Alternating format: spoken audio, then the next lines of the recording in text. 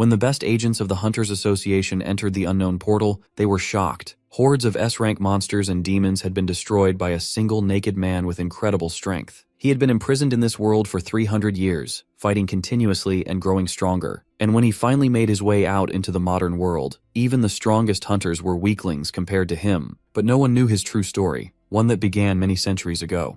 As he opened his eyes, he found himself in a whole new world, one that felt like it came straight out of a fairy tale. It didn't take long for him to realize this place was far behind Earth when it came to technology, but it had its charm. The house he landed in wasn't some poor shack, but looked like a well-off place. For a guy who died from working himself to the bone and had no family back on Earth, this was a major upgrade. What really sold it was the woman holding him, the baby's mother. She wasn't just beautiful, she had the kind of warmth in her eyes that could melt anyone. If this was how life started here, he figured he probably wouldn't be struggling with romance anytime soon. It seemed like luck had finally decided to give him a break. 3 years later, his tiny feet wobbled just to catch a glimpse of the world beyond the window after finally escaping the cradle. What he saw made his eyes light up. The outside world looked massive and magical through his little perspective. But just as he was soaking it all in, the maid caught him red-handed, and his short-lived adventure came to an end. Not long after, he started piecing things together and realized his family wasn't just wealthy. They were actually part of the Grand Duchy, pretty well known across the kingdom.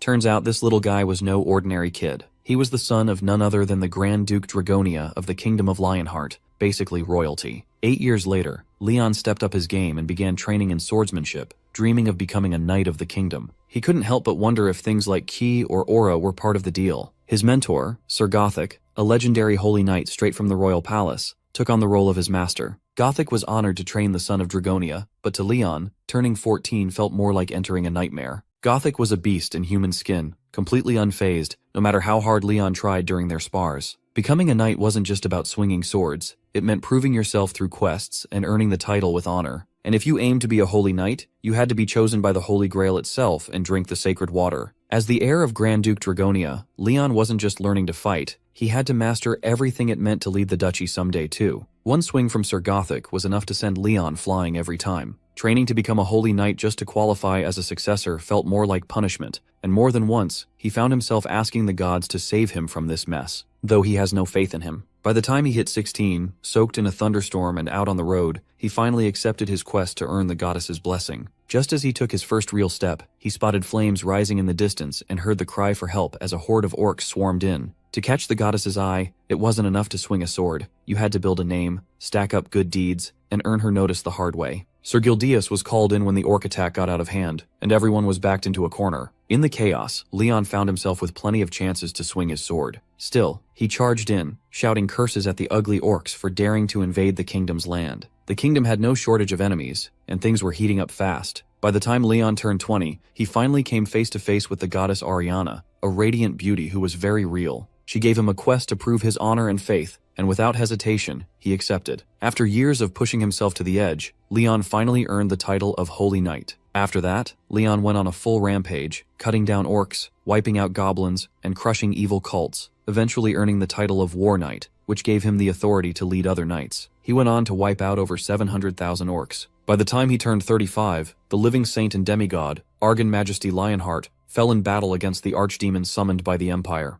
With the orcs gone, demons began to wreak havoc, pushing humanity to put their faith in the gods once again. Leon muttered curses at the reckless magicians who caused it all. With the throne left empty, a new holy knight had to be chosen to carry on King Lionheart's legacy. That's when the goddess Ariana turned to Leon Dragonia, and he accepted her call, vowing never to let his people down. With that, Leon received the sacred treasure, the Lionheart, from goddess Ariana, and vowed to guard the Holy Grail. That's how he rose to become Grand Duke of Dragonia and King of the Lionheart Kingdom. By the age of 80, he had lived through 3 brutal wars with orcs, faced a twisted hunchback who became an archdemon, and dealt with chaos stirred up by the Empire. With the Empire's dark magic schools returning to twisted experiments, Leon blamed their downfall on accepting the northern cult and turning away from the gods. He believed it all started when they gave rights to those he saw as unworthy. Enraged, Leon called the knights to arms and set his sights on conquest. At 96, a madman chasing immortality triggered mass suicide in the capital, taking 3 million lives just to summon the Lord of Chaos. Leon, wielding the holy sword still stained with orc blood from the last campaign, led his knights toward the Empire. By 121, the world trembled on the verge of collapse. Leon told Auron to be proud, as his father died with honor and joined the gods above. Then, Leon rallied his knights, asking if they could hear the enemy who had stolen their brothers. Even in that hopeless wasteland, he planted seeds of courage, reminding them that honor still meant something.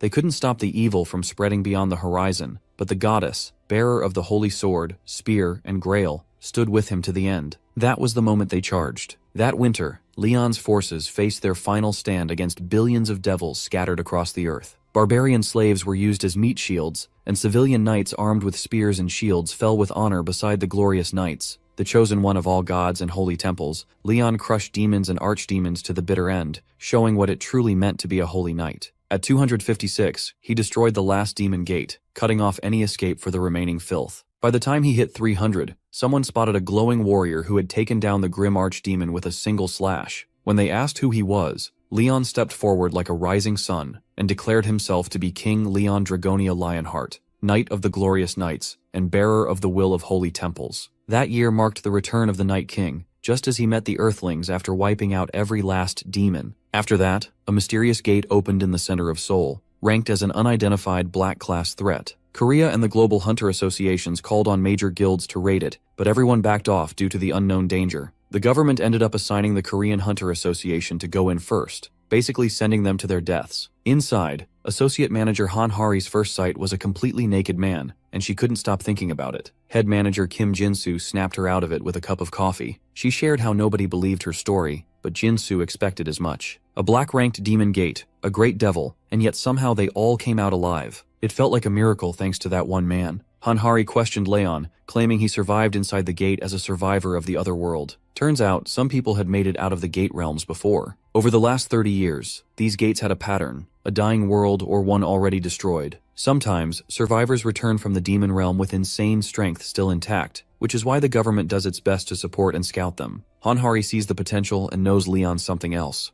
Jinsu's stunned too. That A-rank hunters risk their lives against high-ranking demons, yet Leon took one down in a single blow. The kind of monster that makes even S-ranks tremble was nothing to him. Still, Jinsu's a bit uneasy about the cultural gap as Leon acts like full-blown royalty. Han Hari brushes it off, thinking he's probably a good guy. But as soon as they arrive, they witness Leon yelling at the workers, breaking reinforced glass that even monsters can't crack. So much for being a nice guy. This beast clearly has a serious superiority complex. About 15 minutes earlier in the interrogation room, Leon was feeling out of place. He remembered being a guy in his 20s who died from overwork, only to reincarnate into another world, become a king and knight, rule for over a century, and spend 200 years slaying demons. Now back on Earth, he's glad he still recalls bits of this place. He decides to keep his original identity quiet. After all, a legendary Night King sounds way better than some overworked office guy. Leon isn't letting go of the royal attitude either. The bald agent struggles to handle him, but Leon assumes he's either a government yes-man or just someone trying to stay respectful. When the agent brings up the Black Gate and Leon's demon-slaying spree, Leon corrects him, proudly saying he wiped out all evil species and upheld knightly honor. He then demands that the agent act as his secretary to record his grand tale. Baldy plays along under the excuse of cultural difference, so he agrees. Leon hints that royalty deserves better treatment, basically saying he's hungry, and the guy rushes off to handle it. More than anything, Leon wants to know what's happened to the world while he was gone.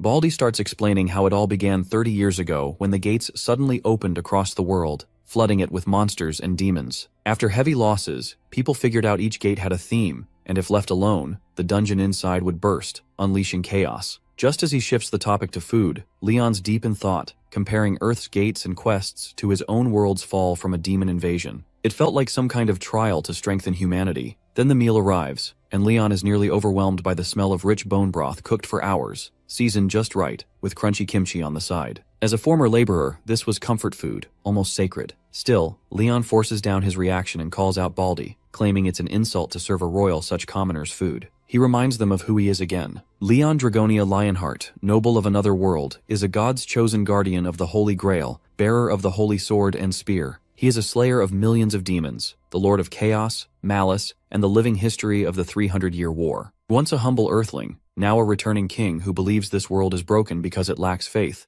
Leon sees it as his royal duty to guide the lost. Even back on Earth, he still carries the weight of the Night King. After being served a juicy steak, Leon's pride is intact. This honor-obsessed guy makes Jinsu wonder how he even recognized their chicken and black bean noodles. Han Hari is just relieved he's enjoying a T-bone steak with a bottle of red wine from 1993. Jinsu signals Hari to take the lead with questioning, but she's clearly freaked out and struggles with Leon's old-school way of speaking. Jinsu, slightly annoyed, starts to suspect Leon might actually be into Hari, especially since he called her brave earlier and didn't kick her out. Hari, a bit hesitant, peeks into His Majesty's room and politely asks if she can interrupt. Leon, wiping his mouth, recognizes the swordswoman from earlier and invites her to sit, which warms her heart. She asks if he enjoyed the meal, and Leon acknowledges the sincerity and skill of the chef, assuring her that his frustration wasn't about the food. It was more about their lack of respect in treating a king properly. He gently explains that how they treat foreign royalty reflects the status of their nation. Hari, nervous, realizes how disrespectful she's been. Leon lets it slide, confirming her name is Hari, and also learns that demons are terrorizing the earth. Hari reveals that her mission is to recruit Leon into the South Korean Hunter Association and their country. She formally asks if King Leon would consider joining the association.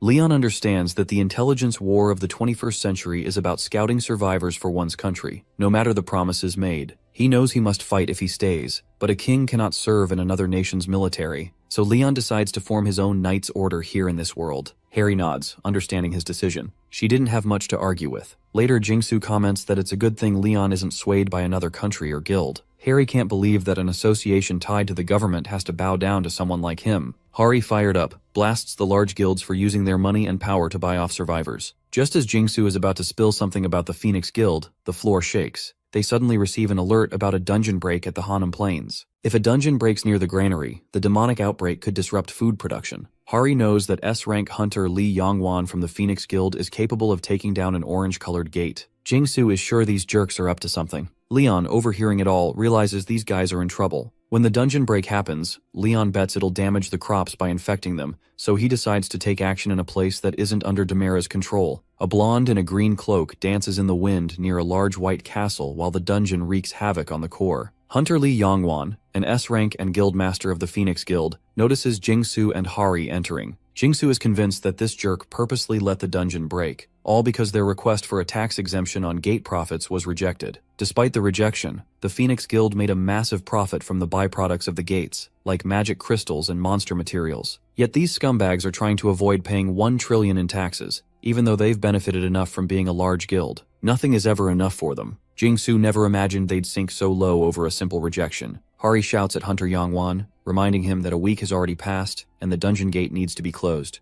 Yongwan, grinning with a devil-may-care attitude, acknowledges the consequences, but mentions that the injured comrades might be a problem for the raid. He promises they'll handle it tomorrow, though no guarantees. This infuriates Jingsu and Hari. Hari can't stay quiet, questioning Yongwan's patriotism, knowing what could happen if Hanam Plains gets infected. Suddenly, Yongwan lets out a sinister laugh, reminding Hari of last year's events, and coldly says that in this world, justice is all about money and power. A familiar voice calls Yongwan a shallow, old-fashioned jerk. He snaps back at Leon, but Leon doesn't take it lightly, telling him that someone as lowly as him shouldn't address a king like that. Yongwan, stunned by the insult, is taken aback, especially since he's one of the world's top 20 S-rank hunters and the guildmaster of one of the top 10 guilds. He is ready to hit Leon, but stops when Hari quickly reminds him that Leon is a survivor. Instantly, Yongwan changes his tone, bowing to show respect. He asks if Leon is from a gray-colored guild, but Leon, uninterested in small talk with peasants, focuses on Jingsu instead and demands a clear summary of the gate. Jingsu and Hari, relieved, are happy to have him on board. To get things moving, Hari explains that dungeon breaks usually start with the land being infected by demonic elements, which prevents crops from growing. Since the Hanam Plains are a key granary, this makes it a critical situation. To fix this, Hari says they need to clear the dungeon and purify the land. Once Leon understands the issue, he orders Hari to call for backup. He insists on taking charge of the situation the next day, once the time for the other group runs out. However, before anything happens, Leon demands an official notice of consent from the nation's king. Until then, he refuses to act.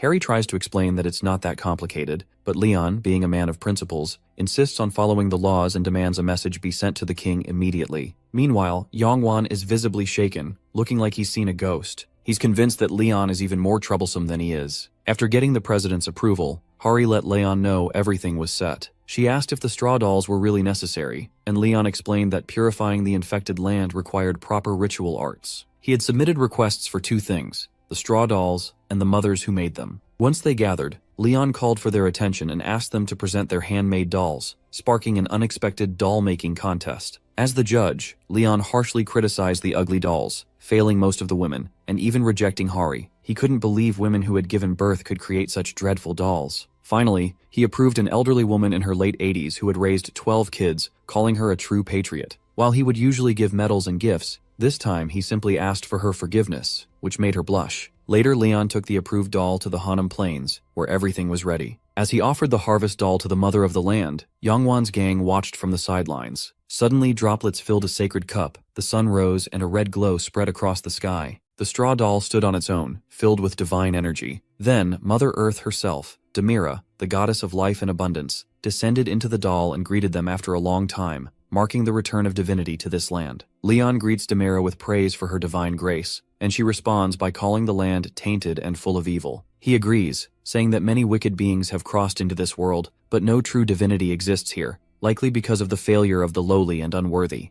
Demira points out that greed and ignorance aren't always sins but rather human nature. When asked, Leon admits it's hard to stand out among swordsmen, but believes a true conqueror is divine by nature. He vows to guide the ignorant with balanced authority and duty until a new pantheon rises. When she offers to grant a wish, Leon asks Demira, goddess of the earth draped in green, to purify the land. With joy, she blesses the soil with her essence, promising that all who walk this ground will now follow Leon. A sacred drop falls, cleansing the earth, and Leon firmly calls on everyone to witness this world now touched by divinity. To him, the true purpose of life is to give birth and thrive. Leon goes on about how birth and prosperity prove that the fertile earth is a living sign of a divine promise, but Yongwan snaps everyone out of it by calling the magically grown crops poison. That seriously rubs Leon the wrong way, and he's not about to let ignorance fly twice. With a chill in the air, Leon tells Yongwan to watch his filthy mouth. Still, Yongwan won't back down and plans to expose Leon as a scammer by demanding proof. He even brings in an appraiser, who uses appraisal magic on the crops and freezes in shock. Turns out, the rice is a rare, blessed plant from Demira herself that can cure Tier 3 diseases if eaten in decent amounts. Even cancer wouldn't stand a chance. The whole crowd is left stunned. Jingsu immediately calls for a pot from the chief's house because that kind of miracle food is not to be ignored.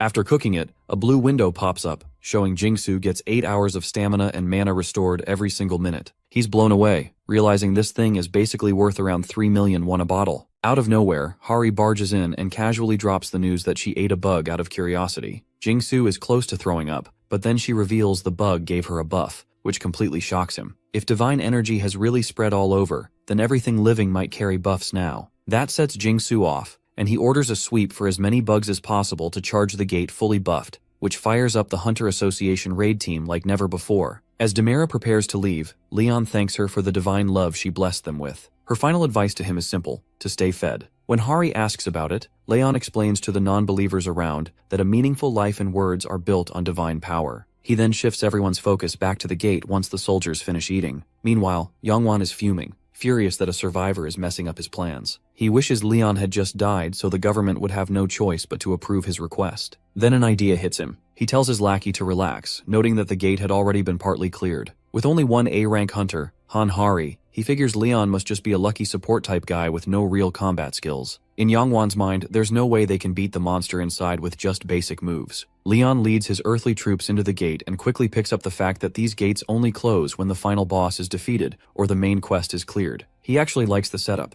What Hari didn't mention, though, is how these dungeons usually gang up on you. They come across a burnt skeleton, likely someone who failed before them, and start to notice the dungeon is packed with monsters. When asked, Hari explains that killing monsters usually thins their numbers, but with undead like skeletons, zombies, or demons, they just keep coming back unless the final boss is taken out. Leon realizes the only way to escape is to beat the boss. Hari suspects a necromancer is behind the skeleton army. Suddenly, a red alert warns Hari of a dungeon break, putting a 3-hour time limit on everyone inside. The mission is to defeat the commander knight, Dullahan, who is marching in with his troops. The lackeys feel a chill, and Jingsu curses Yongwan for setting them up to fail. As waves of skeletal soldiers advance, Jingsu orders all combat options to be given to the upper ranks. Mashik quickly reports seeing around 30 archers and 2 mages, and Jingsu assigns snipers to long range and shielders to hold the front line. The creepy battle erupts into a clash of blades as they fight the undead army. Jingsu finds their strength surprising, thinking orange gates are built differently, but still manageable for a B rank like him. Then, his eyes lock onto 2 skeleton mages casting advanced spells. Jingsu hurries to get their attention quickly, but the creepy mages fire off their attack. Even then, Jingsu comes out of it with barely a scratch, thanks to the expensive gear. Just as the smoke clears, the final boss, Dullahan, makes a badass entrance on his horse, catching Jingsu off guard. One blow and Jingsu is slammed right into the wall. Harry gets worried and her lackey thinks it's the best time to call in reserve forces for help. Jingsu sees the great sword picking up speed in Dullahan's hands. After realizing how bad the situation is, Hari seeks help from the King of Lionheart, the same man who once defeated a great demon. Leon, the so-called king, believes a small battle like this is beneath him. Instead, he tells Hari to earn her honor, saying it's pathetic to make him deal with a pile of bones or expect the goddess to step in. That definitely rubs her the wrong way, and as time's running out, Hari sees that he's clearly more interested in Dullahan than anything else. Without hesitation, Hari grips her sword and goes all in to take down the boss and end this fight. At the same time, she orders the remaining team to support Jingsu and the others. She charges in, leaping at the boss for a decisive strike, but Dullahan easily blocks her attack. Harry plans to separate Dullahan from the crowd at all costs. In a flash, Dullahan throws his head to block Hari's view, catching her off guard and slamming her into the wall. Thankfully, Hari manages to separate Dullahan forcefully. With him off her path, Hari taps into her raw power, claiming her strength is way too much to handle. She incinerates the boss to a crisp and gets ready for the final hit,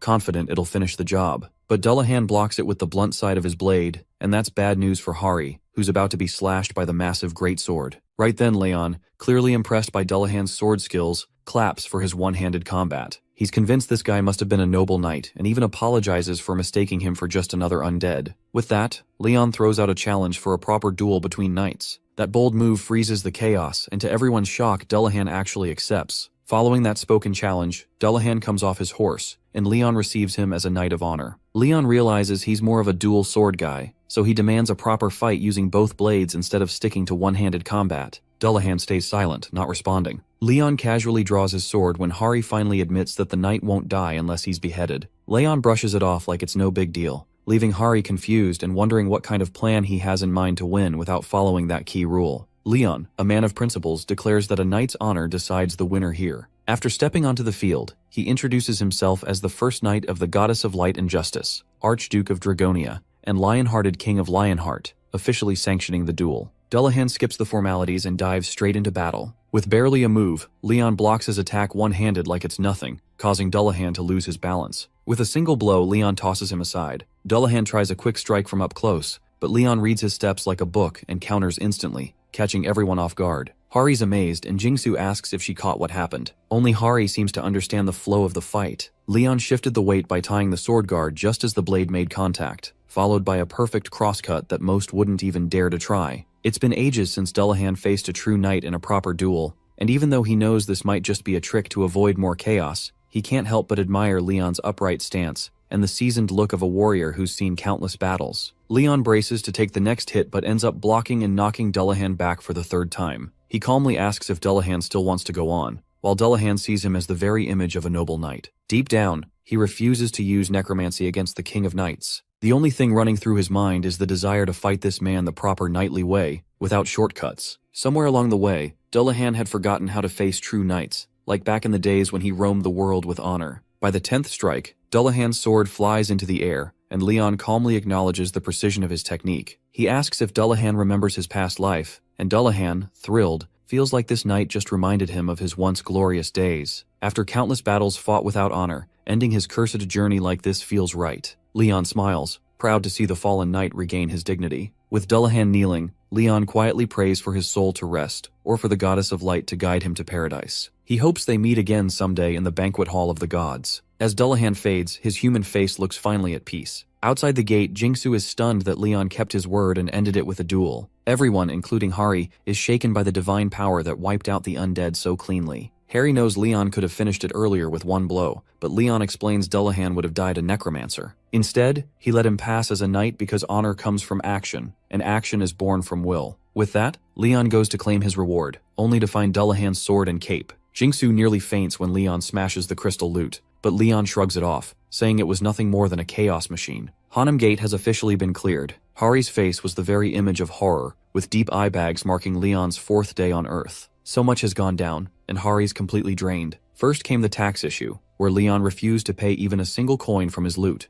not even through mana stones. Claiming his royal status, he found it beneath him to count coins like commoners. Amid the chaos, Hari notices a sudden rise in new followers after Leon's divine power blessed the land. When the followers ask about the tithe, Leon casually declares it to be 90% of their harvest. That hits them like a ton of bricks, since living expenses and taxes are already sky high. But Leon shrugs it off, asking why true followers of the goddess should worry about going hungry. He promises that his guild will handle food, welfare, and all living costs. Then Hari drops the bomb that Leon's blessed rice has a crazy high appraisal value. 80 kilos go for around 1,500,000,000 won. Suddenly, everyone starts doing the math and realizes they'd still be saving a ton even after giving up 90%. Just like that, their faith is sealed. Harry soon realizes Leon's living situation is a total mess. The guy lost it over not having a single artwork in his room and immediately demanded a luxurious bed, on-call servants, and art pieces he could admire at all times. Nearly in tears, Hari spent the whole night calling every 5-star hotel until 2 in the morning just to rent him a decent suite. At her wit's end, she begged him to just go to sleep. Eventually, they struck a deal to hang a painting or a ceramic piece. That brings us to now, with Hari entering his room to serve breakfast with his permission. Leon tells her to eat too, since skipping meals is unacceptable. She's craving a sandwich, and for a moment, she thinks they're about to share a meal. But nope, Leon quickly shuts it down, reminding her that kings and commoners don't eat together anywhere. So much for that hope. Hari explains that the Hunter Association plans to support Leon with resettlement aid and make sure he's living comfortably. Leon likes the idea and tells her to handle it. As for the loot, he trusts Hari but insists on keeping the cape. When they arrive, Hari chooses a convenient spot near the Hunter Association that even has a helipad. Out of nowhere, a stranger suddenly greets assistant manager Han Hari, even though the whole thing was supposed to be top secret. The man introduces himself as Park Jong-chan, director of Dujung's Food of the Future. Hari is stunned that Dujung Group, one of the nation's top 3 chaebols, had been waiting for them. Jong-chan quickly recognizes Leon as the survivor, which confirms Hari's suspicions. He tries to casually offer a handshake, but Leon sees it as a sign of disrespect. Harry moves Leon into his new place, assuring him the Hunter Association will cover the rent and everything else for a year. But in her head, she can't stop wondering how the news got out when Leon's identity was supposed to be top secret. Survivor intel is always handled quietly. Thankfully, Leon completely ignored Director Jong-chan, which worked in Hari's favor. Still, she can't figure out why a businessman is so interested in Leon. Leon thinks it's all about profit with people like him, especially since they've got a rice field in the Hanam Plains. Turns out the intel team messed up. Some streamer filmed the whole thing, and even though the government asked him to delete it, Farmer Mr. Park just re-uploaded the part where Leon pulled his miracle. Meanwhile, Jong-chan checks with his scientists to see if the rice hype is real. He wants to know if the effects on rats work on humans too. His assistant says they reached out to the field owner, and apparently, after eating the rice, even a dying dog recovered. Whole illnesses, chronic and acute, major and minor, all were cured, and the entire village got healthy. There's no human testing yet, but the results clearly show the rice works. Jong-chan could have had it all if it weren't for that wannabe survivor, Leon. He can't believe that arrogant guy had the nerve to call the director of Dujung Group just a merchant. His secretary says the rice's potential is off the charts, so they've got to get their hands on it. Even if Leon's looking down on them, Jong-chan's not backing off. He's planning to meet Leon face to face and show him who he's messing with. To him, Leon's probably just another survivor who thinks this world is paradise. But Jong-chan has a plan to crush him with good old cultural shock. When Leon Dragonia returned to Earth, he had 3 big goals in mind. First, to spread faith in real divinity. Even though there are tons of gods and believers, Earth lacks any true divine presence. With people getting sick and the land rotting away, Leon believes a true god needs to step in and bless the world. But for that to happen, more folks need to believe. Second, he wants to create the Knights Templar, since this world has no warriors powered by divine strength. As the guardian of the Holy Grail and the Lion-Hearted King, Leon sees himself as a demigod, while the Templars will stand as holy warriors, saints who strike fear into evil. Lastly, he aims to reclaim divine power and raise the Templars to wipe out all the darkness spreading on Earth. He knows that spreading their faith and keeping balance among the gods is the only way to build this sacred order. Leon admits that forming the Templars might be too much for a place like this, but he still feels it's his duty to make it happen. Just then, Hari tells him someone wants to meet him officially, and Leon respects that they actually followed the proper steps to request an audience. Jong-chan finally meets Leon Dragonia, putting on his best polite act, while secretly ready to do whatever it takes to seal the deal. This time, he shows up with a flashy gift, thinking there's no way Leon has ever laid eyes on something this high-end. His crew places down a sleek silver box, and Jong-chan is confident Leon will be amazed and end up begging to be managed by him. But to his shock, Leon accepts the gift without even glancing at it, acting like he's doing Jong-chan a huge favor. Jong-chan, caught off guard, asks why he won't look, but Leon doesn't care to explain and tells Hari to deal with it. As soon as she touches the box, it pops open on its own, revealing one of the Dujung Group's finest elite weapons. Jong-chan invites Leon to choose whatever suits his taste, and Hari instantly recognizes the top-tier gear crafted by Dujung's master smith. Jong-chan brags that they're the cream of the crop, and since Leon's in charge of hunger now, these might actually come in handy. Harry can't believe Zhongchan is handing over their prized unique rank weapons, stuff money can't even buy. But the real sting hits when Leon dismisses them all as useless junk, and that's enough to rattle Zhongchan to his core. Even Hari is left speechless. Leon explains there's no point in wielding a sword that hasn't been bathed in starlight or blessed by the divine, and questions if it's only meant to slay beasts. Zhongchan starts wondering if this maniac wants him to sunbathe the swords and start praying to them. Leon calls him unfaithful, saying guys like him love to flaunt their shiny junk everywhere. Zhongchan figures he could try it out, but deep down, he knows those swords are only good for slicing chickens or beef at best. Right then, Leon pulls his own sword straight out of a portal like he's putting on a magic show. The blade looks old, and Zhongchan nearly bursts out laughing, thinking this lunatic is actually comparing that antique to his prized weapons. Still, he's curious to see what this so-called king's sword can do. Meanwhile, Leon asks Hanhari to test out one of Zhongchan's blades. She's stunned, but goes for the one she's admired for 4 years, the famous Sword of Park Jincheol, called Dawn. The moment she grips it, she says she can feel its raw energy, drawn from 10 straight days of absorbing pure sunlight inside a high-grade gate. Out of respect, Hari looks to Leon for permission, but he tells her she doesn't need to ask, just to mess around with a new toy. Just then, Leon raises his sword and lets Hari take a swing at it. She puts everything into the strike and ends up shattering the so-called top-tier weapon from the Dujung group. That moment sends a wave of shock through the crowd, while Leon calls it nothing but trash, even worse than he expected. That little stunt chops Zhongchan's survival time down to about 3 minutes. The guy's shaken, having just lost what he claimed was their strongest weapon. Without stalling, Zhongchan comes clean about wanting patent rights over the miracle rice, promising to pay for it. He throws out a number, 180 billion won. But deep down, he knows cancer-curing rice is worth way more. Still, he's pretty sure this nutjob of a knight has no clue how much money that even is. When Leon asks if Zhongchan's trying to buy it with money, Zhongchan thinks he's got him hooked and offers to draw up a contract giving Dujung Group full control. But that's the last straw. Leon snaps, turning into a full-blown Lion King, ready to tear down the arrogant merchant who dared to put a price on divine grace. Leon's rage is through the roof, and Zhongchan's whole crew freezes in fear. Zhongchan himself is drenched in sweat, knowing he's inches from death. Leon declares that this fool just confessed to his sins. That's when Zhongchan breaks, dropping to his knees, crying out that he doesn't even know what he did wrong. Leon tells him that the crop is a sacred blessing from goddess Demera,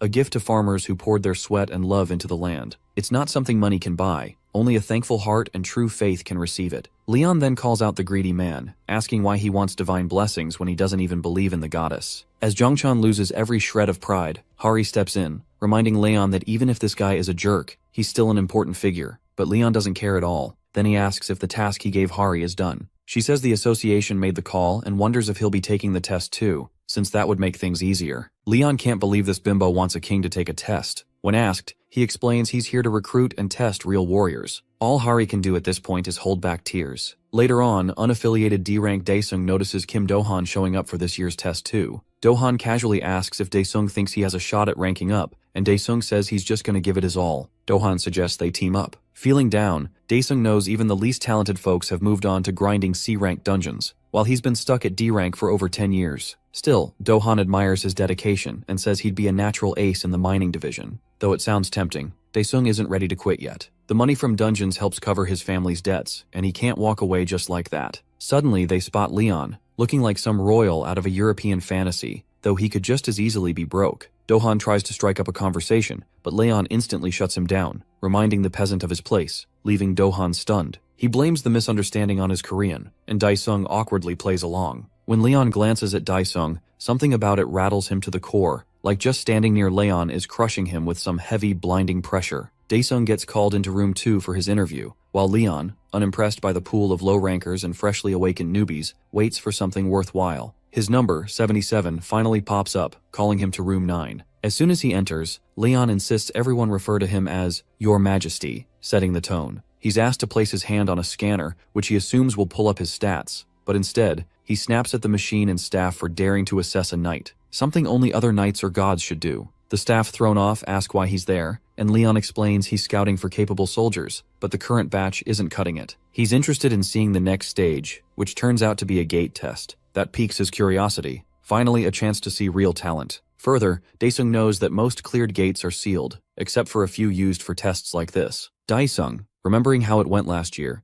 knows he has to give a top-tier performance to stand out. Jinmi and Taehoon are acting all casual, like clueless rookies who don't really know what they've gotten into. Along with Daesung, there's an old man who looks about 60, strolling around like he's just enjoying a walk in the park. Most of them seem to be C or D rankers. Daesung also spots the foreign laborer he saw earlier in the lobby, who looks young enough to be a beginner too. With a group full of newbies, Daesung starts to wonder if this raid's going to go smoothly at all. To kick things off, Gu Daesung, mainly a dealer, starts the introductions by mentioning it's his 10th year as a hunter and warrior. Next up is Shin Taehoon, who awakened earlier this year and rolls with a shield and spear. His sister, Shin Nayeon, is right beside him, who wields daggers and is also training with a bow and arrow. Daesung was shocked to his core that the newbies hadn't even found their main weapons yet, even though they claim to have trained at centers for 3 months. Then there's the old man, Oh Gangtae, who is in his 5th year and using gauntlets. He recently quit this after awakening. With so little experience and a weapon that can't make up for his age, it's a weak setup. Finally, Daesung asks the foreign laborer if he can speak Korean. Leon straight up says he won't be fighting and can't use a sword made for slaying dragons just to kill chickens. After hearing him out, Daesung is stunned to realize this guy speaks fluent Korean. The test involves hunting 50 kobolds, and during the mission, a gnoll might surface.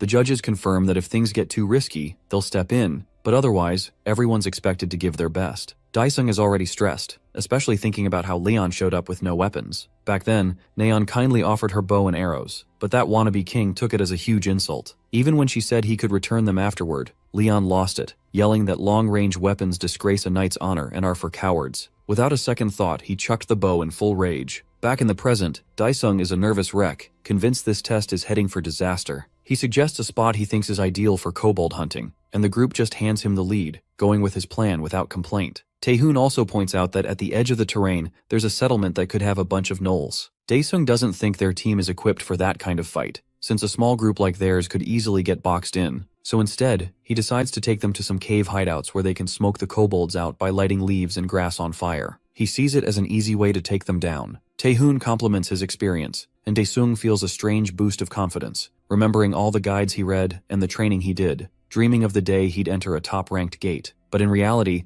this is still his first one, and he knows he has to move up this time, because D rank isn't cutting it. Suddenly, Daesung notices Taehoon shaking like a leaf and spots a couple of kobolds creeping up to the cave entrance. Without a second thought, he steps up and tells Taehoon to block with his shield. One clean hit and Taehoon starts to feel pumped, thinking he can totally take these dumb monsters down. Turns out he's good at blocking straight-on attacks, but the guy gets a little too confident and doesn't see the kobold leaping right at him. He's seconds away from getting his face torn up by those nasty teeth. Daesung quickly shouts to everyone that these kobolds are fast and tricky. Meanwhile, the old man and the others are handling things like pros, taking down kobolds one after another, which helps Daesung calm down a bit. Once the last few are cleared out, Daesung gives props to the team, and Taehoon apologizes for messing up. Daesung lets it slide since Nayeon took down 2 on her own, and no one got hurt, thanks to the old guy. Even though the guy was pretty nervous at the start, things turned out way better than expected. Well, everything except that one foreign guy with the royalty complex. So Daesung finally calls Leon out, asking why he didn't lift a finger. The judge awkwardly says he'll make a note of it in the records, which just annoys everyone, but they decide to press on and soon make it to the cave. Once they arrive, Daesung sticks to his plan and tells the group to light the fire to kick things off. But then Leon pushes his buttons by asking if that's really the best he's got,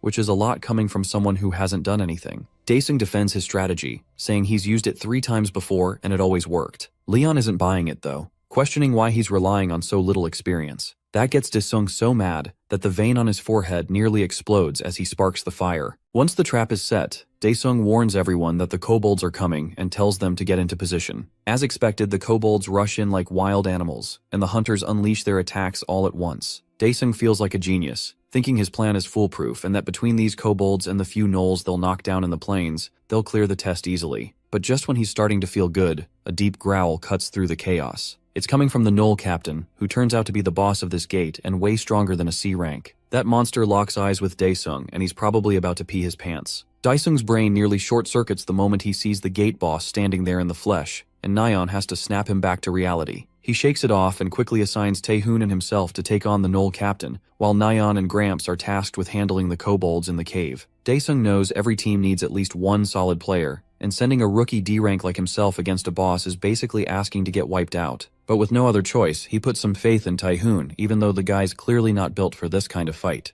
As they face the beast, Taehoon is frozen with fear, practically trembling, and Daesung yells at him to pull himself together. Though he gets it, the thing in front of them is a pure nightmare. Daesung starts to panic, thinking Taehoon's totally lost it and won't even be able to lift his shield in time. Just then, Taehoon stumbles and hits the ground, looking like he's about to become Kobol's meal plan. Meanwhile, one of the judges quietly wonders when Leon's finally going to step in. Without wasting another second, Daesung grabs the shield and charges straight at the boss, yelling for Taehoon to fall back. Just as that monster's about to crush Taehoon, Daesung blocks the hit using every ounce of strength in his shield. The blow rattles through him, and the beast looks even more pissed now. Another attack's coming fast, and Daesung's not sure if he can block it again or if this is where it all ends. He's convinced they might have had a shot if Taehoon hadn't messed up so bad. Now death feels way too close. But out of nowhere, Leon shows up like some uninvited guest, catching the Knoll Captain's blade between two fingers like it's nothing, and casually tells Daesung to try again since his first move wasn't half bad. Daesung's left speechless, frozen by the sight of this foreign guy stopping a high-level beast with his bare hand. Leon calmly tells him to lift his shield and go another round with the Knoll Captain. He even questions why Daesung can't beat it again if he managed to hold his ground the first time. Daesung's completely thrown off by it all. Leon tells Daesung once again to get up, block the kobold's attack, and hit back. Daesung tries to remind this insane guy that they're neck-deep in danger, but Leon clearly isn't the type to repeat himself. He's not the kind who takes no for an answer, and ignoring him after witnessing what he can do is just asking for trouble. Leon says a Templar passing down teachings to a basic foot soldier is a rare thing,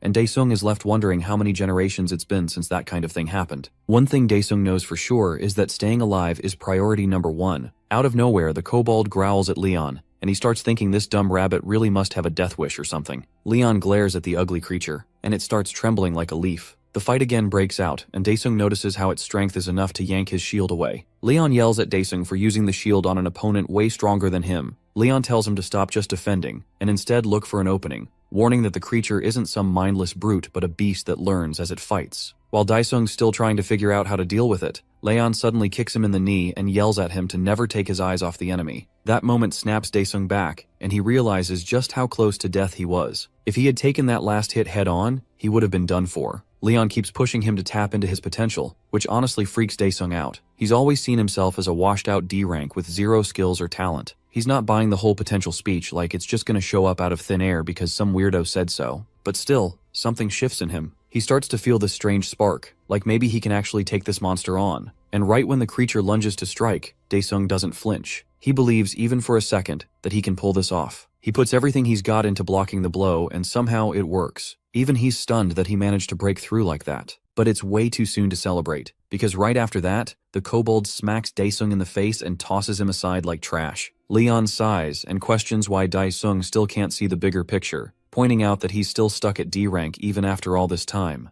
Then Leon drops a little truth bomb, saying he never believed for a second that someone like him was just some random mercenary. Meanwhile, the guy in the hat finally reveals himself by taking off his mask. As it turns out, he's actually the president of the Korean Hunter Association, Oh Kang-yuk. He admits it all felt kind of pointless in the end. Kang-yuk asks Leon if he found what he was looking for in there, and Leon says he's at least got his eye on one potential soldier candidate. Kang-yuk seems a little uneasy, wondering if Leon's planning to go hunt overseas, especially after seeing him casually destroy a C-rank boss like it was nothing. But Leon corrects him, saying that the creature wasn't even worth calling a toy. Then Kang-yuk switches gears and offers to back Leon up if he ever wants to start his own guild. He points out that if Leon's planning to build something from scratch, getting famous is the fastest way to make it happen, and in this day and age, there aren't many shortcuts to fame. That's when Kang-yuk brings up a red gate that opened up in Cheongju after a raid failed miserably. It's been left unclear for over a year now. Inside that gate lies the Jewel of Wisdom, but to get to it or destroy it, one has to face the boss of the Red Gate, the Yagd Spinner. At Cheongju Sports Complex Gate, the first team from the KPP Guild kicked off their raid. Hyung and his crew stumble upon a modern civilization that looks way more advanced than anything on Earth. One of the girls thinks it actually looks pretty cool. With all the talk of fantasy and Murim worlds, Guildmaster Hyung figures it's not too crazy to believe a futuristic world could exist too. One of his lackeys even says it feels kind of like something out of cyberpunk. Thinking it through, Hyung decides they should probably go over the plan again, starting with how they organize the party. Hoyol believes the team is solid and ready to take on a few strong enemies if needed. After scoping things out, Hyung points to a nearby building to use as their base camp since it offers a solid high point for surveillance. Hoyol confirms he hasn't picked up anything suspicious so far. As for Yagd Spinner, Hyung brings up that he's supposed to be the boss here, but no sign of him anywhere. It's hard to believe a whole city this big doesn't have a single monster or person hanging around. In a way, Hyung thinks it's kind of a blessing not to have some mind-melting evil army or random resistance crew breathing down their necks. Right after that, Hyung calls out the KPP crew for not having enough info on Yagd Spinner. He tells them to stay sharp and keep an eye out for anything weird, and to pick an expedition team to scout the area. But before they can even make a move, a beam comes out of nowhere and blasts Hyung's head into pieces. Hoyeol stands there in complete shock, watching Hansu Hyung die in the most brutal way possible. The rest of the crew is frozen, horrified as their guildmaster's head shatters like glass. That sneak attack sends everyone diving for cover, trying to avoid getting turned into ashes. Out of nowhere, fire arrows start raining from the ceiling, lighting the ground on fire. Everyone's running like hell. Hoyeol realizes that if even an A-rank tanker like Hansu Hyung couldn't dodge it, then whatever they're up against is something way beyond their level. It straight up feels like a death trap. One of the girls spots movement at 3 o'clock, but can't tell how far it is because of all the dust and sand in the air. Hoyeon, the vice guildmaster of KPP, steps up and calls for a retreat before the whole place caves in. As for Hyung's body, Hoyeol says they'll come back for it later after regrouping, because something about this place just feels seriously wrong. Hoyeol tells Hyeri to check out the exit, and she heads there confidently, saying she won't detect anything dangerous and that it's safe. But out of nowhere, she suddenly freezes, feeling a weird itch in her throat, then leaps straight into an invisible web made of razor-thin blades. Hoyeol and the others are horrified, watching helplessly as Hyeri is shredded right in front of them. He can't even tell when those wires were set up. Without wasting time, he shouts at his crew to cut through all the wires and get out of there fast. Hoyeol tells them to coat their weapons in mana to slice through. Deep down, he's freaking out, wondering if there's just one enemy or more and how long they've been stalking them. While the crew works on clearing the wires, a robot zooms in on them with its lens, ready to strike. One hit wipes out Hoyeol's team in an instant, leaving Nim wrecked. He screams for the enemy to come out already, furious and desperate. That's when the robot finally drops in front of him, and it all clicks. This thing is Yagged Spinner. A voice comes through the robot, teasing that if Hoyeol had something like this, he'd never run out of ammo and could fight non-stop. Hoyeol is fuming, absolutely losing it over the fact that this lunatic wiped out his entire crew just to prove a point. At that moment, Yagged Spinner pulls out a glowing rope and lashes it toward Hoyeol, aiming to end him for good, claiming it's all to protect the city. Over at Cheongju Gate, the first raid team of KPP hunters had 58 members, and not a single one made it out alive. The gate boss has now been bumped up to red level, and everything is on hold indefinitely. Later on, the second raid team decides not to set foot into the city to avoid running into Yagged Spinner. Meanwhile, the third raid team is fully focused on getting their hands on the Jewel of Wisdom and any other spoils. The white-haired guy boldly declares that the 60 billion won will go to the second team's guild. With everything settled, they head into the Cheongju Sports Complex gate. This gate access has been granted to one of Korea's top 10 guilds, the Golden Lion, led by Guildmaster Hwang Gumchul, an S rank, and Vice Guildmaster Hwang Yonha, an A rank, along with 47 more members. Aside from them, the Magic Tower has sent Gil Tai-sung, who's close to S rank, with a squad of 48 mercenaries. And not to be left out, Han Hari of the Korean Hunter Association, an A rank, is there too, pouring barley tea for His Majesty, who's also joining the action. In this deserted stretch of what's left of modern civilization, Cheongju Gate's fourth raid team sets up their base camp. Leon checks in with Han Hari, asking what's bothering her. Hari admits she's got a bad feeling. She doubts things will go smoothly here, but weirdly enough, she's also worried if they actually do. She figures the best case is that everything goes fine and Leon doesn't have to jump in, but that also means his shot at gaining fame might slip through the cracks. Leon's totally fine with that. He calmly explains that if the Lionheart King doesn't need to lift a finger, it simply means the situation isn't that bad. He breaks it down, saying that leadership can be handled by anyone who doesn't let arrogance get in the way. But it's a different story when it comes to the King of Knights. That piques Hari's curiosity. Then it clicks, and she realizes that every time Leon has stepped in, it's been to stop the kind of attack no one else could handle. Leon makes it clear that the king has to be the final wall, the last line of defense. If the King of Knights has to take the field, it means things have gone seriously downhill and the rest have already failed. And judging by the sorry state of the crew right now, Leon's betting it won't be long before he has to step in again. However, Hari believes this raid team, with S-rank Hwang Gumchul and a mage on board, might actually stand a chance. Leon sees them as way stronger than regular humans, but still thinks they don't truly understand war the way he does. More than that, he questions their strategy, especially the part where they assume the outskirts of the city are safe. Even after running into enemies, Leon's stunned by how confident they are in their intel. He can't wrap his head around how these so-called raid teams think analyzing monster patterns and reacting to them is some kind of smart move. For Leon, that's nonsense. No real general would ever rely on that kind of plan, especially when dealing with someone like Yagged Spinner, whom he sees not as a monster, but as a sharp and dangerous warlord. That's when an explosion goes off out of nowhere, catching everyone completely off guard. A boy calls out to Yappy, the robot, saying he's sorry it has to end like this, but asks for one last favor. Yappy accepts the boy's final order, which is to delete all foreign beings who trespass in the city. With that mission in mind, it sets out to fulfill the boy's last wish by eliminating every intruder. Yappy, now like a loose cannon, goes on a full-blown rampage, scaring the crap out of everyone. As its lens zooms in to lock onto targets, some dude suddenly swings a hammer and knocks the little bot aside. Right after that, everyone watches a massive explosion that shakes them to the core, and they're left clueless about what kind of monster just wiped out 23% of their life force. Yappy gears up to launch another attack, but the hammer guy smashes it hard again, causing a serious spike in internal pressure. Gumsoon gets ready to go after the metal can next. Afterwards, the guildmaster steps in to take full control and eliminate it, which seems to make the machine lose its mind. Yappy starts wreaking havoc all over the field area. The guildmaster quickly activates the distortion force field and tells everyone to gather up. Even then, the place is still a chaotic mess. One guy mentions to Gil Taesung that the bullet trajectories are going completely haywire. Taesung points out how the magic tool designed to fight Yagd Spinner is already being affected, with bullets curving mid-air. He never expected to use it this early. Just as Yappy detects the abnormality, it starts a maintenance operation. Out of nowhere, Taesung's lackey gets shot, realizing that Yappy has already calculated the angles to make bullets swerve. He's freaking out, trying to figure out what the heck that thing even is. Right then, Taesung gets a call to shut off the distortion field because the bullet directions are too unpredictable. The magic tool's battery is running low, so Taesung orders it to be charged up as soon as the force field is down. Just as the group comes to a halt and the force field drops, that's when it hits them hard. The whole area is suddenly filled with web-like wires, revealing that Yappy had been overworking the entire time. Yappy emerges like a grim reaper, ready to electrify the whole squad. Taesung instantly realizes his big mistake in calling everyone to one place,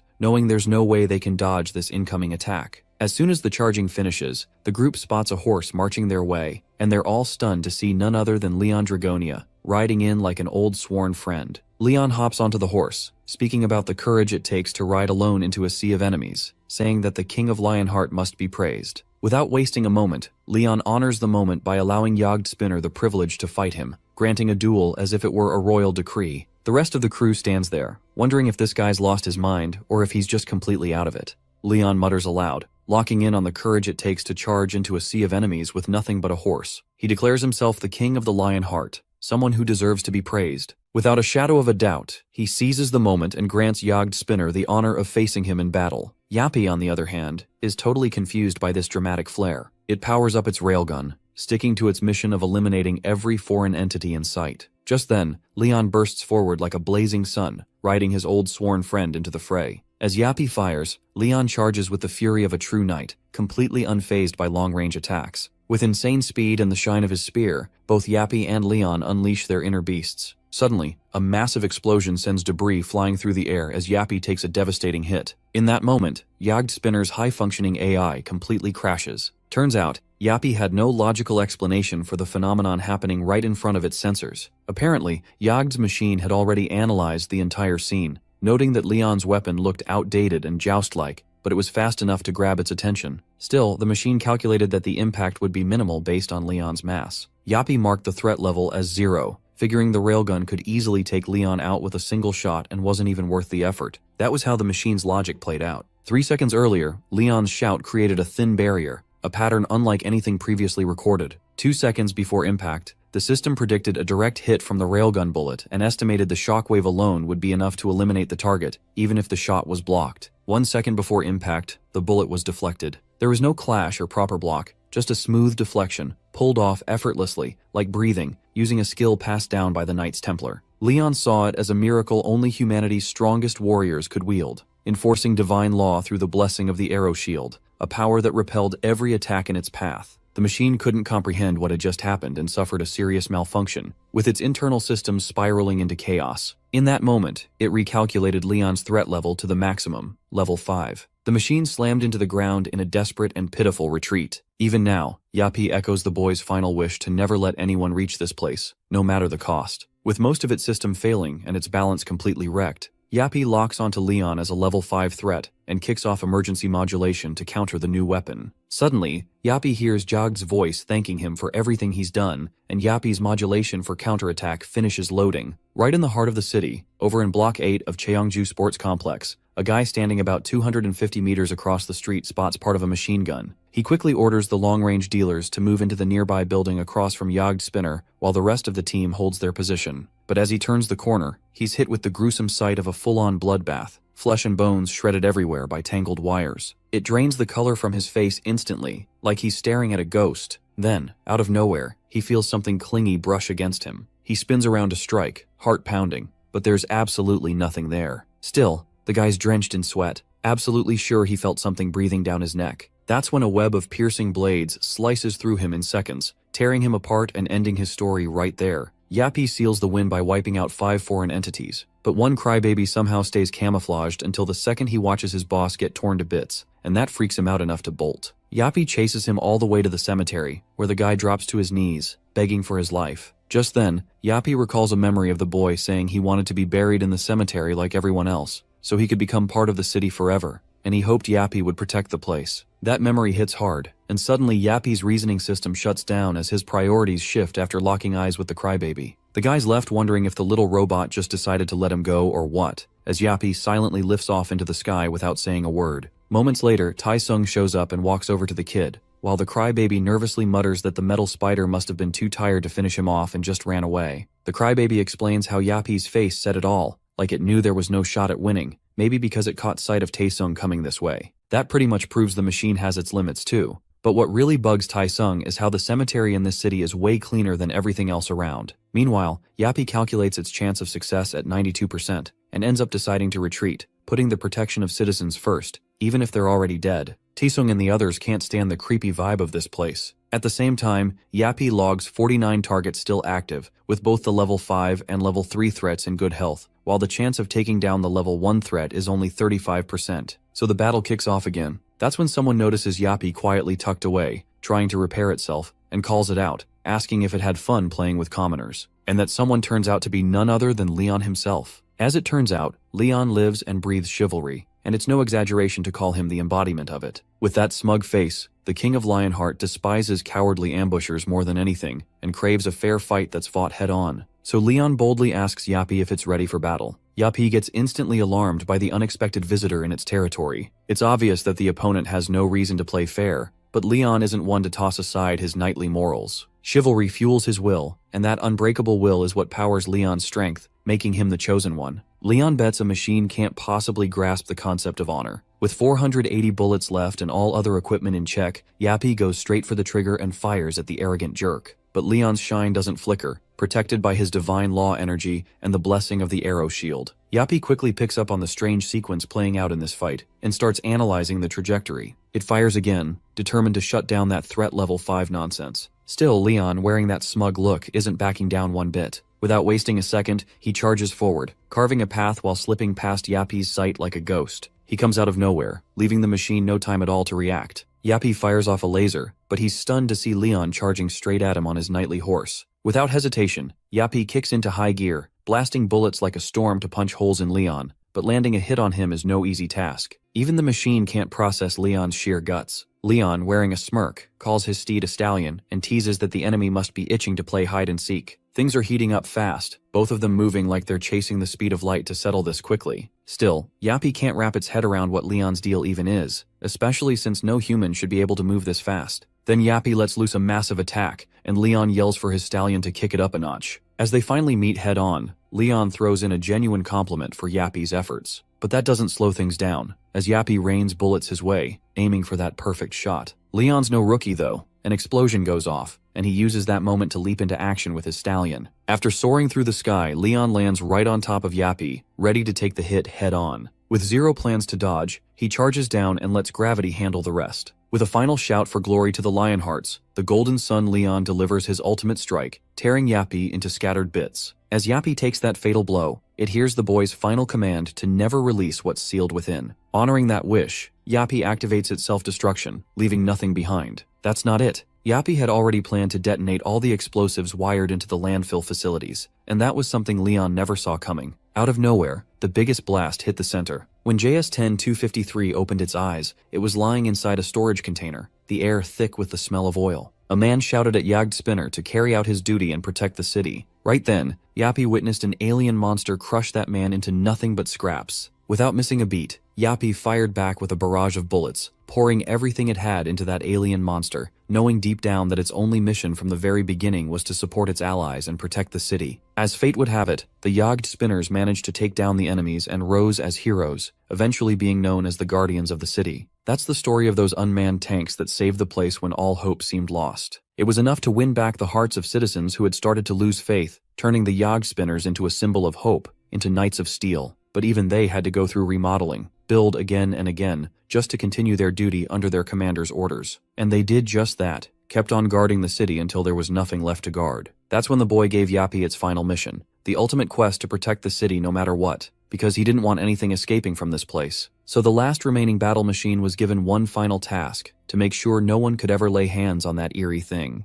Yappy, the last of its kind, kept going through the cycle of preparing, protecting, and repairing, until Leon finally brought it all to an end. Meanwhile, Leon tracks down the machine and discovers what it had been so desperately guarding all along, which turns out to be the Jewel of Wisdom. Leon knows that this is something that should never have existed in the first place. Suddenly he senses something behind him and turns around to ask Yappy how long it's been standing guard here all alone. For the first time, Leon acknowledges the machine as a true knight of loyalty and devotion, someone to whom all living beings across the continents owe a debt, all thanks to Sir Jagd Spinner's service. Without a shadow of a doubt, Leon declares that Jagd Spinner's quest is now complete, and ends it by destroying the Jewel of Wisdom, hoping it can finally rest in peace. The last words Yappy hears are a quiet thank you from that boy. Later on, Kang Hyuk learns the whole story and how Leon destroyed the Jewel of Wisdom. As it turns out, Kang Hyuk believes that Leon had full right over deciding what to do with the Jewel of the World, since he was the one who dealt with the Jagd Spinner. Leon tells the old man that the jewel was nothing but pure poison, created by the twisted forces of wisdom and pursuit to lure humans. In short, Leon calls it a demon's object. That catches Kang Hyuk off guard and leaves him stunned. To break it down, Leon explains that the jewel grants wishes, but always demands something in return, like feeding a beast to keep it calm. It feeds off human temptation for eternal life, pushing people to lose their humanity and turn into demons. He makes it clear that if anything like that jewel shows up anywhere else, it has to be destroyed at all costs. This news shakes Kang Hyuk, and he's quick to say he wants to inform the US government. It's clearly the responsible thing to do, but Leon warns that anyone who already has their hands on one might have already fallen to the demon's seduction. Afterward, they step into a room where Leon asks Kang Hyuk if that's where he is resting. Kang Hyuk nods and leads the way, guided by the scientist who reveals the remnants of the Jagd Spinner. Leon takes a long look at the Jagd Spinner when Kang Hyuk asks what His Majesty plans to do with it. With a smile, Leon calls the Jagd Spinner an honorable knight who served his time, so he wishes to bury him with respect, and pray that he makes it to the god's banquet hall. Before that, Leon mentions blessing him first, then magically whips out a fancy cup filled with golden liquid, surprising Kang Hyuk. Without a shadow of a doubt, Leon prays that this loyal knight may rest peacefully and pours the liquid over him. That alone causes the machine to move, powered by divine energy. Leon knows there is no actual energy source, but the blessing triggered a miracle. Somehow the Jagd Spinner creates a tiny version of itself, and Leon tells it that the goddess must have chosen him.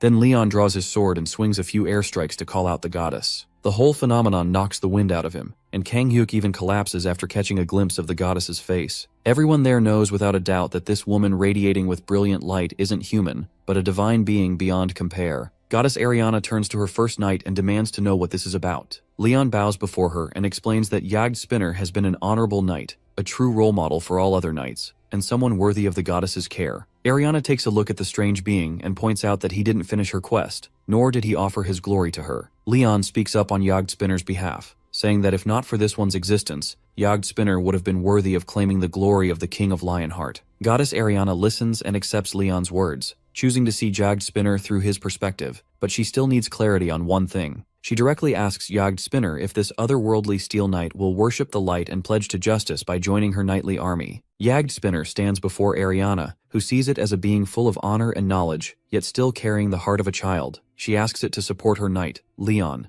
in wiping out the evil from this world, and only then will it be worthy of becoming a knight as well. Jagd Spinner looks at Leon and allows a hacking signal pattern of language to upload into its system. All of a sudden, the machine speaks, fully on board with the plan to battle the demon kind. This brings joy to Ariana, who believes that if Jagd Spinner's loyalty and strength are given to her first knight, then her glory will shine on him too. As the Knight Templar number 10,253 floats in the air, it is rewarded with the power of light and justice. Meanwhile, at the United States Magic Tower in Master Ronaldo Sherman's room, a man pleads for forgiveness, desperate to explain why he failed to carry out a simple command. But the great being he addresses sounds deeply disappointed, especially after blessing him with wisdom and truth. Ronaldo tries to explain that this new survivor, Leon, interfered. The crystal freezes for a moment at the sound of that name. Then suddenly, a news broadcast flashes on the screen, showing Leon Dragonia Lionheart himself. That's enough to drive the crystal into full-blown frustration, furious that this guy is here again. Reynald watches it lose its mind, swearing it will never go through this again. From that day on,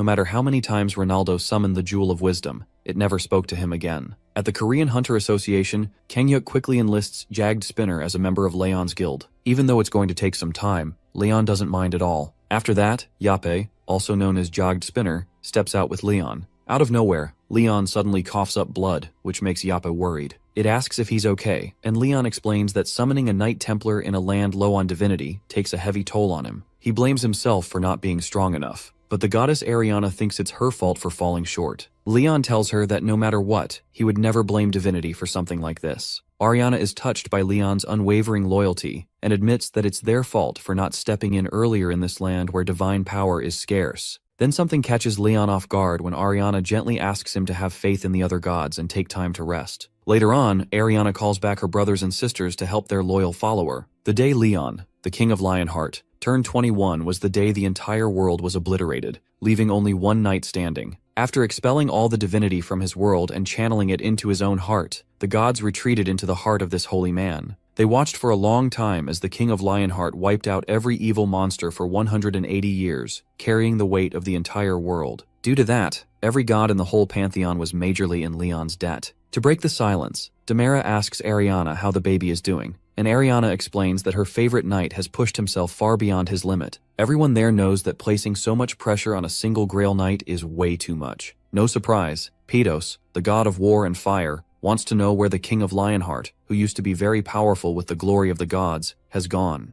Ariana taunts Petos to have some shame, pointing out that her knight fought for 2 centuries and still came out victorious. The man flips out, shouting that this is exactly why he's so furious. Then comes a heavy silence that says more than words ever could. 180 years, Ariana declares, is more than enough, and now it's their turn to speak up. She refuses to let their knight suffer any longer. That's when Heto, the divinity of steel and blacksmith, agrees with Ariana and says they should take the honor of granting their blessings to help raise faith among humans. Heto adds that, thanks to intel from Demera's followers, they can even use this thing called the internet to their advantage and start showering divine miracles onto the world. Petos raises the question of why their knight, being an earthling, didn't come up with this idea himself. Heto steps in to defend Leon, saying the internet didn't even exist in his time. Ariana, meanwhile, wants to understand the trial and error behind the plan, considering it took Leon 20 years just to get the news to take root. Still, Heto is confident their Grail Knight is the key to making it work. Not long after, a bizarre phenomenon hits YouTube that completely throws off Baldy and Kim Jinsu, the head manager. A channel called Pantheon TV starts broadcasting live from the Naju Plains, showing how to pray to Goddess Demera. On top of that, there's an interview with an old man who silences an arrogant office worker with a line about how 1 spoon of rice can change a life, and an AI commenting on God with results that leave people stunned. It's all clickbait gold,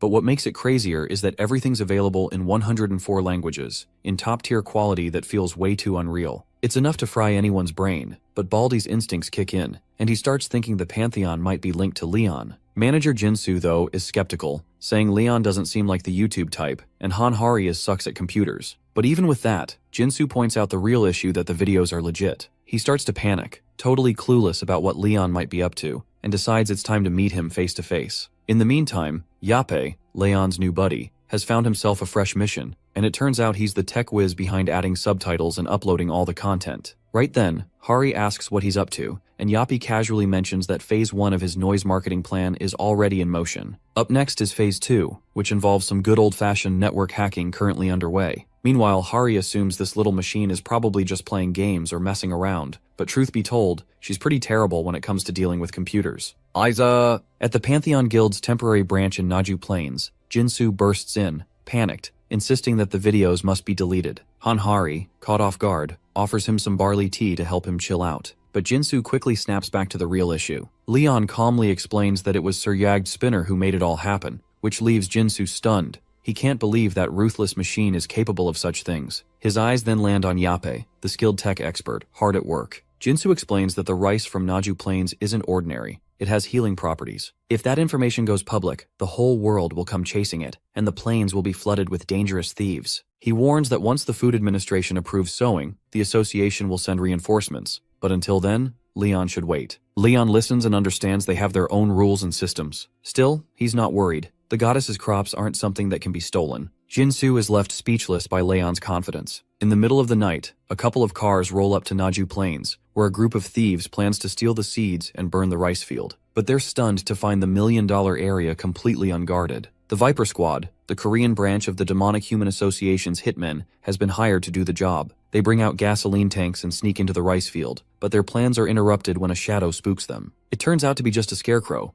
though one of the men is sure it moved, blaming it on the wind. Suddenly they spot more scarecrows, which freaks them out. Hyun can't believe this guy joined a demonic association when he's scared of scarecrows. Hyun directs them to find the largest area to burn and steal the seeds from storage. After unloading the gasoline tanks, they plan to pocket some seeds for themselves. That's when Hyung notices Mansu, Do-sun, and Jin-tae are missing, and the scarecrows are too close for comfort when they should be far away. Suddenly, Hyung notices a scarecrow behind him, grinning stupidly. It's enough to freak him out, so he slashes it in half, shouting that these monsters are moving. All the scarecrows, with their cartoonish expressions, start creeping toward them, and the Viper Squad is left confused, wondering where these things came from since there wasn't a dungeon break. No one knows what these creatures are, and they ended up leaving their subordinates behind in a panic. Hyung had a feeling something was off about this mission, but they're still determined to show what they're capable of. Just then, one of Hyung's lackeys points out the silo ahead, and they cheer, eager to load up as much rice as they can. If the story is true, this could make them go from rags to riches. As soon as Hyun steps toward the silo, he gets blown back, scaring everyone else. They're all clueless about who set up the mines in front of the storage. Suddenly, Yappy appears out of nowhere after detecting a foreign presence in the area. The thieves quickly realize it's Yagd Spinner from Cheongju Gate. Yappe, now on high alert, takes charge of removing the intruders. By morning, all the thieves are tied up and dumped in a corner, stacked beside the doctrines of life and fertility. The documents detail the first harvest, which must be offered to the goddess, along with songs of praise. The rules include no skipping meals, even when busy, and setting up scarecrows with hats and clothes. At the bottom of the rules, a note states the most important rule: thieves will die. The Viper Squad has been successfully arrested. After the Viper Squad got arrested, the value of Pantheon and Blessed Rice shot up like crazy. Yappe, the incarnation of algorithm, really pulled a big one there. After that, Leon Dragonia went all out promoting Pantheon to boost rice circulation. There was a small hiccup where Leon insulted some reporters for not showing enough respect, but instead of backfiring, it made the entire internet catch fire with talk about Pantheon. Later on, Leon finally takes a breather and starts thinking about how the gods are fitting into modern society way better than he is. Out of nowhere, Hari comes rushing up to him with some wild news. A single pack of rice just got sold for 230 million won. That totally throws Leon off. He thinks it should actually be more affordable and starts worrying about how regular folks are supposed to afford something like that, even if the market decides the price. So he makes it clear that divine blessings should be shared equally. He even remembers reaching out to the president about spreading the god's favor to farmers, but the guy insisted on staying neutral when it comes to religion. Still, Leon managed to gather enough faith to power up the Lionheart anyway. Hanhari still worries whether the Yellow Gate will be okay, even though she managed to win the bid for it just like His Majesty wanted. But the idea of raiding that gate with the party he chose feels almost impossible. With a calm smile, Leon just says he's curious to see what happens next. Later on, Gu Daesung runs into team manager Kim Do-han, and it turns out the president of the Hunter Association sent a message to all the struggling hunters, calling them to gather here. Daesung starts wondering what's going on after seeing a bunch of D and C rankers show up. Then, Han Hari arrives on the scene, the A-ranked mage swordsman who set the highest record since last year's draft. Right after her, Leon Dragonia appears, and Daesung is completely stunned to see him again. He always knew Leon was something else, like someone from another world, but he still has no idea what's about to go down. Then, after welcoming everyone, Leon steps up and addresses the whole group. He gets straight to the point, saying the reason he invited them all is because he's on the hunt for soldiers to join his guild, Pantheon. Anyone who proves themselves and makes it through the training will be accepted into his military. Daesung is caught off guard, realizing Leon is actually building a military force, not just gathering regular guild members. Leon then moves things along and announces the entrance test, which is to clear the Yellow Gate at Samjeon Station. That immediately sets off alarm bells among the hunters, since most see it as a straight-up suicide mission. But honestly, that kind of reaction is expected. The color of a gate shows its rank and difficulty. Black, red, and orange are the toughest, followed by yellow, green, and blue. Daesung remembers that his very first test was at a blue gate in Seoul Station, so for a hunter ranked C or D, facing a yellow gate is basically a death sentence. Boldy tries to calm the low-rank crowd, assuring them they're good enough to walk away from this test. Frustrated and angry, people start heading for the exit, hoping to catch a nap after what they feel was a waste of time. Sooner or later, the whole field clears out, leaving only a few still standing. Then, Leon points to the guy with the afro and asks why he chose to stay. The afro guy, freaking out inside, stammers that he thought there might be some meaning to it. Some had no reason to stay, and some stayed for their friends. Suddenly, Leon turns to Daesung and asks why he chose to stay. Daesung, knowing this guild is led by an S-rank hunter, wants to seize the opportunity. He shouts that he stayed because he believes Leon wouldn't let anyone die. Leon appreciates that attitude. He reiterates his goal of gathering soldiers, emphasizing that their duty is to obey a knight's orders without question. He wants them all to trust in the knight's honor and power. Daesung, drenched in sweat, hears Leon's wish, to listen only to him.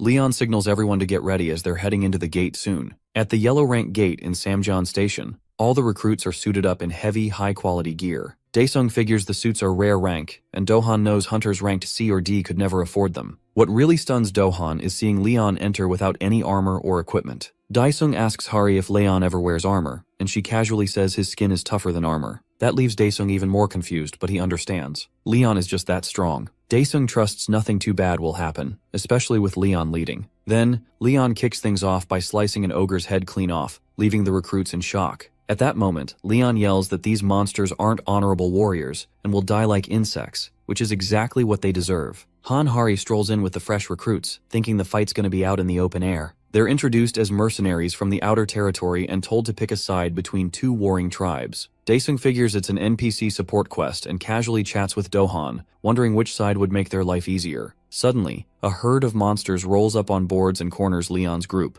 demanding to know who dares trespass on the Battle Axe tribe's land. That question hits a nerve with King Leon, whose face twitches at the insult. Hari, well aware of Leon's short fuse, keeps a close eye on him as Yappy asks if they should go ahead. Leon holds back his rage and just tells Yappy to do whatever they want. Harry steps up and declares they're mercenaries offering help in exchange for rewards. The monsters assume these must be the troublemakers their leader warned them about. When Hari catches a glimpse of Leon's face looking seriously ticked off, he knows this isn't about to end peacefully, as the tribe tells them to come along. Everything lines up when the green monster Karta Karak, chief of the Battle Axe tribe, takes one look at Leon's group and already sees them as a bunch of weaklings. Karta calls for support in this large-scale war, saying it's for an honorable death and that the winner takes all. But Leon's had enough. Every inch of him burns with fury as he speaks up, mocking the idea of honor coming from beasts who dare dream so high. That sets Karta off, but before he can react, Leon beheads him in a flash. Roaring with rage, Leon calls the orcs bugs that deserve to be crushed, showing just how much he hates them. Standing over the orc chief's corpse, Leon loses it, calling his actions justice as the orc slayer and a living legend. The rest of the Battle Axe tribe, seeing their chief fall, charge in screaming for revenge. Daesung and the others go on full alert. Leon, still fuming, orders his soldiers to raise their shields, form a circle, and hold their ground. They obey, and while Daesung panics over how D-rank hunters are supposed to deal with actual orcs, he surprises himself by blocking an attack, leaving him completely stunned. Out of nowhere, a blue window pops up and grants Daesung the effects of Lionheart's aura, involving defense boost, fortification, large-scale reinforcement, bravery, lighter armor, thick skin, and more. There's also a 50% chance of causing casualties to orcs, who are likely to fall into panic and despair. Daesung is stunned that he's getting blessings like the Knight's Blessing, Dragon Slayer's Honor, and Grail Guardian title, even though the Legion's low levels mean some buffs won't apply. Still, he's loving it. Leon commands the troops to clear out the trash and strike at the right time. The soldiers go all in, stabbing orcs like pros. Then, Leon sees a group of orcs praying to the warrior gods, which sends him over the edge. Furious, he yells to have their heads chopped off for insulting their gods. Hopping on his stallion, he crushes orcs beneath its hooves, then switches to dual blades and clears the field in style. In no time, no orc is left standing. Leon raises his blade in triumph, declaring their victory, and the soldiers cheer with him. But Hari cuts through the excitement, asking what reason Leon had for wiping out the orcs like that. Hari's face tightens with a serious expression as Leon bluntly says that helping orcs is absolute nonsense. He claims he'd rather die than lend a hand to those green beasts, saying they don't deserve a shred of respect. Gritting his teeth, Leon makes it clear he sees their existence as less worthy, unable to compare their savage nature to the bravery of true knights. The look in his eyes tells Hari everything that Leon is clearly a full-blown racist. Harry tries to argue, saying there must be kind orcs out there somewhere, but Leon shuts it down cold, saying the only good orc is a dead one. When the gates opened on Earth, countless orc survivors came through, and humans actually welcomed them. But the orcs chose violence instead, teaming up with demonic humans to massacre people like insects. From then on, orcs became Earth's problem. Later, Yappy arrives and says that if he plays his part right, a full wipeout might be possible. Leon and Hari, wearing strange head covers to hide their hair color, leave everything to Yogg Spinner. Without wasting time, Yappy announces that the core uploader's capacity has reached 99%. He quickly tosses the thing into the pool, which Hari thinks looks way too much like poop. Harry questions if dumping radioactive material straight into the river to kill orcs goes against the honor of a knight. Her bold question makes Leon smirk as he explains that this isn't war or battle, just a necessity to kill beasts. Harry can practically smell the racism in the air and is seriously judging him. Leon then flat out says a good orc is a dead orc, and nothing will ever change his mind. Meanwhile, the orcs lose it, stabbing their own like maniacs. Grokit cracks Gul'dan's skull open, and his clan praises him, saying the god of warriors will welcome him to the eternal fighting grounds. They even raise their drinks in celebration, mumbling about Groktar sipping his victory. Afterward, a giant orc drinks from the river but instantly feels something's off. The water tastes prickly and itchy. He blames the blood in the river, unaware of the truth. In a flash, the orc drops to the ground, clutching his chest and screaming for a witch doctor. He's not alone. Every orc around him is collapsing. None of them has seen a curse or poison like this before. Out of nowhere, Leon shows up, claiming his twisted sense of honor, and launches the orc into the air, wiping out every last one of them. Just as the next order is issued to kill them all, a huge number of soldiers ambush the area, wiping out the remaining orcs. In the nick of time, the Battle-Axe tribe is completely erased from the Great Plains, turning the entire orc race into enemies of every soldier. The new command is clear: slaughter all orcs in the hidden quest field. Leon is thrilled to finally land a better quest. Just as he's about to rally his soldiers with a speech about justice and honor, an orc suddenly speaks up, blaming Leon for poisoning the river. The orc snaps, calling Leon a coward who dares to label himself a warrior. Leon is stunned, jaw hanging, unable to believe a beast would talk about honor. Just looking at it disgusts him enough to make him want to gouge out his eyes,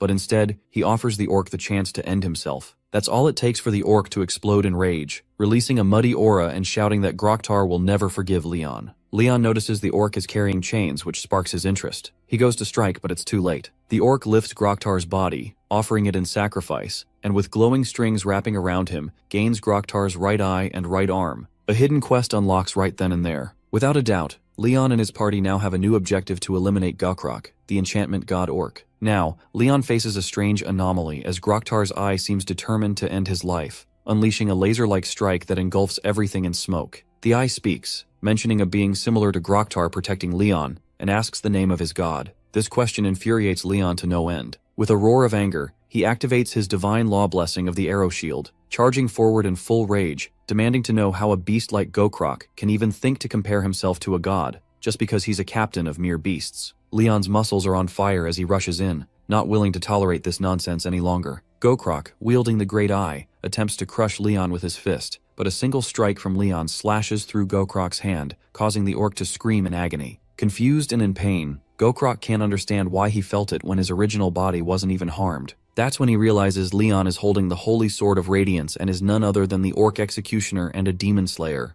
Gokrok remembers that Leon is the sole survivor of the nightmarish world and is struck with fear, deciding to retreat for now. He curses Leon and vows to make the orc pay for this reckless move as he leaves his summoner to fight alone. Leon watches as Gokrok retreats, knowing that's the best he can expect from a god dealing with trash like them. The orc is practically crying in Leon's presence, but he hasn't given up on avenging his comrades. However, Leon's had enough of this nonsense and quickly beheads the orc, stating that beasts like them aren't meant to stay alive. After clearing out all the hidden quests, the Orc Hunter and War Knight's Men-at-Arms titles are granted to all participants. The Orc Hunter title boosts damage by 30%, while fighting alongside a War Knight gives 20% more physical attack resistance, a bonus typically reserved for tankers. Daisung and the others are stunned by their system upgrades. Suddenly, Leon yells his orders to gather the loot, which is the right of the victor. The soldiers hurry to search for great ranked warrior and advanced warrior equipment, as well as anything from the witch doctors. Amid all the chaos, Hari asks Leon what they should do with the amputated arm of the self-proclaimed god, the divine orc, witch doctor Gokrok. Suddenly, Yapi plays Heto's message, detecting a surge of mana from the beast's amputated arm.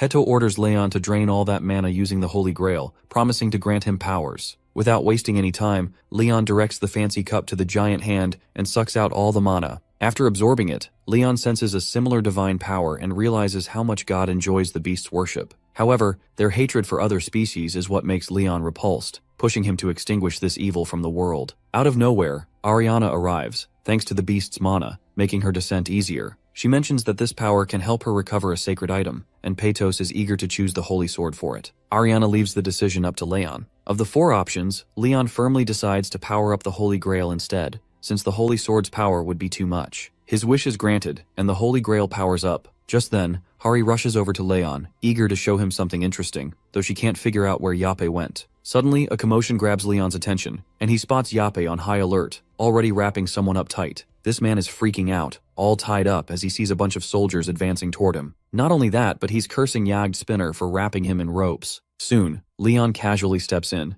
and the guy accuses Yappy of attacking him. Leon threatens to sever his tongue if he refers to Yappy inappropriately, which stuns the man. Jagged Spinner quickly rats him out, revealing that he's a loot thief. The thief tries to excuse himself, calling it a misunderstanding, but Leon, disgusted, decides to let Hari check his stuff. Hari, with a judgmental gaze, quickly scans his belongings and finds the great orc warrior's heart, the most valuable loot from the orc gate. Hari asks why. When loot swindling is such a serious crime, the thief insists it's all a misunderstanding. Leon doesn't listen to his excuses and slices his arm, stating that his laws and common sense are different from their world. In the King of the Lionheart's military, that's how things will be. He then asks if anyone has a problem with his rules, to speak now or forever hold their peace. It's clear that Leon has set a rule. Anyone who steals will have their hands sliced off, and that's the law of the Lionheart Kingdom. Though the people of modern Earth find Leon's laws a bit harsh to accept, the benefits, like amazing buffs and upgrades, are too great to pass up. Not to mention, they're quick to side with Leon, knowing that his strict laws will create a fair environment in the lawless place within the gate. Just then, Gu Daesung respectfully requests that Leon allow the thief to retrieve his arm and put it back. Leon replies that it would defeat the purpose of his punishment. Still, Daesung points out that their lives followed different ideals, and since the rules are only being revealed now, it feels unfair to blame the thief. He wants to give the thief a chance, and Leon considers this a reasonable request. Leon then tells the thief that he should be thankful for having a comrade who speaks reason. With that, he pours the Holy Grail on the thief's severed arm, which instantly regenerates. Daesung, witnessing this miracle, realizes that an S rank could replace the amputated arm, but regenerating it is on a whole different level. Such combat power and healing ability are far beyond an S rank. Daesung wonders if a single person is capable of this much. Leon, the man of radiance, feels disgusted by the thief and tells him to get out of his sight. For now, he's willing to let it slide out of respect for their world's laws,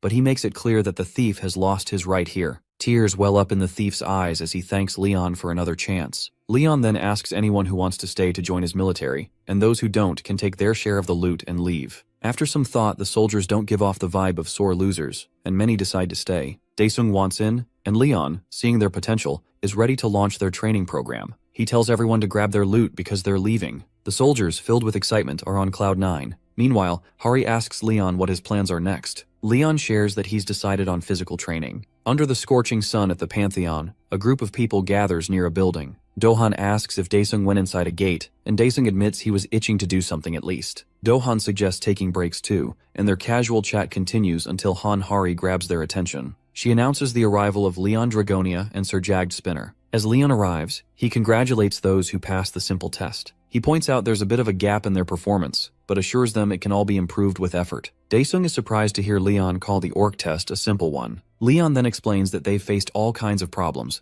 and their bodies will be key moving forward. So, he announces the start of strict physical training based on the training manual from his kingdom's standing army. The group starts to wonder if this means they're in for the classic middle-aged muscle boot camp, or something even tougher. Without further ado, Leon explains that training the body is all about training the muscles. Once the muscles are trained, the body can be pushed to its limits and even beyond. He openly shares that the Standing Army's training manual was created by none other than Sir Gratus, the Grail Knight and Giant Slayer. Leon adds that Sir Gratus once said humans can level up their strength by getting beaten up more, which is enough to make the new soldiers completely lose it. Leon shouts that a kingdom's soldiers must be trained harder than a farmer, and those wise words have proven to be the key to the most effective training. Shredding and beating the body not only helps it heal faster, but also sharpens dynamic visual acuity to avoid more hits. Just the idea of it makes the new soldiers' hearts leap into their throats. And right then, Leon gives the order for the soldiers to start beating each other up. So, this madman Leon tells his troops to beat each other into the ground until their muscles are completely torn and their fists are nothing but shattered bones. He even insists they break bones too. Daesung yells that this kind of madness will destroy their bodies for good. That's when Leon Dragonia pulls out the fancy Holy Grail and drops the bombshell that he is the guardian of the Holy Grail itself. Out of nowhere, Dohan tells Daesung that his injuries are already healed, and Leon explains that every warrior and soldier will be healed by the Holy Grail. The holy water will literally regrow muscles and bones. Without a second thought, Leon sets a timer for 5 hours and orders everyone to break anything and everything in their path. There are no teams, no allies, just fists and kicks flying from every direction. It's a total free-for-all, and if even one person comes out without a scratch after 5 hours, Leon swears he'll be the one to beat them down himself. With that said, he puts Yappy in charge and casually walks out.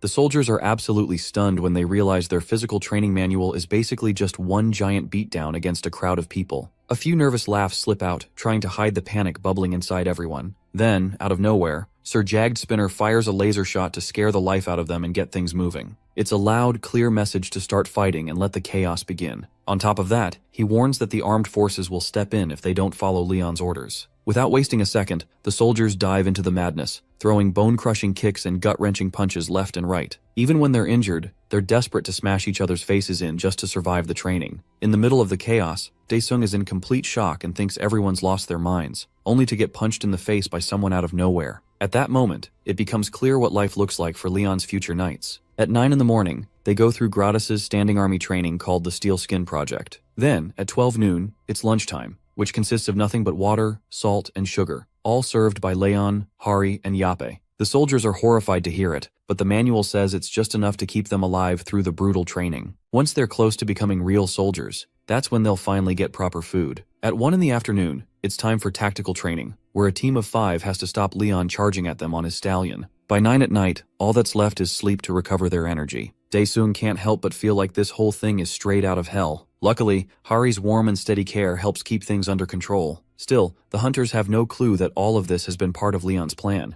even as they sit there eating. Later, Daesung's training picks back up in the field, and he's fired up with a fresh wave of motivation. As he starts to tire out, he realizes he's lugging around a heavy shield and sword that make it hard to swing properly. The stances feel stiff and awkward, so he focuses on stabbing to make it easier. That's when Leon suddenly appears and calls him out for doing it all wrong. He tells Daesung to fix his posture and try stabbing again. Daesung shifts his stance and gives it another shot, but Leon still isn't impressed. After a few more attempts, Leon points out that Daesung keeps dropping his shield whenever he stabs, which leaves him open. On top of that, he reminds Daesung that he needs to protect his ally's right shoulder. Leon advises him not to lower the shield so much that it blocks his own vision. When asked, Leon explains that a poorly positioned shield creates a gap, giving monsters an easy opening to strike. That's when Daesung hesitantly asks if Leon's strategy is to have soldiers block enemies with shields, while knights charge in to finish them off. Leon simply replies, "Hammer and anvil," meaning that's his method and it's not up for debate. But Daesung isn't fully convinced, and says that tactic might not work against monsters. That clearly hits a nerve, and Leon sharply questions if Daesung is seriously trying to teach him how to fight otherworldly creatures. Sensing the tension, Daesung quickly backs down.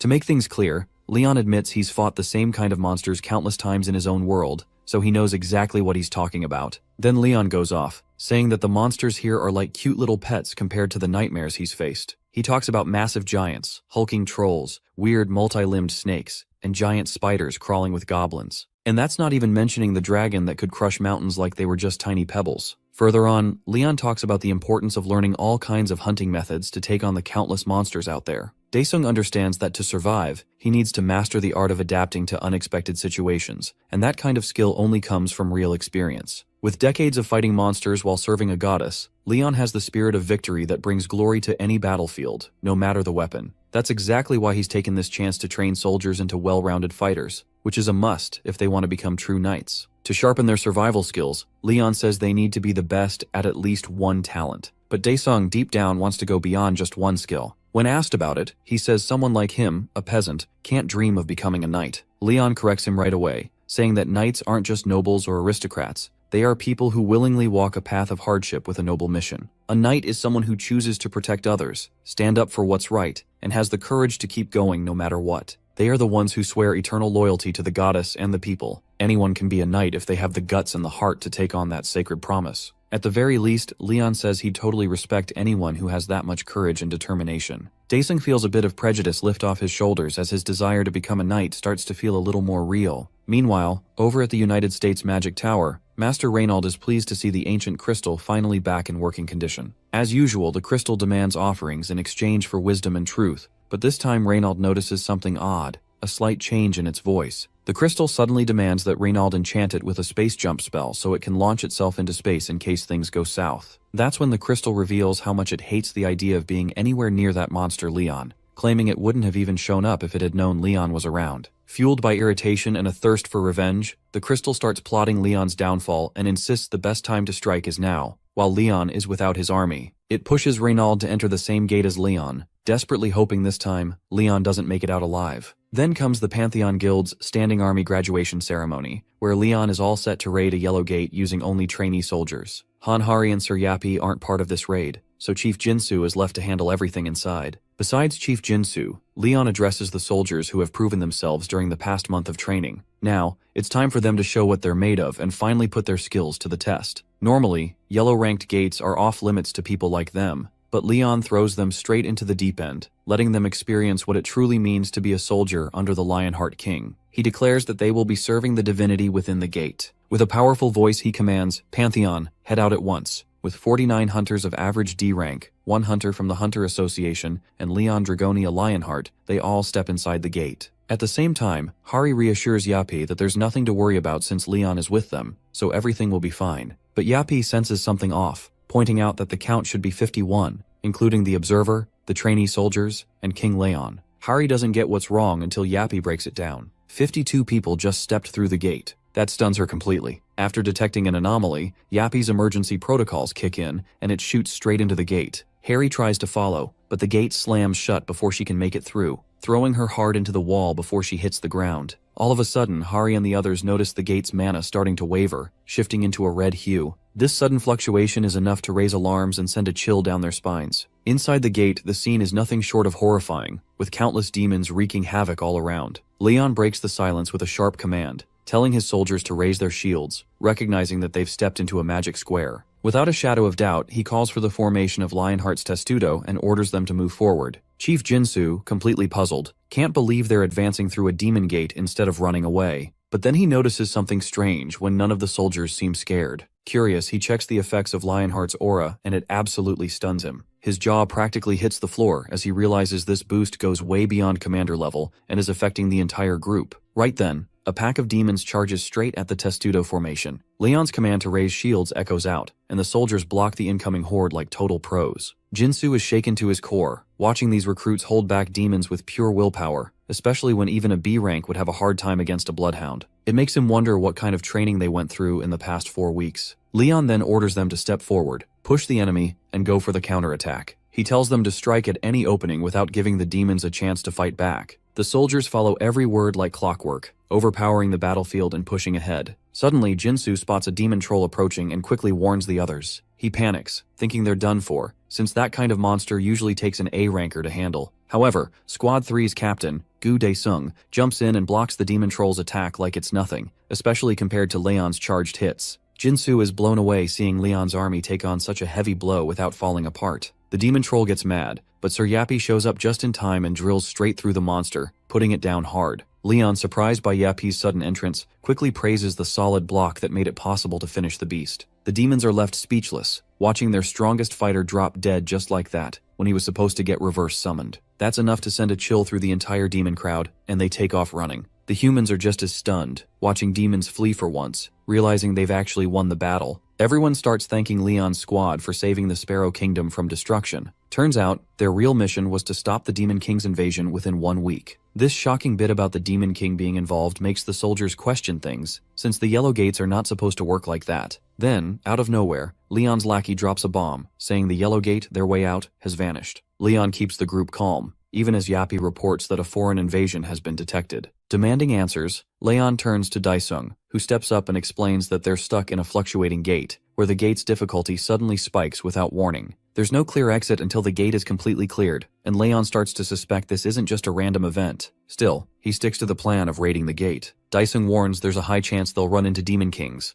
but Leon reminds him that he is the King of Lionheart who has already slain 2 Demon Kings and more than 30 great demons. Just thinking about how many demon-related traits King Leon carries lifts the group's spirit and helps calm everyone down. Deep down, though, Leon isn't sure if he has enough divinity left to guarantee a win against another Demon King, but as a knight, he knows he has to be the hope they can depend on in this crisis. Meanwhile, the crystal lets out a twisted laugh, saying Leon has gotten weak like any ordinary human. Reynald asks if it's time for his descent, but the crystal shuts him up quickly. It then reveals that the demons of mating desires have been working for 100 years on something built specifically to wipe out Leon Dragonia for good. So, the Sparrow Kingdom, known for its peaceful ways and proud of its long history that spans over 1,000 years, suddenly found itself in a dangerously tight spot. The demons kept invading non-stop. In the end, only the palace was left standing, with just a handful of survivors embracing the last ray of hope. Dae-sung explains that each gate has its own theme and different backdrop, but this one comes with a time limit. Normally, dungeon breaks happen because monsters are left alone for too long inside a gate. But in the case of timed quests, the gate closes once certain conditions are fulfilled. That aside, Leon has a change of heart and asks for Jinsu's permission to let him and Yappy step in. Jinsu, staying calm, gives his full approval, mentioning that the president has already considered the worst-case scenario. On top of that, Leon brings up the topic of hidden quests, which completely stuns Daesung. When asked, Leon openly shares his desire to kill the Demon King. Later, Leon realizes that the demonic energy from the demonic troll is far too weak to maintain a proper connection with Pantheon. Just moments later, Ariana checks in on her favorite knight and asks if he felt it too.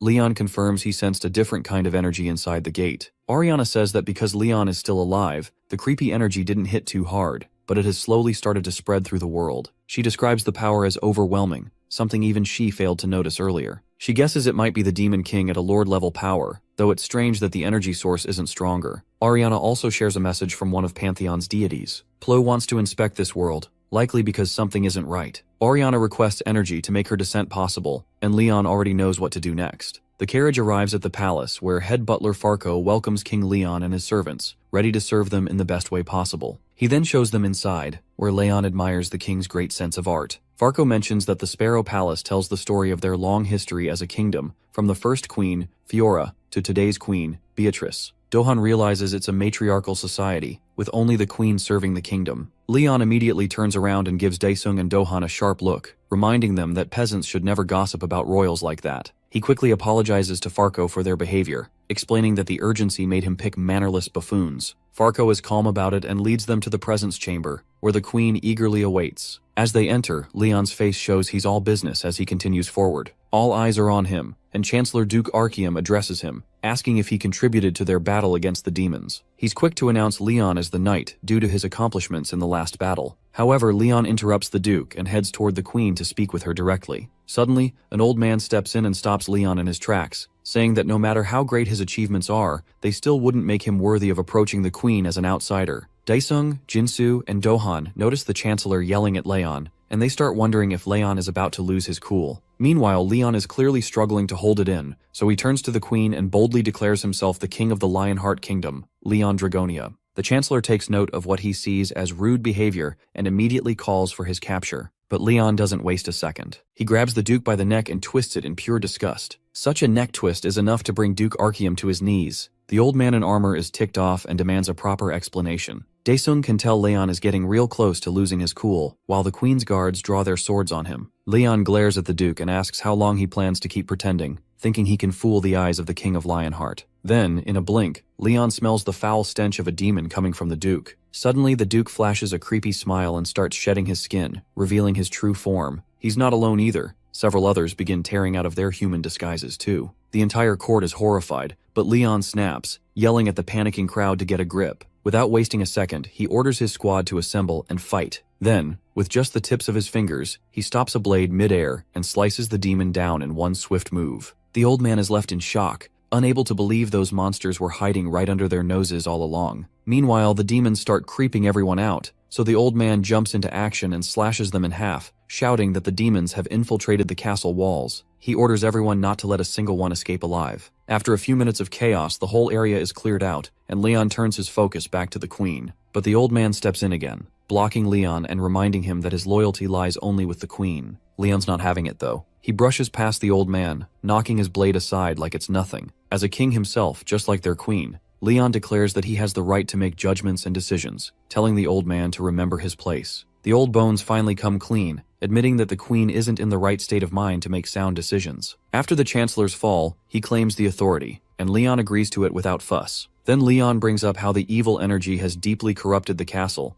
and how the cleansing needs to happen faster than expected. When questioned, Leon simply says a king never lies and demands command over the soldiers, along with the authority to eliminate the evil, now that the queen is powerless. Later, at the central square of the Sparrow Kingdom, Leon gathers the shaken survivors and casually drops the bomb that he's now fully in charge. After introducing himself as Leon Dragonia Lionheart, he tells everyone that many among them have already been possessed by demons. He's certain that the demons have been planning a revolution and secretly infiltrated the castle to make it happen. Leon's got this built-in radar that can sniff out possessed freaks, and he's more than ready to show everyone just how it works. He yanks two people from the crowd and throws down a bold challenge. Anyone claiming they're not evil, not corrupted, or not some sneaky little heathen has to step into the flames to prove their innocence. To prove he means business, Leon tosses the two in himself, sending shockwaves through the crowd. The soldier boy burns to a crisp, but the girl stands tall in the fire like it's nothing. Leon calmly explains that the sacred flames only burn those who are truly evil. He thanks Pados, the god of war and fire, and urges the crowd to chant his name in glory as they walk through the flames to prove their purity. When the crowd starts showing hesitation and doubt, Leon snaps, yelling at them to get into the flames already. He warns them that if they're all corrupted, he won't hesitate to cut them down. Panicked, the people rush into the fire, revealing the stinky demons hiding in plain sight. The demons snarl that Leon won't die peacefully under their watch, but they clearly underestimated his temper. Leon loses it, raging at the filthy worms for feeding off human emotions and pretending to be soldiers. No way is Leon Dragonia letting that slide. His fury boils over as he swears to make them scream in pain. That's when the demons realize they've picked the absolute wrong guy to mess with. Just like that, their infiltration plan crashes and burns. From the sidelines, Reynald sees it all, while Crystal straight up admits that this guy is scary as heck. At the altar, Leon stands tall before the people of the Sparrow Kingdom with a ferocious demon tied up beside him, urging everyone not to fear. As long as he's around, no evil creature can touch them. He speaks to the crowd, explaining how these twisted beings corrupt the minds of good people. Just then, the boar-faced demon lets out a creepy laugh and barks that nothing can save them from destruction and corruption. Leon shuts him up in an instant by slicing off his head with a clean chop. He goes on to explain how giving in to temptation and fear lets evil run wild, which ends up causing starvation, sickness, delayed marriages, gambling losses, and broken families. The demon tries to protest, whining that none of it was his fault, but Leon doesn't even let him finish before cutting him off again. Suddenly, the people's anger shoots through the roof as they realize demons are the reason behind everything going wrong in their lives. Just as the demon tries to butt in, Leon flicks him on the forehead so hard it feels like getting smacked by a hammer. Leon explains how demons sneak misfortune into human lives, blaming their downfall, pain, and suffering on these wicked creatures. But then he calms their fear by revealing that Pados, the god of war and fire, has gifted him the divine flames. Out of nowhere, Leon calls up a red-headed boy from the crowd and tells him to hold the flame,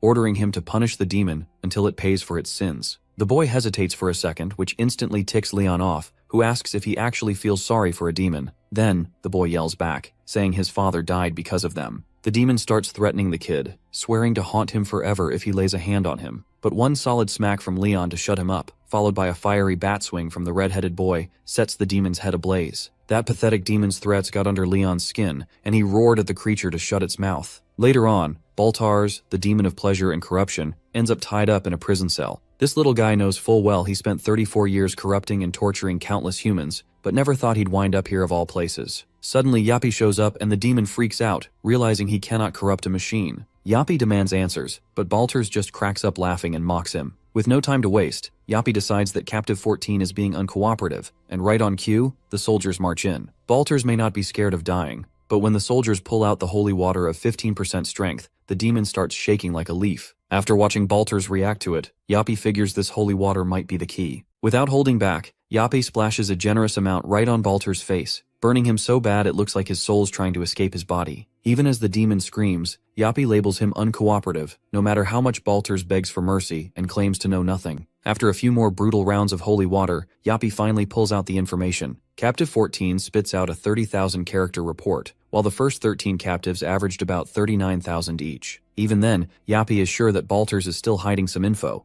but Baltars tells the dumb machine he's not a psychic and has no clue how much the others already spilled. Yappy makes it crystal clear that the only reason the hostage is still breathing is to squeeze some real, solid info out of him. That hits Baltars like a ton of bricks, and he quickly changes his tune, asking what Yappy wants to hear. Later on, the intel gathered from 32 different beings shows a shocking similarity of over 89%. Leon gives a shout out to Jagged Spinner and says the Song of Justice sounds beautiful. But then his mood flips, and his heart races with rage as he throws a tantrum, saying he can't stand breathing the same air as these evil creatures that dare to live on human land. When asked, Yappy doesn't hold back and says their kind needs to be wiped out without a second thought. Leon is all for it. The demigod and the machine don't feel exhaustion, and so begins their late-night mission. That's where the 4 brutal nights of cleansing kick off. There's a burst of purple smoke and energy in the area where Reynald Sherman holds the Crystal of Temptation, once known as the Jewel of the World. Alongside him, a couple of prostitutes end up nearby, and the crystal quickly warns Reynald to hold his horses since it's easy for a mortal to get corrupted in a place like this. Reynald listens and keeps himself in check, then runs into a 6-armed guy who looks like he's about to unleash pure fear. Reynald gets overwhelmed by the sudden wave of dense energy in the air, and the crystal warns him not to look at the crown. Eventually, Reynald comes face to face with the great demon of pleasure and corruption, Androgen, a creature with no common sense and not a shred of backbone. This goblin, riding high on a sudden wave of success, gets an offer that even the crystal can't turn down. The demonic beast completely loses it over the deal, screaming in frustration and rage. It yells at the crystal, reminding it that their lord and the great demons are already dead. Androgen reminds the crystal that it's nowhere near his level. Androgen says they died out long ago, so the crystal should drop the arrogance. He's certain the crystal's lord fell during the Great Ascension 180 years ago, just like his own. The crystal knows it well, as those were brutal times down there. A trip down memory lane, 180 years ago, the five evils teamed up for the first time to take over the world. But that move backfired hard, turning their lives into a nightmare, with 3 of the demon lords dying brutally. Now even the demons who remember are already running in fear of Leon. With his clothes in tatters and temper flaring, Leon charges in like a furious beast ready to settle the score, and that alone is enough to make demons piss their pants. Over 10 million demons were wiped out. The crystal admits he's one of the few survivors from that heaven-like place. Androgen asks if the crystal really knows what went down back then, but the crystal fires back, accusing him of giving in to his instincts and reminding him of the offer that couldn't be rejected. The beast growls for him to spit it out already so he can dig a hole for that jerk. The crystal brings up Androgen's latest order from the most distinguished great demon. Androgen confirms it's almost complete, and adds that even if she's holding on, she's still just a mortal. He claims the end is near, no doubt about it. Later on, the crystal tells Reynald that this is the most effective method in play, with a winning chance of 7-3, with 7 in favor of Androgen and 3 for Leon. Reynald, surprised, asks if that means in a face-off between an S-rank mage and the crystal would actually win. But the crystal has no plans to fight. For now, it decides to head toward the corpse harvesters near the palace forest, known for their overwhelming attack power. Once there, Reynald stumbles upon one that looks more like a brain-dead zombie, which gets taken out in an instant by Sir Jagged Spinner, scaring the crap out of both of them. Yappy reports that more are still lurking nearby. The crystal quickly activates stealth mode to stay hidden from Leon's sight, just as he shows up. The old man can't believe he didn't hear Leon approaching. He figures it must be the Grail Knight's divine law of silence, which even cancels out the sound of horses, and believes Leon used that to wipe out the forest full of demons. Suddenly, Leon admits to sensing an unwanted energy just inches away, while Reynald is freaking out. Right then, Sir Yappy announces that a simple satellite has caught sight of the target, declaring that there are still more out there. Leon brushes it off and rushes out without a second thought. Reynald collapses, trying to catch his breath, shaken by how close it was. Later on, Leon takes a bath, deep in thought about the demons of pleasure and corruption, seeing them as a bunch of perverts with twisted desires. What bothers him even more is how so many of these demons, even the high-ranked and elite ones, have managed to slip into the palace. He's sure the great demon is hiding here somewhere. Out of nowhere, a woman's voice comments on the disgusting smell of blood, catching Leon off guard. This stunning woman gently suggests that he should get some rest. A graceful woman stands before Leon, and her presence is impossible to ignore. She has the kind of beauty that doesn't need effort to draw attention. It's the kind of beauty that speaks louder than words, making others lower their guard without her needing to move a finger. Leon realizes she's not just beautiful, but dangerously enchanting, the sort of person who pulls others in so gently that they don't even notice the fall until it's too late. After that, she introduces herself as Beatrice Alighiera Sparrow, the queen of a small kingdom, to which Leon responds, stating his name and title as the King of Lionheart. In that moment, Leon understands just how dangerous her presence is, not because she means harm, but because even someone like him didn't notice her influence until now. Beatrice then tells him not to be so guarded, explaining she's only here to meet the man who saved her kingdom. Still, Leon knows this isn't the right moment for such a meeting, and something feels off. The timing, the setting, nothing about it feels right for a noble lady like Beatrice to visit him. After that, Beatrice quietly reveals that she's being watched, and that the general and his knights, while pretending to serve her, are actually keeping her imprisoned and monitoring her every move. Leon finds it hard to believe, especially since the general didn't seem like the type to betray his ruler. But Beatrice is desperate and insists there's no time to explain everything. She then asks Leon for a favor, to kill the general and his knights, and in return, she promises to give him the entire kingdom. Beatrice also urges him to check the underground floors of the castle, hinting that something important is hidden there. Her request adds a layer of tension to Leon, and he decides to acknowledge the matter. Leon discovers that the general is hiding underground. That night, the general suddenly knocks and enters Leon's bedroom, apologizing for disturbing him at such a late hour. Leon scolds him for barging into a king's room without warning, but the general insists the situation is urgent. Later, Leon mentions he met the queen, expecting a reaction, But the general remains calm and says Beatrice often wanders out at night.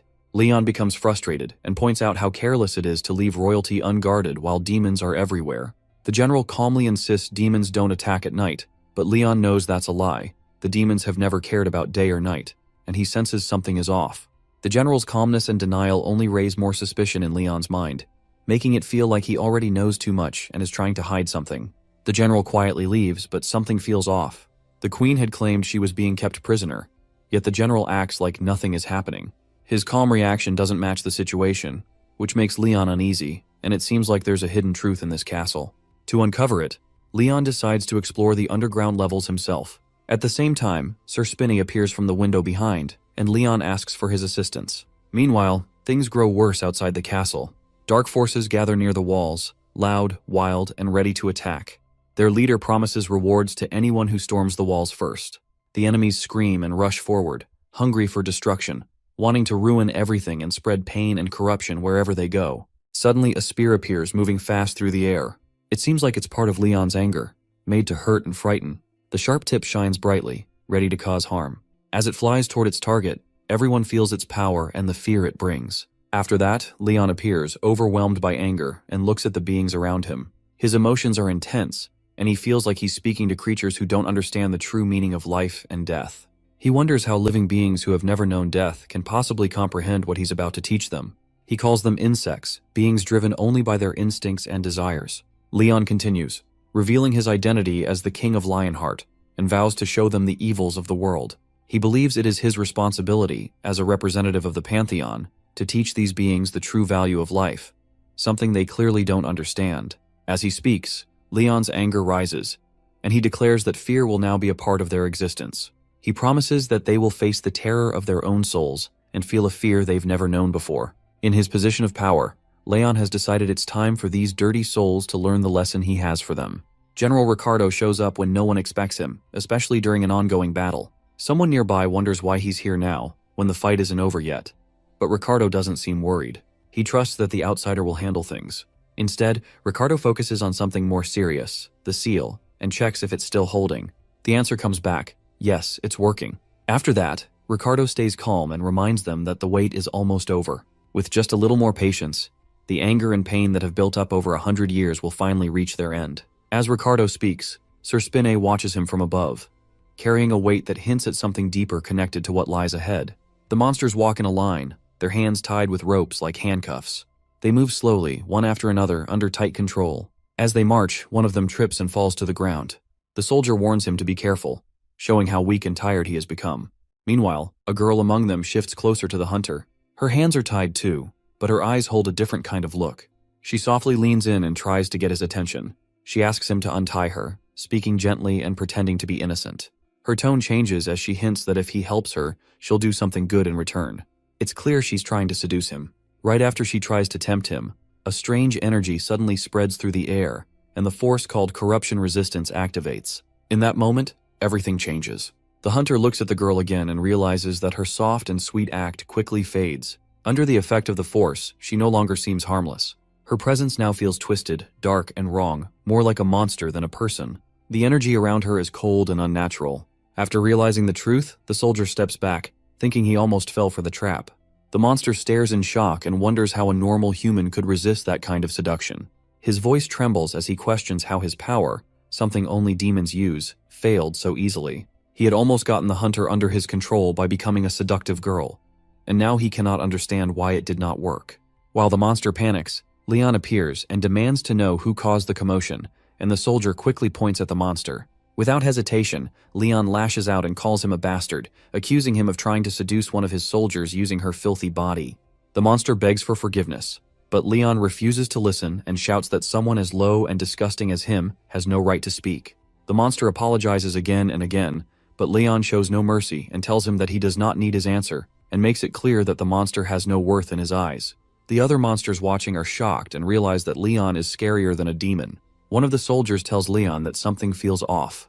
The battle has ended and victory belongs to them, yet the atmosphere feels strangely quiet. The people, instead of cheering or celebrating, seem distant, and their reactions are cold, almost empty, as if the win means little to them. He explains that even a weak demon can easily seduce a human and twist them with corruption. The war against demons never truly ends. It only shifts and continues in different forms. Because of this, only the strongest, those who truly understand the cost, feel any joy in the victory. This is the reality of a demon war, never-ending and draining. To keep fear alive and remind the people of what they fight against, an order is given that the citizens must be the ones to hang the demons. They must see the twisted souls of their enemies fade right before their eyes. Only then will they understand the danger. The command is clear and the reply comes quickly with obedience. Yet, Leon and his soldiers return with victory and notice a huge castle standing tall in the distance. It looks strange and heavy, as if it does not belong there. Leon reminds them that there is no one who will welcome them. As they walk closer to the entrance, the feeling becomes more serious, and when they reach the front gates, 2 guards quickly step forward and raise their hands, showing that no one can go inside. The message is simple. This place is not for them, not even for heroes returning from war. After breaking through the castle gate, Leon leads his soldiers inside without hesitation. The heavy doors fall apart behind them and their footsteps echo on the stone floor as they move deeper into the castle. Each hallway they pass feels more silent than the last. The deeper they go, the stronger the feeling grows that something important is hidden here, something no one wanted them to find. As they continue inside, someone suddenly calls out in surprise, telling the others to come take a look, and what they find makes them pause. A hidden room lies beneath the castle, something completely unexpected, and Leon points toward a bed placed strangely in the center of the space. It does not feel like just a room, it feels like a secret. Leon wonders if this could be the hidden truth the queen once mentioned. The setup makes it clear that something is being kept out of sight. Leon steps forward, deciding they can check for themselves, and when they enter the room, they all see a figure lying on the bed. A woman is resting there, quiet and still, yet incredibly beautiful, and the silence turns heavy as they realize this is no ordinary discovery. Her beauty is unreal, almost otherworldly, and the air around her carries a strange, dark energy. For a moment, a few soldiers stare too long, caught in the pull of her presence, and Leon notices this and quickly warns them to resist. Leon tells them not to fall for the dark energy surrounding her, but the room feels heavier and even Leon can sense his aura is not helping much this time. Realizing that, Leon decides to handle it himself, directly and without delay. Without hesitation, Leon moves forward and strikes one of the soldiers hard across the face, snapping the soldier back to reality. Another one shakes slightly as Leon steps toward him and does the same. The sudden hits jolt them back to their senses. Leon stares at them coldly and reminds them that it was not the woman or any magic that brought them to this state. It was their own weakness, their own minds, that let it happen, and they fell into the trap themselves. After that, Leon guides them to breathe properly, inhaling slowly through the mouth and exhaling gently, clearing their minds. Just then, General Ricardo walks in, observing the scene, and seems impressed that Leon was not seduced like others would have been. Ricardo points out something surprising, that all of them are standing strong, not tempted by her, and further explains that it is because they have grown used to such temptations, possibly from years of war and exposure to demonic tricks. Leon hears it but dismisses the idea right away, calling it nonsense. To him, there is more to this than just being used to temptation. Further ahead, Leon explains that the queen's charm is not normal because it is not just beauty. It is a strong kind of magic that feels like a curse, and he has seen this kind of power before. It belongs to someone known as the Lady of Pleasure, a demon who can tempt any living being, and her magic is made to pull people into darkness, slowly turning them corrupt without them even knowing it. This kind of magic is dangerous and hard to resist. But as Leon looks at the queen, something feels off. Even though he hates demons more than anyone else, Leon does not feel that same dark energy coming from her, which makes him pause and think. After that, Leon takes a breath and starts to speak quietly, calling out to a divine power, a force linked to dreams and death. Leon speaks with respect, asking for its blessing. He does this not as an ordinary man, but as a guardian and knight of someone important, Ariana. Suddenly the air feels different because something powerful has awakened. A voice answers his call. It calls him the Knight of Ariana and the true owner of the Lion Heart. The divine power accepts his request and prepares to help him, standing with Leon, the king of the Lion Heart. Leon stands firm and greets the divine being he called upon, Plo, the divinity of dream and death. The divine power recognizes him as Ariana's knight and the true owner of the Lion Heart. Just as Leon wished, this powerful force has now descended before him. After that, Plo senses the energy in the space and confirms that there is something deeply wrong because the demons of corruption have been spreading their influence here. In this endless dreamlike state, they are twisting thoughts and building a false world filled with a corrupt kind of awareness. Plo explains that dreams are not meant to last forever. At some point, one must wake up, and the time has come to tear away the illusion and reveal the truth hiding behind it. Whatever has been masking itself here must now show its true form. Plo strikes a lamp-like object above, and the blast hits Ricardo. Instantly, a dark energy bursts out from him. It is a hidden demon soul that had been buried deep inside. Everyone watches in shock as the twisted spirit separates from Ricardo's body. Plo's power reveals the truth and forces the darkness out. Leon, now seeing it all clearly, finally understands why none of this felt right before, and why he could not sense the danger. The reason the Queen's energy felt different all makes sense now. It is not simple seduction. It is an authority, a power so strong it can create an entire world on its own. Afterwards, Leon is finally aware of what they are truly facing, because this is no ordinary trick. It is a crafted world built by corrupted power, and Leon must break free from it to find the truth beneath.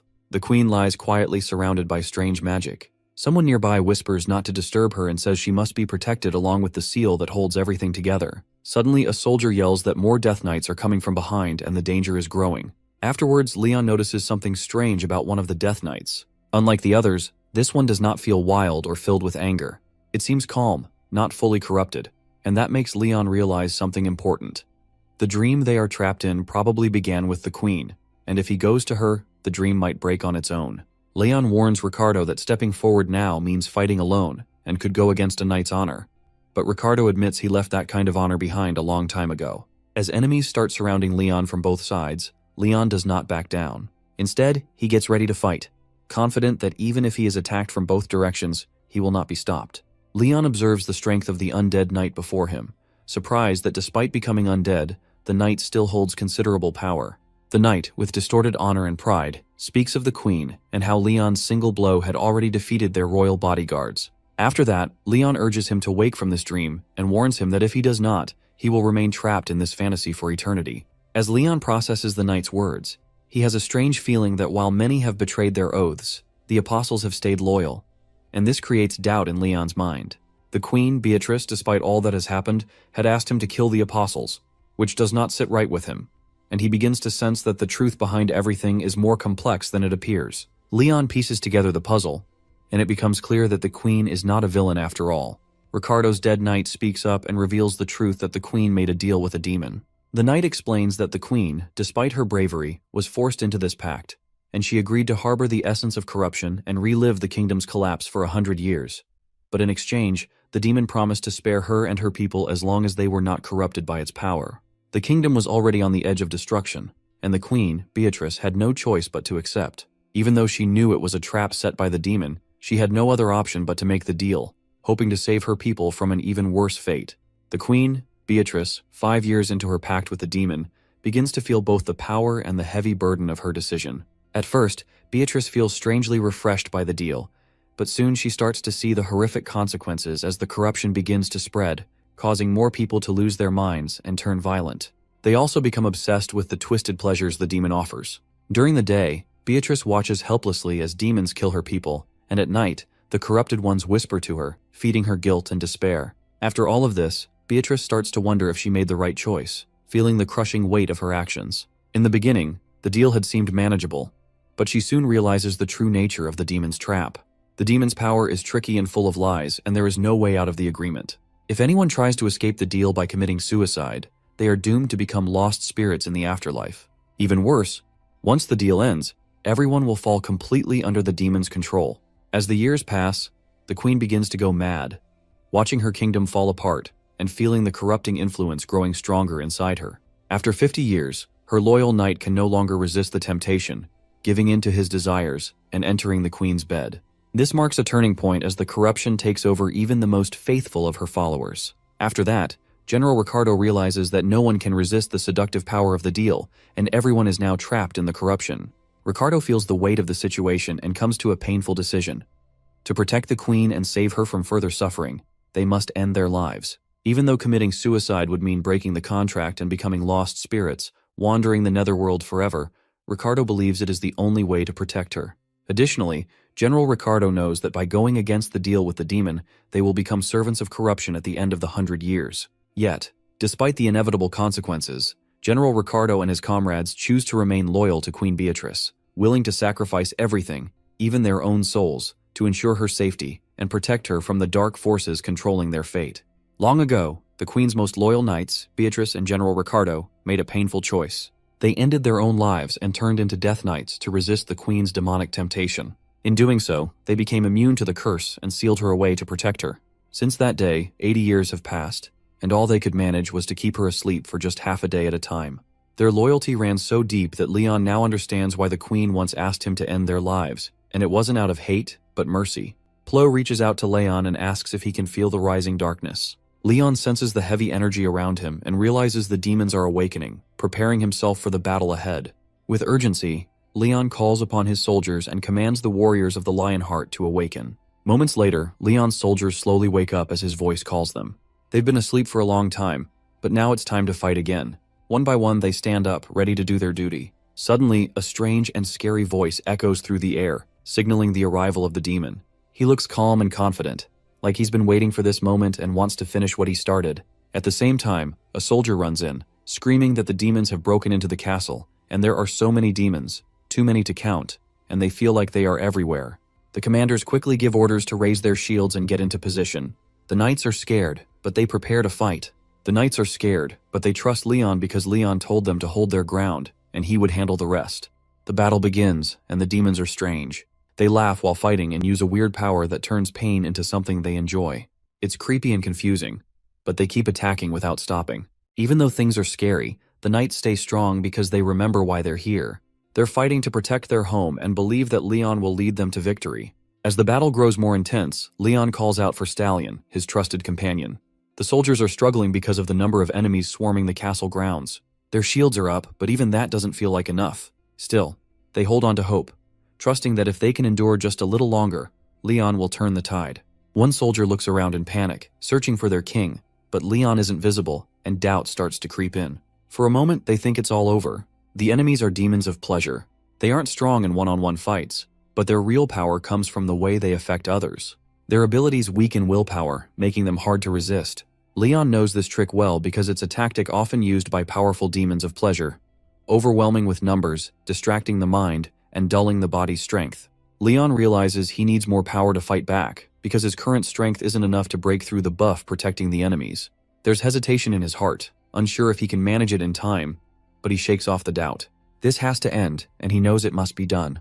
Leon shouts for everyone to charge, and with his voice leading the way, the soldiers push forward. Suddenly, General Ricardo wakes up from the long dream, and the illusions fade. He realizes the nightmare is over. Ricardo remembers everything and rises, finally free from the curse. Leon notices that Ricardo still holds on to his loyalty to the queen deep in his heart, and that loyalty hasn't faded. Leon acknowledges it because that kind of faith is how it should be. Facing a king from another land, Leon listens as General Ricardo speaks of the heavy losses they've endured. Despite all the pain, they're still willing to believe that Leon can bring change, and they're ready to place their hopes in him. Leon makes a silent promise to carry their expectations and prove their trust wasn't misplaced. In that moment, Leon stands as more than just a warrior. He becomes a symbol of hope. Leon then calls out to the divinity of war and fire. Even when the world had fallen to demons and the gods were forced to retreat into his heart, Leon remained firm. Now, in this moment, when everything feels like it could fall apart again, Leon asks for strength. He carries not only the will of hunters, but also the hopes of the queen's loyal knights, refusing to let the darkness win. Leon refuses to step back because he knows that without his strength, the fire of hope will vanish. Still, he chooses to carry the weight, just as he always has, deciding to stay at the front and protect everyone until they're strong enough to move forward without him. Through every difficulty, Leon keeps going, aiming for something better, even if the path is hard. Leon, the Lionheart, steps forward and calls upon the power of Pitos, the divinity of war and fire, asking for flames of battle to burn away the evil surrounding them. As the most skilled horseman of his god, he rides with purpose and honors his duty. The battle intensifies, and then a majestic beast appears. It's not just any animal but a legendary golden lion, glowing with incredible energy. The lion moves forward with pride and strength, and on its back there's a perfectly crafted seat, as if made just for Leon. Leon thanks his fallen comrade and asks Stallion to rest. Taking command, Leon urges his allies to follow him, vowing to lead them to victory. Despite the danger ahead, Leon charges alone into the front lines, fearless and determined. The enemies try to strike him down, but Leon lashes back with fierce confidence, mocking their ignorance by telling them they don't even understand the might of cavalry, and he's about to show them exactly what that means. Leon charges forward with determination, and for him, moving into battle means more than just running. It means holding a sword and a spear, ready to fight with all his strength. As Leon moves, a powerful energy surrounds him, and a skill called Strongest Attacker activates, making him even harder to stop. The demons panic because no matter how hard they try, they can't slow Leon down for even a second. In fear, Androgen shouts to fire the magic cannons. Explosions light up the battlefield, but Leon doesn't back down. Instead, he yells that using long-range attacks shows no honor, and real courage is fighting up close. At that moment, a divine blessing spreads across his army. Arrow nullification activates, making them immune to the arrows and magic flying toward them.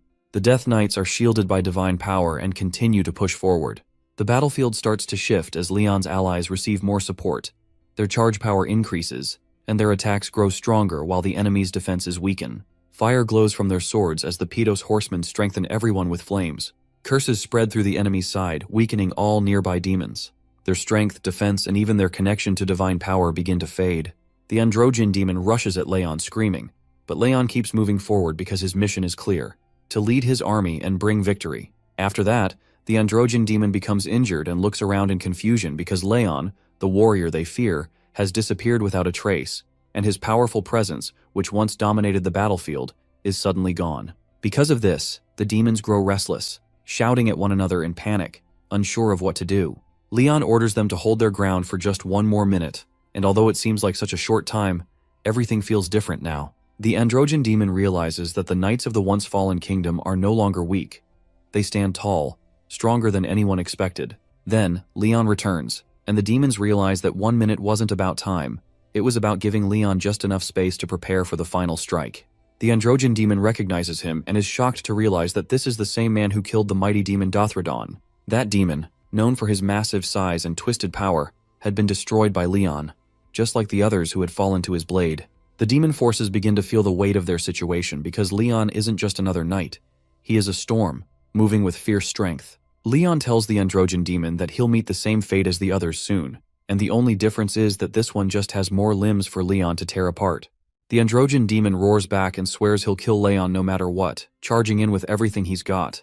But Leon doesn't flinch. He points out the truth, that the Androgen demon isn't even fighting with his own strength. Instead, he's depending on magic, and that's why they're all so weak. None of them have real power of their own.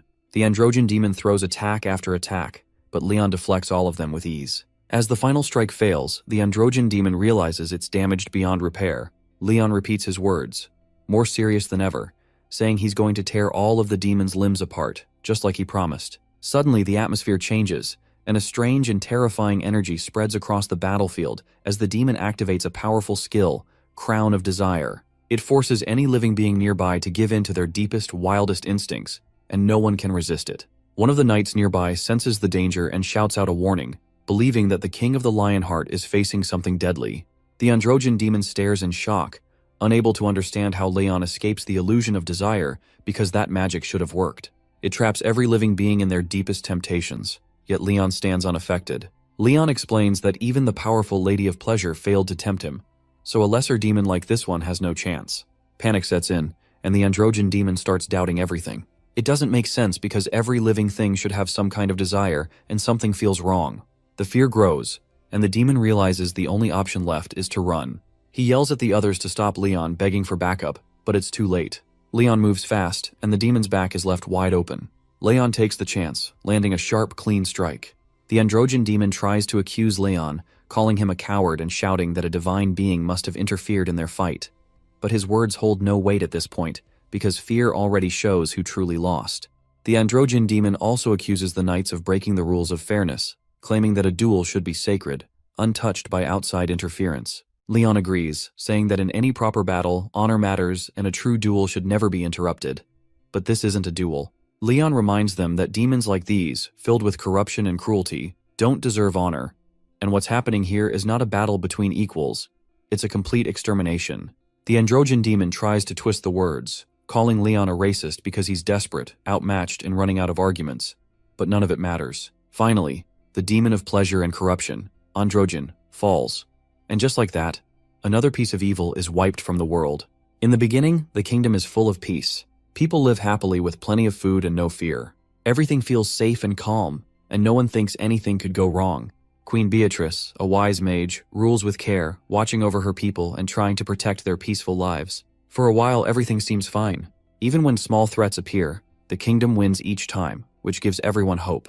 But deep inside, Beatrice has a feeling, and she knows something bigger and more dangerous is coming. She understands that the evil beings from beyond won't stay away forever. Soon her worries come true when the demons start invading and the early victories fade.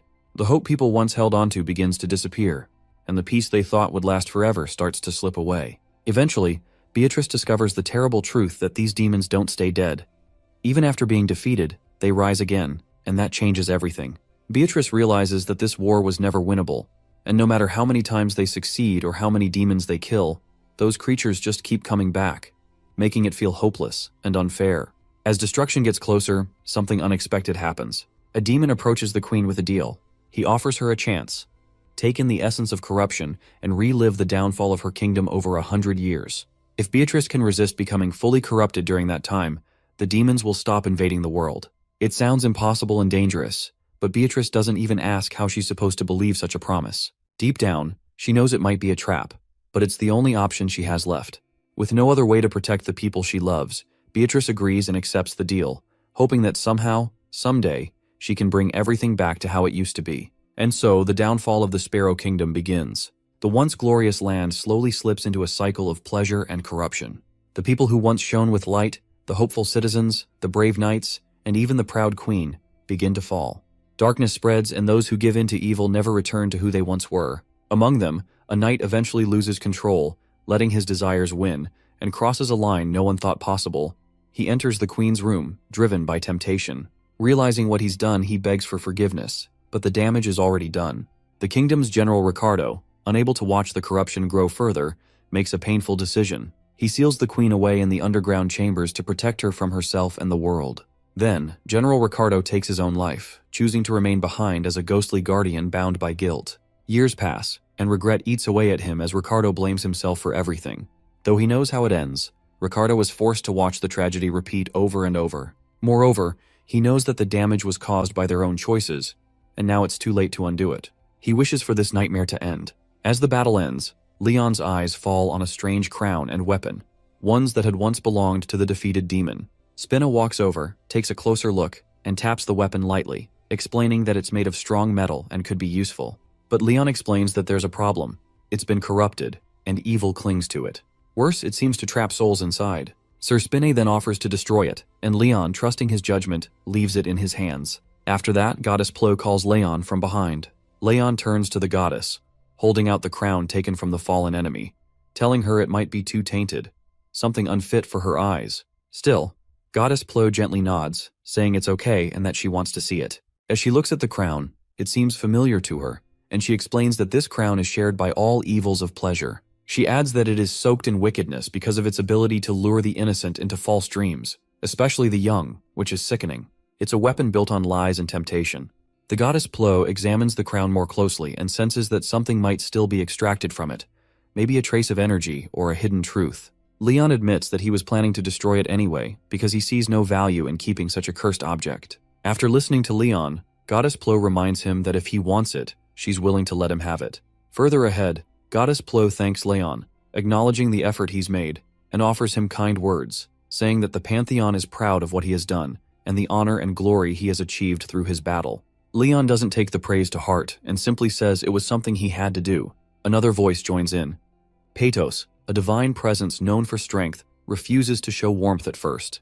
When told to give a greeting, Patos scoffs and offers a half-hearted, "good job," to which Goddess Plo gently reminds him to be more honest with his words. Then, in the stillness, Leon makes a request.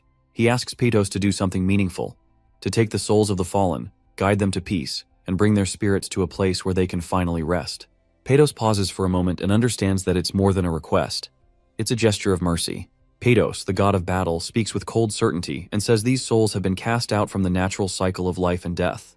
They don't belong anywhere now, not even in paradise. Another divine voice speaks up, the goddess of death herself. She reminds Patos that the cycle of life and death is her domain, not his, and it isn't his place to decide who deserves a second chance.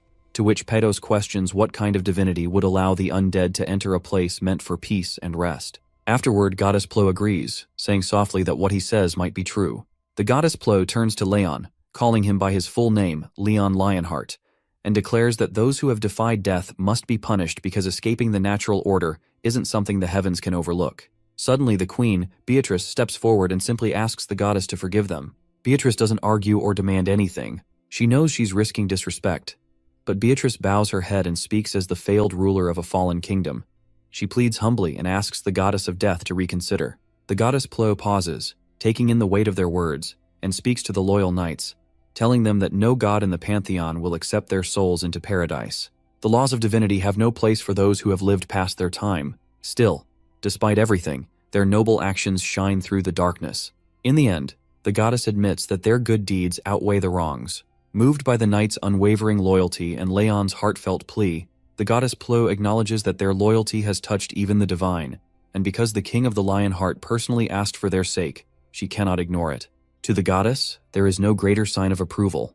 With that, goddess Plo promises to cleanse their stained souls and grant them a second chance at life. However, the goddess turns to Beatrice with a condition. She offers the fallen queen a path forward, a way to bring peace to her knights. She asks Beatrice to become her priestess and stand by Leon, helping him spread faith because it's the only way to restore the afterlife she governs. Once it's active again, she promises the souls of Beatrice's knights will have a chance at reincarnation. Beatrice doesn't hesitate and agrees, ready to serve once more if it means her people can find peace. After the divine discussion, Leon calmly asks for a damage report.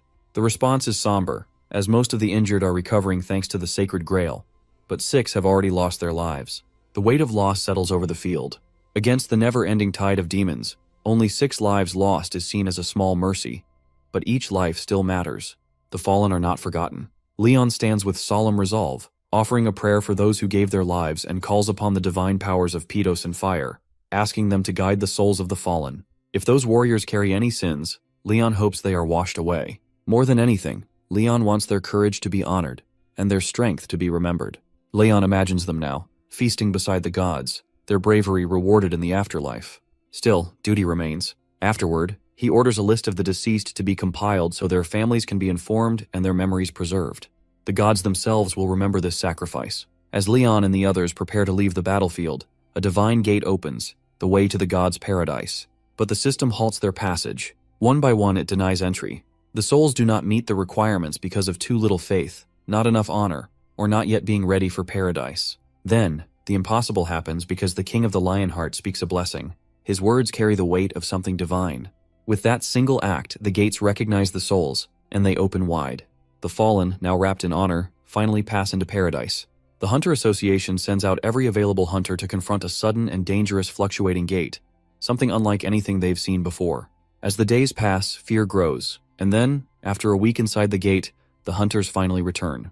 The crowd feels relief as the announcement is made that the gate has been cleared and there are survivors. After that, the news is rushed to the higher-ups. President Oh Kang-hyuk of the association officially recognizes Beatrice as one of the survivors.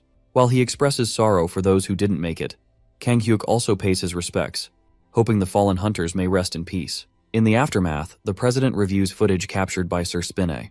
The Red Gate had contained a powerful demon, and it's clear now that the battle could have ended much worse. Despite the danger, it's a miracle that more lives weren't lost. Afterwards, Leon plans to visit the families of the deceased by himself. When asked if he'll go alone, Leon calmly states that those hunters were his soldiers, and visiting their families is the least he can do. Though President Kang-hyuk warns him that the experience might not be pleasant, Leon stands firm. He understands the grief and anger that the families might carry, and Leon hopes that hearing the truth from him will offer them some comfort. Leon then turns to Kang-hyuk with a new directive, asking the association president to release the video footage and gather more hunters.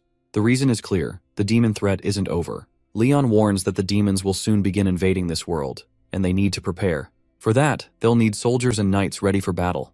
Kang-hyuk understands, and without delay, he promises to create a detailed schedule and plan, assuring Leon he'll send it over as soon as it's prepared. Inside the Pantheon building, Leon sits in silence and realizes that the demon movements are suspicious, each one more troubling than the last, and something doesn't feel right. He knows this isn't just a minor threat, it's different, and urgent help is needed. Unlike before, Leon doesn't plan to send anyone else. This time he decides to go himself because he can't sit back and watch from a distance. As Leon arrives, the guards and holy servants welcome him with deep respect, calling him the greatest Grail Guardian. Anjak, a high-ranking soul within Paradise, steps forward. Leon asks how life in Paradise has been treating him, and Anjak responds that it's been peaceful, all thanks to Leon's protection. Leon's eyes move across familiar faces. Sir Gildas, Sir Antok, and all former warriors and companions. They look healthy and radiant in this peaceful realm. Further ahead, Leon compliments their condition, and one of them chuckles, saying they would have come here sooner had they known how nice it would be. Leon scolds him and reminds him not to joke about such things, especially in a place where so many gave their lives for peace. Leon meets Argon, the former king of the Lionheart. Although Leon apologizes for disturbing his peace, Argon reassures him it's no trouble, as they are connected by the same spirit and duty. Leon asks about any new souls, and Argon mentions it's been 180 years since any arrived, but those who did are being treated well. Relieved, Leon quickly shares his true purpose. He needs to meet the gods of the Pantheon, as the situation is urgent and he seeks their guidance. Understanding the gravity of the matter, Argon offers his help and tells Leon they must travel to the forest to meet the gods. He also lends Leon his trusted horse, Pithelion, for the journey. As Leon prepares to leave, he reflects on the future, knowing that one day, when his duty is done, he'll run freely through these fields alongside Stallion. But for now, he must keep moving forward, carrying the burden until the next one is ready. Leon arrives at the forest, deep within the paradise of the dead, where the ancient sages reside.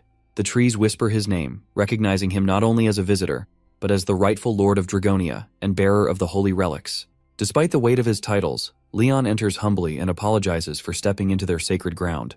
The sages greet him with quiet respect, seeing him not just as a king but as a protector whose actions have earned the gratitude of all living things, even the gods. The forest, alive with ancient magic, welcomes him. Leon seeks out the youngest sage, Gunrar, a long-trusted friend. When Gunrar appears, they share a moment of silence, a wordless bond of old friendship. Gunrar asks why Leon is here, and Leon explains he needs something important. Gunrar's seedling, not for power or glory, but for a reason only Leon knows. One likely tied to the survival of the world he's sworn to protect. Leon reminds Gunrar of an old truth. When he first came to the paradise of the dead, Gunrar hadn't planted a seedling like others do before passing on, skipping a tradition, perhaps because Leon never intended to stay long. Now, sensing Leon's urgency, Gunrar listens as Leon explains that Earth is under attack, with demons beginning their invasion. His latest mission confirmed the threat is real and growing, and the enemy knows he's still alive, working from the shadows and spreading decay like they did in the Empire.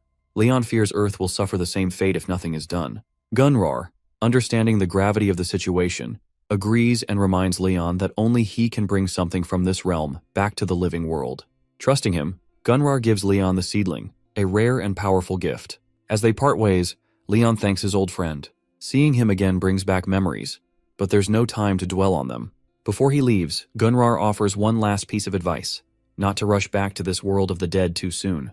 Just before departure, those closest to Leon, Gratis, Anjak, and the former king step forward with parting gifts. The former king gives Leon a pair of old reins that once belonged to a legendary animal trainer who tamed even monsters.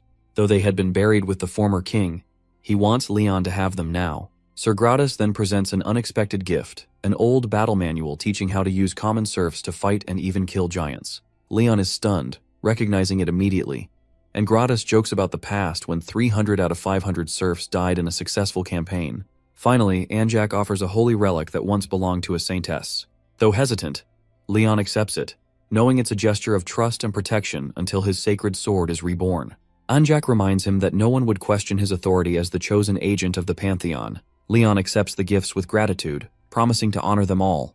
Each item represents more than just power. They're symbols of loyalty, shared history, and faith in the journey ahead. He then approaches Beatrice's door and respectfully asks if he's allowed to enter. Amused by his formality, Beatrice teases him for being too serious before smiling and inviting him in.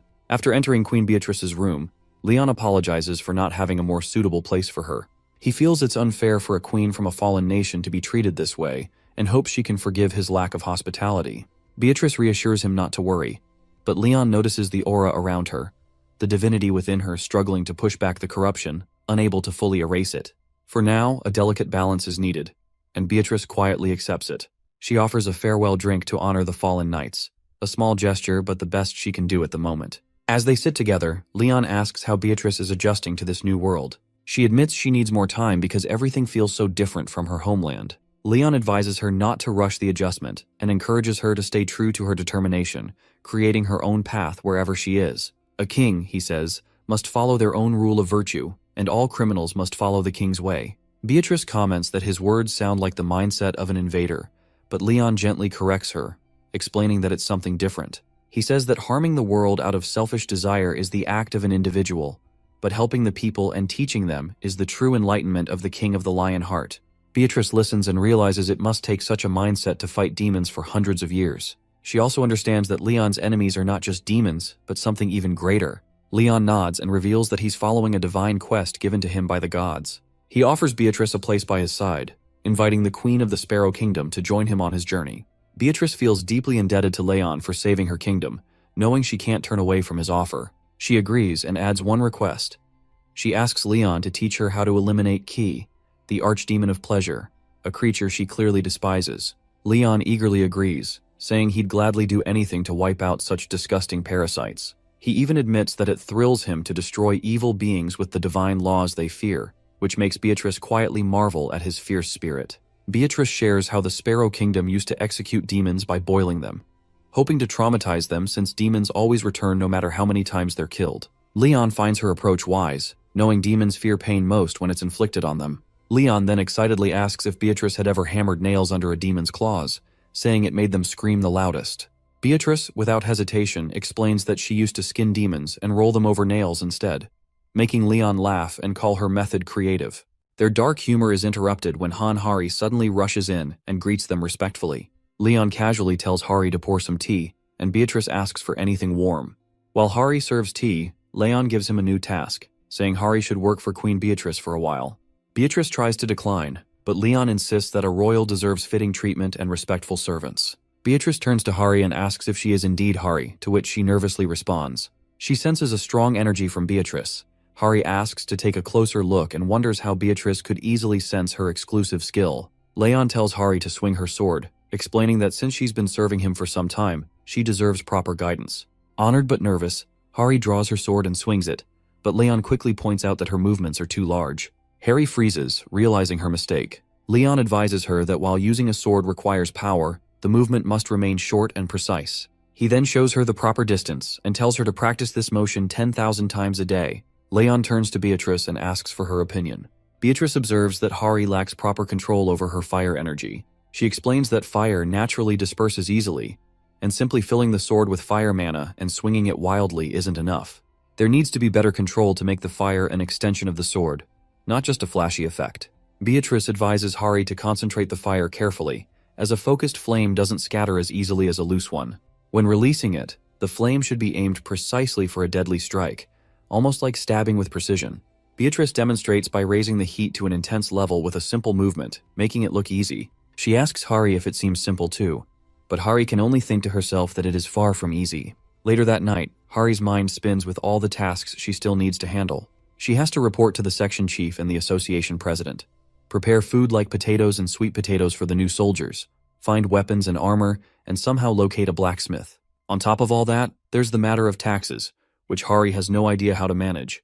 Panicking, she realizes the academy never taught her how to handle these responsibilities. As she struggles, Sir Yappy suddenly appears and scares her. Calmly, Yappy suggests dividing the accounting work to improve efficiency and offers help right when Hari needs it most. Hari feels relieved, remembering that Sir Yappy is a supercomputer, so handling all this complicated work should be easy for him. As expected, Sir Yappy immediately starts explaining everything, mentioning big data, applying hunter administration laws to cover meal costs, and confirming that registration for equipment and armor production is complete. He also informs Hari about the rise in crop prices at Naju Plains and suggests applying for special agricultural support benefits. Additionally, Sir Yappy recommends using the Pantheon farm for extra benefits and points out ways to get additional tax advantages. He adds that welfare and other benefits are available for the families of the trainees.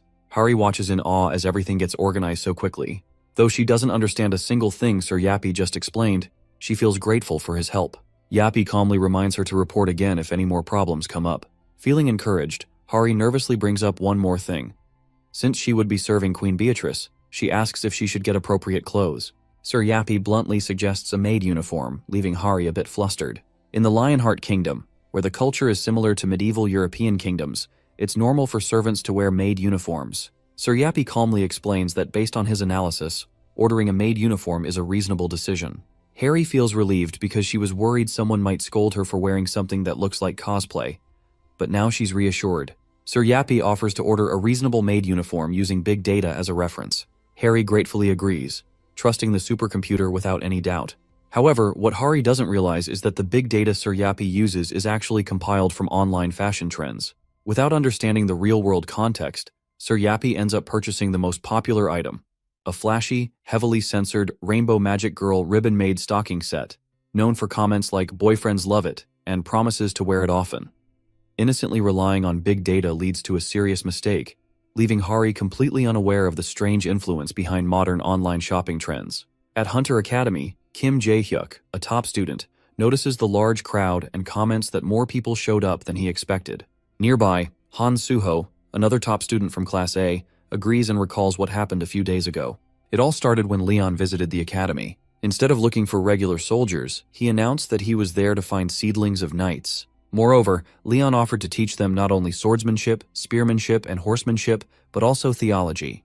The mention of theology left the students confused, and they whispered among themselves. Some students specializing in archery felt anxious. One student nervously pointed out their focus on archery, but Leon immediately dismissed them, saying that such an attitude was suitable for a soldier, not a knight.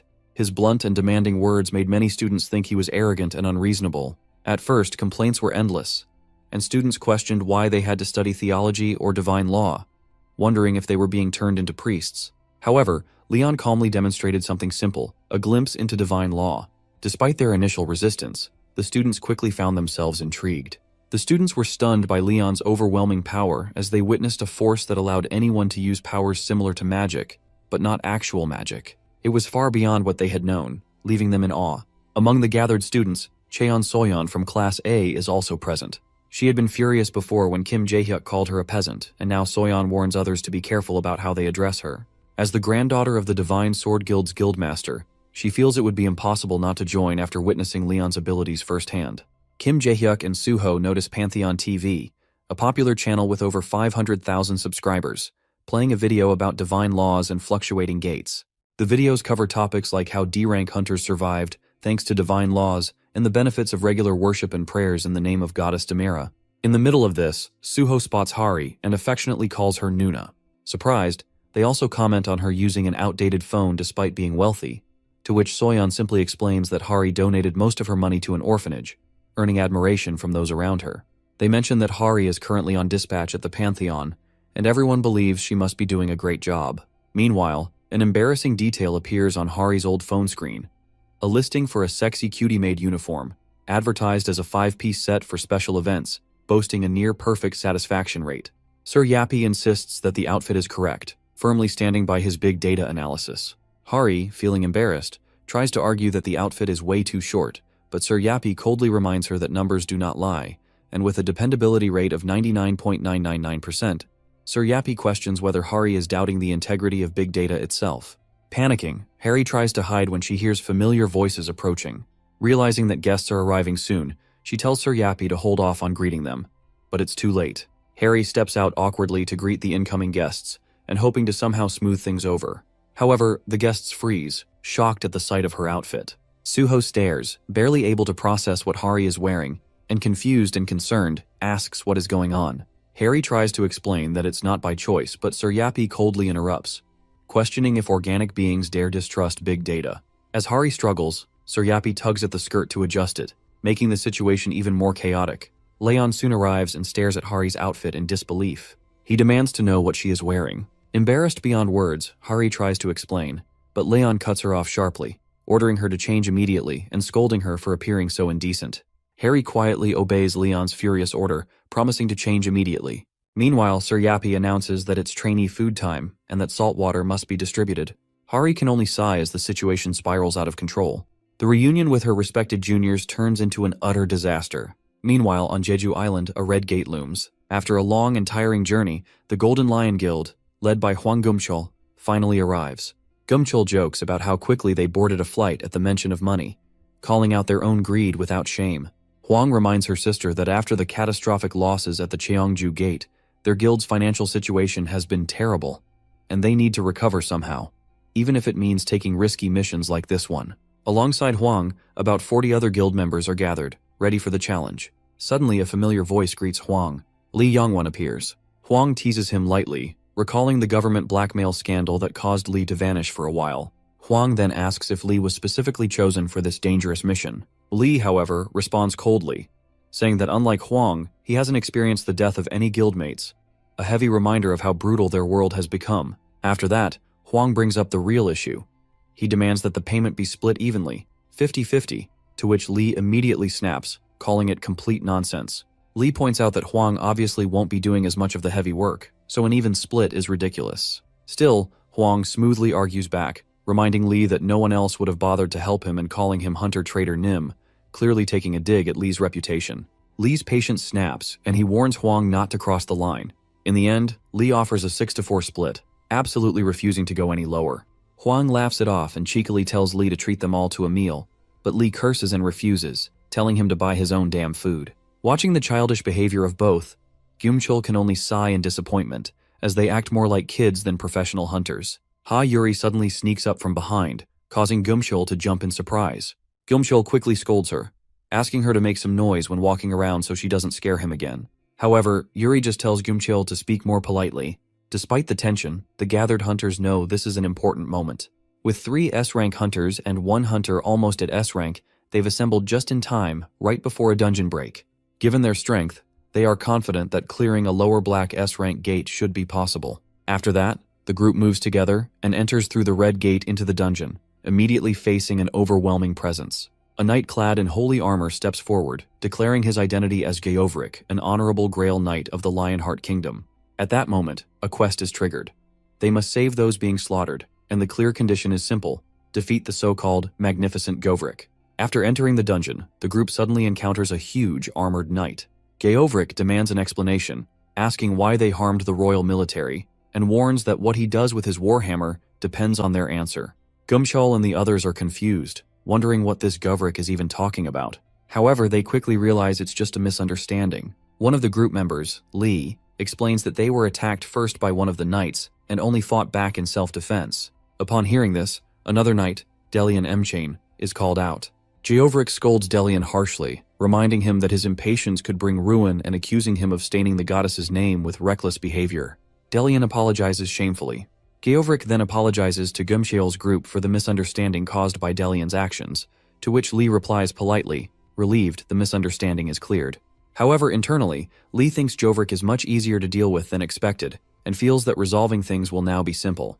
Though the misunderstanding about who attacked first is cleared, Geovric still insists on punishment, coldly declaring that since 6 royal soldiers were killed, it is only fair to take 60 heads in return. His logic is brutal and one-sided, revealing how harsh and rigid the kingdom's military rules are. Meanwhile, the scene shifts as Hari and the others arrive at a different location, the soldier training grounds.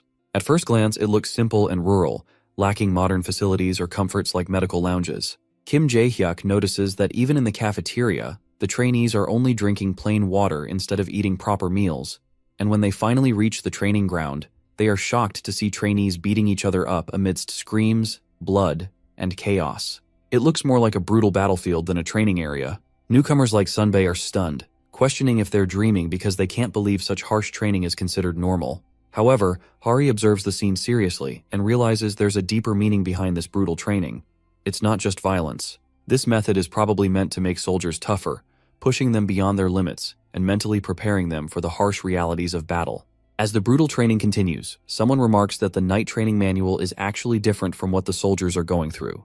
This small comment gives the students some relief as they realize they are lucky compared to the insane environment around them. Kim Jae-hyuk, still shocked by the brutality he witnessed, desperately thinks about escaping this madness. However, before he can act, Leon appears at the training grounds and announces that today is a special day. Students have come to observe and decide if they want to join his military. He then orders the trainees to pause their brutal training and take their seats. The students quickly obey, though Hari feels confused when Leon tells her to stand with the students rather than the soldiers. Leon explains that he wants Hari to aim higher and prepare to become a mission knight, which suggests a higher status and more responsibility compared to ordinary soldiers. Hari agrees respectfully. Leon then officially begins the selection process, stating that he will personally choose the most talented individuals from the students to become his disciples. Being selected would be a huge honor since it means direct training under him. As the selection begins, Suho, one of the students and Hari's close companion, quietly calls out to her. Hari warns Suho seriously not to be rude to Leon, reminding him of how strict and intimidating Leon can be. She only tells Suho this out of genuine concern for him. Without giving them much time to process, Leon orders everyone to raise their swords and attack him all at once. The rules are simple. The time limit lasts until the last student falls. Leon reassures them that they don't need to worry about getting hurt because he possesses the Holy Grail, an artifact that can heal injuries. With about 40 students standing before him, Leon admits that he would actually be pleased if even one of them managed to land a hit on him. The students, overwhelmed but unwilling to back down, rush to move.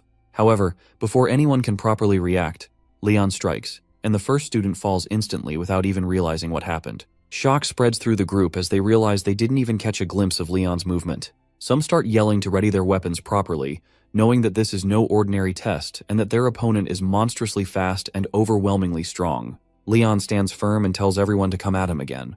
Despite their fear and hesitation, the students gather themselves and charge. One by one they fall, but not because they are holding back. They give it their all, fighting with everything they have. After the clash, the students are left breathless. Even so, they reflect on their effort, feeling a little proud that they didn't hesitate.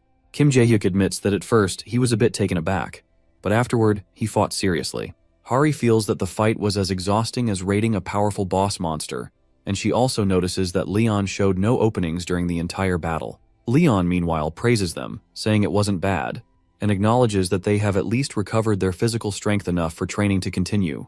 Leon then shifts into lecture mode, explaining the difference between a soldier and a knight. Training soldiers is straightforward. It's all about pushing the body and non-stop physical endurance. But knights, Leon says, require a deeper kind of training. He sets clear expectations. The first group, those who endured the longest against him, will need to grow strong enough to match the level of a kingdom knight, and the rest must also improve by at least one full level. One of the students admits they don't fully understand the standards Leon is using, to which Leon responds calmly, explaining the knight system in his kingdom. He says knights are divided into 5 levels. First, there are the knight-errants, those who haven't been officially appointed yet, but after proving themselves, they become kingdom knights, who serve formally under the kingdom. Next, those who rise further become war knights, who have the authority to command other knights. After that, Leon explains the mission knights, who are special because they leave everything behind to search for God's quests. Their duty is to wander endlessly, sometimes for decades, until they find and complete a divine mission. Leon reveals that he himself once embarked on such a journey, received a quest from goddess Ariana, and successfully completed it. He adds that becoming a Grail Knight was how he achieved his current status. When someone asks if a Grail Knight is the highest level, Leon agrees but provides more detail. He explains that beyond a regular Grail Knight, there is the Grail Guardian, a special title given to the one Grail Knight who succeeds the King of Lionheart. Trying to claim this title isn't just about seeking honor. It's like challenging Leon's kingship. Leon warns seriously that anyone who dares challenge it will be killed on the spot. He adds that right now is the only chance anyone would have since his power has weakened, making him closer to a normal Grail Knight than a full-strength Grail Guardian. Even with that, the students are stunned, wondering how this could be considered weakened, given how overwhelming Leon still seems. One student nervously asks how strong a Grail Knight truly is, to which Leon pauses before admitting that it would be hard for them to even grasp. Gumchul slowly wakes up, holding her head as pain rushes through it. Her mind feels heavy, and she wonders why she was even unconscious in the first place. No matter how hard she tries, nothing about what happened earlier comes to mind. As she slowly gets up, she notices a girl standing nearby, her calm presence surprising her. The girl introduces herself as Hildir from the Woodsling tribe, and mentions that she protected them from the kingdom's soldiers. Gumchul is confused by the word hero, clearly having no memory of doing anything like that. Before she can ask more, a familiar voice echoes nearby, and a man joins them, saying his sister appears, alive and unharmed. It's Hwang Gumchul, who has just returned after shaking off enemies. However, Gumchul admits that her memory is completely blank. As the group talks, Hwang wonders how much Gumchul actually remembers, to which she pauses for a moment and shares the only image still stuck in her head. The ground, torn apart and broken. Hwang listens, still trying to make sense of the situation as Gumchul's mind remains foggy, but the conversation starts to piece things together. The mention of a lost day's memories catches her attention, and she wonders how she could have forgotten everything. She also hears Hwang explain that the spell failed. They barely managed to escape, and a relentless monster had chased them. The mention of the Woodsling tribe helping them gives Gumchul a brief moment of clarity. Gumchul learns that during the battle, she was struck by a hammer, teetering on the edge of death for 2 whole days. Stunned, she asks about the healers, but they couldn't help because of a curse placed by Jovrik, the Grail Knight. The curse prevented anyone from healing, turning the powers of recovery into something destructive, which leaves Gumchul in disbelief. Her eyes then fall on the unfamiliar markings spread across her skin. They feel strange at first, but Hildur calmly explains that they're part of a healing spell, etched to support her recovery. Each symbol holds meaning, tied to an ancient method practiced by the local tribes. Gumchul later examines them more closely, quietly noting how they almost look cool despite everything. As she pushes herself upright, her sibling gently checks if she can stand because a meeting is about to begin, and everyone is expected to join. Afterward, the tribal chief Beldi steps forward and speaks with a serious voice. He explains that for years, the Crown's army has attacked their people, calling them heretics. Many were killed in terrible ways, and some were even skinned. Even after all that, the tribes refused to give in. Moreover, 3 whole tribes were destroyed along the way, but they kept fighting. In the end, when nothing else worked, they prayed to the gods, hoping for strength they couldn't find on their own. As a result of their prayers, the heroes answered the call. Huang brings up how powerful that enemy was. Even with 3 top-ranked hunters and a raid team of over 100 fighters, they barely held their ground. Geovric was no ordinary foe. His armor could withstand a direct hit from a giant beast without breaking, and his body could heal from even the worst burns. His army was just as tough. As long as he stayed alive, they shared the same strength, healing quickly and standing strong. The only thing that seemed to affect him was Yonha's special weapon, built specifically to break through heavy armor, and it was the only thing that left a mark. After everything that happened, the tribe felt grateful for how much the heroes risked for them. Now, they were ready to help in any way they could, without asking for anything in return. Meanwhile, the scene shifts when one of the cadets suddenly shouts in surprise after seeing a real horse for the first time.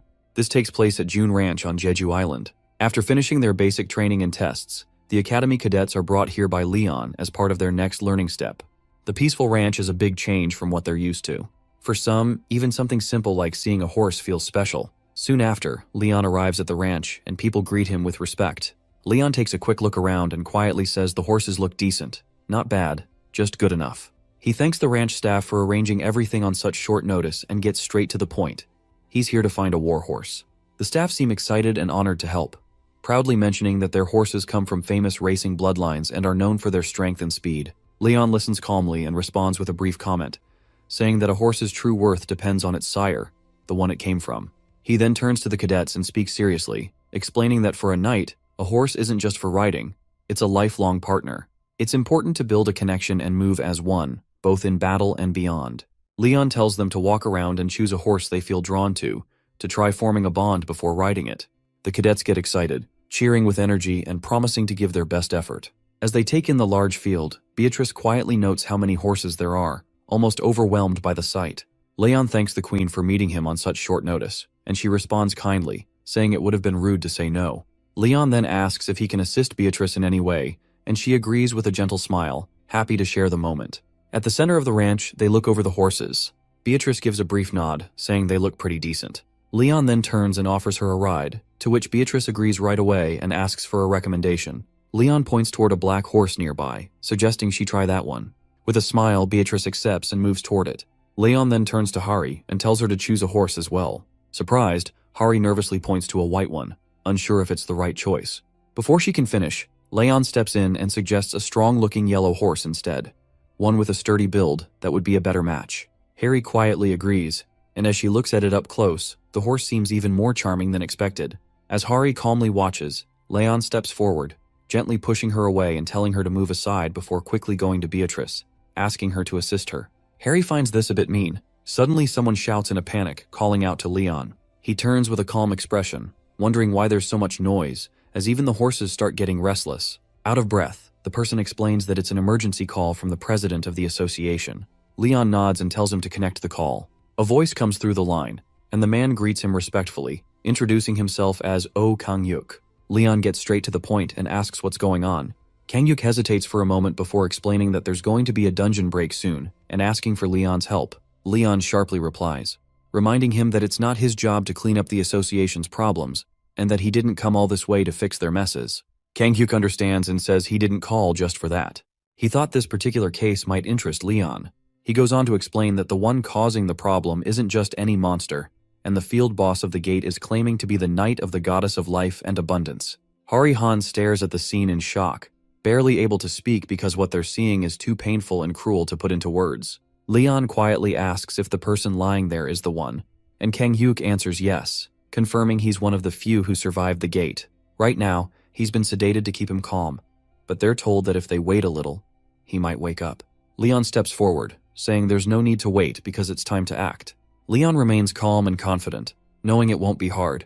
Beatrice just needs to create a new space inside the man's dreams. After all, the strange world that kept repeating inside the gate was his creation. Inside that world, there was a knight with a warhammer, and he claimed to serve the goddess of life and fertility. Now Beatrice soon discovers the name Govrik. Some refer to him as Majestic Geovrik, a title that carries weight. Quite some time has passed since the execution grounds were established.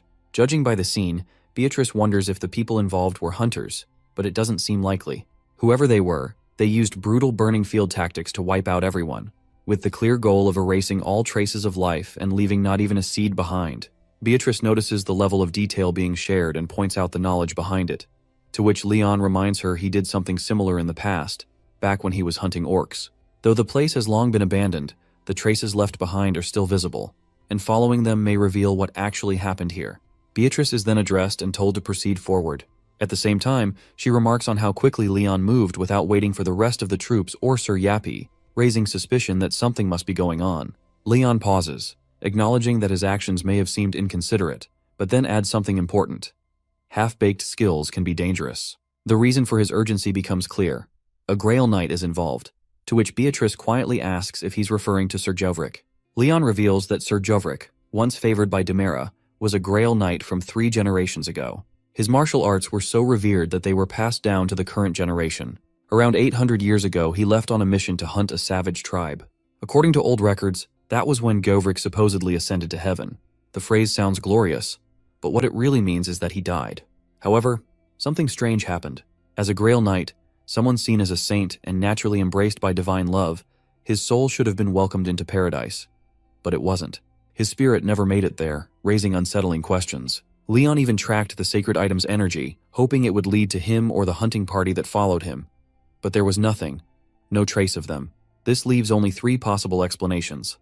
First, that Sir Govrik is still alive. Second, that his soul became lost, unable to reach its destination.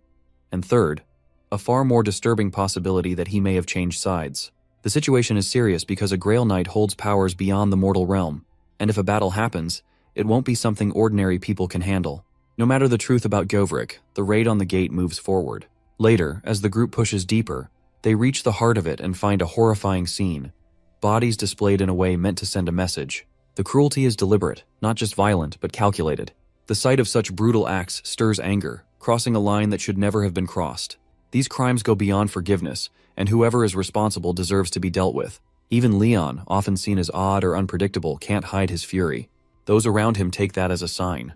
Hari realizes that beneath his strange ways, Leon is a righteous leader who stands firmly against injustice. The soldiers are called to attention, and Hari and the rest are told that no matter what happens from this point on, they must follow only Leon. They are warned not to rely on what they see or what their minds might tell them because illusions could be dangerous. Everyone agrees without hesitation, rallying behind their king. Time is running short, and there's no room to waste because the enemy is near. Their presence is already starting to stir chaos, with wild, violent screams ringing out.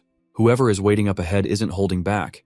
They want total destruction, and aren't planning to leave anyone alive. Hari shouts and breaks the tension when she spots a nearby village under attack. Worse, the enemies are brutally charging at innocent people, and the scene is both cruel and hard to watch. Realizing what's happening, the group is filled with rage, but none more than Leon. He doesn't hesitate for a second. His fury explodes as he shouts at the top of his lungs, calling the attackers vermin, and without waiting for backup, he races forward on his horse. His soldiers call after him, stunned, as they've seen him like this before, especially during the orc massacre. When innocent lives are at stake, Leon can't hold back and charges straight into danger, driven by pure anger and a strong sense of justice. The others struggle to keep up because he's already far ahead, moving too fast to follow. Hari suddenly remembers the orc battle, and it clicks for her. There's a deep reason behind this anger. Then, out of nowhere, Leon screams for the honor of Lionheart, and the soldiers watch in shock as he swerves hard with his sword raised. The only problem is that Leon is charging in the wrong direction. Hari stands frozen for a moment, unsure of what she's seeing. Leon looks furious, his voice cold and sharp as he calls everyone insects. He doesn't want to listen or explain anything. He just locks onto his next target and pushes his stallion to charge forward. Everyone around Leon freezes because something feels off. and instead of striking down enemies, Leon turns his attention to the very soldiers he was supposed to protect. Whispers break out, and no one can understand why Leon is doing this. But deep down, Hari knows something's wrong because Leon isn't acting like himself. Hari clenches her fists, her heart pounding because if no one does anything, more people will get hurt. Without wasting another second, she decides she has to stop Leon. Hari hears someone call her name and pauses her steps. Beatrice tells her to trust Leon, saying there's always a reason behind his actions. Hari hesitates, still unsure, but Beatrice's words leave her thinking.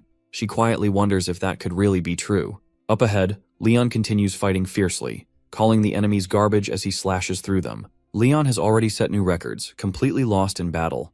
Hari questions if Leon's just fighting out of anger, but Beatrice shrugs, admitting Leon tends to get overly excited.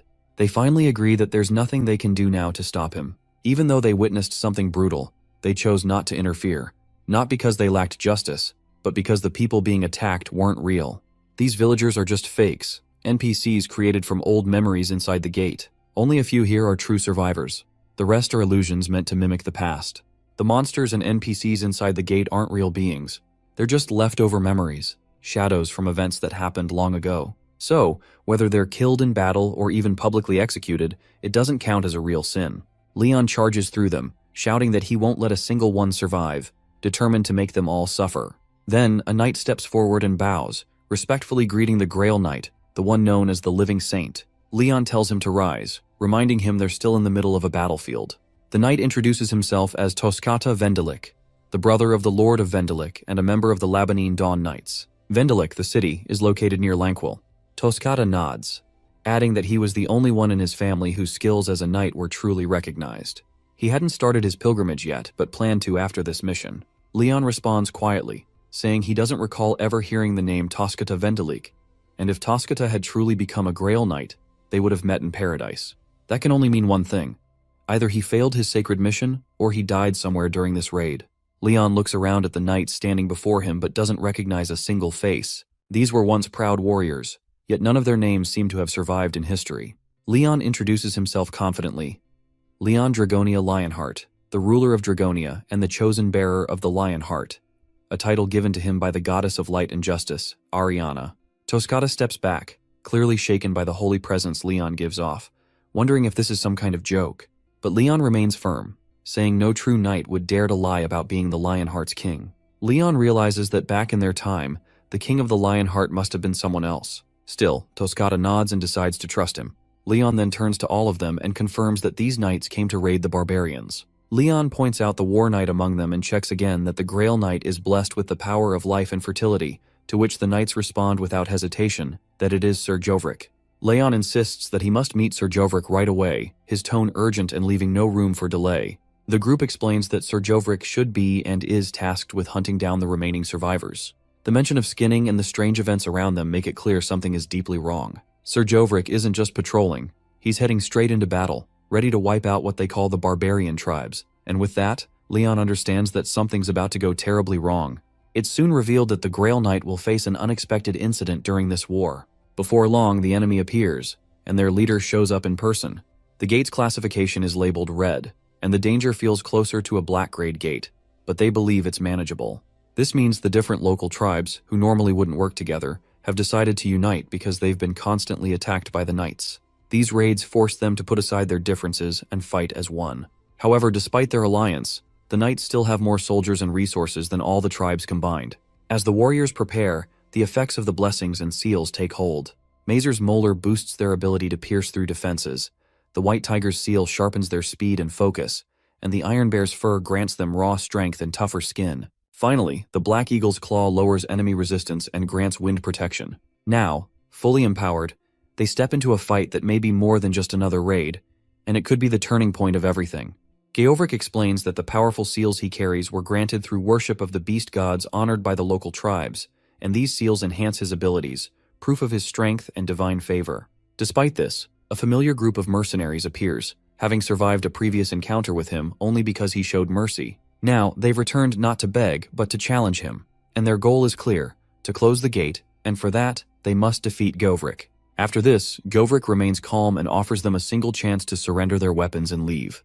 He warns them that they haven't committed any great sin worth dying for, but the mercenaries stand firm. One of them throws his words back, questioning how someone who skins people alive and spares neither children nor elders can talk about sin or justice, to which Govrik declares that he feels no shame or regret for what he's done. In his eyes, everything he's done is right. Govrik stands firm, declaring that everything he has done is righteous. In his view, he has committed no wrong, and those who oppose him have crossed a line that cannot be ignored. He warns that divine punishment is now upon them. Then, one of the warriors nearby senses the danger and urgently tells the others to activate their defense arts. They know this kind of power isn't something Govrik can unleash often, so if they can withstand it just once, they might have a chance to turn the tide. At that moment, the knights loyal to the kingdom, who have long entrusted their lives to the gods, begin channeling their faith into one single point in Govrik. Their devotion, unshaken and pure, flows into him like a powerful current. As they unite, they cry out together, proudly declaring themselves as knights who serve the honorable Grail Knight. They offer up their strength, their belief, and their purpose to erase all evil standing in their way. Just then, Govrik stands tall in front of everyone, claiming to be the face of the true God's glory. His miracle takes shape, and the moment it becomes real, the very earth beneath them trembles and falls. Those chosen by the gods receive power beyond human limits. Knights who rise to the rank of saint are granted strength by the goddess of light and justice, who watches over all knights. When that power is fully awakened, it brings forth something terrifying, divine punishment, and this punishment isn't the same for every Grail Knight. It depends on the god they serve. For the Grail Knight of life and fertility, that punishment shakes the land itself, bringing destruction to the earth. Everyone watching is stunned, unable to believe what just happened. One attack, and 3,000 tribal warriors vanished without a trace. It didn't feel like something a human could do. The others start to feel some relief, thankful they weren't the ones hit by it. Amid all this, Govrik pleads to the goddess, asking her to guide them no matter where they walk, to be the ground beneath their feet, and to help those who've lost their way find it again. He also yells to give the enemies a final chance at purification, but quickly follows it with orders to wipe them out, calling them sick heathens and showing no mercy. The main fighters step forward to block the enemy head-on, while others spread out to trap them from all sides. Their numbers give them confidence, believing they still have the upper hand. However, Govrik watches in shock as a single mercenary holds his ground, stronger than expected. The strange mark on his body, the one from the heathens, might be the reason for his power. The hunters made a mistake because they forgot something important. These mercenaries didn't follow the path of holy missions or serve any god. They weren't guided by divine visions or sacred vows. Despite this, they weren't weak. They were warriors who had traveled across the land, facing danger again and again, trying to prove their worth. They didn't need a god's blessing to stand their ground.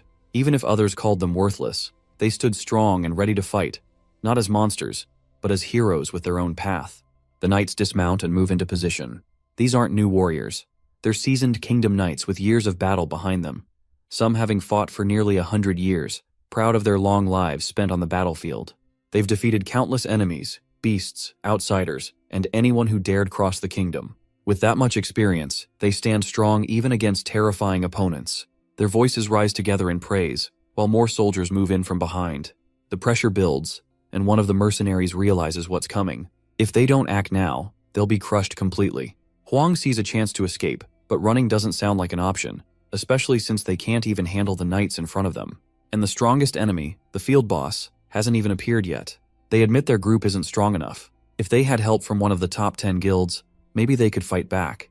But time isn't on their side. Before help could arrive, the dungeon would collapse. Then Huang quietly suggests there might be a better and smoother way to end this, and the others stop to listen because whatever Huang means, it might be their only chance. Ariana, the goddess of light and justice. Demira, tied to life and fertility. These names float around, but not everyone knows them. Lee shrugs it off because he's never cared much about religion. He doesn't see what gods have to do with gates either. Then, someone else points out the strange coincidence that the king of the Lion Heart might actually be from this very kingdom inside the gate. It all clicks when they remember how the knights talked about gods and divine missions. That kind of talk isn't normal for a regular dungeon. If the king really is from the same place as those powerful knights, staying here would be suicide, and they need to fall back now. Hildur pleads, asking if Lee is just going to leave them, to which Lee responds that he's not giving up. He's going to bring support because staying here with no backup would only lead to more death, and there's no point in arguing with NPCs. None of this is real, not the village nor the memories it's made of. And what matters now is survival. Hildur then shouts to the guild that it's time to retreat and that the gate won't close today. The monsters won't fall and they need to get out before it's too late. Miss Hildur freezes as the enemy mocks her, saying none of her kind have ever succeeded in closing this gate. To them, she's just another failure, another weak creature. Though Hildur knows that the one she follows wouldn't approve of what she's about to do, she no longer cares. She blames the others for failing and convinces herself that this desperate action is their fault, not hers. The others around her are confused and wonder what she's about to do, but she brushes aside their questions, saying there's no need to worry. Once again, she's going to take a shortcut, an expedient, something that isn't right but necessary. A strange, dark energy spreads across the battlefield, heavy and unnatural, and the truth becomes clear.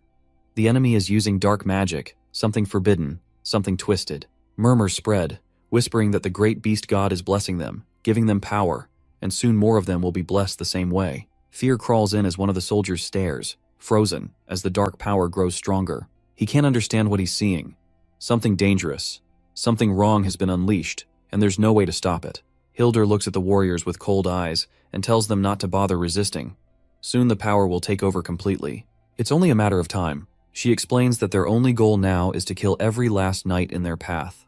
Hildur shouts that they have to begin again, because despite all the worlds they visited and the battles they fought, none of them managed to defeat the enemies, and nothing ever worked. Frustration rises as their enemies, now marked with the heathen's curse, stand stronger than ever. Huang then shouts a warning, saying the cursed mark on their skin is their weakness, and that's where they must strike. The moment of clarity sharpens their focus, but the danger hasn't passed. Giavrik is offended by their defiance, and it's clear the battlefield is slipping out of control, with things getting worse. One of the knights knows what must be done. If he wants to protect the others, he'll need to act fast, even if it means laying down his life. He doesn't hesitate and steps forward, fearless, calling out the enemy with everything he has left. His strength doesn't come from power alone, it comes from purpose. He leads with pride, charging, declaring glory for the Lionheart. Then, someone unknown steps forward, and every eye turns toward this figure. The soldiers stare, unsure who stands before them. He introduces himself as the King of the Lionheart, Leon Dragonia Lionheart. The reigns once belonged to Argon Majesty Lionheart, a former king known for his strength and honor. These reigns are not just for control, they carry the power to calm even the wildest beasts and awaken old, powerful blood. Handing them over without hesitation and diving into battle is exactly the kind of choice His Majesty would make. Stallion now holds the reins, quietly accepting the responsibility, grateful to be trusted with such a legacy. A few minutes earlier, the situation had grown tense because no matter how many enemies fell, more continued to appear like rats, spreading without end. The knights push forward, cutting them down, but the crowd refuses to shrink. Hari hesitates because the orders feel too harsh. Even children are being skinned, and it doesn't sit right. But Leon reminds Hari that the kingdom and its knights don't act without reason, and Leon knows the truth behind the bloodshed. Each enemy carries markings, symbols on their skin that prove their loyalty to the beast god. That's why they do it, and that's why skinning matters. They receive the marking, and once they begin using its power, their souls slowly start to rot away. It's a quiet destruction that creeps in over time, corrupting from within. Hari then realizes the truth, that there's no real difference between them and the demons they fight. Leon stands firm and reminds her that a soft heart and talk of human rights won't help in a battle like this. This fight is cruel, and in cruelty, only two things matter: the truth and absolute justice. With that resolve, Beatrice also prepares to carry out her duty. Later, Beatrice steps forward and tells them to stay behind. Meanwhile, Leon realizes that something feels off because the enemy's markings are still active, even under the Holy Grail Knight's attacks. That can only mean one thing: Sir Jovric's divine law isn't working as it should. Still, there's no time to stop and wonder, because the Grail Knight of Demera must rise again, and they have to push through this storm together. Leon steps forward with firm resolve, declaring that the first thing they must do is break the bond between the enemy forces, because there's no room for hesitation, and severing that connection is the key. He raises his voice and introduces himself again, not as a mere warrior, but as the King of the Lionheart, claiming he has come to lead them to paradise. The moment his presence is known, panic spreads, and Govrik recognizes the light surrounding him because the Holy Grail has appeared, bringing with it something sacred. The miracle begins, and shining light pours over the battlefield, wrapping everyone in its glow. Wounded soldiers stir as their injuries vanish. One looks down in shock as his wounds heal, and another, whose arm had once been lost, feels it growing back. The pain is sharp, but it's a pain that heals. This isn't ordinary power or an illusion. It's a real divine miracle that touches the earth. Giavrik realizes everything he had been blind to, and the truth shines brighter than any sword. He feels the presence of Demera, the goddess of life and fertility, speaking not through words, but through undeniable faith. Demera calls him not just as a knight, but as her chosen child, once lost and now found. There are no more doubts or questions in Govrik's heart, only a firm purpose. He understands Demira's will and accepts it without resistance. Geovrik prepares to carry out the divine command, free from confusion. He turns toward the king of the Lionheart, grateful to fight beside someone who shares this sacred path. Side by side, Govrik joins the battlefield, not just as a knight, but as a guardian of the Holy Grail, ready to face whatever comes. All the dead beasts start moving, slowly gathering in one spot, like something is pulling them together, and it becomes clear that a host is being formed, something massive and dangerous. The knights feel the pressure building, and things are only getting worse. Among the enemies stands a twisted knight, half holy warrior, half something else, bound by a corrupted soul. Facing someone like that is already hard, but now something even darker begins to rise. A servant of the Iron Bear begins a dark ritual, sacrificing captured souls to unleash the beast god's anger. The monster responds with a loud roar and charges straight at Lionheart, ready to tear him apart, but Lionheart stands firm. He doesn't back down, reaching deep into ancient power, and his vision comes true as Death Eye appears, slicing through the chaos. The pain hits him hard, but he refuses to fall. Leon's courage lights a fire in the others, and the knights around him feel it. Now is the moment. They must rise and stand together. They must destroy those who've covered the world in darkness. Hildur struggles to breathe, overwhelmed by fear and frustration as monsters keep coming without pause. Fighting even one Grail Knight like Govrik was already too much, and now things have taken a turn for the worse. Even the dead aren't left in peace, and the enemies laugh, saying the bodies will feed the soil. No one knows where the King of the Lionheart came from, or how the strange woman fits into all of this. While running, Hildur finds a glowing stone. It's a mana stone, a new source of strong energy made from monster hunts inside the gates, but something doesn't feel right. The amount of mana collected here is way too high. Like hundreds of thousands or maybe millions of monsters have been killed. A chilling thought crosses her mind. Then Huhu steps in and explains to Hildur that this gate might be caught in a loop, repeating the same events over and over again. Hildur realizes that she's not a demon, but her power feels just as dark. Huhu pauses, realizing something strange. Hildur isn't fooled. She knows she isn't just an NPC, and that changes everything. Huhu senses Hildur's power, a kind she doesn't like, but she doesn't waste anything and notices her enemies. Even now, she's turning Hildur into her servant through sheer force. The spell Huhu uses feels more like domination than magic, and it's hard to watch. Later, Hildur trembles, confused in pain, calling her monsters useless, as if she's done this many times before, and mocks Huhu, asking if she even remembers who her true master is. Hildur stands frozen, whispering a prayer to the gods, but it's too late. Huhu smiles coldly, claiming the slave as hers now. Anger boils over as Hildur's slave, calling her a cursed being, promises to tear Hildur apart. But something deeper stirs beneath the surface because the gate they're trapped in isn't just any battlefield.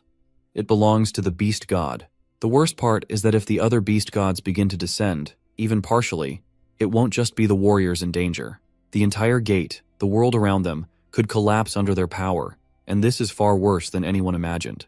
Leon speaks with calm certainty, mentioning how the 11th king of the Lionheart often talked about Govrik and the other knights. Hearing that name stirs something in Govrik, who becomes confused and wonders if Leon actually met him. Leon gently nods and reveals that the 11th king now rests in the paradise of the gods. Harry steps in, asking Govrik if he remembers anything, any clue at all. Govrik tries, but nothing comes to mind, and all he knows is the mission. Raid the barbarians, and that's the only purpose driving him. Hari then turns to the others, urging them to understand what must be done. She tells them the truth they've been avoiding. Govrik and the other knights cannot leave this gate. They aren't free warriors. They're bound, just characters locked in this cursed place, repeating the same fate again and again. To finally close this gate for good, they must face Govrik and take him down. Geovrik is proud of never having lost a single battle, not even once after all this time. Leon quietly agrees because if Govrik had ever tasted defeat, they wouldn't be standing together now. Suddenly, a monstrous enemy screams Leon's name and threatens to rip him apart piece by piece, and the battlefield shakes. Leon wonders if there is any way to stop the beast god's incarnation from descending. Hildur laughs cruelly, saying there's no stopping it now and that the gate is already collapsing. The beast gods plan to unleash everything they have to destroy it. Leon hears this but doesn't step back because he knows what must be done, and the knights who fought with him deserve better than to be left behind. Leon chooses to fight, no matter how dangerous the path may be. Beatrice tries to warn him, saying a direct fight may be too risky, but Leon has made up his mind because if they run now and a dungeon break happens, the monsters will escape into the world, and that's a danger far worse than anything inside this gate. Leon stands firm, determined to fight, but Govrik interrupts, saying there's still a way to close the gate. He reveals the truth that the gate will only close when he falls, and his defeat is the key. As a knight bound to this realm, his end will seal the gate for good. Though his body trembles, his will does not. He urges the others to retreat and live on, telling Leon to save his strength for battles beyond this fading world and that there's no point in wasting lives on ground that is about to vanish. Gjovrik turns to the other knights, his brothers and sisters in arms, saying the final battle is here, and with the King of the Lionheart at their side, representing the god's radiant glory, they must rise one last time. They will offer themselves up in sacrifice, not out of despair, but to secure the future of those who still breathe.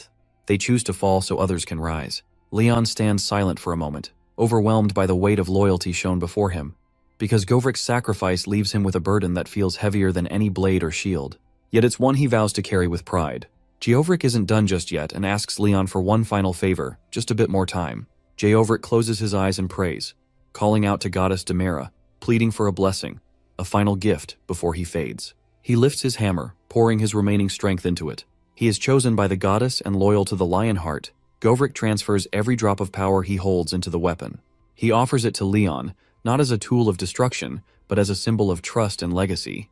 Until someone worthy appears, Leon must carry this hammer forward, to which Leon admits that no one may ever wield it as Govrik once did. Still, Govrik believes in the king, and fighting beside Leon was an honor he will carry to the end. After that, Govrik turns to his cavalry one last time and issues his final command, to protect the king until every last one of them falls. His knights raise their heads with pride, answering without hesitation. Their lives were honorable, and their mission is clear. They shout one last blessing before retreating, their faith unshaken even in the face of the end. Further ahead, Govrik stands tall and reminds the world who he is. Not just a warrior, but a legend carved from countless battles. He's slain over 10,000 enemies with his own hands, faced more than 5 million through the tides of war, and never once faltered. He remembers standing against 300,000 orcs, holding the motherland's line when no one else could. He recalls the victory over the mighty ogre chief, where hope seemed lost, but courage pulled them through. Through every battle, the goddesses Demera and Ariana stood by his side, and the god Patos found joy in their strength and spirit. Gjovrik is not just a knight. He is the Grail Knight of life and fertility, and with his final cry, he calls his brothers and sisters to rise once more. Today they march toward death, not with fear, but with honor, and they die for justice, for the future, and for the name they carry. As they charge forward, their hearts burn with glory because behind them, the lion heart blazes bright. Harry feels heavy, unable to walk away. Even after Leon tells her to leave, she can't bring herself to turn her back. Harry wants to witness their final stand, to honor them with her presence, to which Leon doesn't push her because if she wants to stay, then she stays. Harry senses that something is wrong. Her voice trembles as she realizes what just happened. Govrik has ascended. After this, Leon vows that the beast they worship, the god they bow to, will face the cruelest end. The Grail Knights begin to retreat, their purpose temporarily fulfilled, and now the divine laws must take form and force results, no matter the cost. Moreover, the final words spoken by Govrik echo louder than any war cry. His sacrifice, his loyalty, and his strength mark this day. Leon silently promises to carry those words forward. What Govrik believed in will not fade. His justice will be realized, not just in spirit, but through the king's next actions. Leon feels really tired, but it's different from the exhaustion of battle. Back when he fought and defeated countless demons, he never felt this heavy. Now something inside him aches, and as time passes, Leon starts to understand why. It's not the fights that wear him down, it's the fear. The fear of losing the people he cares about again, because that kind of loss is harder than any wound. What scares him even more is the thought of walking into a future where he has to fight alone. Still, Leon knows this is a path he must walk by himself, and this weight isn't something he can hand over to anyone else. Some burdens are meant only for the one chosen to carry them. Just then, a voice calls out to him, and Hari finds him. Leon notices how late it is and wonders why Hari isn't resting like she usually does, since she's always the first to wind down, watching her favorite dramas after a long day. But tonight she's still here, holding a sword and standing as if waiting for something. Harry stammers, trying to explain herself. She says it's not sudden, but everything they've been through lately has stirred something inside her. The battles, the sacrifices, the weight of the truth, they've changed her. It's made Hari feel like she can't waste any more time, like she needs to be stronger, not just for herself, but for everyone. Leon tells Hari to raise her sword because he wants to see the strength she has. She straightens, both nervous and proud, but responds in her usual formal tone, still speaking as she always has. Leon quietly sighs and wonders when she'll stop talking like that. He raises his sword with ease and tells her to prepare, which she quickly does, gripping her weapon tightly. But the moment his blade swings, she stumbles back, shaken by the force of his strike. Leon doesn't hold back and points out her mistake right away. Her arms are too low. If they fall below the belly button, she loses speed, just a fraction at first, but enough to make a difference. If they're even lower, her movements slow down drastically. Hari nods quickly, absorbing every word. After that, Leon steps in again and reminds Hari it's not just about the arms or the sword, because defense comes from the whole body. One foot steps back, weight grounded. She tightens her grip and tries again, this time with more control. Hari manages to block the next strike and blurts out that she notices Leon's movements are wider than necessary. Leon doesn't get upset but tells her he's mentioned this before. It's not about big motions. What matters is being fast and precise because every second, every step, and every swing must count. Leon then questions her reasoning, asking why she thinks creating an opening for the enemy is ever a good idea. Hari hesitates, thinking it might be to use her abilities more effectively. Leon becomes frustrated because that's not what matters. Victory doesn't come from just using skills efficiently. If she ends up dead in the process, then what's the point? Hari believes Leon would expect her to give up her life if necessary, thinking that was the noble path, something done for the sake of honor or glory. Leon immediately shuts that idea down, saying he sees no value in sacrificing oneself without purpose. Later, Leon challenges her, asking if she even has someone in her life worth dedicating that sacrifice to. If there's no one, then following the path of those who do becomes meaningless. The weight of his question settles over her, and she looks down. Leon tells Hari to take a break. After this, Hari turns away slowly, carrying the weight of the conversation with her. Hari starts to notice that Leon hasn't been himself lately because his energy seems lower than usual, which worries her. Yappy explains that Leon's body is reacting strangely due to pressure, though his words are hard to understand. Later, when Hari asks him to say it in a simpler way, Yappy just says it's stress and Leon needs to relax. This makes Hari wonder what Leon might enjoy during his free time, and Yappy suggests that living beings often feel better through entertainment, especially games, because games help ease the mind and bring joy during rest. Hari tries to picture Leon playing games, but it's hard to imagine. Still, she wants to try and find something Leon might like. Hari asks Yappy for ideas, but he says choosing fun games for humans isn't really his job. Hari thinks Yappy could have just said he didn't know instead of making it sound so complicated. Suddenly, Hari feels like maybe Leon would enjoy something fun after all, and the idea lifts her mood a bit. As she keeps thinking, Yappy seems ready to explain more. After that, Yappy admits the plan made sense but insists it was only a coincidence, saying no one can match the way he calculates things. Hari brushes it off playfully, not taking his words too seriously, but Yappy senses the teasing and doesn't like it, thinking a human shouldn't speak to him that way. Still, Hari stays relaxed and points out that she won in the end anyway. Goddess Ariana gently acknowledges the knight's willingness to step forward, saying it brings joy to the gods. However, she expresses concern for him because, after fighting for 200 years without pause, Ariana believes Leon deserves something more, something that brings peace and comfort. She suggests that now is the time for him to enjoy the pleasures of life, like resting and healing. Leon finds the word entertainment distant and unfamiliar, so Ariana explains that in this era, people have many ways to relax and enjoy themselves. While she's not sure what would truly suit him, she believes the most meaningful pleasures are timeless. Leon wonders what kind of entertainment transcends time, and Ariana gives an unexpected answer, sharing intimacy with a woman. She speaks without shame, saying it's a natural way for humans to feel joy and release stress. Ariana even mentions the queen and the red-haired girl as possible choices. Leon feels taken aback, especially at the mention of the younger girl, because to him, Hari still seems too young. But Ariana disagrees, calmly stating that the girl is fully grown. She also reminds him that love and closeness are not only sources of comfort, but also necessary for continuing the royal bloodline when the time is right. Ariana calmly explains that one of the natural ways humans relieve stress and find joy is through intimacy. She also adds that it's important to think about rebuilding the royal family for the future. Before she can say more, a sudden voice urgently calls for Leon's attention. Leon tries to remind Hari to show proper respect, but she pushes forward and insists that he needs to see what she has prepared. Though slightly annoyed by the interruption, Leon asks what she has to show him, to which Hari happily announces that she put effort into it with help and advice from Sir Yappy. However, when Leon sees what Hari's wearing, or possibly what she's done, his expression turns cold, and he warns her that if she ever shows up like that again, she'll be forced to run around the neighborhood without a stitch of clothing. Clearly, whatever Hari presented crossed a line, and he's not having it. Hari panics and insists that things aren't what they seem, feeling wrongly accused and flustered by the misunderstanding.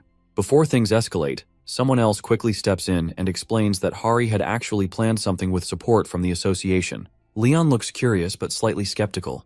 The assistant goes on to say that the whole team got involved to help Hari with an event she organized. Leon is clearly unsure what to expect, but when he hears that even Sir Spinne participated, he begins to take it more seriously. Hari then asks him to enter the gate she prepared, assuring him he'll enjoy it.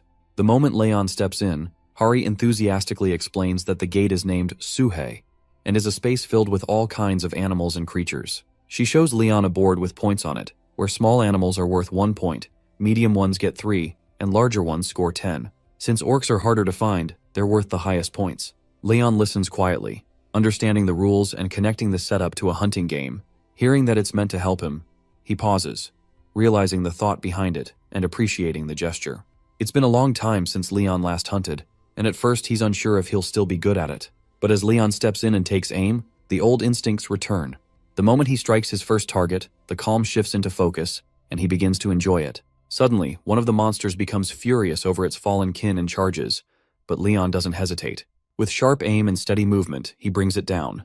The energy around him changes, and his hesitance disappears. Hari realizes that he's fully into it now, and the earlier doubts seem unnecessary. In fact, Leon is really enjoying the game. As he continues moving through the gate, he casually mentions that bringing back a souvenir is part of the tradition. Hari, watching him handle the bow with perfect skill, points out how naturally good Leon is, even with something he hasn't done in a long time. Hari always thought Leon disliked long-range weapons, but that turns out to be a misunderstanding. Just because Leon's a knight doesn't mean he's unfamiliar with using them. In fact, hunting has always been part of a noble's life, especially for those traveling on missions. Knights often have to fend for themselves in unknown lands, and that includes hunting for food. So over time, they naturally become skilled hunters. Though Leon is known as the strongest champion of his time, he casually admits he was also the second best hunter, which surprises Hari. She wonders if he was second, then who held the top spot, and Leon explains that the title didn't go to another Grail Knight, but to a priestess. She wasn't a knight, but she was chosen by the goddess of the moon and hunting. She led the Temple of the Moon and wielded a bow with unmatched power. Her arrows flew like falling stars, strong enough to cross entire mountains if she ever used her full strength. While Hari tries to process that, she finally asks why Leon only hunted orcs. His answer is simple. There was no need to organize teams to herd weaker animals. Orcs gave the most points, and going for the highest score in a competition only makes sense. Though his reasoning is blunt, it's clear to Hari that Leon truly sees orcs as nothing more than prey. After the hunt, Leon picks up something unusual. The object gives off a strange energy, and it feels cursed. Hari agrees, and it turns out to be a cursed totem, something quite rare. Instead of keeping it, Leon decides to sell it and give the money to those who helped herd the animals. Despite it being worth a huge amount, Leon believes it'll be a well-deserved reward for the people who spent their day off working hard under the sun. Afterwards, Leon notices traces of orcs that manage to escape. Determined, he says the hunt isn't over, and those creatures are still out there, defiling the forest. Even if they're not real, orcs are still enemies in his eyes. He invites Hari to follow him, offering to teach her how to properly use a bow and arrow. Hari agrees, but she is a little surprised by his sudden energy. Watching him now, she quietly admits that Leon looks much better, and when Leon hears her words, he pauses for a moment. He realizes that it's been a long time since someone treated him kindly without expecting something in return. Leon quietly admits he's proud of Hari. She doesn't catch it at first, but Leon doesn't repeat himself. Instead, he sets a clear goal that Hari must take down at least 3 orcs using the techniques he showed her, or he'll be upset. Hari panics a bit and reminds him she's barely had any experience with a bow and arrow. Meanwhile, back at the Pantheon Guild's training, Hari feels relieved, glad to see that Leon seems to be in a better mood now. Just then, the section chief shows up, casually explaining that the tractor broke and he needs to visit the supply room. Apparently, no one's been there since the Naju incident. Hari decides to tag along, and they head to the supply room. This is where Sir Jovric's hammer is kept. The moment feels sacred, and Hari mutters a prayer, though it's a strange mix of Buddhist and Christian traditions, even crossing herself unconsciously. The section chief points it out, a little confused by the blend. Still, the section chief confirms the hammer has been here the whole time. Since no one is currently capable of wielding it, they've chosen to keep it safe in the supply room. Hari is about to move on until something unexpected catches her attention. A mysterious figure arrives at the entrance, curious to see the nation's most powerful epic item. As he steps closer, a loud alert rings out, and Yapi instantly reacts, revealing the figure to be none other than Jagd Spinne, shocking everyone with his sudden appearance. Spinne confirms that the hammer is indeed in the hands of the Pantheon Guild. Yapi calmly acknowledges Spinne, who came to challenge the hammer, greeting him with an oddly formal welcome. Spinne, still unsure of what to expect, thanks him, and remarks that the place is more refined than he imagined. Before they can continue, Yappy cuts in, stating that an entrance fee must be paid before entering, with a posted fee of 5 million won for hunters. Spinna is shocked, frustrated by the fact that civilians are charged 500,000, yet hunters have to pay 10 times more. Yappy explains that civilians simply appreciate the relics, while hunters come to challenge them, so the extra fees help maintain the sacred items. Despite the explanation, Spinny feels the price is unfair due to the extra zero. They begin to realize, however, that the value of the epic item justifies the cost. Spinna hesitantly asks if Samsung Pay is accepted, to which Yappy calmly replies that bank transfers are fine. Just then, Hari steps forward and introduces herself as the assistant manager from the Korean Hunter Association, part of Management Team 3. She explains how everything began about a week ago when the hammer mysteriously vanished. It was then placed in a secure location, right where it was found. Despite several people trying to lift or move it, the hammer won't budge. Suddenly the hammer shifts, its movement filled with intent, as if trying to express something. It no longer feels like an ordinary object. Its presence suggests it has developed a will of its own, something that can happen with powerful holy relics when they stay connected to divine individuals for a long time. Over time, that connection can give them a form of consciousness, making them difficult to manage. When Leon first received the hammer, it was silent and obedient, serving him as a tool, blessed by the goddess Demira and loyal to the king of the lion heart. But now, its energy is different, stronger, more aware, almost as if it's searching for something or someone. Leon soon understands what it wants. It seeks a new owner, someone worthy of wielding its power. Turning to Hari, Leon instructs her to inform the association that the one capable of lifting the hammer will earn the right to keep it. Although the association will likely want to assess its worth before allowing that, the message has been delivered. The challenge is set, and the hammer awaits the next person who can answer its call. Meanwhile, they notice something unusual about the object. This isn't just any powerful tool, but an epic item. Among hunters, gear is ranked based on strength and rarity. These ranks help them choose the right weapons to fight monsters. At the base level are normal items, followed by rare, unique, and legendary items, which are crafted with exceptional skill, immense funding, and serious manpower. However, epic items are in a league of their own. They go far beyond legendary, and only a few have ever existed in the last 30 years. These are weapons known across nations, remembered in stories, and feared for their power. One such example is the Heaven Destruction Sword, used by the master of Shawan Mountain and once wielded by the heavenly demon himself. These aren't just tools, they're legends in physical form. Among them is the 12-ring Kakara, a staff said to hold the power to reshape the world, the Frost Queen's heart, still spreading the icy lands of Siberia, and the Wandering Demon's sword, lost since the Black Gate disaster in London, still drifting somewhere in the world. These items hold immense power, capable of turning the tide in even the most hopeless of battles. Now, right before them stands another item worthy of that rank, Gedvrik's hammer. Despite the artifact's worth, Leon confirms his decision that anyone who manages to lift the hammer will become its rightful owner. Mr. Lee Chansu reacts in disbelief, unable to understand how such a rare treasure could be given away so simply. He quickly pulls up the item's stats to confirm the value. The hammer is divine, infused with the soul of Gedvrik, a Grail Knight chosen by Demira, goddess of life and fertility. It holds the key of faith, granting divine energy directly from the goddess. It boosts vitality to the point of eliminating fatigue, and while standing on Earth, it increases defense power by 4 times and healing abilities by 3-fold. Even allies gain massive boosts with double defense and significantly increased healing. One of its powers, the Saint's Painting, allows the wielder to activate divine laws depending on their faith and connection to holy energy. The details overwhelm Lee Chansu because it's far more than just rare. It's a miracle in weapon form. Still, Leon doesn't budge, and his decision stands firm. Leon tells him to spread the word to the association, and Lee Chansu quietly asks if he can step away to make a call. The Hunter Association president picks up the call. His voice rises in shock, because this is the nation's first ever epic ranked item. Across all of Asia, it would be only the 3rd of its kind. Naturally, this revelation draws a flood of challengers to the Pantheon Guild. The crowd gathers with curiosity, and people begin asking where the hammer is.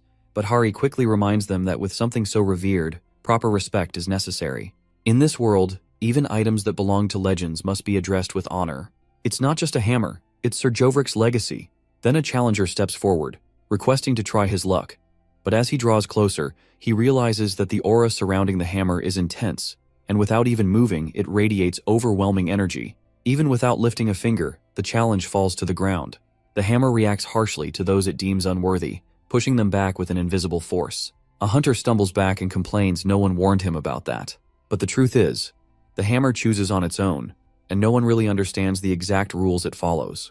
Then Kirik echoes around them, demanding a tithe and offering to the goddess tied to the holy relic. Confused hunters wonder if this is some kind of joke because they've already paid the entrance fee, and now there's another demand.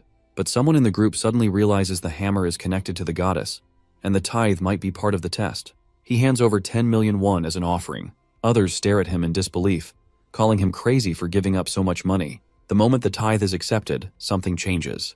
The hammer, once unmoving, suddenly allows itself to be touched. Moreover, the hammer allows the hunter to grip it firmly, something he couldn't do just moments ago. The aura around it doesn't resist him this time, and the relic has acknowledged him. Tithes start pouring in as hunters rush to offer money, all hoping to lift the hammer and become its owner. Everyone pushes to the front, arguing over who was first or who paid more. Harry starts to feel unsure and whispers to Kittik that something doesn't feel right. She wonders if this is really how a holy relic should be treated. But Yappy, standing with her, ignores her doubts because to him, it's not disrespect. It's smart planning. Then, the hammer reacts, rejecting a challenger and sending them flying. It wasn't just about strength or will, it was about the offering not being enough, and the hammer wanting more.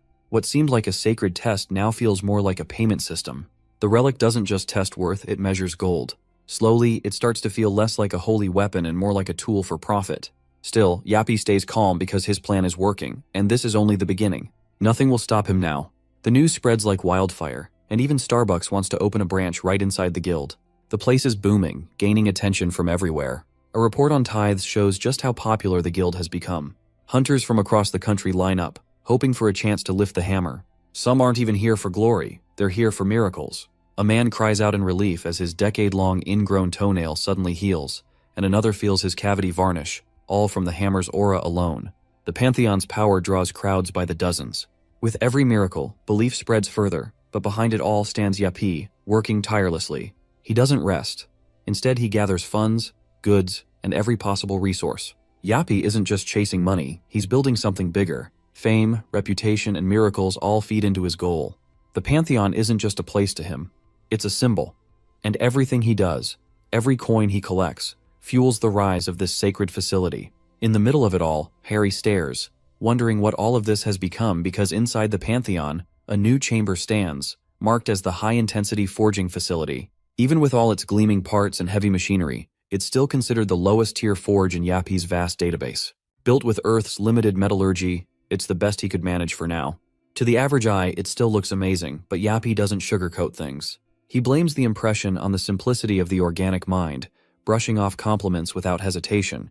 Hari, full of hope, asks if Yappy could forge a sword. After all, he's the Grail Knight of the divinity of steel and blacksmithing, and that title sparks expectations. But Yappy declines, not because of who asked, but because the forge isn't complete. It lacks the specialized facilities needed to work with adamantite.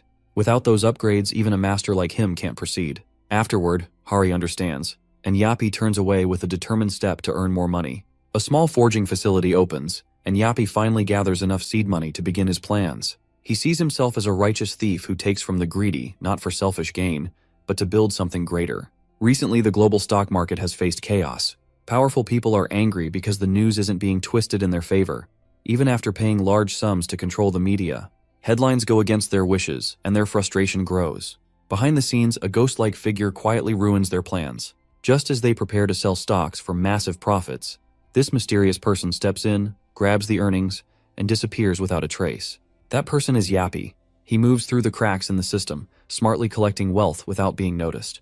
Now, Yappy focuses on food because, in this age, it has become one of the world's biggest problems. Demonic energy has ruined much of the land, making farming difficult. While powerful nations acted fast during the early disasters, poor countries continue to suffer. Dungeon breaks happen almost daily in these regions, halting any chance of stable agriculture. As all of this unfolds, Yappy quietly watches and prepares for his next move, knowing food will become the most valuable resource of all. Yappy begins buying up large areas of corrupted land across Eastern Europe and the Middle East. These lands, once considered useless, hold hidden value in his eyes.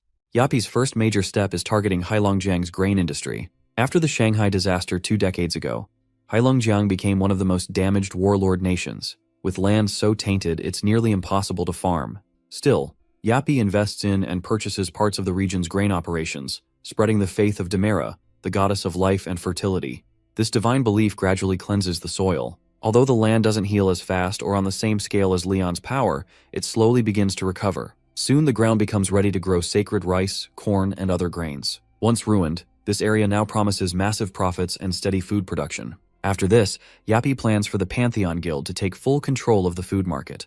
However, with food becoming power, he knows threats will come. Still, Yappy gathers information from around the world. Moreover, he sees how much is wasted on war and power struggles, especially as gates and monster threats rise everywhere. In his mind, any smart leader would avoid meaningless fights and focus on survival. Yappy declares that the land will rise again. Meanwhile, breaking news spreads across the screens that a coup d'etat has erupted in Jilin, and war begins. Amid this situation, Yappy moves calmly and pulls Hari aside, speaking only to her. He explains that he controls private equity, a growing method for managing wealth. Yappy doesn't ask for permission and announces that he will handle her finances. Hari is surprised and wonders if this is some kind of investment offer, to which Yappy corrects her, saying this isn't a request but a professional intervention. She's amazed that he's active in the stock market, and he quickly points out that her financial situation is weak. Despite Hari's pride in her savings, he reminds her that she only holds 15% of what A-rank hunters usually save, with most of her bonuses going straight to charity. Hari tries to justify herself, explaining she donates everything she doesn't need to the orphanage where she grew up.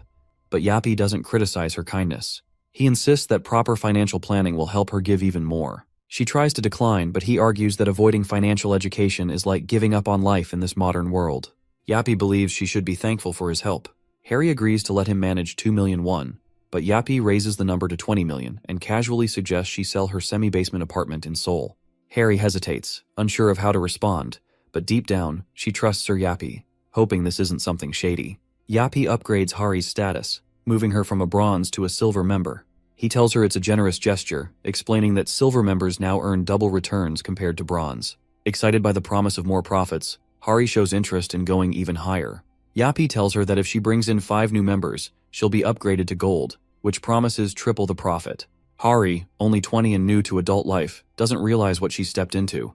She doesn't see the signs, and it's a classic pyramid scheme. But to her, it sounds like an amazing opportunity. What makes it worse is that people trust her kind nature. She reaches out to Suho, excited to share the deal, and he agrees without hesitation because he believes in her. With Hari unknowingly pulling others in, Yappy's scheme quickly gains traction. More people start joining, and the fake financial system builds momentum fast. Then, just as things seem to be booming, officials from the district court show up with a warning about asset confiscation. Confused and alarmed, Leon turns, and there's Yappy casually responding with his usual Kirik. Yappy borrows a huge amount of money using the name of the Pantheon Guild, promising big profits and convincing everyone to invest, saying it's safe and will bring double or even triple returns. Trusting him, the guild members start putting in all their savings, with some even selling their homes or offering land as backup to get more money to invest. But things go wrong quickly as the money Yappy used for investing crashes, and the fund hits rock bottom. All the money is gone. Hari cries because she lost everything, including her life savings of 87 million won. Another person says he used his wife's savings, and someone else shares that he had been saving for 5 years to buy a special medicine, only to see it all wasted. Even Spinna, a high-ranking member, loses a shocking amount of over 87 billion won. Everyone is heartbroken, angry, and in shock. All of this happened because they trusted Yappy. Now the guild is deep in debt and people are left with nothing but regret. The money loss grows fast, with nearly 50 million won vanishing every hour. Overall, nearly 72% of their investments are gone. People are panicking, some screaming and crying over their money. Frustration fills the air as people grab anything they can from the guild, hoping to salvage something. One person rushes into storage and takes anything that looks valuable, trying to make up for the losses. Suddenly, someone tries to grab a big, shiny pillar, thinking it might be worth something. But Yappy freaks out and shouts that it's his personal property. Still, no one listens, and emotions take over. Another person breaks down, yelling that they worked so hard to save that money. Chaos spreads as people shout, grab things, and blame each other. Yappy is held up in the air by someone demanding answers, while the staff panic too. Hari feels sick from all the stress, and even the chief can't calm things down. In the middle of the madness, Yappy glares at the crowd, calling them inferior. Just then, Spinny steps in, hiccuping from frustration or maybe fear. Leon then tells Sir Spinny to resolve this issue because he trusts his intelligence. Spinna asks how much time Yappy needs, and Yappy replies that he'll handle everything by tomorrow. Spinna agrees and takes it a step further, offering to act as a financial guarantor, covering Yappy's debts if necessary. He then orders Yappy to return to his duties. Yappy leaves with quiet urgency, and the others watch, unsure if it's even possible to fix this disaster in just one day. Back at the guild, alarms ring, and an emergency protocol is triggered. There's no time for safety checks as the first prototype of a powerful exoskeleton armor is activated. The mission code is Fund Restoration. Meanwhile, far to the north in Heilongjiang, soldiers from the Jilin Republic Army are bored. Ruyo yawns while another complains that the enemy ran away instead of fighting. The monsters mock humans for being weak and clueless about honor. But now Ruyo only cares about eating well. They decide to wait before attacking the nearby region again. Their mood is twisted as they joke about making stew out of people, eager to plunder and destroy once more. Just as they prepare to move, something strange catches their eyes. Up in the sky, a glowing object streaks down like a meteor, far away in a high-security U.S. defense room, alarms ring, and the Divine Staff, a secret weapon stored in a satellite, is suddenly activated. Panic hits the defense minister because only 3 people should have access to the launch code, yet someone's fired it. Both the White House and the Hunter HQ claim they have no idea how it happened. What's worse, the passcode to control the weapon changes every minute, with 100 million possible combinations. Even if the best supercomputer on Earth worked non-stop, it would need 13 years to crack it. Yet somehow, someone's already done it. Everyone is panicking as the situation worsens. The weapon has been activated, and there's no way to stop it now. The security code is too strong, with more than 10 billion combinations, and no computer can break through it in time. Grizzly, another powerful system, is also activated and syncing with the Divine Staff. Both are set to strike the same place, the Jilin Republic. At the same time, a video appears, showing a person claiming that Jilin has disturbed the peace of the US. Soon after, a Russian message follows, saying they won't ignore this and will support the US. It looks like a setup for war. Minister Julius, watching the footage, quietly admits it's fake and that the video isn't real, but it's already spreading. The damage is done, and the world is now heading toward conflict because of a well-made lie. A deepfake video throws the world into chaos, and no one knows who made it, but the damage is already done. General Linghang Kazak of the Jilin Republic watches everything and wonders how things got to this point. With their nation now among the strongest, all that's left seems to be endless war. His men panic, unsure of what to do, to which he suggests running with the leftover money and starting a new life far away, hoping to rebuild and grow stronger again. They laugh nervously and plan their escape, even thinking of hunting humans to grow their numbers. But just as they speak, an enemy locks onto them, targeting the orcs and demanding one thing: the return of stolen funds. The robot lands directly in front of the Ochre Kazak in the Jilin Republic building, aiming its weapon right at him. Sir Yappy demands his funds back. Kazak looks at the robot and says he doesn't know who it is, but it's certainly brave. One of the Ochre charges at the robot, but it backs away, refraining from the attack. From the back, the robot activates assassination mode and starts shooting the Ochres. As his companions fall, Kazak quickly takes shelter behind the broken ceiling that landed when Yappy arrived. Another Ochre tries to attack the robot, but Yappy activates a special modification, ultra-high bullet set, and focuses on the remaining Ochres. With all weapons free to use, the robot begins bombarding the Ochres. Once they're all down, the robot calls a ceasefire but then indicates one entity remains, coming face to face with Kazak. Kazak drags his hammer and says it's not bad how the robot killed everyone. He adds that the ones it killed were set to be promoted to generals.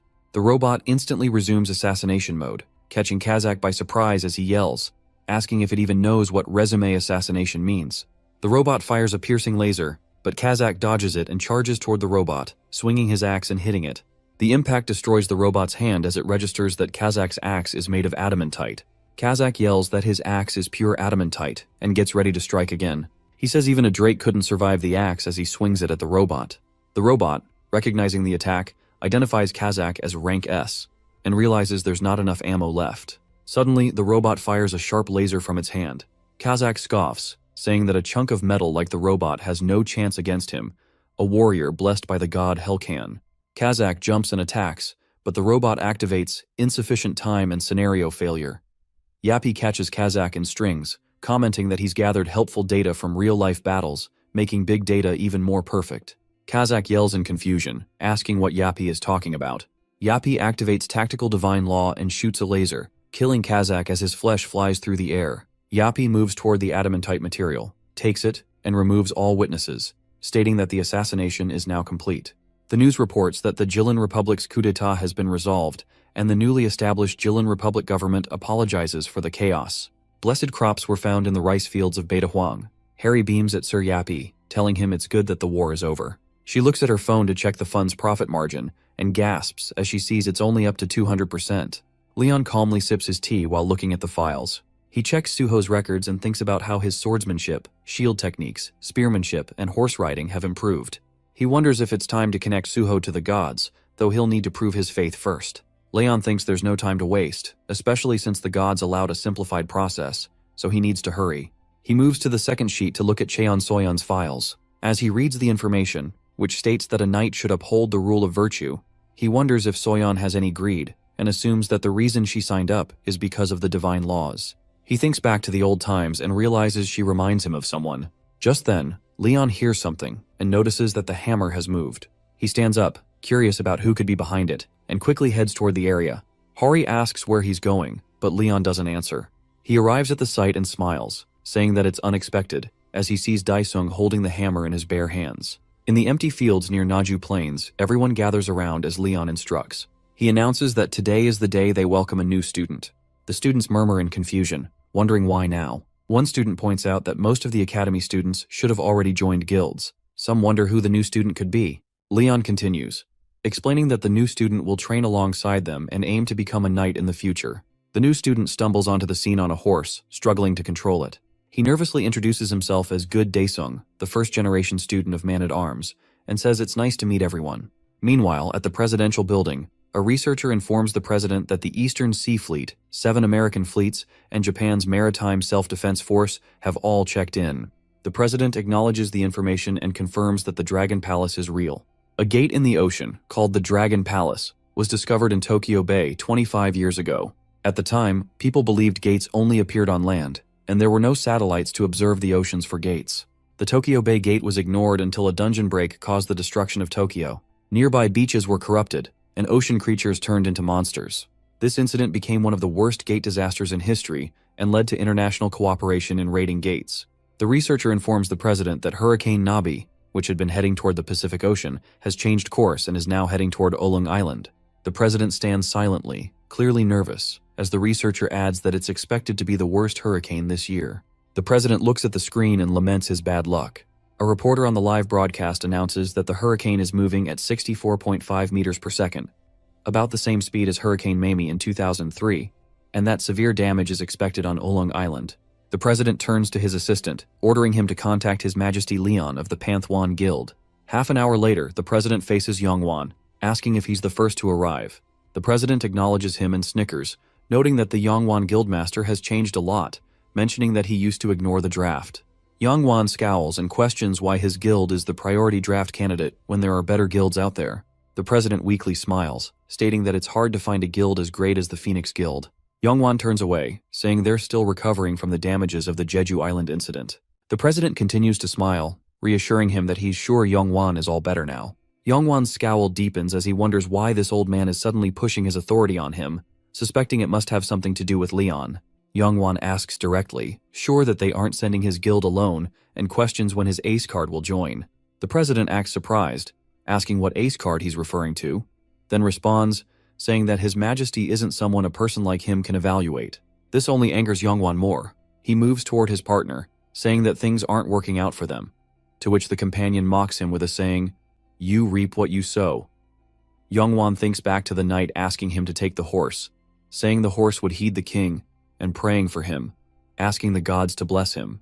The current Yongwon curses under his breath, feeling uneasy. Just then, the president's assistant announces the arrival of the VIP. Yongwon watches as the president straightens his dress shirt and sprays mouth freshener, taking him by surprise. The elevator opens, revealing Leon, with Hari and Jinsu on each side.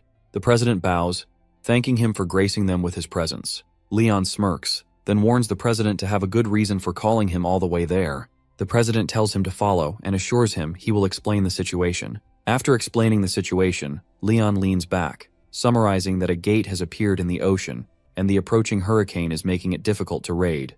The president adds that the US and Japan will help with the gate, and the other guilds will be on standby just in case. He emphasizes that this is an opportunity to raise the honor of the King of the Lionheart and asks Leon to showcase his heroic abilities. Leon smiles, appreciating that the president knows how to use his words. He responds that a king's value is heavy and that he'll need to prepare a worthy tribute. The president asks if there's something Leon wants, to which Leon smirks and replies that a king does not count coins and tells him to speak to Sir Spinay about it. The president bows, thinking Leon has just given him an empty promise. Leon heads outside and tells Hari to bring the name list. Outside, he begins calling the names of those who will join the raid and asks Hari to write them down. He names the students, then moves on to the soldiers. Hari suddenly stops writing and asks why none of the people Leon named are women. She angrily thinks that even if Leon differentiates ladies from women, he's not the type to discriminate between the genders in this situation. Leon calmly responds, asking if the answer isn't obvious to her. Hari presses again, and Leon makes a macho face, saying it's bad luck to have women on board. The aircrafts make their way to the site, marking South Korea's first fleet. As the planes land, Leon heads toward the commander of the base. The commander introduces himself as Lieutenant General Choi Jae-sung of the First Fleet. He tells Leon that it's an honor to meet him, and that his granddaughter was cured of her illness thanks to the Dermaris crops. He asks if Leon could thank her for him. Leon smiles proudly, saying that if the commander wants him to thank her for her blessings, then the commander is his brother. The commander beams with joy, saying it's an honor, and then leads them toward the base. The guild members follow, and Jae-sung continues, saying that he will start the briefing and introduce the allied forces. As they move inside, they come face to face with some foreigners. Youngwon asks if they are the US raid team, and Jae-sung replies that they apparently flew here as soon as possible on a cargo aircraft, adding that the US team is known for being passive. A person catches Youngwon's eye as he calls out his name, Reynold Sherman. He asks, confused, what the master of the magic tower is doing here. Reynold turns around, thinking it's surprising that he's famous even in Korea. He fully faces them with a smile and a glowing crystal balm in his hands. He greets them, saying it's nice to meet the Korean hunters, but before he can finish his sentence, he notices Leon staring at him. The master of the magic tower panics internally, while the demon inside the ball is also shocked. Reynold asks the demon what they should do now that Leon is right in front of them. The demon tells him to calm down, saying that if Leon had noticed him, he would have killed him on the spot. The demon reassures him that they haven't been found out yet and urges him to trust the power of the ring he made for him. Reynold clenches his ring, impressed by the great demon's wisdom. He looks at his ring as it slowly starts to slip off. Gasping inwardly, Reynold tries to stop it, but the demon tells him it's worn out due to Leon's divine energy and urges him to move away. Reynold worries Leon will find this suspicious and stammers, saying that it's nice to meet him and that he's widely known, even in distant lands, and he really wanted to meet him. He clenches his hand tightly, thinking he can't shake Leon's hand. Leon smirks and smugly says that Reynold seems to know his place well before moving away. Reynold stands there, confused, wondering what might satisfy Leon. The demon tells him to enter the gate to continue their plan. Hari strolls outside, thinking about how Leon doesn't allow women on the ship, when she finds Dae-sung working with the helpers. She calls him out, asking why he's still doing manual labor when the association should be handling it. Dae-sung waves his hands, saying he should help too. Hari stays firm, telling him that as a knight trainee, His Majesty wouldn't have made him do such menial tasks. Dae-sung shyly responds that he feels he's being treated too highly for just lifting a hammer. Hari, annoyed, tells him it's a big deal because she couldn't even move it an inch. Over 1,000 people tried to lift that hammer, and he was the only one who succeeded. She adds that he was chosen by the goddess. When Dae-sung still seems unconvinced, Hari starts mimicking Leon, saying that His Majesty would probably get pissed over a lowly peasant questioning the king, his decision, and the goddess's judgment. Dae-sung calls her name, trying to get her attention, but she keeps going on about how Leon would say they trained without sleeping in his day. Dae-sung raises his voice slightly, finally getting her attention. She looks at him with a confused expression, realizing what's happening, and asks if he's standing behind her. Suddenly, Leon yanks Hari's hair, asking how dare she mock and imitate a king's behavior. Hari begs for his forgiveness as he slowly lets her go. Leon scowls, saying it's ridiculous that she's the one being blessed. Hari looks confused, so he continues, explaining that she's blessed by the divinity of the sea and waves, and Poma has decided to take her in as a saintess. He tells her that she will be joining them for the raid. Hari feels happy for a moment as she focuses on Leon's face, but something feels off when she suddenly finds herself tied to a plank of wood. From above, Youngwon watches the scene, questioning how they could treat a saintess this way. Leon stands beside him, saying that a woman on board is bad luck, and the only way to undo the bad omen is to make her the figurehead. Hari keeps screaming to be let go and asks Suho as they silently place her on the wood and stand her vertically at the front. The ship starts to move, leaving Hari at the front, screaming and yelling for help. As the thunder crackles loudly, Hari alerts everyone that a hurricane is approaching. She mentions that it's Hurricane Nabi, with winds at 64.5 meters per second, all while still tied to the pole. She screams for help as the weather worsens. Leon tells her to shut up because she's scaring the fish. Hari is surprised to find that Leon is fishing while she feels her life is at risk. Leon says, disappointed, that the fish have all run away and that no fish would want to be near a military ship like this one. Just as he says that, he feels a heavy tug on his fishing rod and catches a big fish. Leon tells the lieutenant general to prepare what he mentioned earlier, and the lieutenant obeys. Leon stands in front of the podium, places the fish down, and dramatically calls upon the dear master of the graceful sea to appear before those who have set foot into her territory. The fish gleams with a blinding light, and the entire ship is illuminated by beams of light. The control department, overseeing the environment, gets terrified by the sight of such a large wave and questions whether it's even a wave or something else altogether. The ship is surrounded by a gigantic wave, and the goddess replies to Leon with affection, calling him Leonheart, her beloved watchtower and protector of her people. Leon responds, naming her Poma, the divinity of the sea and waves. Poma says that this sea is quite senseless. She explains that, as Plo mentioned, this land has no divinity, and the boat doesn't even have sails. She adds that none of them understand the grace of the sea. Leon stands in front of the illuminated fish and tells her it can't be helped, as this world has yet to receive the teachings of the sea. He asks her to kindly look over the people, to which Poma replies that she has no reason to watch over those who don't have faith in her. Only through respect will the people receive grace. Leon stays silent and then asks Poma why she chose Hari as a saintess. She laughs and tells him that she barely managed to convince Petos, but Hari is a great vessel and definitely worth it. Poma adds that, of course, she's not as good as Leon, since he can carry all forms of divinity within himself. Leon replies that he did sense Hari's fate was filled with misfortune, and it seems he was right. The illuminated shark asks why he sees the blessing as a curse, and Leon replies that the attention of gods can be poisonous to a human who lacks faith. The goddess says she believes Leon will handle that matter. Poma calls out to Saintess Hanhari. She tells her she will grant her authority over the waves and the blessing of water. She tells Hari to accept this with joy and to spread her teachings far. Hari gets excited and agrees, then asks if she's going to be untied from the pole now. The fish responds that by sacrificing her saintess, no wave will be able to surge through the boat, and then leaves. Hari gets confused and terrified, thinking this might be her last moment.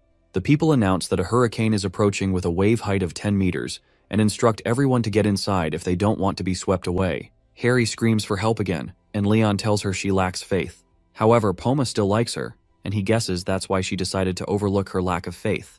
Hari screams that she doesn't need forgiveness, and just wants to get down from there. Leon tells her to calm down and leave herself in the hands of great nature, with a smug look on his face. He stretches his hands out and shouts that the endless nature will embrace her. Hari shouts that she wants to live. Leon asks her if she doesn't think it's strange that even though it's such a rough hurricane, none of the waves have come toward them. Hari thinks about it and realizes the boat hasn't been rocking, and the waves disappear when they come close to the ship. Leon tells her that Poma has been using her as the saintess to pacify the waves. Since no one believes in him, he has no choice but to use the saintess as the medium. Hari is relieved to know that Leon didn't just tie her up because he's sexist. Suddenly the rope unravels, and Hari slips down. Just then, the entire ship rocks from the waves. Hari realizes it's because of her and hugs the pole, begging to be tied up again. Leon ties her up once more. Meanwhile, on the USA Arleigh Burke-class ship, Reynolds hovers over the railing and says the ship was about to flip over, but it stopped once they started following behind that ship. The demon tells him that the bastard used the authority of the sea and waves, and the ship blessed by that divinity will always witness a rich harvest and will never sink in storms. Reynolds thinks the demon is useless. Just then, the captain announces bad news. The Murasame-class ship that left from Sasebo has capsized due to the hurricane and is currently being rescued. Reynolds says they've already lost 1/3 of their forces before anything even began. The demon tells him to focus on the gate, as that's what really matters. The sailors announce they're entering the gate now and sending the raid teams in. Leon leads the boat as it gets close to entering the gate. Just then, a hurricane appears, taking the Pantheon Guild members and many others by force. Hari wakes up, coughing up water, and comes to her senses, searching for people. She thinks they were swept up into the tornado and starts looking for everyone else. She sees others lying around her and screams for everyone to wake up. Suho groans and tells Hari his head hurts. Hari checks on Suho as he asks what happened to them. She looks around wondering where is Leon and others. Suddenly, a voice replies, telling her to calm down and that everyone is safe. She looks around in surprise and shock. The voice tells her to look below. Nervously, she looks down and sees a turtle. The turtle speaks again, calling her Saintess, and says the sea has sent a messenger of sorts to help her. Suho kneels down as well, calling the turtle tiny. The turtle calls him impudent and says he should respect a divine creature. Hari realizes something and quickly asks if, since Poma said everyone is safe, the turtle knows what happened. The turtle, speaking for Poma, tells her they were carried to a safe land using the authority of the waves, but it couldn't stop Hari from being separated from the rest. Suho praises the turtle, calling it amazing. Poma tells Hari that this body is rather inconvenient for movement and asks her to lend her shoulder. Harry kneels down, and Poma climbs onto her shoulder. A sudden noise interrupts them. The crew gets into position as Daesung orders everyone to stay alert. Monsters are approaching. Someone yells at Hari to raise her shield. Harry thinks they didn't even get a chance to recover. She raises her wand to use fire magic, determined to take down at least one monster, but her wand fizzles out on its own, catching her by surprise. Poma questions Hari, asking if a saintess blessed by the ocean and waves is really using fire. Hari gives the turtle a side-eye and screams that she doesn't want to be her saintess if she can't use fire. The turtle simply tells her to put her down. The monsters begin advancing as they maintain their defensive position. Somewhere deep in the forest, Reynold deals with the monsters around him. The demon replies that things went wrong at the beginning, but it's fine now that they're away from that monster. The demon orders him to leave the rest of the American hunters behind to build a shelter. They have work to do. Reynold starts summoning nearby monsters, telling them to rise and guide them to the stone statue. After a while, he stands in front of a large stone monument and asks the demon if this is it. The demon confirms, saying this is indeed the stone statue, and now they need to find a few more. Reynold begins using magic, but a voice tells him to wait. Yongwan appears from behind and asks if Reynold even knows what the stone structure is. Reynold smirks and says it's good that they're all okay, and he hadn't expected them to arrive so quickly. Reynold smiles at Yongwan and says he's sure Yongwan also saw the quest to destroy these statues. Yongwan says he did see the quest, to destroy the statue of Rakshar the Great. But he remembers what happened during the Jeju Island Gate. The Red Gate's goal was to bring down Govrik, but there was more to it. He concludes that they don't know enough about these quests. Yongwan voices his thoughts, saying there's not enough information about these gates. He asks if the statue is a trap, or they should look for what Rakshar actually is. Reynold pauses, considering it. It makes sense to approach it that way. The demon then orders him to fall back because he can't fight all of them right now. Reynold steps back, admitting that Yongwan's logic is impressive, then tells them to return to the beach where the Maverick members are waiting. Back on the island, Hari puts away her weapon, saying they've finally killed all the monsters. She asks if anyone is hurt. Luckily, they're all fine. Just then, a knight rushes over, saying they can't feel His Majesty's aura anymore. Hari mockingly replies that it's bad because the buffs were really nice. The knight responds that that's not the issue. He explains that they've tested Leon's aura before and know its range. The demon's resentful buff spanned 30 kilometers. But right now, none of them are under its effect. Harry realizes what this means. The island is larger than 30 kilometers in both length and width, and it's highly likely His Majesty isn't even on one of these islands. She turns to Poma for answers, but Poma says the connection seems to be cut off from her end as well. Hari and the others look concerned, wondering where Leon could be. Underwater, in the dungeon, Leon stands face to face with a monster. The monster says that it's about time he ended his long slumber, and after feasting on fish for 5 centuries, he's sick and tired of seafood. He charges toward Leon, saying he's curious to see what the god's night tastes like. Sir Yappy starts booting the bios, but the device shows that the process failed because of unrecognizable materials. Sir Yappy finds himself in a cave surrounded by crab monsters. After trying several times, the result remains the same. He nervously questions the monsters, but the crabs just follow him everywhere. On the foreign island, Hari informs everyone that she couldn't find Kim Do-han and Jae-hyuk.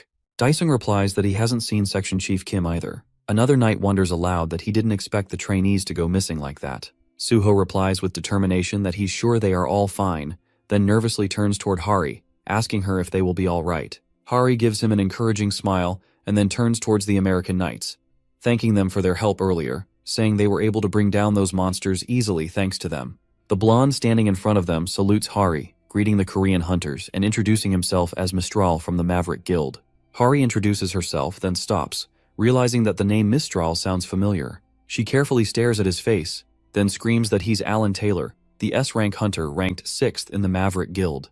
Alan coughs a little and meekly replies that there's no point in using the call sign if she's just going to call him by his real name. Harry instantly bows down, apologizing and saying she should be using the call sign instead. Alan rubs the back of his neck and assures her there's no need to apologize. The other Korean hunters also start recognizing Alan. One says he's seen him on YouTube and guesses even an S-rank hunter is here to help. Harry informs Alan that they didn't know he was part of the raid team. Alan turns his face away, saying maybe because they left in a hurry. Grasping the situation, Alan says it looks like their guildmaster has been separated from them and asks if they just need to find the missing people. Harry politely refuses, saying the god of the sea has blessed them, and if His Majesty wanted to find them, he would have found them much earlier. Suho adds that His Majesty has his Pegasus with him. Alan just stares at them, trying to figure out what they're talking about.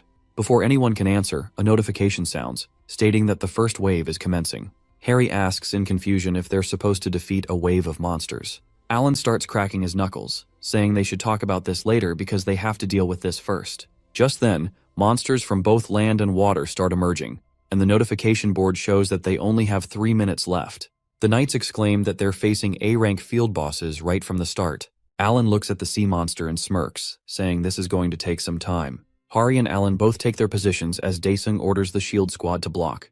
The monster immediately attacks Daesung, but the shield protects him, though it leaves him in shock. He thinks they are much weaker now that they don't have his majesty to buff them. The monster attacks again, knocking the knights to the ground. Harry calls out his name, asking if he's okay. Daesung coughs and replies that they're fine, but Hari should keep fighting. Harry grits her teeth, thinking that if only she could use her fire-type skills, this would be easy. She slashes at the monsters on land as she moves through them. She yells at Poma, asking if she's his saintess. Shouldn't she get a super tsunami skill or something? Poma laughingly replies that she watches too much anime. Harry retorts, saying Poma is more like an anime character than she is. Just then, a spark hits the monster and kills it. Harry turns back to find Alan smiling at her, telling her not to get distracted. She meekly thanks him and fully turns around to find that Alan has already killed every monster. Alan calmly replies that the monsters weren't that strong for A ranks. Suho, along with another trainee, admires the fallen sea monster, saying that Alan is really strong. The other one adds that it's expected from America's best hunter guild. Alan looks at the upcoming monsters and suggests they should take care of the remaining ones since there aren't many left. They successfully clear the third wave. Yappy sits on a crab as it transports him. 36 hours have passed since Yappy was rescued by the crab monsters, who now obey him willingly. Yappy says the waves come at 12-hour intervals, and these crustacean monsters grow and multiply at an abnormal speed. Unlike most creatures that need time to obtain nutrients and expand their skeletal structure, these monsters are different. Kim Jae-hyuk, rescued from the beach on the first day, calls him out, informing him that the system window has been created and none of the Rakshar statues have been destroyed. He opens his status window, questioning how he didn't know that survivors couldn't open their system window. Yappy confirms that sharing system information is crucial in this situation. Jae-hyuk, reading the quest, suggests that the goal is to destroy the statues. Yappy responds, explaining that the crab monsters have been at war with the other monsters for a long time, and the ones behind the waves are likely trying to destroy these statues. Jae-hyuk agrees, adding that the statues may indeed be the target. Yappy adds that this theory makes the most sense. Jae-hyuk then tells Yappy that many from the Kirik tribe have died, and asks if he thinks they can continue to stop the waves. Yappy shakes his head, saying it's impossible since the difficulty of the waves is increasing each time. At this rate, they will most likely lose during the 5th wave. He says they need weapons. Jae-hyuk imagines a crab holding a knife and wonders if they're supposed to do this. He suddenly remembers something and tells Yappy that he found something interesting. He takes Yappy to a waterfall and informs him that there's a cave behind it. They enter the cave and end up on the other side, in a place filled with tall buildings and well-established roads. Jae-hyuk exclaims that the Kirik tribe might have been much more advanced than he thought. Meanwhile, Leon stands under the sea, realizing this isn't just the ocean's bottom, but a place with traces of an ancient civilization. He says aloud that there's a fallen world here as he observes the sea. He remembers that when the boat flipped, Poma's authority was cut off. He assumes Poma's powers were weakened because they've intruded on another being's territory, likely a deity or an evil god. Leon suddenly orders the evil being to reveal its true form. A voice laughs and calls his name Lionheart, saying he's the god's hound with the heart of a lion, the successor of the Dragon Slayer, the one who killed the most demons, the Knight of Knights, the King of Kings, and the guardian of the Radiant Kingdom. But now he stands before him weaker than ever. Leon asks if it knows him. The voice responds, asking what demon doesn't know the Lionheart and saying he was a hero among them. It tells Leon that many heroes have sought this place, but none were strong enough to defeat it, mocking Leon by asking if he's any different. Leon stares into nothing, replying that a filthy demon has no right to discuss his worth. With a loud laugh, the demon appears in front of Leon and thanks him for taking down Malice, saying he was given a chance. Leon wonders if he knows any Malice. The demon continues, saying that now, after 5 centuries of waiting, it's time to end it all. The 4th wave raid begins. Harry and the others, still stuck on the island, angrily hit the water. Poma, sitting on her head, suggests that if she's going to play in the water, she should do it naked so it'll be better for him to watch. Harry grits her teeth, telling Poma not to say things like that and that she's working hard to stay awake. Poma meekly replies that all she's doing is playing, and no matter how much she does it, she won't wake anything up. Harry stands up, lost in her thoughts. After a while, she starts saying that she heard that with Goddess Ariana, you have to uphold justice multiple times or act honorably to get closer to her. Poma replies that he wouldn't expect anything less from her, though she's a bit too narrow-minded. Hari continues, saying that for Goddess Demera, you have to farm and thank the earth. And for Pados, she thinks it was about winning battles and having flames of determination. Hari looks up at Poma and says that since he's the divinity of the sea and waves, she thought she'd have to do something related to the ocean. Poma replies that he doesn't think playing at the beach will help. She rubs the turtle's head, asking him to tell her so they can save His Majesty. Poma informs her that it's true, and he doesn't think His Majesty is trapped on land, he seems to be underwater. Hari takes Poma in her hand and sadly asks if they shouldn't hurry so she can awaken and find His Majesty. Poma agrees, which annoys Hari as she says it'll be over if Poma would just tell her how to awaken. She looks at the clueless turtle and thinks that she really can't tell what he's thinking at all. Poma looks up at Hari, calling her his saintess, and tells her that it's easy for her to learn the creed of the sea and waves, as well as to build faith. He explains that the sea is a source of infinite life, and simply being thankful for that will help Hari gain more faith. However, he asks how she can think the path of a believer and a saint is the same, and how she can equate the knowledge of a knight with that of a soldier. Hari tries to understand and sighs, saying she'll try harder. Poma nods at her. Just then, Suho comes running toward her, calling her name. Panting, he tells Hari that they finally found the statue of Rakshar. Hari looks at him in surprise as Suho continues that it was the Maverick Guild who found Rakshar. Reynold watches Yongwan still staring at the statue and thinks they're still guarding it with determination. He wonders why they're doing something no one asked them to do. Yongwan looks at the statue as if it's the most interesting thing in the world. The demon replies to Reynold, saying that the Phoenix Guild seems to be doubting the quest. Reynold asks if they should destroy it in secret at night. The demon replies that it would make people suspicious of Reynold and assures him that the reason to destroy it will come soon enough. Minuteman from the Maverick Guild calls out to Yongwan, asking if they shouldn't destroy the statue. He says it's not bad to be cautious, but it's already been 3 days, and this is the only statue around, so it must be the one they need to destroy for the quest. Yongwan stares at Minuteman now, as Yuri whispers that she doesn't think they have any other choice. Yongwan silently agrees and signals Minuteman to come. He tells him they should destroy the statue now. Minuteman gathers his energy and punches the stone statue into pieces. A notification alerts them that the statue of Rakshar the Great has been destroyed, and now only 2 statues remain to be destroyed. Minuteman smiles to himself, saying he knew he made the right choice. Finally, Yongwan also accepts that they destroyed the right statue. Yuri comes closer to his ear and says they should start preparing. Yongwan asks if it's already time for another wave, mentioning that they spent more time here than he expected. They wait for a while, and then Yuri meekly replies that the wave isn't coming. Reynold approaches Yongwan with a smile, saying he thinks destroying the statue was the right call since the wave isn't coming. Yongwan grits his teeth in annoyance and says he's glad. Reynold suggests they summarize the situation and asks everyone to gather around. Once everyone is gathered, Reynold starts by assuming there are 3 statues spread across the island, but says they first need to find the other members. He asks why they don't destroy the statues as quickly as possible. Yongwan agrees and starts mapping out his idea on the ground with a stick. He tells them that since there are 3 islands in total, and they have 2 more statues to destroy, they will split up into 2 groups and go to different islands. Reynold adds that the team who destroys a statue first can then find the other group. Yongwan says it shouldn't be hard to move between the islands since there are boats. Minuteman pumps up the guilds, encouraging them to destroy the remaining 2 statues. Yongwan moves with his team, stating they will leave as well. Yongwan and his guild members take the boats and head towards the island. When they reach the shore and step onto the ground, they're shocked by what they see. Broken pieces are scattered everywhere, and Yongwan wonders if a war happened here.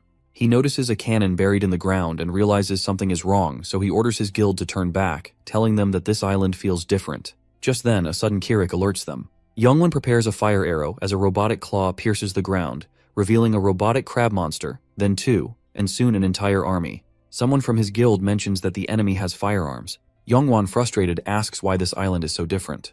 He tries to stay calm, thinking that the monsters on the previous island didn't have weapons, so these must be fake. But just then, the crab monster fires a laser at them, leaving Yongwan in shock as he screams that the weapons are real.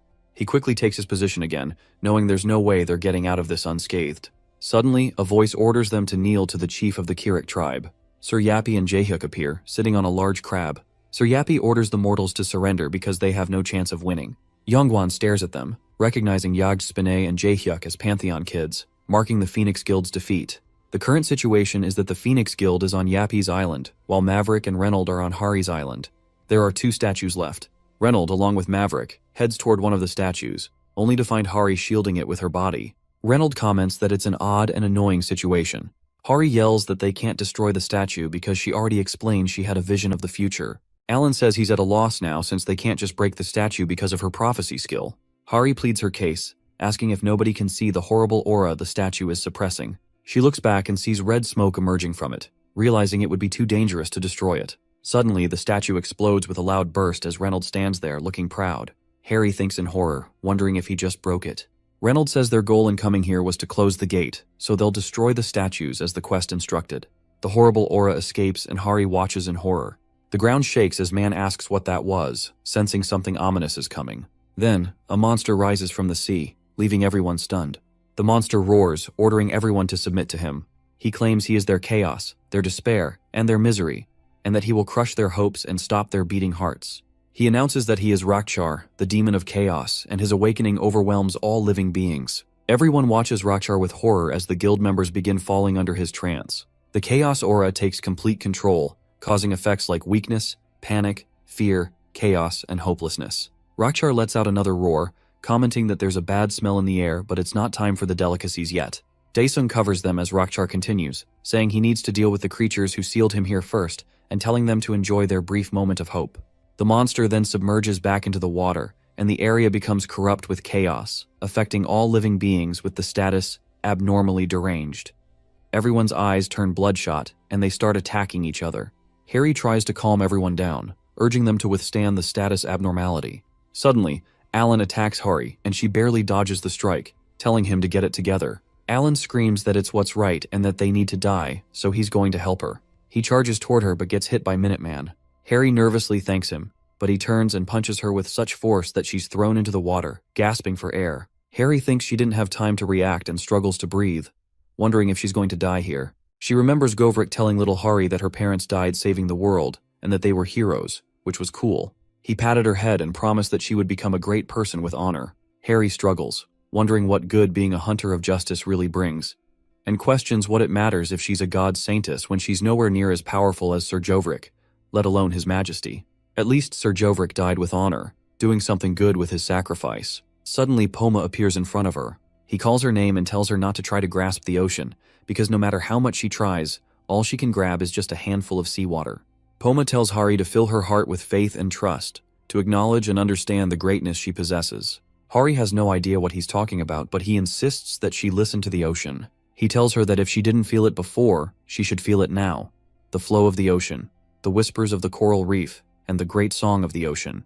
Poma kisses her on the forehead and calls her his mortal, telling her that if she truly wants to earn immortal powers, she shouldn't try to grab them. Infinity is something she wraps around herself. She is currently within infinity. A foreign glow surrounds her, and as she closes her eyes to relax, she suddenly opens them with a realization. She knows what she can do. She looks around for His Majesty and finds him instantly. She waves her hand, splitting the water into two, the divine law, sea splitting. The underground city comes into view, and she finally spots Leon standing. He turns around, sees her, and tells her to come toward him. Harry wakes up as Leon praises her, saying, "Well done." She quickly comes to her senses and lets out a scream. Leon tells her to stay still. They're currently on Stallion, the Pegasus owned by Leon. Hari asks if she was in the water, and Leon turns away, saying he's glad he didn't have to watch a Saintess of Water drown. Harry suddenly remembers the great monster Rakshar being resurrected, and how people went crazy, trying to kill each other. Leon acknowledges that he's aware and explains that no ordinary person can stay sane in the face of such great evil. He orders the Pegasus to land. As they reach the island, Leon pulls out his glass and announces his arrival. The King of Lionheart's aura creates resistance to the status abnormality, and people begin to regain their senses. Daesung approaches Leon, relieved to see him and saying he's glad Leon is fine. Leon praises Daesung, saying he did well without him around. Daesung informs him of the missing soldiers and trainees, mentioning that he heard they're okay thanks to Poma, but suggests Leon check on them. Leon reassures him, saying he can sense them, which brings Daesung relief. Leon orders everyone to get out of the gate and tells them that, thanks to the Saintess's blessing, they should be able to walk on water if they just have faith. He instructs them to run toward the gate. Alan asks urgently what will happen to them. Leon tells him they are going to rescue as many survivors as they can and stall for time so they can escape. They try to leave, but the monster appears in front of them, calling them little parasites and saying this is where they all were. He tells them he has long awaited this moment. He begins to build a fireball but stops, sensing the aura of a Grail Knight as Yappy appears in front of him, sitting on a crab. The monster yells that they should all be dead and asks how they are still alive. Yappy activates his third gun selection and opens fire. The shots hit, but the monster remains unscathed, saying that they have switched the ammo for divine artifacts, but these are nothing against him. He sends a water wave toward them. Jahyuk tries to speak but is cut off as the monster refuses, saying they can't do anything. Through wave manipulation, strings of water float toward the monster as Leon wraps them around him. The monster recognizes Leon, saying he's a Grail Guardian. A water ball forms around the monster, trapping him inside. Leon orders Sir Yappy to close the gate immediately and get out. Yappy informs him that the enemy is seriously injured and might gradually fall back, but Leon refuses, saying they need to destroy the remaining statues and close the gate. Leon knows he can't kill a demon of this level without recovering the Holy Sword, and he decides it's best to retrieve as many survivors as possible. Just then, Yappy suggests they should also take the island's locals. He tells Leon that the Kikirik tribe has been sealed and has been guarding the demon, not NPCs. Leon asks if they'll have enough time, considering there isn't much left before the demon is free. Yappy assures him that he's going to take the Kikirik tribe's last resort, and thanks to the Saintess's blessing, they can all walk on water. Harry urges them to hurry, saying they need to escape before the great demon is freed. Leon looks at the demon, who escapes from the water bubble and declares that Leon will never escape from his grasp. Leon signals to his horse, and they charge toward the monster, sword in hand. He manages to cut off a few limbs before retreating back onto Stallion. The demon taunts him, saying he's flying around like a fruit fly. This angers Leon, and he activates his divine energy, charging at the demon while recalling the pleasure of hearing the Lord of Chaos's screams when the fire scorched him. The demon replies that he can kill Leon before Leon can kill him. Just then, large crab monsters grab the demon's remaining limbs, and he struggles to break free. Leon seizes the moment, attacking with divine punishment, Flames of War. His eyes glow a different color as he declares, "Let there be glory to Lionheart's name." Leon prepares his attack, Divine Punishment, Flames of War, as the demon screams his name in pain. The knights watch in horror, questioning whether a human can possess that much power. Leon tells them they don't have much time and urges them to hurry out of the gate. They obey, and Leon asks Sir Spinne how the evacuation is going. Sir Spin replies that 80% of the progress has been made, and the supplies and records were secured. Leon realizes they need a little more time, and Sir Spinne assures him they will hold out. Leon observes their determination, and Sir Spinne explains that they've been preparing for this moment for 5 centuries. Meanwhile, the demon keeps screaming, and language analysis reveals it's saying, "Prosperity to Craviatera." Leon praises their honorable name and says the gate will close soon, so they should fall back. The demon taunts Leon, asking if he's going to run away, claiming they thought his virtue was to never give up. It urges Leon to not give up and fight. Leon smirks, mocking the demon, saying there's no reason to uphold knightly virtues when facing inferior beings like him. He declares that he doesn't respect green beasts and evil species. The monster gets enraged and screams at Leon that he will kill him no matter what. But before it can do anything, the gate closes. The world is in an uproar after the first ever sighting of an Archduke-level demon, with humanity suffering tremendous losses because of the great demon. This news was seen as a sign of impending disaster, but it wasn't all bad. Some beings were able to withstand the mind corruption that even famous S-class hunters couldn't resist. People watched in awe as a video showcasing the Pantheon Guild's accomplishments in the gate was broadcast worldwide on YouTube. The president shakes hands with Leon, who praises him for lifting a great burden off his shoulders. The president downplays it, saying he was surprised to hear there were 10,000 survivors. Leon responds that they are honorable beings who have fought the demon for a long time. The president asks Leon about the statue, and Leon thinks it's their way of marking territory, but explains that it's there to honor the great heroes who sacrificed themselves to face the Archduke demon. He goes on to explain that the statue in the middle represents Poma, the divinity of the sea and waves. The president asks about the other statues, and Leon tells him that one represents himself and Sir Spinne, as Sir Spinne is the representative of the Kirik tribe. The president is left shocked, and seeing his reaction, Leon jokes that he was just kidding. The president suddenly begs Leon to take down his statue, but Leon suggests he shouldn't be embarrassed by such things, considering he's the leader of a whole nation. With that, Leon walks away, and the president's assistant follows behind. The president feels like his lifespan has been shortened by 10 years. His assistant informs him that the urgent news is that contact with North Korea has been completely cut off since last night, which leaves the president even more confused. Meanwhile, in what used to be Pyongyang, the comrade stands on a destroyed road, recalling how 30 years ago, dimensional holes opened up, and until now, they've only received help from South Koreans. He kicks a man into a pile of unconscious bodies and smiles, saying that soon they'll be the most powerful nation, using demons to their advantage. His assistant tells him the mage is calling, and he answers the phone. Reynold informs him that the preparations are complete, and the comrade orders his people to hurry up with the summoning. As the great demon emerges, its injuries shock the comrade. He asks his people if they did the summoning correctly. The demon apologizes, saying it needs time to heal and that they'll need more time until the great demons are back. However, it's a good thing there's plenty of food here, which leaves the comrade in shock. Back in a dungeon, a red-haired girl smiles at a white-haired girl as she says she's told her everything and isn't hiding anything anymore. The white-haired girl finds it interesting that demons can enter any gate they want, meaning they can also go to any gate they want them to go. After a while, Hari calls for Sir Yappy while the people of Kirik work on building structures. She acknowledges that they can breathe underwater, but wonders if it's safe for them to settle there. Yappy reassures her that their people can survive on their own as long as they have a nest and a place to breed. Looking at the kitten, she's puzzled by the sight of so many crabs working, realizing that finding food will be a challenge. Just then, Yappy informs her that they've been registered in the Pantheon Assurance Service, which will help them adjust to modern society. He explains that the service provides many benefits, including administrative and legal support. Hari considers joining as well, but is shocked when Yappy reveals that she's already been registered and has been receiving the services since last month. She freaks out when she learns she's been charged 19 trillion won. Just then, Leon rides up to them, telling Hari to get on the horse as he needs to return to the guild for a bit. Hari is surprised since Leon had earlier said that the horse was a king's horse, only allowing the queen and Sir Yappy to ride it. Noticing her hesitation, Leon dismounts and offers her his hand, insisting she sit. Instead of sitting, Hari feels uneasy and displeased by his behavior. Leon hands her an envelope containing property rights, claiming it only makes sense for the king to give a knight property. Though her faith isn't fully confirmed, it's clear that the gods have chosen her to become a knight and saintess. Out of words, a faint thank you escapes Hari's mouth. But she's interrupted when Leon tells her not to act strangely or like a servant. He doesn't expect her to act like a noble, but she doesn't need to lower herself either.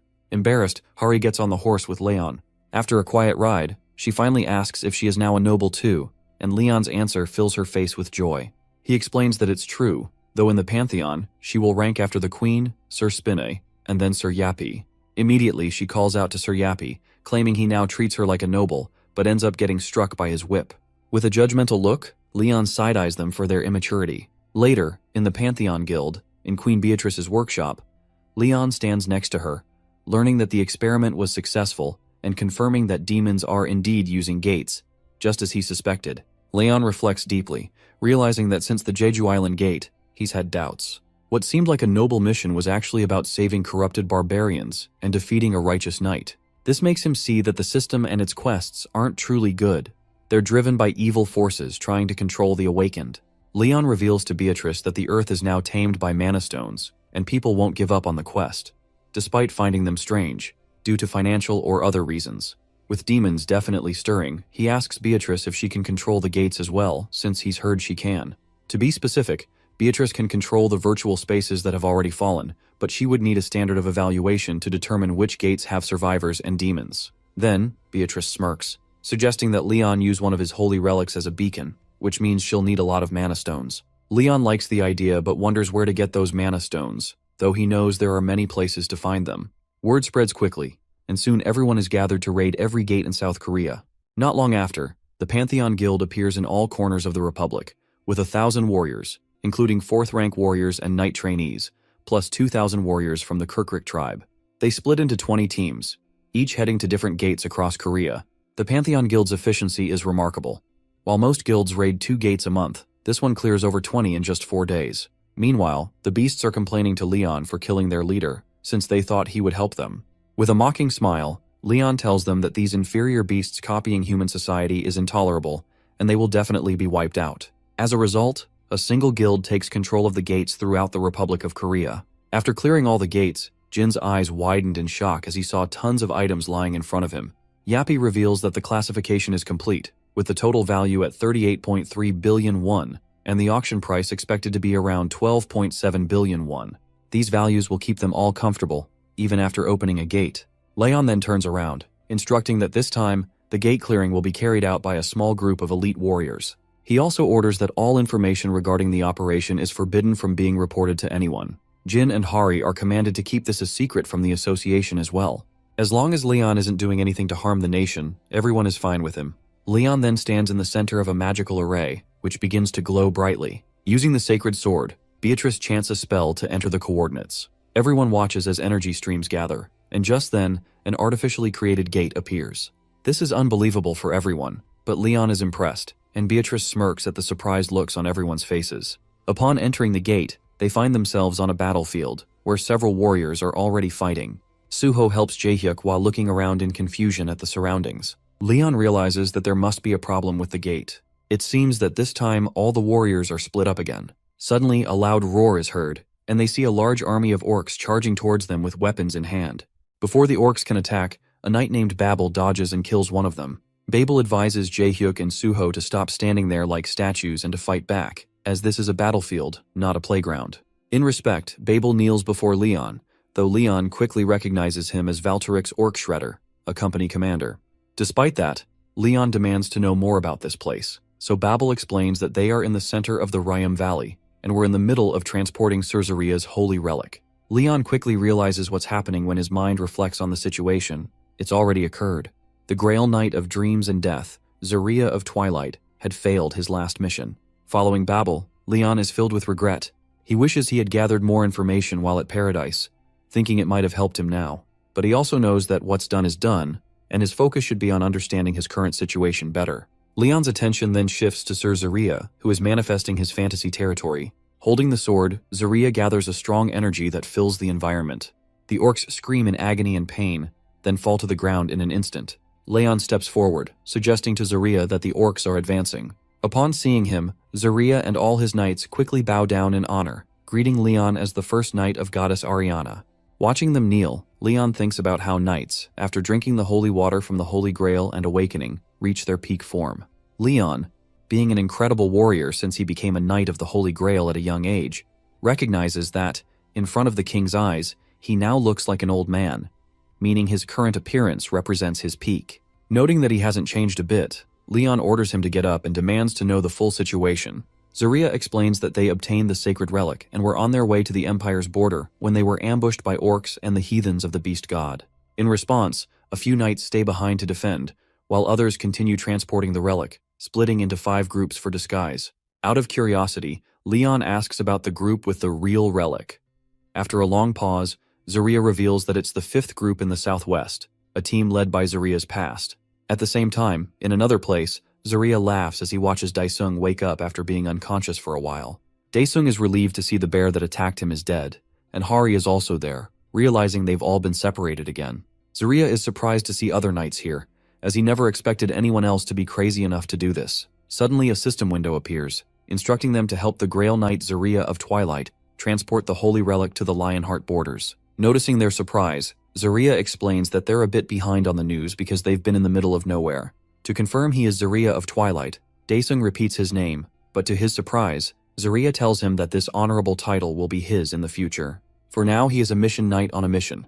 Zeria Bertham hadn't received any quests from the gods for a long time. He spent 10 years wandering the world as a knight-errant, starting when he was 15, and 15 more years waiting for a quest from the gods. He was an outstanding knight, not someone with superpowers who could change the course of a battle alone, but most of those who received missions from the gods had superpowers. His refusal to give up earned him admiration, even though others often mocked him. One day, a woman appeared in Zeria's dreams, advising him to end his suffering, return to the kingdom, and fulfill his duties. However, Zeria didn't stop trying. Even when the whole world mocked him, he didn't give up, and by the time he was 100, he became a Grail Knight, the oldest person ever to achieve this title. Meanwhile, back where Leon is, Zeria orders the knights to raise their shields and prepare for battle. The knights immediately follow the order. Orcs and other monsters are rapidly approaching them. As the chaos unfolds on the battlefield, the knights with shields dodge the orcs' attacks. They wield their swords and kill many of the monsters, which makes Leon realize that their combat strength as a group is on an entirely different level. They soon spot a boulder troll, and Leon commands Suho and Jaehyuk to observe closely, as what they're about to see is the goal they should strive to achieve. Leon then signals the knights, including Zeria, and they all charge forward to attack the monsters. However, Jaehyuk and Suho find it dangerous because the passage is so narrow. Ignoring the danger, Zeria charges along with the other knights, holding a spear in his hand.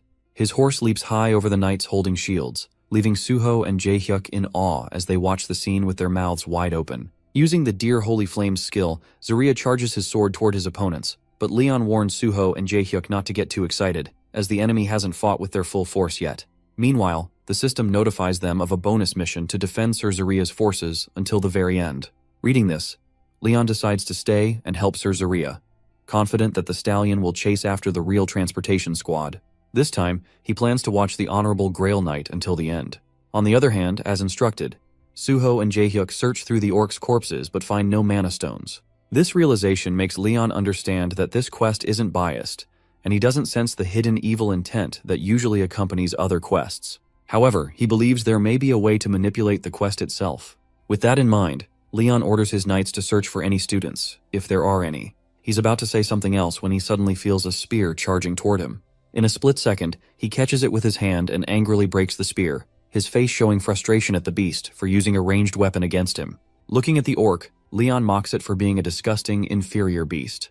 Full of rage, he orders Zarya to bring him the head of that beast, no matter what happens. Zarya turns to the orcs who looked down on the king, feeling honored to be the one to kill the beast that tried to insult the king. However, the orc looks down on him and starts laughing, but it doesn't have time to react as Zarya, in the blink of an eye, is already behind it. Without wasting any time, Zarya delivers a powerful blow with his staff to its head. The blow is so strong that it sends the orc crashing to the ground at high speed, surrounded by rubble. The immense power feels unreal to the beast, yet Zarya stands firm, demanding to know how it dared invade the territory of the heavens, where only the king should reign. In contrast, the beast has no regrets, threatening Zarya for coming alone, claiming to have brought an entire army with it. Despite that, Zarya remains unfazed and unconcerned about the army of trash. A sly smile crosses his face as a strange energy begins to envelop the surroundings. Before anyone can fully process it, Zarya calls out to the goddess of dream and death, asking her to bring death upon the unfaithful. Behind him, a goddess appears, concentrating the same energy in her hand, and suddenly, many cuts appear on the orcs' bodies. On the flip side, with the team carrying the real relic, Zarya warns Daesung to be cautious since most of the beasts active at night are monsters. However, it's not safe right now, so Zarya suggests they reach a nearby cave. With a heavy box of relics on his shoulders, Zarya starts moving forward. Sweat beads on Stella's face as she doesn't want someone noble like him doing such labor, but Zarya assures her that he's just a mission knight at the moment. Unclear about what he's talking about, they eventually reach the cave. Once inside, Zarya uses divine energy to create a plant-like barrier at the entrance for their safety. After setting up camp, Stella hesitantly asks if it's okay for him to watch over the relic box for a while. His response shocks her. Zarya tells her to give him orders, as a kingdom knight has more authority than a mission knight. This leaves everyone confused because nothing makes sense to them. They have no idea about the connection between Zarya's past and present. Seeing their confusion, Zarya reveals that the goddess rewarded him. After his endless efforts, Pu granted him a power when he became a Grail Knight, allowing him to summon a clone of his past self into reality. The Zarya they're seeing now is 85, the age at which he received his quest from the gods. While he reminds them not to expect more power from him, he is nothing compared to the Grail Knight. Instantly, they hear a loud, frightening roar. Everyone stands up, alert. Zarya, who was smiling moments ago, now looks serious, ordering everyone to stay quiet as the danger is very close. Daesung and Hari grab their weapons, ready to fight, but the sounds from above grow louder. Suddenly, the ceiling collapses. Zarya shouts for everyone to move out of the way, and in an instant, a demon's subordinate appears from above. To stop the monster, Zarya thrusts his sword into its gaping mouth, but the monster scratches his back, which is dangerous because its poison is lethal. Stella tries to help, but he orders them to retreat and get out as quickly as possible. Hearing the command, Hari rushes toward Daesung, calling out to him, but her eyes widen in shock when she sees that Daesung has a deep poisonous wound on his arm and is struggling to get up. Hari quickly bandages Daesung's arm, and he apologizes to her for letting her down. But she doesn't care about any of that. All she cares about is the poison in his wound. She feels guilty for not stopping it and tells Daesung to wait for a moment. Then, Hari takes her sword and walks towards Zarya, who is still fighting the monster. Zarya notices her approaching and shouts for her to stay back, warning her that it's too dangerous. He's shocked, however, as she walks forward with strong energy emanating from her sword. Flashbacks come to Hari's mind of a past trip to the gate when Leon confidently said she was chosen by the divinity of war and fire, and that she shouldn't take this gift lightly. Leon had created a flame in his hand, explaining that divine foam flows like a sea current and will move according to her will. Remembering that, Hari swings her sword, focusing both water and fire energy into it. She releases an incredible strike, dealing significant damage to the giant monster. Zarya can't help but watch in disbelief. After defeating the monster, Zarya makes the antidote, but it's enough for only one person since the Empire's Dark Mage's Chimera was accidentally burned by Hari while fighting the monster. As soon as the antidote is ready, Daesung takes it, and Zarya ensures the entrance is hidden better this time so they won't be tracked, no matter how keen the monster's sense of smell is. At the same time, Zarya collapses, feeling weak as the poison's after effects take hold from his own injury. Everyone gathers around him to help, but in a faint voice, Zarya assures them that even if he dies, the version of him from the past will help them, as his clone has been blessed by the Lady of Death, who even bestowed a gift upon it. As Zarya takes his final breath, he instructs them to treat his other self as just another consumable item to get the relic to the King of the Lionheart. As he dies, he sees the Lady of Death consuming his soul. Meanwhile, the second version of Zarya finishes dealing with the orcs, and Leon praises his efficiency, realizing Zarya had tried to lure their leader, but it didn't work. The orcs are surprisingly patient, and the fact that they didn't react to the provocation suggests the leader must be very charismatic. Leon's mind races with thoughts. He wonders if there's an orc champion. They're rare, chosen by the orc god, and they unite the orcs, sparking great wars. Although it's too early to judge, Leon suspects it could be an orc chief. Later, Zarya and Leon talk privately, and Leon reveals everything that has happened. Zarya clenches his fists upon learning that he had already died and ascended to heaven. His hand trembles as he realizes Leon had fought the forces of evil alone for 2 centuries. Overcome with guilt, Zarya begs Leon not to forgive him for his disloyalty, but Leon tells him not to apologize. From this, Zarya concludes that if he was killed by an orc, the great chief is likely here. Leon agrees that the champion chosen by the orc god is on this battlefield, and he's here for an experiment, with the loot being secondary. However, Leon now has a new goal: to stay by his friend's side until the very end. Later that night, in the orc camp, where the orcs are peacefully sleeping on the ground, Leon sets a fire. Orcs live like humans, eating, drinking, and sleeping, making them vulnerable to night ambushes since they rest during the night. From the top of the cliff, Leon watches the burning camp and can't help but smirk, seeing them all dying. Behind him, Zarya decides to tell Leon everything he knows. He believes that with the king's appearance, the history of his death has changed. If this gate can truly recreate the kingdom of that time perfectly, then the one who can match the power of the King of the Lionheart, the strongest Grail Knight, will definitely come. A few days later, a man in the orc camp screams in frustration, his face turning crimson as he struggles to understand how the opponents can attack them non-stop for 3 days. They have 10,000 orcs, yet they are being attacked day and night. What frustrates him the most is that only 2 of them, Zarya and Leon, are attacking and killing thousands of orcs. As he suggests to his subordinates that they must do something, an iron bear, dead and sliced, flies into their tent. It was the strongest and toughest of all the orcs. Just then, the champion of Helkin enters the tent, the one who killed the iron bear. In a fit of rage, it lifts the man by the throat, furious that the opening was supposed to happen yesterday. The man struggles but realizes the champion might be stronger than a Grail Knight, having fought Grail Knights when he was younger. The champion of Helkin throws him to the ground and orders him to prepare the forces for an attack on the Grail Knights tomorrow. Both the champion of Helkin and the skunk's great warrior will join the attack. As the champion leaves the tent, the man thinks that with 2 champions of the orc gods on their side, they might just win the battle. Instantly, a loud explosive sound is heard. As the man and all the other beasts with the chief of Helkin step outside, they spot a giant spear with a letter on it. This letter, which started in the Lionheart Kingdom, has been circulated every year. In the letter, a duel is proposed, so the champion of Helkin orders the man to accept it, as he believes it will be the key to taking down the Grail Knight. Meanwhile, in another location, all the knights are thanking Beatrice and her subordinates for killing the monster and arriving just in time, as things could have gone badly. One of the female knights, concerned, asks Beatrice about the whereabouts of Suho and Jaehyuk. Beatrice explains that their mission was to help Sir Zarya and the main squad, so if the king isn't with them, it means he's with a different transport squad. In any case, Beatrice assures them not to worry about their friends. She also cast a tracking spell on everyone, so they will see each other soon. While Beatrice believes Suho and Jaehyuk are with the king, she senses that Daesung and Hari are with a different squad. However, Sir Spinny is out of her range, which worries her. Meanwhile, Spinny is floating in space, measuring the pull of gravity and watching the gate launch a satellite. The device, which can only gather small bits of information, shows what seems like a planet, but it's just deep valleys and the hard line of an empire's border. Suddenly, the device picks up a strong signal. It's a knight from the Lionheart Kingdom. The knight looks directly at him, something Spinny never expected. Taking off his helmet, the Lionheart Knight angrily orders him to leave. On the battlefield, Leon's army stands facing an army of orcs and other monsters, all at a great distance.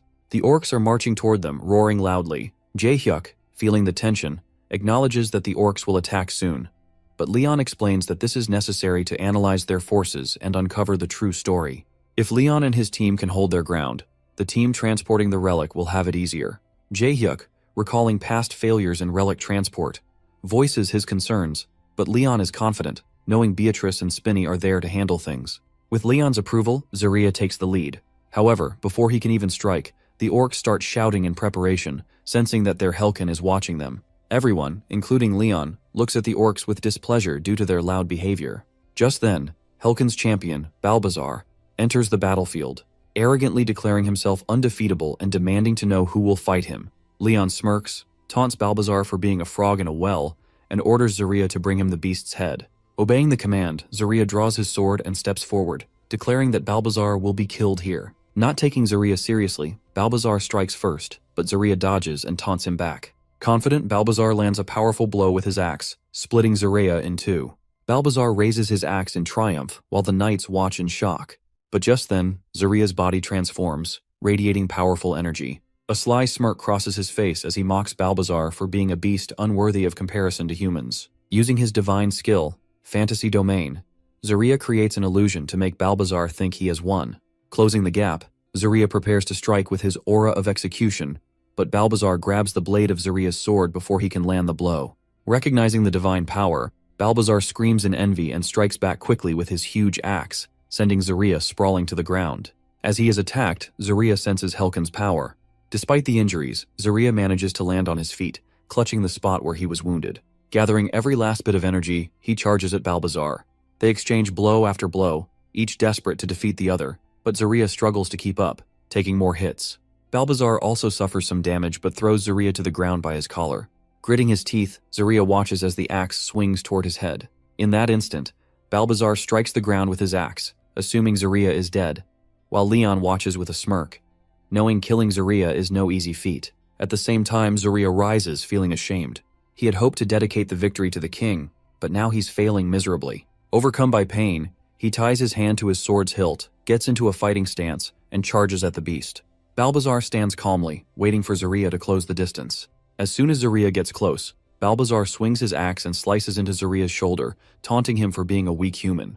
A while ago, before the orc subjugation, when Leon was a war knight, he stood alongside the other knights and asked Zarya about his name. When Zarya introduced himself, Leon recognized him, knowing he had been a royal knight for 50 years. Leon then told him about taking down the orc champion, and Zarya quickly agreed, asking the king to give him the lowest position possible. He didn't want honor or glory, just to keep his way of life. Back in the present, Zarya, recalling how Leon had approached him, coughs painfully, every inch of his body aching. Balbazar, thinking Zarya has given up, raises his axe for the final strike but stops when he sees Zarya holding it firmly. Flashbacks of Leon offering his hand and calling Zarya a loyal warrior flood his mind. With a surge of energy, Zarya swings his sword, praying to the great lady who commands the end of all things to bless him, and instantly pierces Balbazar's heart using the death-resistant skill of great divine law. Before Balbazar can understand where Zarya's power came from, he collapses, dead. A minute of silence follows on the battlefield, then Zarya raises his sword, pulling it out of Balbazar's body, signaling victory. Chaos erupts around them as Leon's forces celebrate, while the orc army is left disappointed in Balbazar. The battle isn't over though, as Maghar, the champion of the sorcerer god Gukrok, steps forward, challenging Zarya. Despite losing so much blood, Zarya decides to fight on for the king. As he takes a step forward, he stumbles but is caught by Leon, who praises him for fighting so bravely. Leon assures him to rest and promises to watch over his end and bless it. Leon steps forward, facing the crowd, and pulls out all his relics. A golden light begins to shine from his body, and suddenly, the spirit of a giant lion appears behind him, flames rising around them. Meanwhile, Spinna, flying in space, looks down at the planet and detects movements. An uneasy alliance forms between the Empire and the Lionheart Kingdom. The squad carrying the sacred relics is moving according to plan, although 2 other teams have been wiped out. However, the guild members of Pantheon remain safe.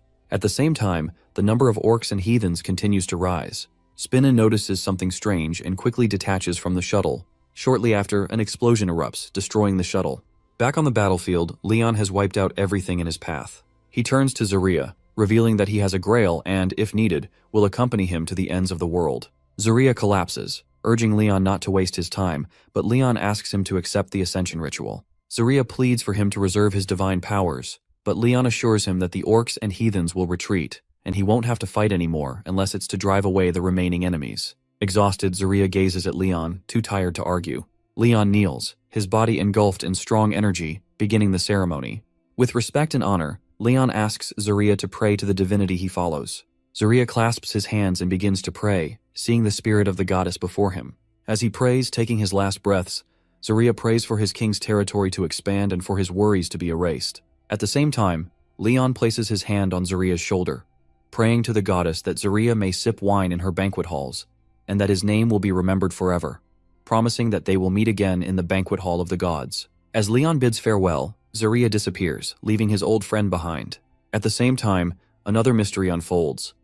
The chief of the orc's subordinates apologizes to the chief for failing to defeat the opponents. However, the orc chief, sitting on his throne, decides that if fate wills it, he will fight the Holy Grail Knight. Further ahead, in the forest, Zaria's clone looks out from behind a tree and tells Hari and the squad to move forward since there are no signs of monsters. Hari looks at Zaria curiously and hesitantly asks if he remembers anything from before, referring to the memories of the other clone who was with them. Zaria explains that it feels like he has inherited the memories of the original, but unfortunately, he doesn't remember anything about this squad. He adds that at this moment, he is a mission knight of 87, and during this time, the king was a Grail Knight and War Knight. Harry becomes even more curious and presses for more information, asking if Zaria knew the king in his childhood. Stella, too, is eager to hear stories about the king's younger days. Chuckling, Zaria tells them that Leon left quite an impression on him back then, as he was the youngest Grail Knight ever. Zaria goes on to explain that Leon became a mission knight at the age of 16, a role usually reserved for knights of the kingdom to do charity work. However, His Majesty was a successor of the Duke Dragonia household and may have skipped some steps due to his high status. Despite this, he did an excellent job. Leon defeated an entire village of orcs on his own and stopped a group of heathens during their ritual. His adventures became famous, remembered as tales of bravery and honor, with even pets and singers recalling his stories. When Leon was 20 years old, the goddess of light and justice chose him. By the time he was 27, he had become the youngest War Knight and Grail Knight in history. Zaria believes that no one will ever be as talented as Leon again. He then advises Hari to stay by Leon's side, as she will learn a lot from him. After setting fire to a safe area in the deep forest, everyone falls asleep except for Daesung, who is practicing by swinging his sword in the air. Just then, he hears someone call it a kingdom sword technique. It's none other than Zaria, who has woken up because, at his age, he doesn't sleep much. He thought he'd come to help stand guard, but Daesung was training, so Zaria decides to assist him, which is a great honor for Daesung. They both take fighting stances in front of each other. Zaria suggests Daesung dodge the attacks while he attacks. As soon as Daesung agrees, he notices a quick attack aimed at him. He tries to dodge it. Zaria instructs him to keep his two hands above his belly button. The sword is not just a weapon to swing, but also the fastest form of defense someone has. Daesung is clearly trying hard to counterattack, but Zaria's swordsmanship is so swift and accurate, like a machine, that it's hard to land a blow. Zaria begins delivering faster strikes, and with the final blow, he knocks the sword out of Daesung's hands, stopping his blade at Daesung's throat. Disappointed, Daesung admits that losing to Zaria motivates him since he's gotten the basics down, and praises Zaria for his speed, which encourages him a lot. Daesung sits next to Zaria and asks how he compares to Hari. Zaria reveals that Hari is incredibly powerful and can improve faster than anyone. Hearing that, Daesung starts doubting himself, feeling like he's never enough or good enough. This behavior reminds Zaria of his past self. Everyone around him told him to give up, but he never did because what others say doesn't matter when it comes to trying. He advises Daesung to never lose hope and to be courageous, filling himself with courage, love, and hope, as those qualities are meant to be manifested. The next morning, they arrive at the castle of the Empire. Zaria knows that once they pass through here, they'll be on a straight path to the kingdom's borders. This realization makes Daesung understand that the Lionheart Kingdom and the Empire share borders, and he wonders why the mission isn't over yet, since they've now reached the Empire. Just then, the castle guards order them to stop, but Hari confidently explains that they are there to transport the relic, and there should be a record of them passing through. Instantly, they hear voices welcoming them. The voices belong to the head of the Magic School of Light, the Imperial Guards Division Commander, Sir Bolfhart, and the Heavens Observer, Startooth. Sir Bolfhart smiles evilly, demanding to know what members of the 13 electorates are doing there, and recognizing that it's not Zaria, but his clone. Suddenly, orcs begin gathering around them, and Bolfhart, out of nowhere, strikes a lightning bolt at Zaria, while simultaneously welcoming and bidding him farewell. Harry rushes towards Zaria, who has fallen on the ground, his stomach on the dirt, while panic spreads across the squad's faces. Meanwhile, Bolfhart remains relaxed, knowing it's just a clone and not a real Grail Knight. He challenges the remaining squad, asking if they have the guts to fight. In response to his arrogance, Stella unleashes a powerful wave of flames toward him, but the old man sends an evil magical array in her direction, undoing the divine law with his magic. As the head of a magic school, he knows how to counter divine laws and declares hers to be weak. Stella turns crimson with embarrassment, realizing they've studied the miracles of the divinities, calling it an outright insult to the gods. Wolfheart dismisses them, calling them fools for sticking to old traditions when it comes to divinity. Daesung speaks up, telling them that the Empire has been aligned with the orcs from the start, and that the orcs are after the holy relics. Wolfheart laughs maniacally, thinking the relic will help him analyze the gods, claiming it will take their progress one step further. But just as he's about to act, an image appears in the sky from the shadows. It's Beatrice, surrounded by divine power. She feels the strong magical pressure from his spell, but uses a double recovery of mental fortitude to reinforce herself. Wolfheart maintains the magic circle, calling her power vulgar as she exudes seductive magic. Beatrice casually brags that she was born with it, which causes Wolfheart to act like he doesn't care, though deep down he feels it's unfair that she doesn't need to do anything to possess such corrupt power. The short old man is amazed by Beatrice's powers, while Daesung and Stella remain confused about who she is. Wolfheart threatens her to appear before them and combines a series of powerful magic attacks to kill her, yet Beatrice remains unfazed, summoning a hexagonal shield to block the barrage. However, she notices an additional attack behind her, as Wolfheart uses his Lamentar's lightning skill. The old men laugh loudly, sure that she's been defeated, but Beatrice somehow survives the attack. Her eyes, now filled with rage, reveal her determination to eliminate these freaks. A large amount of mana gathers around her, and in an instant, she casts the Death Eye spell. The magic circle transforms into an eye, shooting out countless magic projectiles in all directions, draining every trace of mana from the atmosphere. Wolfheart, witnessing this, uses a shield to protect himself. Beatrice scoffs, saying it can never compare to the king's power. While she realizes magic here is no different from magic in her world, she still doesn't understand why they use it so recklessly. As she maintains the Death Eye spell, she comments that they're too focused on what it does right now and fail to realize its true potential. In a flash, she steals the magic from the short old man. Meanwhile, Zarya wakes up at the Empire's guard post, realizing the Empire has betrayed them.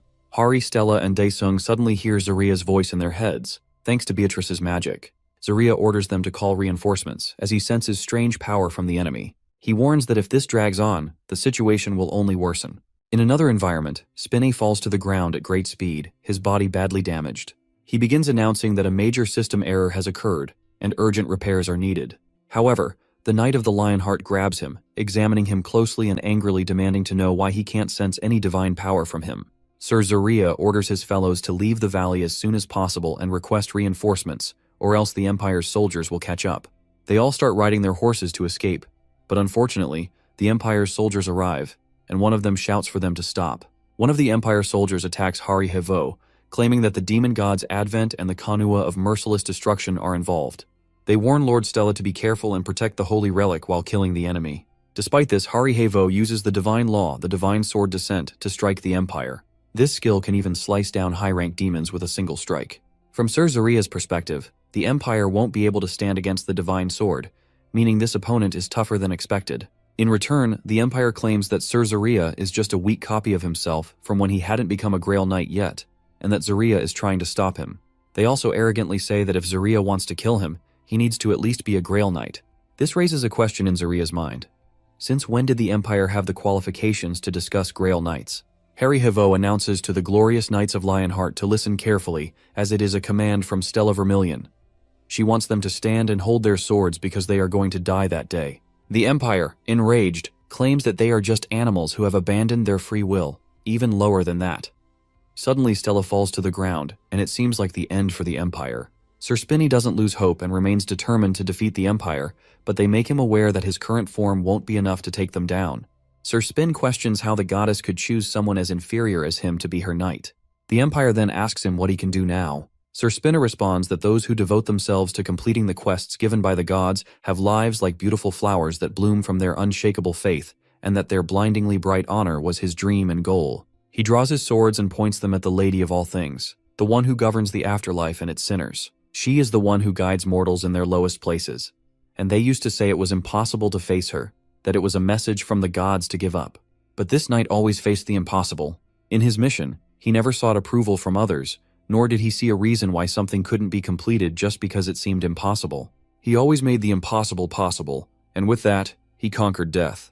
The goddess of death used to look at him kindly and commanded him to face the impossible. Meanwhile, Stella regains her senses and realizes she can't die as she fights through the shrouds of death.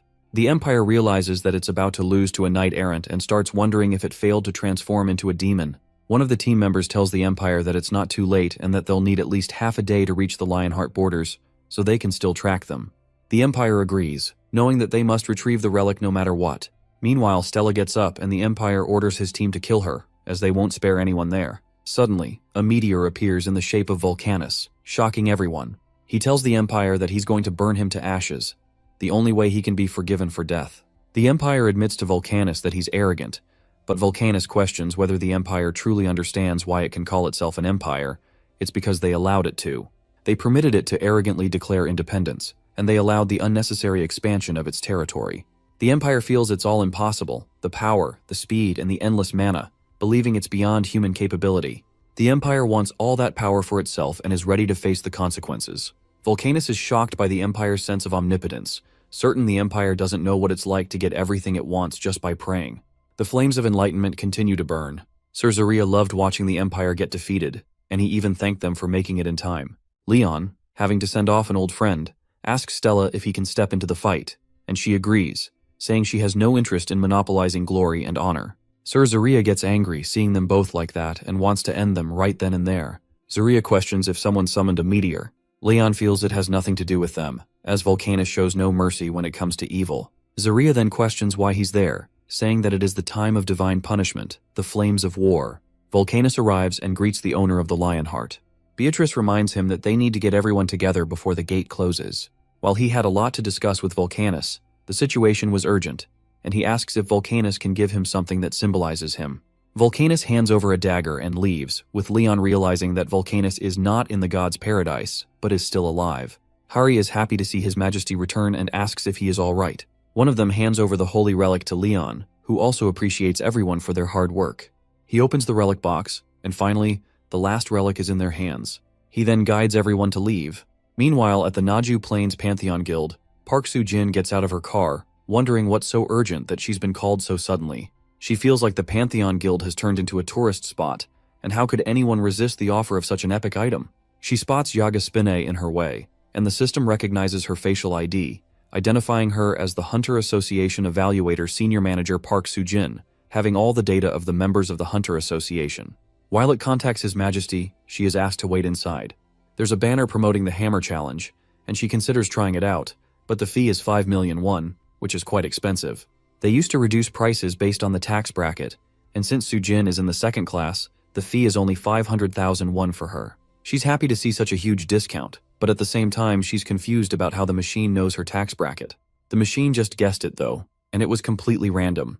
Assistant Manager Han greets Soo-jin and asks if she's doing well these days. Since Soo-jin is there to evaluate an item, she asks Manager Han where to go for that, and Han leads her on the way. She takes her to Sir Spin's room, where he asks if she is from the association. Soo-jin introduces herself as Park Soo-jin. Sir Spinny then asks Hari to bring the artifacts, and a moment later, she arrives with them, which seems quite rare to Soo-jin. First, Soo-jin looks at an orc champion's axe, then moves on to Volcanus's ritual dagger, a legendary item. Finally, Hari guides her to look at the epic item, which has an epic rank, Richard Lionheart's sheath. Suddenly, the sheath begins to move on its own. Sir Spinny speaks the words left by the founding king of Lionheart for his descendants, that through suffering and to the stars, he wants to do good with bravery and stand for justice, even if heaven falls, and bring light to fate. Sir Spinne then asks everyone to leave him alone for a while. Suddenly he feels some sort of power, and introduces himself as Leon Dragonia Lionheart, the 15th king of the Lionheart and the rightful successor to the founding Lionheart. As the agent of God, he claims his right to wield the relic and declares that he has finally regained his power from his pinnacle. He orders Beatrice to get ready, as they are going to carry out a large ritual, all made possible because of that sheath. He plans to first form the Knight Order and prepare to appoint a Grail Knight, and through the great ritual, he will summon the star. A woman is talking on the phone with someone, and he asks if she really intends to stay there. She agrees, saying that she wants to kill someone, and for that, she has countless sword techniques from the Divine Sword Guild, but they aren't enough. She needs the Divine Law to kill him. The person on the phone asks if she knows where the person she wants to kill is. She says that he was last seen in Vietnam, still with the demonic sword. It's the Panchen Guild's morning training for horseback assault and defense. The training continues as they keep beating Suho. An announcement is made that the Defenders team wins, and it's time for the next team. Everyone asks Suho if he's okay, but he feels like he just died for a second.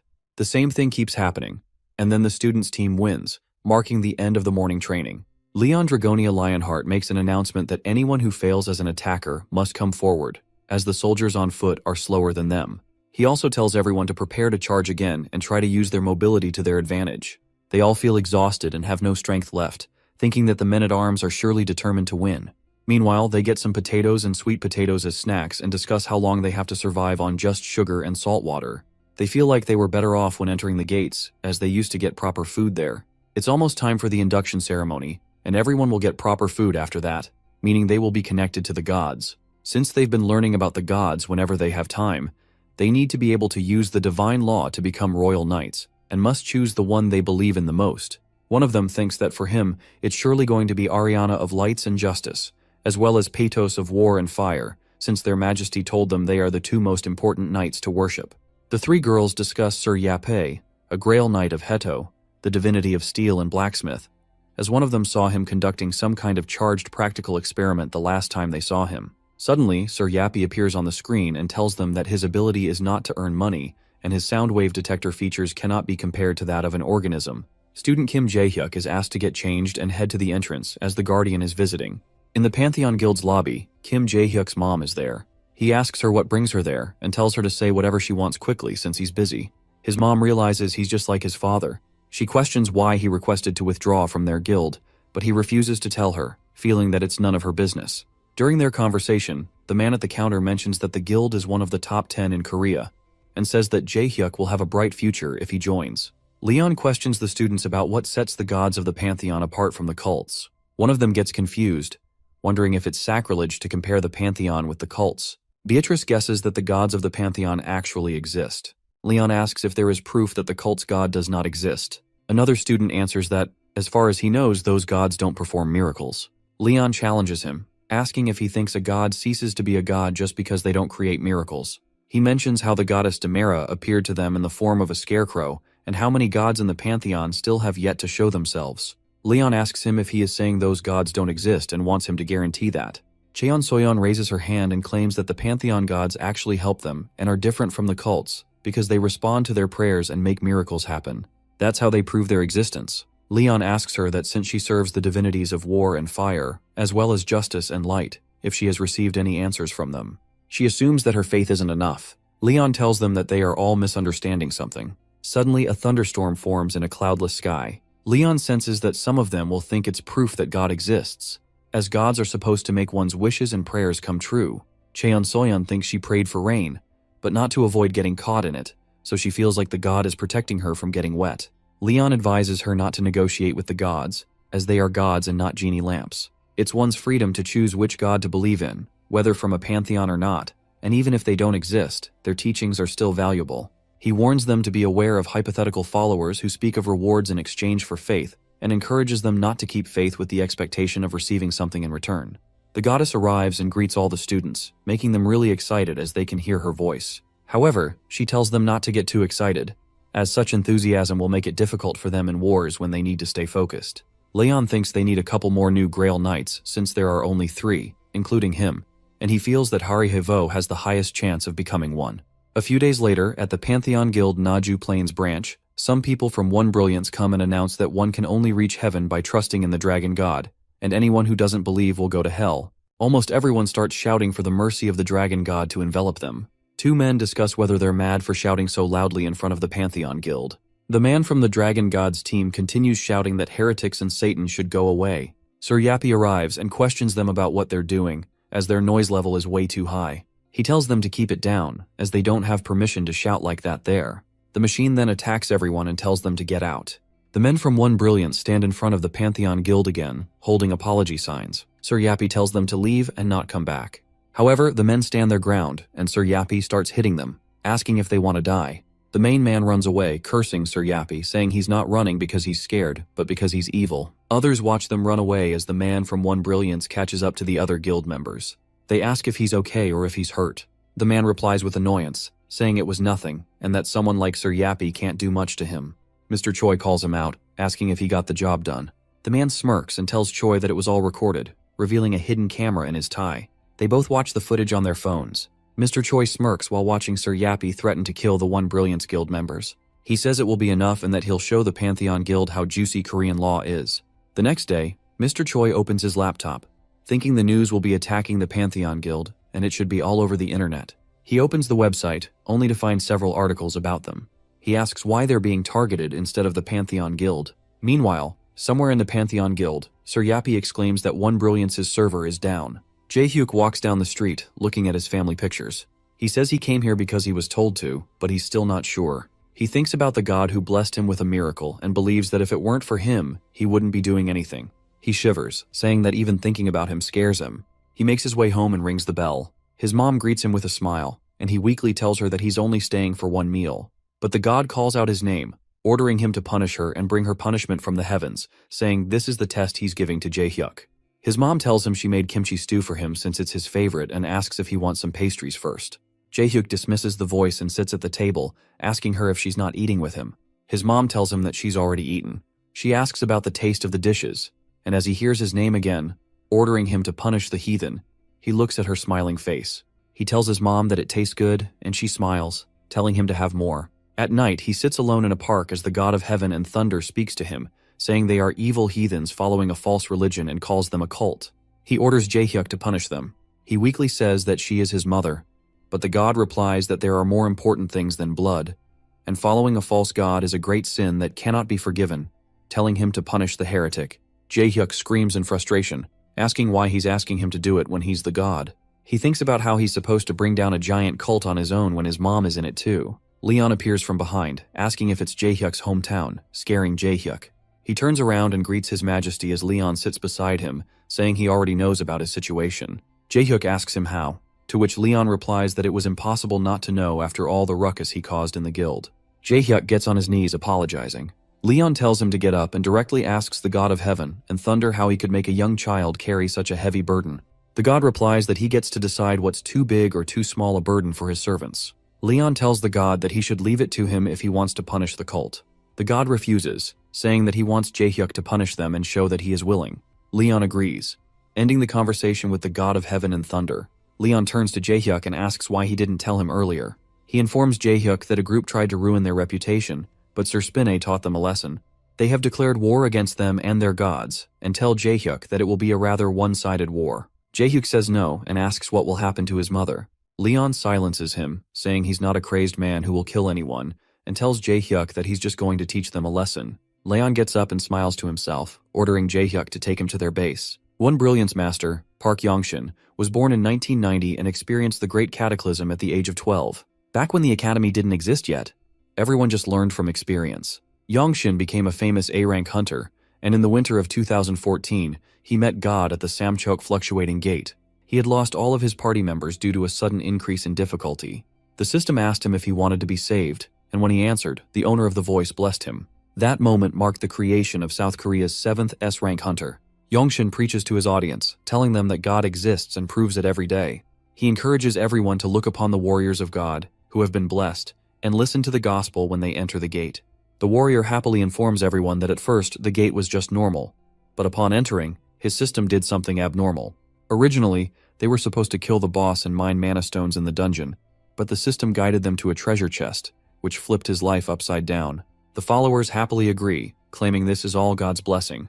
The warrior exclaims that they all should believe in God. This happened often to the hunters of One Brilliance. Even the Hunter Association had to officially acknowledge that these miracles weren't random, but somehow related to One Brilliance, making it easy for them to expand their influence. Young-shin smiles as he hears his followers praising the dragon god. He starts by saying that not everything is as it seems and informs them about a hunter who raided gates to treat his sick mother, only to be blessed with a cure-all herb. He also mentions a talentless hunter who was able to level up miraculously, and this happened to both of them after they proved their faith by donating money. Young-shin screams that their god sent them miracles because he was pleased with their faith. He preaches that by proving their faith they too can receive blessings, as they are all part of the same family. The followers praise their god. Young-shin's eyes then settle on Leon and Beatrice, who are sitting at the back, and he's shocked to see that the Pantheon Guild's leader is here too. Leon grits his teeth in anger, thinking about the cult and the parasites who exploit the poverty of the people to teach them false beliefs for their own profit. Young-shin smiles and announces that a very precious guest is here with them today, and that first-comers are supposed to be baptized, calling Leon up to join him. Leon stands up and praises him for being bold enough to call a king toward himself. He confidently strides over, stands in front of Yangshin, and throws a huge pile of money at his feet. Yangshin asks what he's doing, and Leon demands that he make a miracle happen, since Yangshin said that miracles can be experienced through donations, so he's trying to negotiate with his god. Yangshin smiles, calling him rude for trying to test God's miracle. Leon asks if loyalty and devotion are enough to make it to heaven, questioning if Yangshin is the one who decides who gets in. Yangshin grits his teeth and orders him to subjugate and obey the pastor, saying it's the rule of the gospel. Leon angrily asks how a servant of God can describe himself as an equal to his god, and calls his faith vulgar and shameful. Yangshin taunts Leon, acting as if Leon thinks he's better than him. He points at Leon, calling him a non-believer, a servant of demons, and says they must expel the demon from the holy abode of the dragon god. The crowd starts calling Leon a demon and demanding that he be kicked out. Jaehyuk, who's sitting beside Beatrice, thinks that his majesty will be able to handle this. Yangshin laughs and calls Leon sickening, just as another person from the back screams and calls Leon a demon. Jaehyuk remains seated and Beatrice covers her mouth in disbelief. Leon Dragonia Lionheart, as a king, can withstand many things, but there are 3 things he will not tolerate. The first is when someone speaks badly about their parents, as it's an insult to the entire household. The second is insulting the gods, because how can mortals dare insult the gods? Leon turns around, thinking about how a vulgar bastard, a cultist, dares to compare him, the king of the Lionheart, to a demon. The third thing, comparing him to a demon. He screams, declaring that he should punish them all now, scaring the crowd. He pulls out his pendant, creating a spell, and declares that he will punish each one of them for their false beliefs and vulgarity. Yangshin looks at him frightened. Leon says that the divine star will purify them all. Just then, an astronaut enjoying his meal notices a star heading toward Earth and thinks that this must be the end of the world. Leon takes out his pendant and lets Saintess Anjak's divine relic guide the star, cursing that the demons will be destroyed. Yangshin wonders what Leon is doing, while the hunter from earlier thinks he's gone insane. Beatrice stands up, signaling Sir Yappy, who stands behind her. She raises her hand, activating her powers, and says it will be faster if everyone just sees it for themselves as she breaks through the ceiling, leaving everyone in shock. Yangshin calls her crazy and asks why she did that. Leon casually tells him that he summoned a star. Yangshin insists that he's out of his senses. A shadow starts to appear above him, and he looks up to see a star, with an estimated mass of 68 billion tons, heading straight toward him. Leon has summoned Meteor Mickey. He signals Beatrice, who tells him she's ready, and they activate the divine power. She wraps the meteor with her power, while Sir Yappy loads the property-changing divine ammo.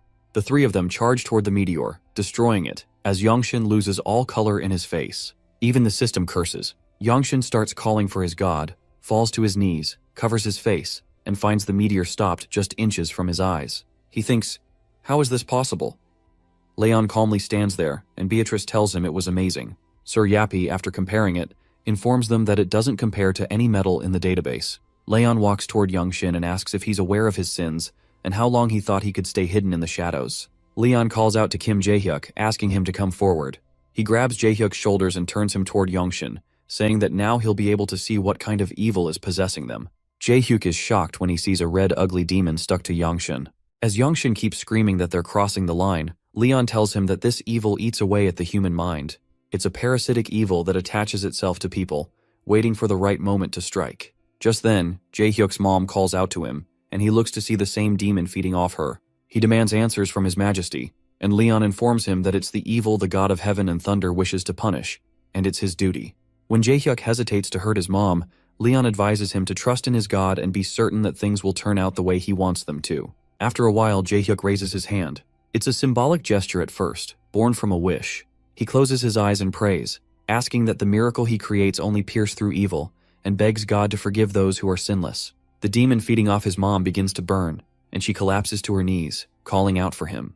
He runs to her and hugs her tightly as the demon burns away. His mother apologizes as he holds her close. Leon praises Jaehyuk and thinks about how he was chosen by the god of heaven and thunder. Leon turns toward Yangshin and warns him, saying that he's next. Leon destroys the demon and Yangshin passes out. The small demon tries to run away, but Leon crushes it. He thinks about how these demons infiltrate society, much like the evils of pleasure, corruption, and curiosity, and figures it's a good thing that Yangshin wasn't in direct contact with them, keeping his soul intact.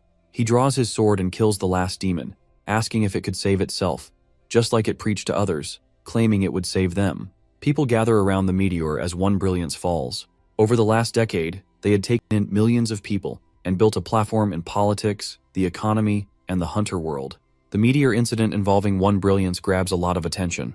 Yongshin holds a press conference, announcing that they will merge with the Pantheon Guild starting today, and all of their funds will go to the Guildmaster, His Majesty Leon Dragonia Lionheart, the Divine Human.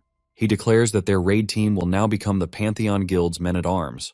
A reporter asks about their relationship with the Pantheon Guild, and Yongshin simply declares that Leon is the true savior and the messenger of the gods, so everyone must find true faith. Leon looks at the crowd and says it's loud, but that's to be expected since Earth has never witnessed something like this. Leon asks Sir Spinne when they can start working, and the robot replies that they still need to construct the necessary facilities, including the main facility at Pantheon. Leon suggests they need 50 sets of armor and swords immediately, noting that spears and armor for horses are not as important, but both types of armor are equally vital. Sir Yappy informs him that they'll need to expand the facility and address the involved laws as well.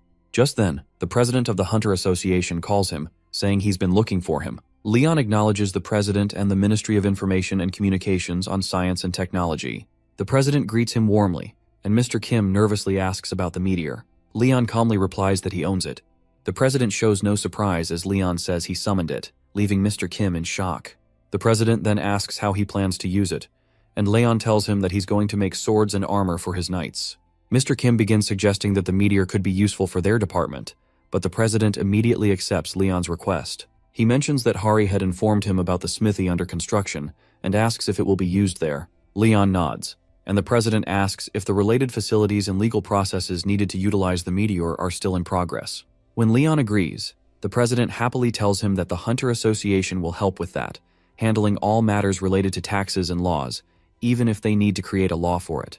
Leon asks if he wants anything in return, and the president replies that he wants a part of the meteor and some armor made by Sir Yappy, saying he would be honored to have armor crafted by the divine blacksmith. Leon agrees, saying he was planning to gift it to him anyway, but reminds him that he can't give away artifacts from the Star Iron Smithy. Though they are not divine relics, they are just as valuable. The president asks again if Hari will receive an artifact from the Star Iron Smithy. Leon nods again, and the president declares that whenever she visits the association, they will be ready to take a look at it, or have someone assess it since Hari is still an employee of theirs. Leon agrees and shakes hands with the president. The president then takes out another document and tells Leon there is something else important he needs to look at. Leon watches a video from inside a gate, but the president explains that it's a battle in Vietnam that happened on Earth. He tells Leon about the wandering demon sword and Cheon Jiho, the one currently possessing it, and informs him that the 6th generation demonic human is on their way to Japan. Outside the building, Youngwon stands and sighs. Yuri asks if he's alright. When he stays silent, Yuri mockingly asks why they even came to the meeting when they already have the lead on the tax and reformation plan. Youngwon grunts, saying it's all because of Leon. He was slowly changing as a person and becoming more involved with the Pantheon Guild. Youngwon says that his stomach hurts. Yuri smirks and tells him that if he wants to be kind, he should just do it without denial, suggesting that he should merge with the Pantheon Guild like One Brilliance did. Youngwon disagrees, just as Suwa appears and greets them. Yuri tells her that she hasn't changed at all. Suwa says she knows they didn't accept their medicine, and Yuri replies that it didn't fit their guild's image. They enter the meeting room, where Cheon Jinsu greets them. Yongwon notices Park Jong-soo, Kang Jin-sung, Hwang Yonha, and Hwang Gyum-chwol, guildmasters of different guilds, all present at the meeting. The old man, Jinsu, taunts Yuri, saying her outfit is all wrong. Youngwon quickly offers her his jacket, and Jinsu asks when they are planning to get married. Youngwon quickly refuses, saying they are not dating. Jinsu starts yelling that at their age, he already has 6 children. The other guild masters think of Jinsu as a boomer. Jinsu blows his cigar and exclaims that he will kill Cheon Jiho. Someone stops him from making the decision alone, and he screams, demanding to know who will stop him if he's killing his son. The door opens, and Leon walks in, approaching Jinsu, who is sitting at the head of the table. Youngwon thinks to himself about how Leon is also a boomer. Jinsu is a boomer man, while Leon is a boomer king. Leon gets the first attack by demanding his seat. Korea's best swordsman, a living legend and the nation's first-ranked Divine Sword Guild's guildmaster, Cheon Jinsu, has become someone no one in the country could ever go against because of all the legends surrounding him and everything he has done for the nation. His authority has made him untouchable, creating the perfect environment to further entitle a boomer. However, today he faces Leon, who demands his seat. Jinsu stares at him surprised. Leon asks if he's deaf, despite still being young. Jinsu slams his hand on the table and starts to curse at him, but the president quickly interrupts, stating that Leon is 300 years old, which surprises Jinsu. The president explains that Grail Knights do not physically age, and Leon is indeed 300 years old. Jinsu asks again if it's true. Leon meets his eyes sternly, and Jinsu quickly gives up his seat. Youngwon thinks to himself that the boomer has been defeated. Leon asks for tea, and Youngshik comes running in, surprising the other guildmasters. Sua stares at Leon and says he's just as handsome as the rumors say, introducing herself. Youngshik scolds her for speaking before being spoken to, but Leon calmly orders that it's enough. He turns toward the president and says that his time is more valuable than gold. The president gets straight to the point and explains that 13 years ago, a black gate appeared in London. Because of the ridiculous difficulty of the Black Gate, no one was able to clear it. The European Union feared a repeat of the Shanghai disaster. They gathered an S-rank raid squad and tried to clear the gate.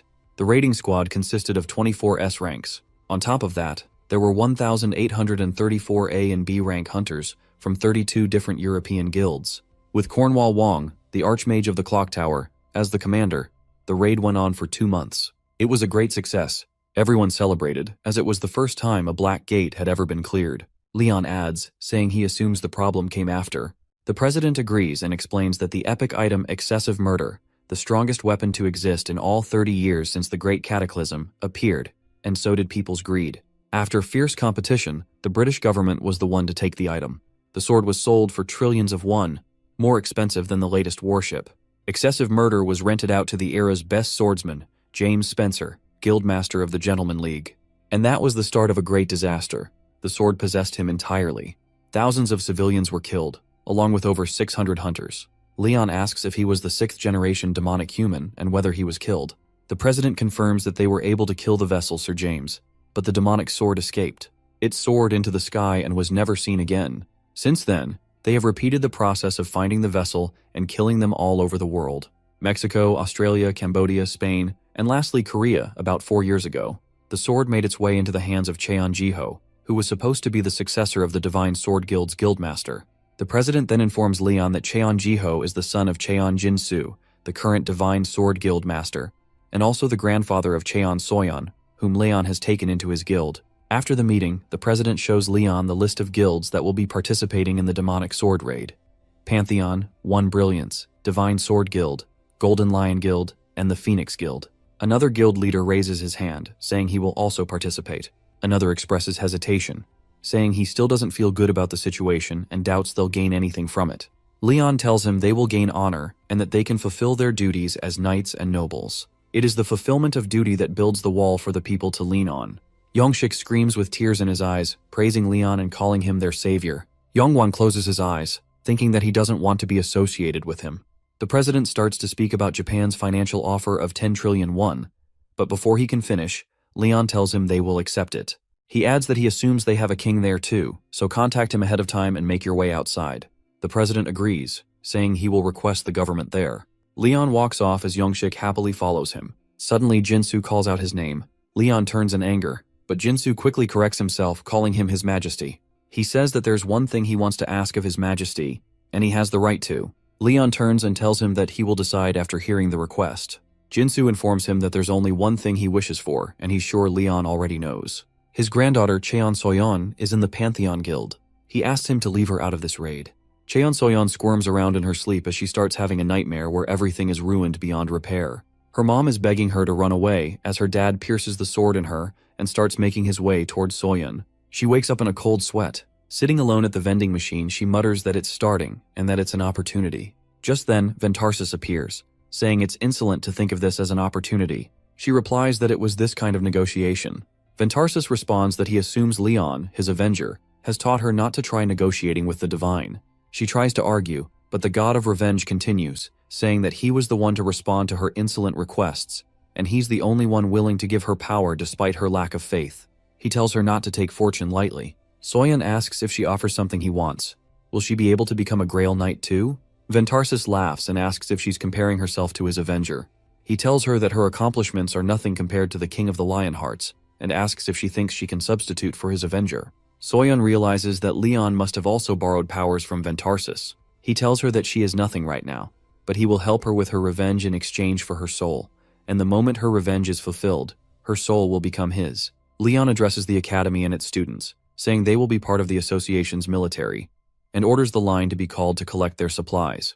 Jaehyuk asks Hari if Soyeon is going to be part of the mission because he heard that Jinsu was against this idea. Hari tells him that earlier, when she asked His Majesty, he told her that it's not within his authority to step in. Just then, Leon calls their names out as Suho, Jaehyuk, Hari, and Soyeon come forward. He starts saying that their accomplishments until now are as good as he expected and praises Hari, saying that the gods admire those who are innocent. He adds that she has proven that her talent, as well as her purity, are worth the praise. Hari smiles as Leon shows her armor, sword, and spear. He tells her that it should help bring out the true power within her. She admires the armor, calling it beautiful, as Pedos and Poma come behind her, praising the armor as well.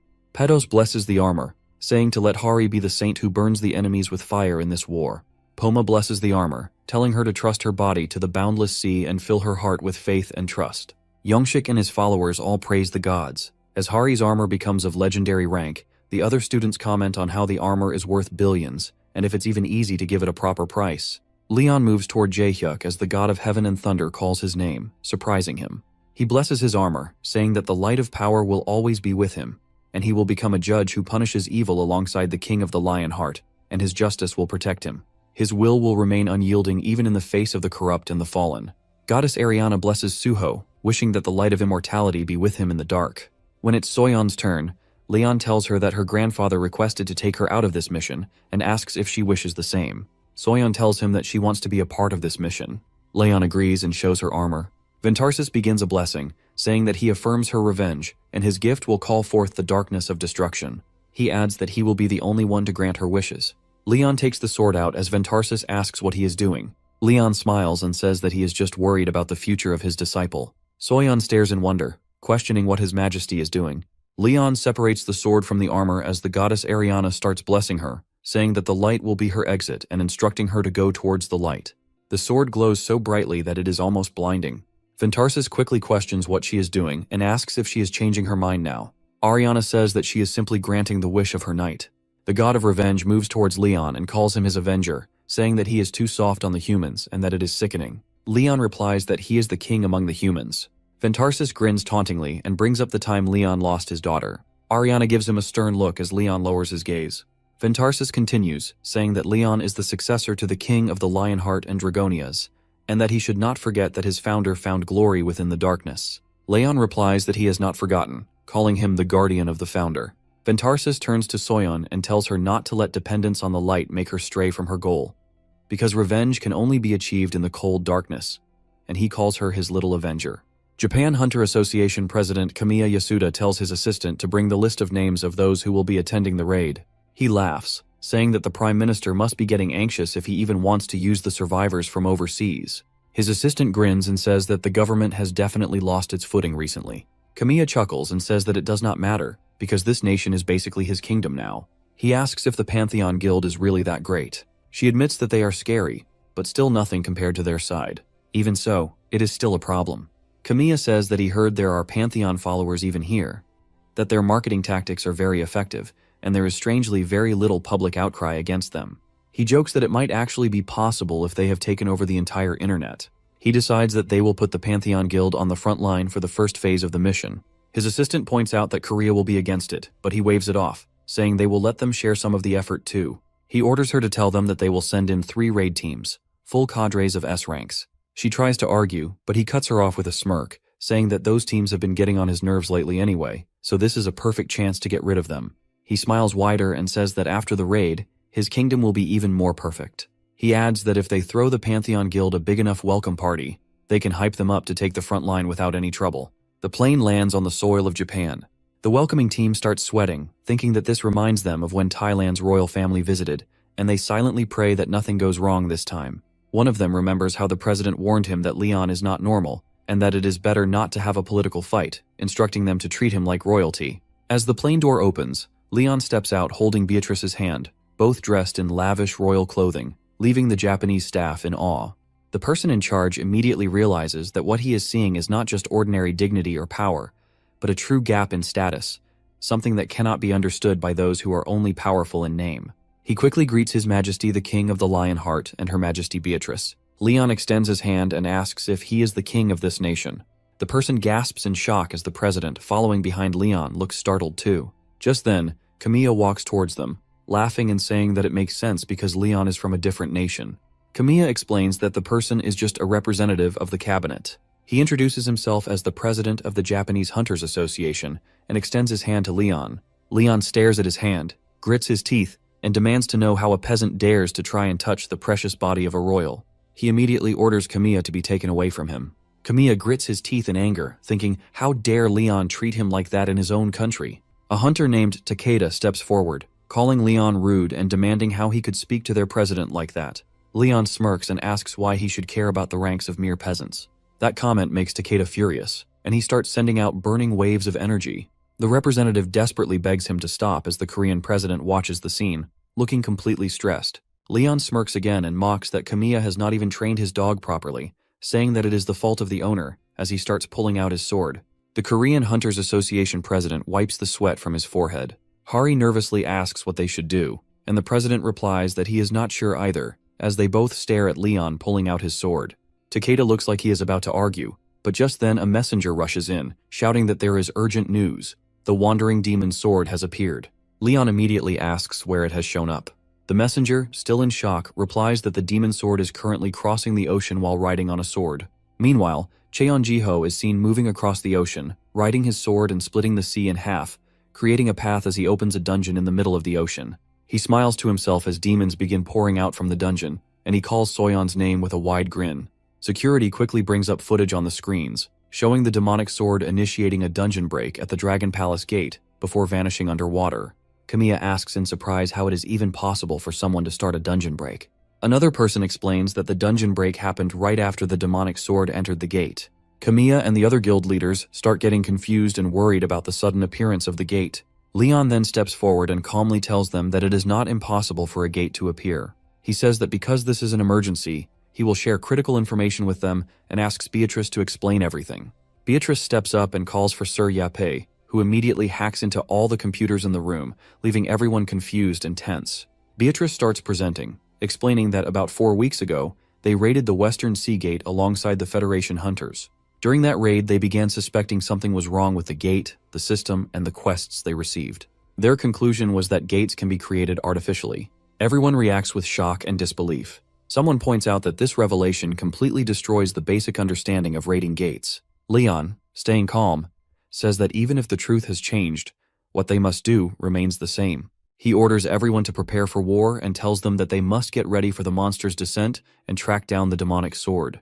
Kamiya agrees and says that the wandering sword is powerful, and he is sure that he is trying to get the attention of the monsters that will be arriving soon. So, they decide to form a special squad to respond to the demonic sword, which will make it faster for everyone to gather in case of an emergency. Leon nods and says that he will leave it to him. With that, they conclude the meeting and officially begin the demonic sword raid. They quickly come up with a plan. The Japanese Hunters Association will move to Wakayama, the Korean Hunters Association will move toward Kochi, and the Pantheon Guild will head to Miyazaki. The 3 raid teams immediately set out on their missions. Later, the security team informs Kamiya that they have successfully fended off monsters in Tokushima, Miyazaki, and Wakayama. Kamiya praises them, saying that the Koreans act fast and that it only took them 30 minutes. Then the security personnel reported that a giant cannon had fallen from the sky. Kamiya looks at the report and contacts Takeda, asking for an update from Team 4. Takeda says he will check on it and wonders if their detection device is broken. When Takeda arrives at the location, he finds that everyone from Team 4 is dead. He wonders if the demonic sword was here and how he moved without being detected. Takeda informs the security team that Team 4 has been completely wiped out. They discover a huge hole inside a dead monster, and Takeda suspects that the demonic sword hid inside the monster to slip past detection. Suddenly, the security team alerts him that Team 2 has also been wiped out, leaving Takeda in shock. Meanwhile, a messenger rushes to inform the Korean Hunters Association that the demonic sword has made another appearance. When asked where, the messenger reports that it happened in Wakayama, and that 3 Japanese S-rank hunters are already dead, with Takeda now gathering all available teams except for the Pantheon Guild. Youngwon asks why they are not contacting the Pantheon Guild, and the messenger explains that when they tried to reach out to them, a monster shot down their plane. They redirect their plane toward the designated location. Upon arriving in Wakayama, Takeda thanks them for coming. The Korean hunters quickly observe the situation. Jinsu asks if they were only supposed to stall for time against the demonic sword. Takeda replies that the demonic sword is much stronger than they had imagined, and says that he would have reached them no matter what, since 2 teams have already been killed. The guildmaster points out that they still have 100 A-rank hunters and 9 S-rank hunters on their side. But before Yongwan can even finish his sentence, the demonic sword appears. He approaches with an overwhelming presence and declares that the cruel massacre and merciless destruction have arrived, proudly calling himself the Slayer Akasha. All the S-ranks take out their weapons, wondering if they have ever met anyone stronger than the king, as Jiho slowly approaches them. Just then, someone commands them to attack, and the Japanese hunters quickly surround him. Takeda assures everyone that there is nothing to be afraid of, because no one has ever withstood this much force before. Yongwan tries to stop the sudden attack as Jiho snickers to himself. Yongwan recognizes that smile and screams at everyone to get out of the way, but it is too late. Jiho moves in an instant, slashing through the A-rank hunters like paper. Yongwan stands there in shock. Takeda thinks about how he would have died too if Yongwan had not told him to move. He starts backing away as Jiho comes toward him, raising his sword for another attack. Suddenly, something shiny distracts Jiho, and Yongwan quickly commands the Koreans to attack. One of the guildmasters tries to strike Jiho from behind, but Jiho easily dodges, leaving the guildmaster frozen in shock. Jinsu laughs, calling them weak, when suddenly thousands of swords come rushing at them like a storm. The Korean guildmaster quickly activates limitless swords, 1,000 swords falling petals, trying to turn the tide. Jiho flashes through the air, aiming for another attack, but another wave of swords comes crashing down, taking more hunters out. Jinsu asks the guildmaster if this is the same guy they fought last time. The guildmaster replies that he had fought Jiho back in Ulsan, but he has definitely become stronger. One of the healers rushes to Takeda, panicking, trying to heal him, but she cries out that she cannot heal him, that something is wrong, and it has never happened before. Yongwan checks the after effects and realizes that there are several debuffs stacking on them. He sighs deeply, thinking that this is not the only problem, and Jiho might even be on par with the Archduke Demon Rakshar, or maybe even stronger. Jiho laughs coldly and orders them to stop worrying about anything else and focus on the attack because they must kill him here. Jinsu steps up to face Jiho, and the demonic swordsman laughs again, saying that he knows Jinsu's face and asks if he is a blood relative of the vessel. Jinsu glares at him and declares that he does not have a son like that. Jiho snickers and asks where his granddaughter is. Jinsu grits his teeth and replies that it is not Jiho's business to know because he is going to die by his hands tonight. The aircraft moves toward the war zone. Youngshik says it is a good thing he had a private helicopter ready and wonders why they even need to be there, considering who is involved in the fight right now. He looks up with a smile and asks Soyeon if she is ready. Soyeon calmly replies that she was the one who wanted to come in the first place and asks if he had something he wanted to accomplish too, since he sneaked in a helicopter. Youngshik exclaims that he is still begging for His Majesty's forgiveness. Just then, the helicopter shakes, and they look outside the window to see Jinsu and Jiho suspended in the air, their swords clashing against each other over and over. They keep attacking in the same pattern, locked in a deadly dance. Jiho smirks and suddenly summons Massacre Lord Akasha's sword, making his blade blaze a hot red. Soyeon immediately calls out to her grandpa. After a while, Yuri wakes up to find Yongwan checking if she is okay. She tries to remember what happened after the father and son's fight and tells Yongwan to stop shouting. As she looks up, she sees Jinsu hanging off of Jiho's hand while the other S-ranks are coughing and struggling to stand. Jiho laughs, saying it is not bad despite Jinsu being old, but he had expected more force and honestly thought Jinsu should have died from that attack. It feels almost like someone is interfering. Just then, Soyeon jumps into the fight, her sword shimmering with the blessings of Ventarsis and Ariana, and she slashes the hand that was holding Jinsu. The system immediately declares that she has taken her revenge as a new surge of power rises inside her. Soyeon comes face to face with Jiho and thinks that she is strong enough to defeat him right now. Jiho just laughs, calling her an amateur, and attacks. Soyeon stands her ground and blocks his strike. Jiho acknowledges that her divine power is strong and says that countless comrades of his have met their deaths after encountering it, but she is neither a knight nor an orc, and with a single attack, he throws her back. He stands there looking down at her and says that she is nothing. Youngshik leads his people forward and orders them to protect Soyeon for the sake of the Lionheart. They charge at Jiho, but he turns and releases a blood-tinted wave. Shock flashes across Youngshik's face as he and his comrades, along with Soyeon, are thrown back by the force. Jiho scoffs and says that even a dog tucks its tail when it sees a tiger, but these people are foolish because they are fighting an immortal. Youngwon suddenly starts laughing right in his face. He says it is kind of ridiculous because in front of the real man, they are all just mortals. He points towards the sky and Jiho turns to see Leon arriving on his Pegasus, shining brightly like the sun. A long time ago, there existed a world protected by gods, and in that world, there were kingdoms blessed with knights. These knights were an annoyance to the immortal demons hiding in the shadows.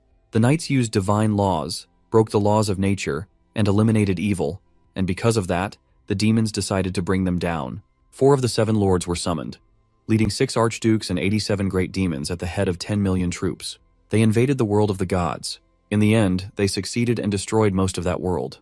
The only forces left standing were the army of knights, ready for their last battle, and the army of orcs, who enjoyed the Great War like it was some grand festival and destroyed the East. At that time, Akasha had been dispatched to another world, so he could not witness the end of the war. But now, he will realize just how lucky he was back then. Jiho mocks him, saying that Leon has the right to call himself the hope of this world. Anger sparks in Leon's eyes as he says, how dare he call him by his name? Then he moves straight towards Jiho and punches him right in the face, sending him flying across the ground. All the guildmasters watch in shock as Takeda wonders how Leon managed to knock out the Archduke demon with just a single punch. Soyeon rushes over to Jinsu and helps him up. Jiho smirks, saying that Leon is still just a mortal, and starts creating all sorts of debuffs against him. Jinsu nervously thinks that even his majesty might not be able to win with this many debuffs stacked against him. Leon starts walking toward Jiho, every step carrying the weight of historical heritage, and begins to create even more powerful buffs. Jinsu watches in shock, realizing that Leon has something that normal demons and humans could never reach, that he is an overwhelmingly powerful legend. They come face to face as Jiho yells that he is the destruction of all life, but Leon calmly refuses, saying that he is the destruction of Jiho alone. They clash, fighting with everything they have. Meanwhile, in the blocked streets of Japan, all the cars are jammed together, and people start causing a commotion, demanding to know when the roads will open again. The control team keeps assuring them that it will take a little more time. An impatient man worries because even the news is not giving any updates. He turns to his wife and says, maybe they should just walk. But before he can even finish his sentence, a loud bang shakes the air outside.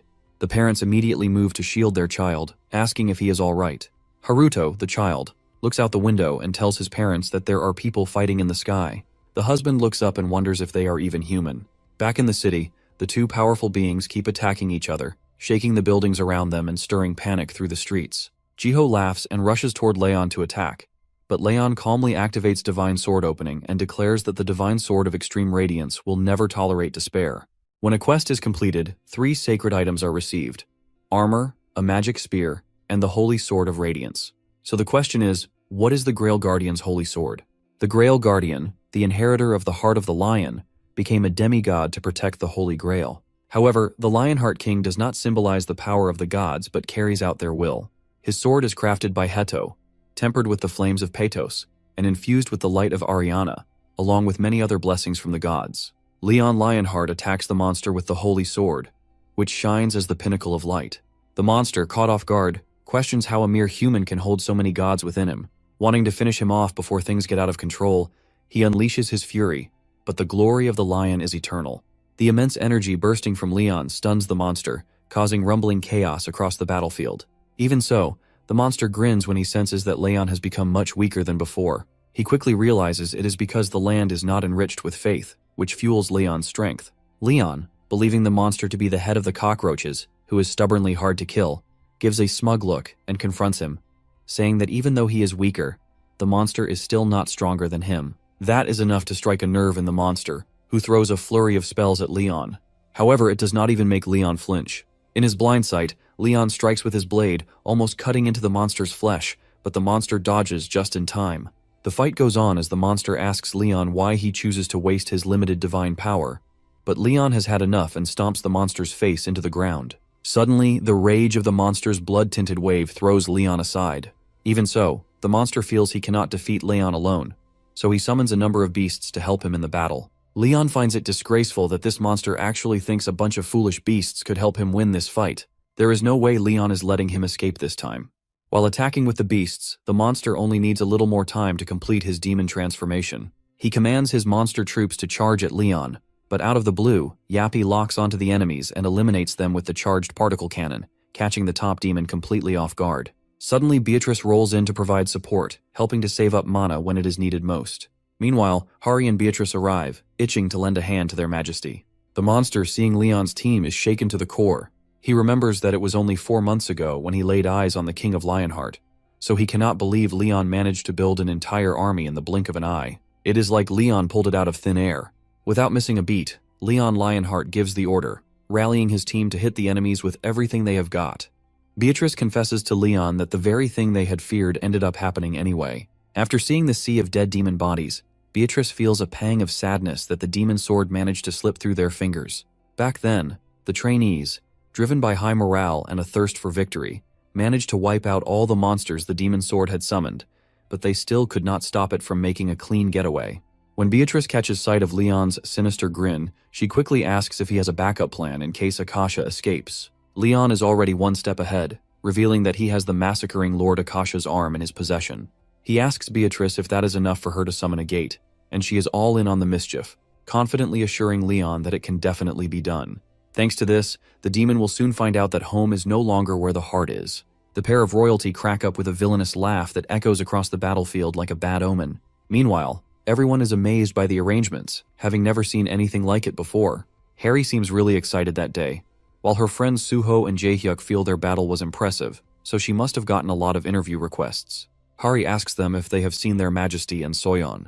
Outside, Soyeon knows it is not over yet, but Plo thinks she cannot handle it. Plo suggests that she is talented enough to defeat the one she seeks. Since his child once took the power of the Archduke Demon of Sloth, he can now pass that power on to her. Soyeon has already paid with her soul, leaving her with nothing else to offer Plo. But Plo asks for nothing in return if it means wiping out those sickening demons. Just then, Leon Lionheart arrives and warns Soyeon not to cross a river she cannot return from. Soyeon asks if Leon is telling her to give up or to take revenge, but Leon denies it. He explains that he's known as the Avenger by the divinity of revenge, and that he's fought alone for about 2 centuries, overcoming the impossible. Amidst all this, Plo urges Soyeon to learn from Leon, a man who has avenged citizens, comrades, his nation, and even his world for nearly 2 centuries. That man had even managed to win against the impossible. No doubt Leon supports revenge. But Leon goes on to explain that while revenge may seem sweet, the road to it is cold. If revenge demands giving up everything, then it's not true revenge, and it will devour her soul. He warns her to be cautious, and not take the consequences lightly, because even those who betray the divinities have their souls preserved. He tells her that the path she's considering will only lead to a great void in the end. In case of lacking, she must focus on her flaws instead of losing herself, declaring that the end of her revenge must begin with her smile. Leon then asks her who she really wants to take revenge on, her father, who killed her mother and friends, or herself for being chosen by the demon sword. She comes clean and admits it's herself because she gave in to the temptation of the demon sword. Leon points out that she's not even clear on who she's seeking revenge on, as she's basically choosing to make the same person her victim, chasing her own tail in the process. He explains that the one she truly needs to seek revenge on is the Archduke demon, and he urges her to fix her contract with the divinity of darkness before going after her revenge. That hits her like a punch to the gut. 10 days later, the Demon Sword raid squad gets back together, and the group, including Kamiya, kicks up a fuss.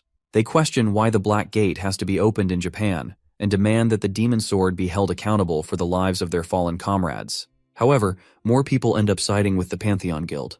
When they are supposed to be the building blocks of Japan's future, they cannot believe Pantheon would be willing to throw away their own nation's hunters just to line their pockets. This man is ready to make the Demon Sword pay for every life it has taken and to expose what Pantheon is really about. He is also eager to see how the Lionheart King plans to handle things inside the gate. Upon stepping into the gate, the horrifying scenes freeze them to the bone. Leon, losing his mind, is ready to round up every last one of them and put them to work as serfs. The stage is set, and everyone is itching to see how the King of Lionheart and the Pantheon Guild will perform.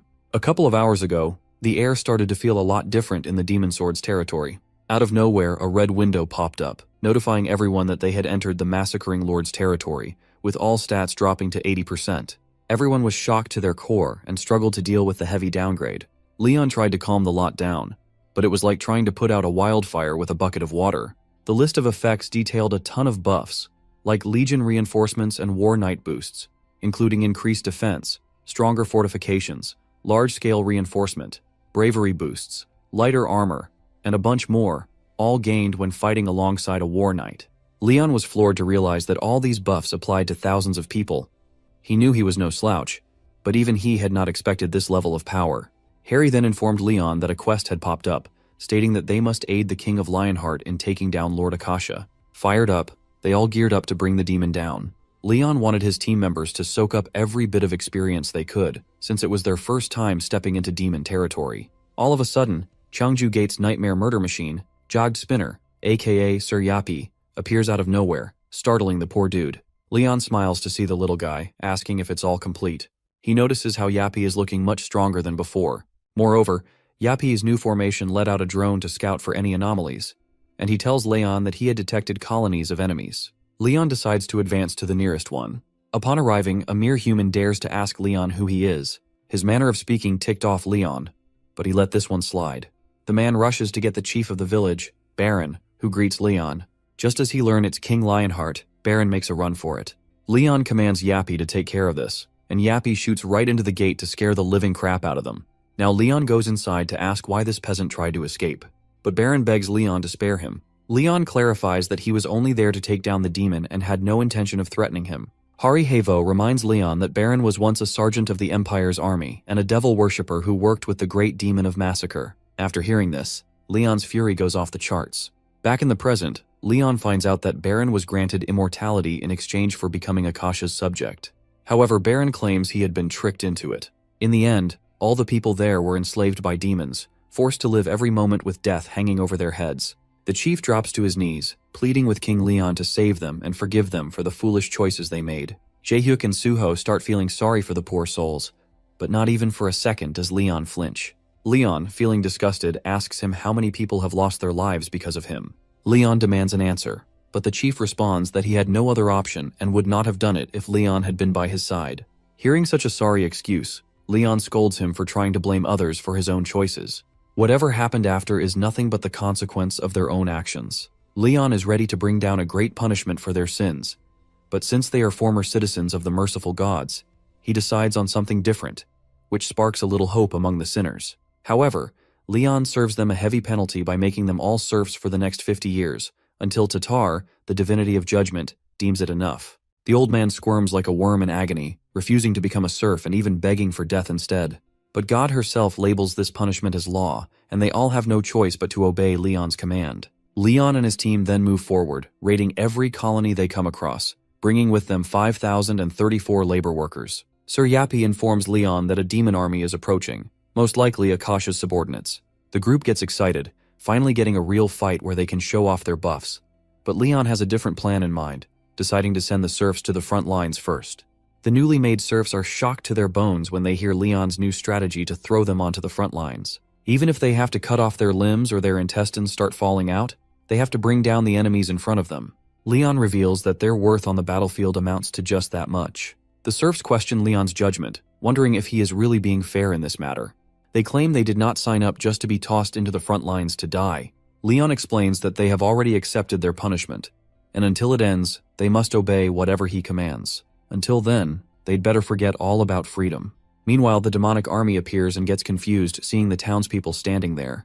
They have no clue what is happening and shout at the townsfolk to run back to their places. In no time, Leon happily commands the army of serfs, who are crying but still advancing under his orders, to fight the demons. The demons mistake their behavior at first and are ready to wipe them out. But as they leap into action, they quickly notice the abnormal strength of the serfs. It turns out these are no ordinary townsfolk, but the King of Lionheart's storm troop. While the frontliners cause a huge commotion, Leon ambushes the demons from the back with his squad, and together they manage to wipe them all out. Baron can't believe he actually managed to live through that mess. Sir Yappy reported to Leon that 3,243 enemies had been wiped out, and 300 hostages were captured. Leon gave a nod of appreciation to Beatrice, since her contribution had been massive in turning the tide. Beatrice, not one to miss an opportunity, suggested that Leon should hand over 30 demons from each rank, pointing out that the higher the rank, the sweeter the catch. She figured it was better to strike while the iron was hot and get her hands on the best of the bunch before anyone else could lay claim. But Leon insists that the demons need to be wiped out for good. Beatrice tries to plant the idea in his head that keeping a few around would actually be good for her, giving her more chances to open demon gates down the line. That hits home. And after chewing it over for a moment, Leon warms up to the idea of hunting down even more demons while they are at it. The black-haired guy shows up with a request, saying they need a few demons too, considering they have made sacrifices as well. Leon, turning down the request, asks if they can guarantee they will not fall for the demon's temptation. The guy is not too sure about that, but Leon ends up letting them have 3 demons that he personally mended. Then, he peeks into the cage to pick out the best ones for the guys to mess with. Just as one puny demon starts running his mouth with empty threats, Lionheart's quick chop shuts him up real fast. Leon also warns them about the demon's manipulative temptations, but figures that his mending might tone it down a bit. He gives them one demon right away and says he will eliminate the rest 2 days after their return and mend the others properly.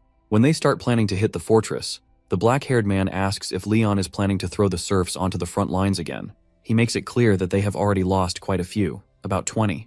But the guy drops a bomb by revealing that they actually lost 900 in the last battle, knocking the wind right out of Leon. Leon quickly asks if he counted the serfs in that number too, and that is when the black-haired guy realizes that humanity's future is looking really bleak. Meanwhile, Lord Akasha gets news that his call for help went unanswered since he no longer has the authority to command.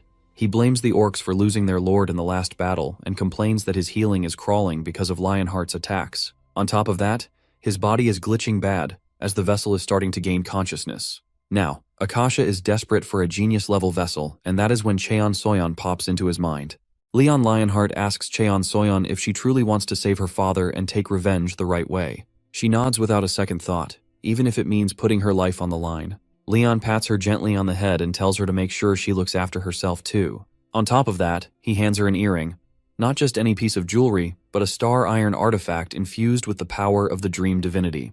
It holds the strength to protect a person's mind, and Beatrice had crafted it specially as a gift for the trainees, knowing how tough the battles ahead would be. Leon confesses to Seoyeon that if she fails, she will end up becoming a vessel for the demons, and then he will have no choice but to kill her.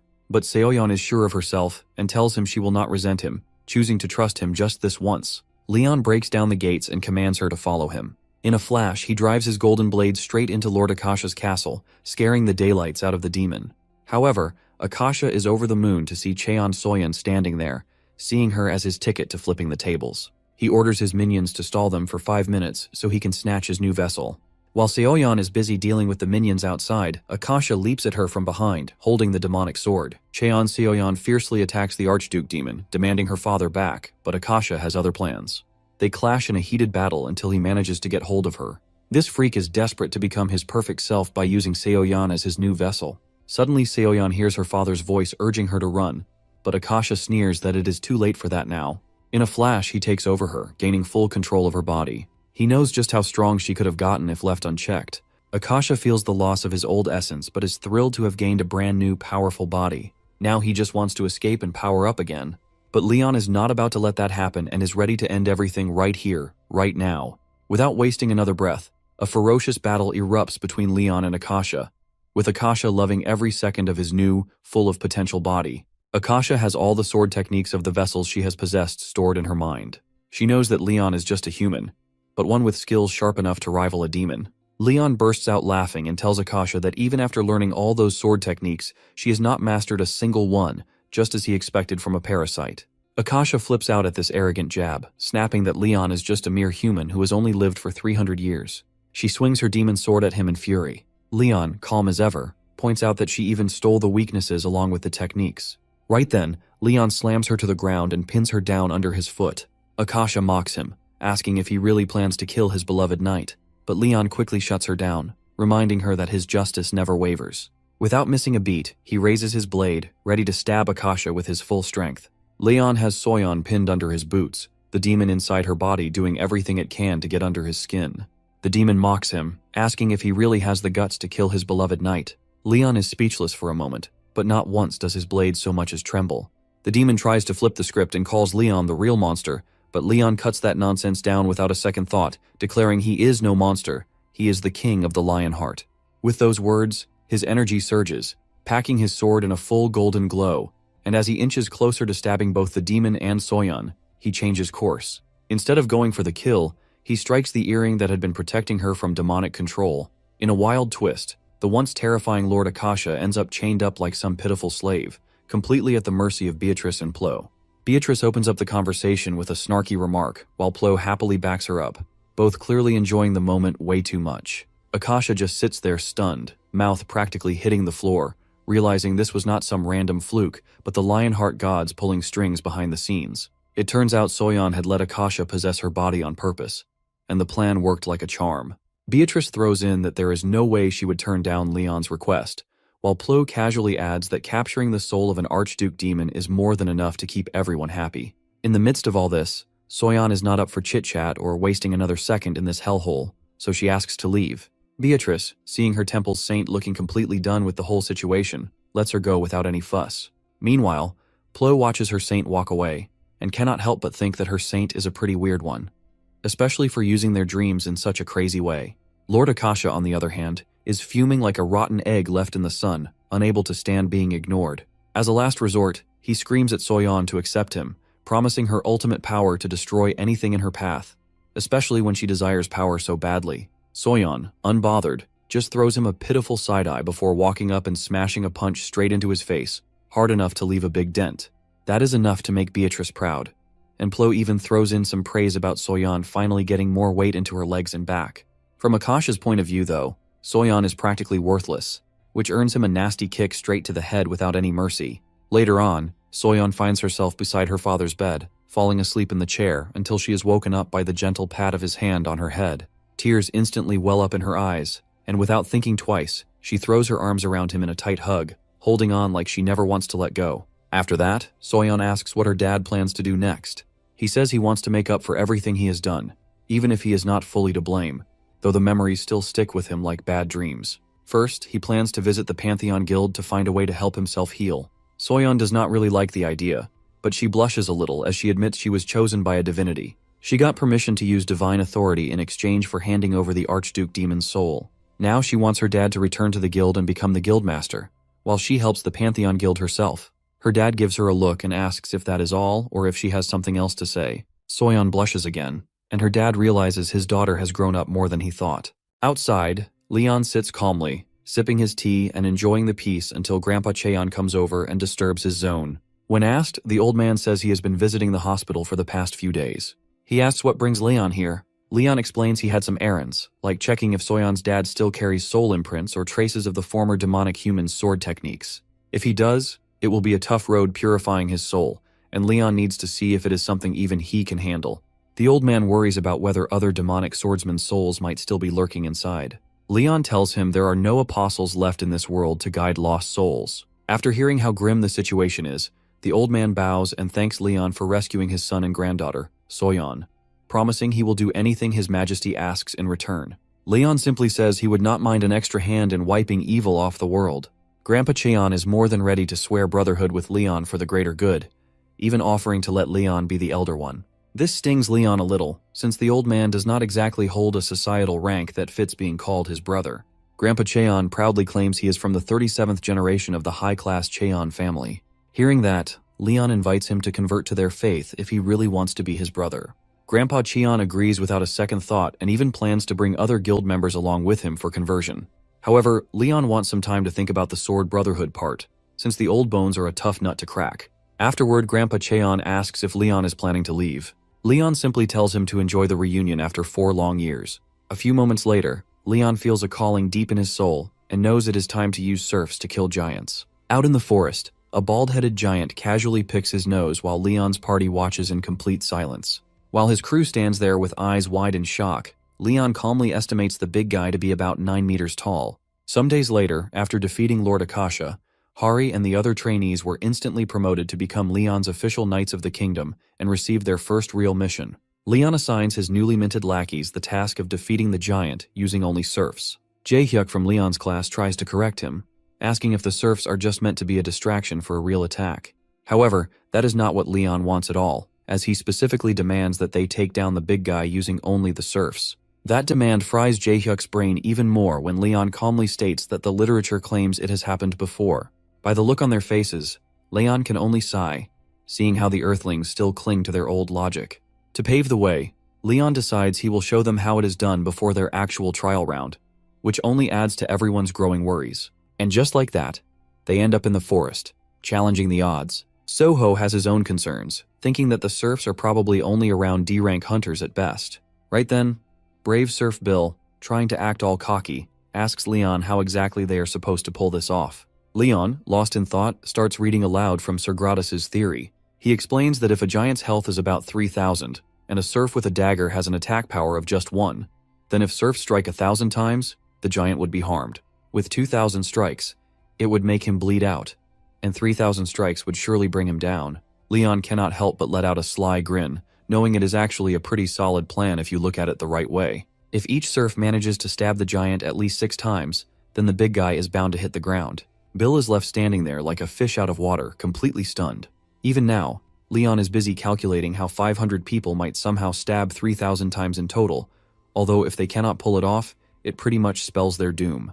The people behind Leon are left speechless, realizing their so-called king might just be leading them straight to the slaughterhouse. Bill, for one, fully grasps that this is probably fate catching up to him after his 50-year plan to atone for his sins. Without a second thought, Bill charges like a madman at full speed, refusing to be Leon's plaything. Right then, Jae-hyuk notices a sudden 20% buff for all serfs. In a blink, Bill's cocky sprint does him no favors, as the giant, quicker than anyone expected, squashes him like a bug. Leon and his crew are left with their jaws practically glued to the ground in shock, and Leon cannot believe that useless fool did not even get one good stab in. Just then, Jae-hyuk quickly alerts Leon that their buff has somehow jumped from 20% to 20.0001%, throwing everyone for a loop. That is when Leon finally pieces it together and realizes that this so-called Bible's 20% buff is a sign that the giant has absorbed 200,000 units of blood.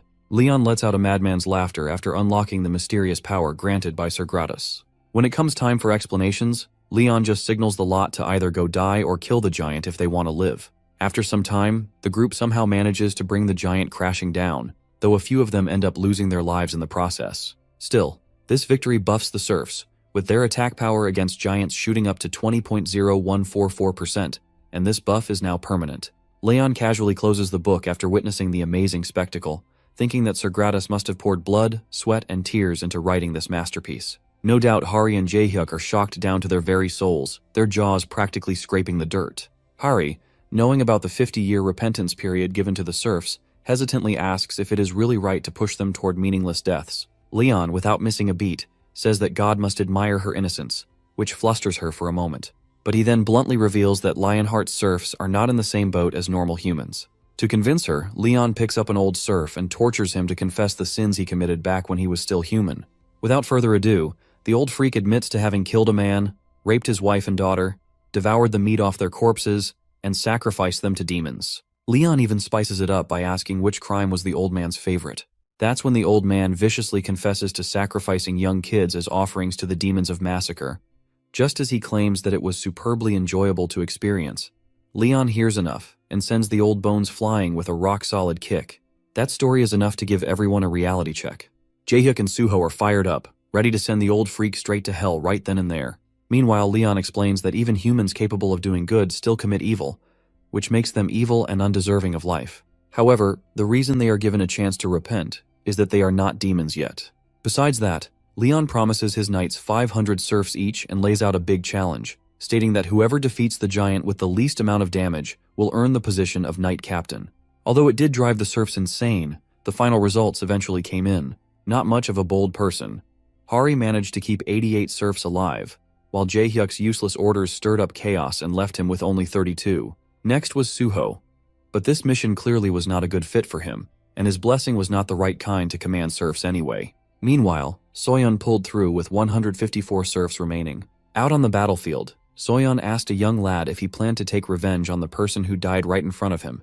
The poor guy was shaking like a leaf, while Plo happily locked onto a revenge target, gathering souls to reinforce himself. Back in class, Leon looked pleased with the final results and officially appointed Cheon Soyeon as the knight captain, praising her effective method of carrying out contracts of revenge to use the serfs. When asked, Leon said he was proud of her, which was enough to make Soyeon flash a real smile. Right then, Leon turned to Suho unexpectedly and explained that Sir Gratus had originally made up the serf challenge to cut down the number of serfs, but unfortunately, Suho's blessing of light was never meant to command them. But Leon, with a grin that could send shivers down your spine, is sure Suho has a real talent for leading the serfs straight into the lion's den. He's even ready to reward him with bonus serfs to keep things rolling. This completely throws Suho off balance. And just like that, Leon can't stop laughing for what feels like forever. At the Pantheon Naju, Leon, alongside Demiradal, is lost in thought, watching how the seedling from Gunrar isn't growing anymore. Demira pointed out that getting a Treeman seedling to grow in this unfamiliar place is no easy task. Leon wonders if the seedling's problem was the soil itself. Demira insisted the land had her blessing, but suggested the difference in divine power might be the problem. With that, Leon tries adding Lionheart's magic into the Treeman seedling. Demira figures it might have something to do with the properties involved. Leon's power, while plenty strong, just is not pure enough, thanks to him juggling the power of too many divinities. Demira bets her Grail Knight could have pulled it off, but this time they are rolling the dice on luck. So, Leon figures that catching a glimpse of his comrades in paradise might teach him something. But Demera is having none of it, and refuses to let Leon wander around the realm of the dead for too long. Leon is dead sure he can handle it, but Demera throws a curveball, asking what he would do if Castilla wanted to spend the night together, or if Zaria invited him to share a drink. Then she piles on, wondering what if Gillingham challenged him to a duel, or Roxley showed up asking him to settle an old score. She asks if Leon can really turn his back on all those precious memories. At first, it might seem like just a short visit, but 1 second late could stretch into much longer. And by the 3rd second, he might start feeling the pull to stay. So it is something that should only happen when there is no other choice. Leon finally gets the picture. Suddenly, Beatrice spots Leon on his walk after checking out the sapling. She asks what kind of power it holds. Leon explains that it is the sapling of his old friend, the Sage of the Woods, Gunrar. He says Gunrar spends a lifetime preparing their seedling, and it eventually grows into a saint tree, which becomes the heart and soul of the forest. That is the one and only way the tree men bring new life into the world. Leon also shares his wish for his friend's people to thrive in this land. With the saint tree acting as the cornerstone of the Temple of Ermin, the divinity of forest and tree, Goddess Demera has no way of coming down and planting her feet here. When Beatrice asks about it, Leon explains that if Demera were to descend with all her divine power, it would be strong enough to sweep most of the demons off the map. Beatrice's idea of divine strength was based on the size of faith, but Leon says it actually depends more on the god itself. For example, the lion heart within him is a saint tree that naturally produces divine power on its own. That is basically a foolproof demon repellent, packed with the power to cleanse any corrupted creep that dares to get close, which is why no demon can approach the saint tree. Beatrice can tell right away that such power will be worth its weight in gold. That sparks an idea in her head, knowing demons love to lurk among humans. Soon after, everyone gathers around the field area, which is beautifully surrounded by glowing purple crystals. Leon, holding the seedling in his hands, plants the sapling and leaves the rest to Beatrice. She happily takes the reins and gets to work. Out of nowhere, a new gate bursts open, but this one has no color at all, just a void that is enough to make everyone freeze where they stand. Nobody has ever laid eyes on such a colorless gate brimming with that much raw energy. Then, Beatrice warns Leon not to take this lightly. Leon decides to scout the gate himself, bringing only his elite squad and ordering anyone below the Kingdom Knight rank to stay put. While Jaehyuk and Suho are still trying to wrap their heads around it, the regular folks are already wishing them good luck. And just like that, Leon's elite team is geared up and ready to march straight into the unknown. Moments later, Leon and his group step into the mysterious gate, but while the rest pass through without a hitch, Leon gets tossed aside like yesterday's trash. Right off the bat, something feels off about this gate, and even the ones below the Kingdom Knight rank can sense it in their guts. Turns out it is a fluctuating gate.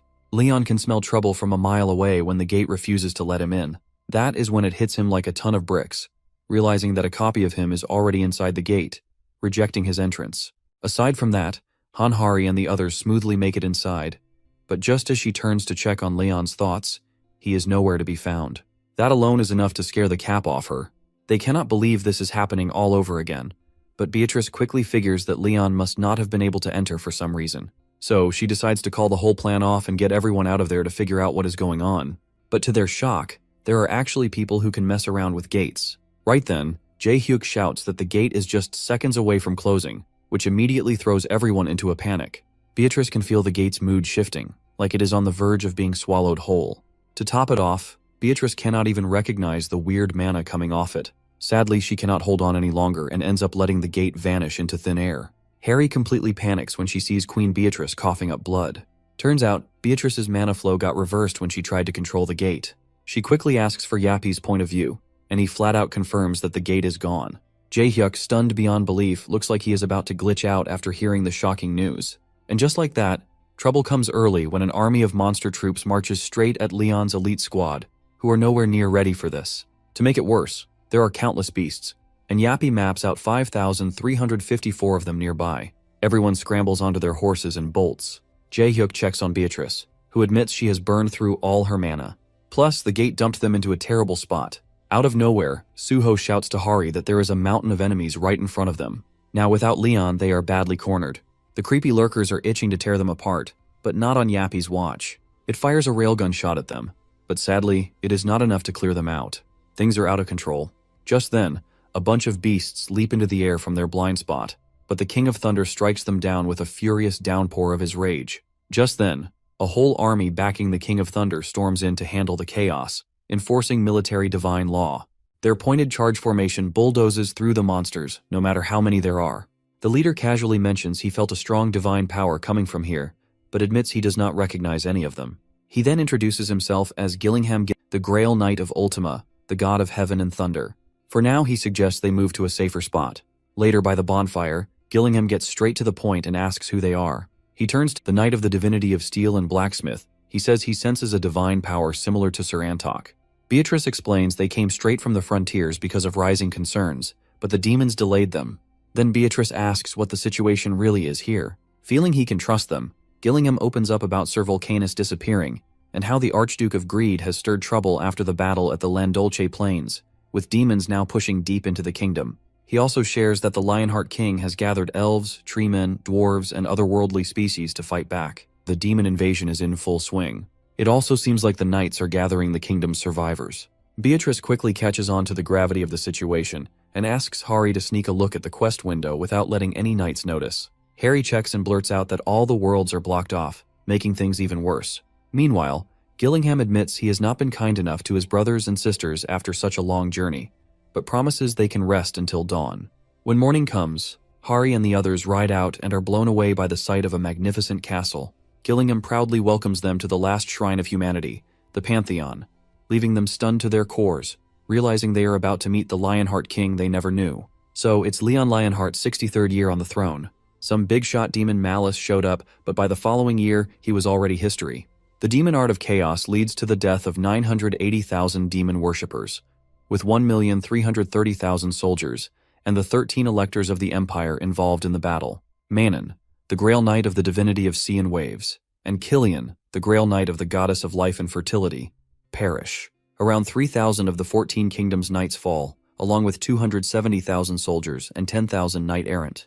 In total, 22,700,000 people from both the Empire and the Kingdom lost their lives. In the winter of the 66th year, the second raid against the demon army takes place, leading to the Empire's fall, the burning of the Elven Forest, the slaughter of the mountain dwarves, and the collapse of the East Sky Kingdom. So, pretty much the entire Lionheart Kingdom is in ruins, with only 1 out of 10 areas still standing. In the 85th year of King Leon Lionheart, the kingdom falls into decline, and this godly knight finally returns to the Pantheon.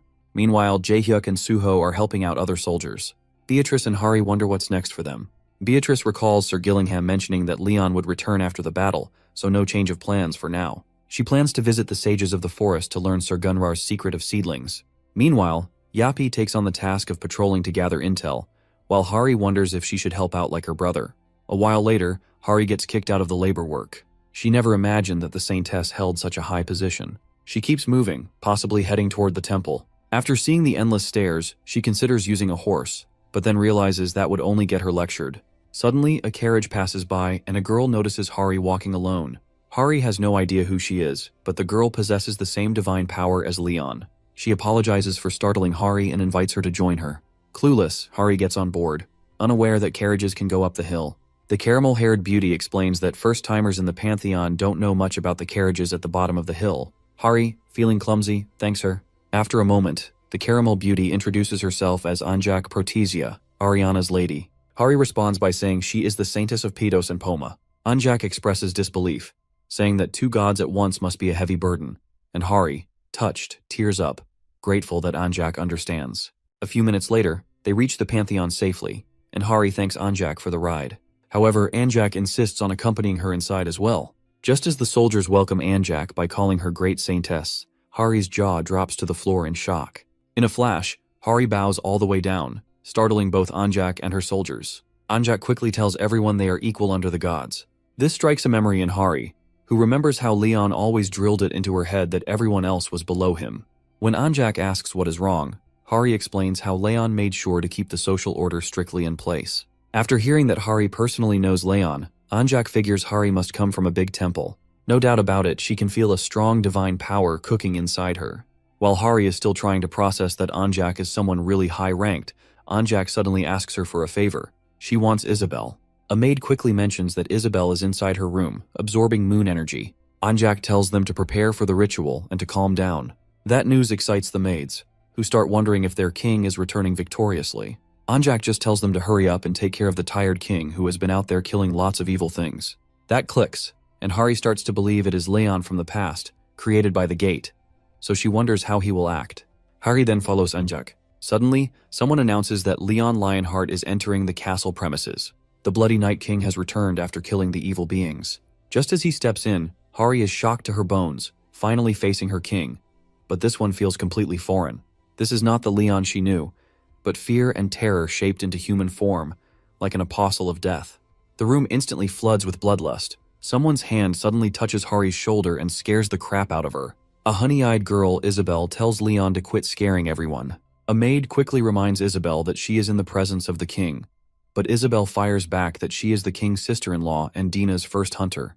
That little fact knocks the wind right out of Hari's sail. Isabel tells Leon to quit the serious act already and go join the ritual. The golden bathtub is ready, and Anjak welcomes Leon to sink in.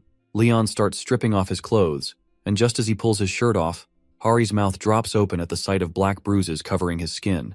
When someone asks about it, Leon casually says it is the result of ripping apart the demons of pursuit alive. Apparently, the demons' agonizing screams are stuck to Leon's flesh like a curse, but they cannot actually hurt him. Isabel points out that it definitely looks painful, but Leon just brushes it off like he does not care. He believes he has sinned greatly against the goddess of purity. As Leon's ritual continues, a girl named Karina Dragonia suddenly barges in. She is the commander of the Northern Army and the Duchess of the Dragonia Duchy, and also Leon's daughter. She happily congratulates him on his success in battle.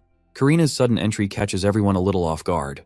The Duchess of Dragonia calmly states that their northern region's military has officially declared their withdrawal from the alliance, and it is taking effect immediately. Leon totally does not permit it, but Karina starts talking about how the northern region's military is a huge part of the alliance. If they pull out, there is no way to avoid the weakening of their overall forces. Leon feels like there is no point staying here, while Karina informs him that the continent is already in ruins now that the capital has been taken over. Not to mention, even if they gather up all the serfs, they no longer have 30,000 men left. Meanwhile, the enemies still have way more than 10 million soldiers, and that number keeps going up every single day. Because of that, Karina dares to ask the War Knight who rules over all the knights and the Agent of Pantheon if they even have a chance to win this war. Leon demands to know what she is proposing. Karina explains that the duchy has been burned to a crisp after the fall of the empire. 30,000 men have lost their homes and families. She also reveals she is carrying a child, and says all of them are still left struggling in the northern region. That is why she is determined to take vengeance, as they all should, even if she cannot kill every demon herself. She swears to slaughter every last demon that insulted the dead and dared to make a home out of their land. Leon, sinking a little, asks if Karina resents him for hitting the main forces of the enemy instead of protecting the duchy. To ease him, Karina assures Leon that he did what he had to do, considering the fact that the entire kingdom holds more significance than just the duchy. When asked, Karina shows her desire for vengeance by exposing the mark to prove it all. That big reveal stuns Leon to the greatest degree, and the amount of disgust on his face is beyond words. He screams at Karina as she comes clean that the entire northern region has signed a contract with the god of revenge, making her the Grail Knight of Ventarsis, the Duchess Dragonia, and the commander of 30,000 Avengers. Leon kicks her out instantly and disowns her, while Karina stays clear that her life is not just about surviving anymore. Isabel asks if that was really the right call, and Leon says it is too late now because Karina only has one fate left after signing that contract. Isabel continues working, sucking out the darkness stuck to his flesh. Leon asks if he made the wrong choice, and Isabel denies it, but is surprised to even hear him ask such a thing. After all, this is the same Leon who kidnapped her younger sister, the Priestess of Purity. But that was something they both secretly wanted. Isabel then tends to him and asks why he is not acting like the man who once ordered the northern region's military to do something like that. Amidst all this, Leon suddenly turns his attention to the unknown visitor, catching Hari completely off guard. Meanwhile, Yapi is busy watching the workers talk about the star iron, but they're short on material and need a new star. They wonder if the Great Saintess has said anything about it yet. Yapi quickly records a video of the conversation and backs it up to analyze their movements later. While that's going on, the blacksmith is focused on crafting tools with full concentration until he suddenly senses something off. He picks up the presence of a rat nearby, which turns out to be the little Yapi. The blacksmith asks who it is, but Yapi tells him to loosen up a little. Suddenly, Yapi shoots out glowing ropes, making the blacksmith realize it's actually a cute little priest. That cracks him up and annoys Yapi. The blacksmith tells him there's no reason to fight since they serve the same divinity. He introduces himself as Antok, the Grail Knight of Steel and Blacksmith, and asks if Yapi is aware of Antok, the Guardian of the Mines. Afterwards, there are temporary shelters set up for the trainees on the outskirts of the city. Hanhari returns to check on her people, bringing some food, and Suho is pretty excited to see her back. She shows her picnic basket, explaining that the temple just gave her the things she needed for her work. When asked, she admits to having met King Leon as well. Everyone is stunned, but she clears it up, saying it's Leon from this gate, not theirs. Hari asks if they've gathered any intel. Jaehyuk mentions that the capital has been taken over for a while, along with other places, leaving this city as the only one still standing. However, Hari had heard about the final battle from Ventarsis, so she thinks maybe the gate is connected to this battle. Jaehyuk wishes they could somehow read the quest. Moreover, Suho asks if anyone can connect to their divinities. The divine laws are usable, but their connections feel weak. Everyone tries, but Suho is pretty much telling the truth. Suddenly, Soyeon points out how quiet it has become, and there's no noise at all now. Just then, Jaehyuk spots wooden legs, which creep him out. But more importantly, a treeman yanks the tank away, while the soldiers have them cornered. Suddenly, Roxley, the Grail Knight of Divinity of Sun and Judgment Tadar, arrives. He also claims to be the judge of the Lionheart Kingdom. He's ready to prostrate the sinners before his aura. Hari and the others are completely shocked, not knowing what's going on. The same day, Hari and the others are taken as prisoners and loaded into a van. They have no idea what their next move should be. Jaehyuk is certain they're as good as dead. Suddenly, the mustached man tells Jaehyuk to shut up, which catches him off guard. Harry guesses they might be headed to the execution site. However, Jaehyuk knows the deal around there, and they have a choice to become serfs first, as they aren't demon worshippers. Soyeon bets that dying sounds better than becoming serfs, and Jaehyuk somewhat agrees. Suddenly, Hari senses that their carriage is going uphill, which means they are heading to the Pantheon. This information strikes Jaehyuk's nerves, and he starts crying like a baby. He's sure their deaths are waiting for them. Right then, the doors open to get the prisoners moving, but Jaehyuk is throwing a tantrum.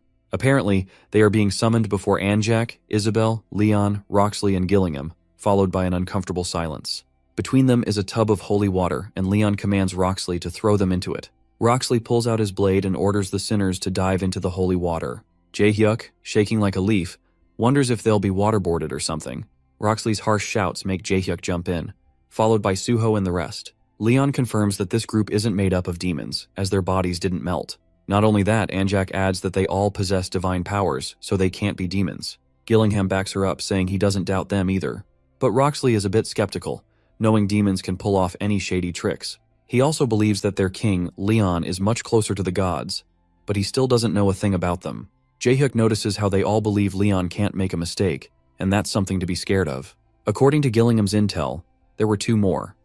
A woman with the divinity of dreams and death, and another worldly species with the divinity of steel and blacksmithing, enough to be called saints. After this, Leon decides he'll handle the interrogations himself, so he asks the others to back off. He eases up on Roxley and lets him handle this one.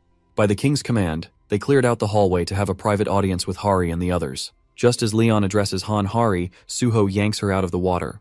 But the girl is out of it, literally bowing down in the holy water and declaring herself to be Hari. Suho shakes Hari off, reminding her to stop the dramatic act. Harry protests, saying it worked like a charm the first time, and it wouldn't hurt to try again. He calls for introductions and asks where they're from. The group hesitates, which strikes a nerve with Leon.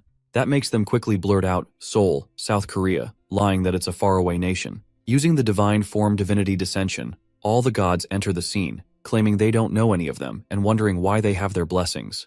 Heito, furiously, mentions that he remembers everyone he's blessed and won't tolerate imposters, threatening to rip their souls to pieces. Harry is shocked to see Leon summon all the gods at once, especially after he threw up blood when appointing Suryape. She can't believe how powerful he is at his peak. Leon then comes clean, saying he arrested them all because the gods don't know anything about them. Leon wants to know who they are and how they arrived here. Harry recalls the first day they ever met and continues the story of her time spent with Leon. Meanwhile, Beatrice searches for the tree, wondering if Leon left his seedling with it. This means that Leon's desire aligns with the tree's desire.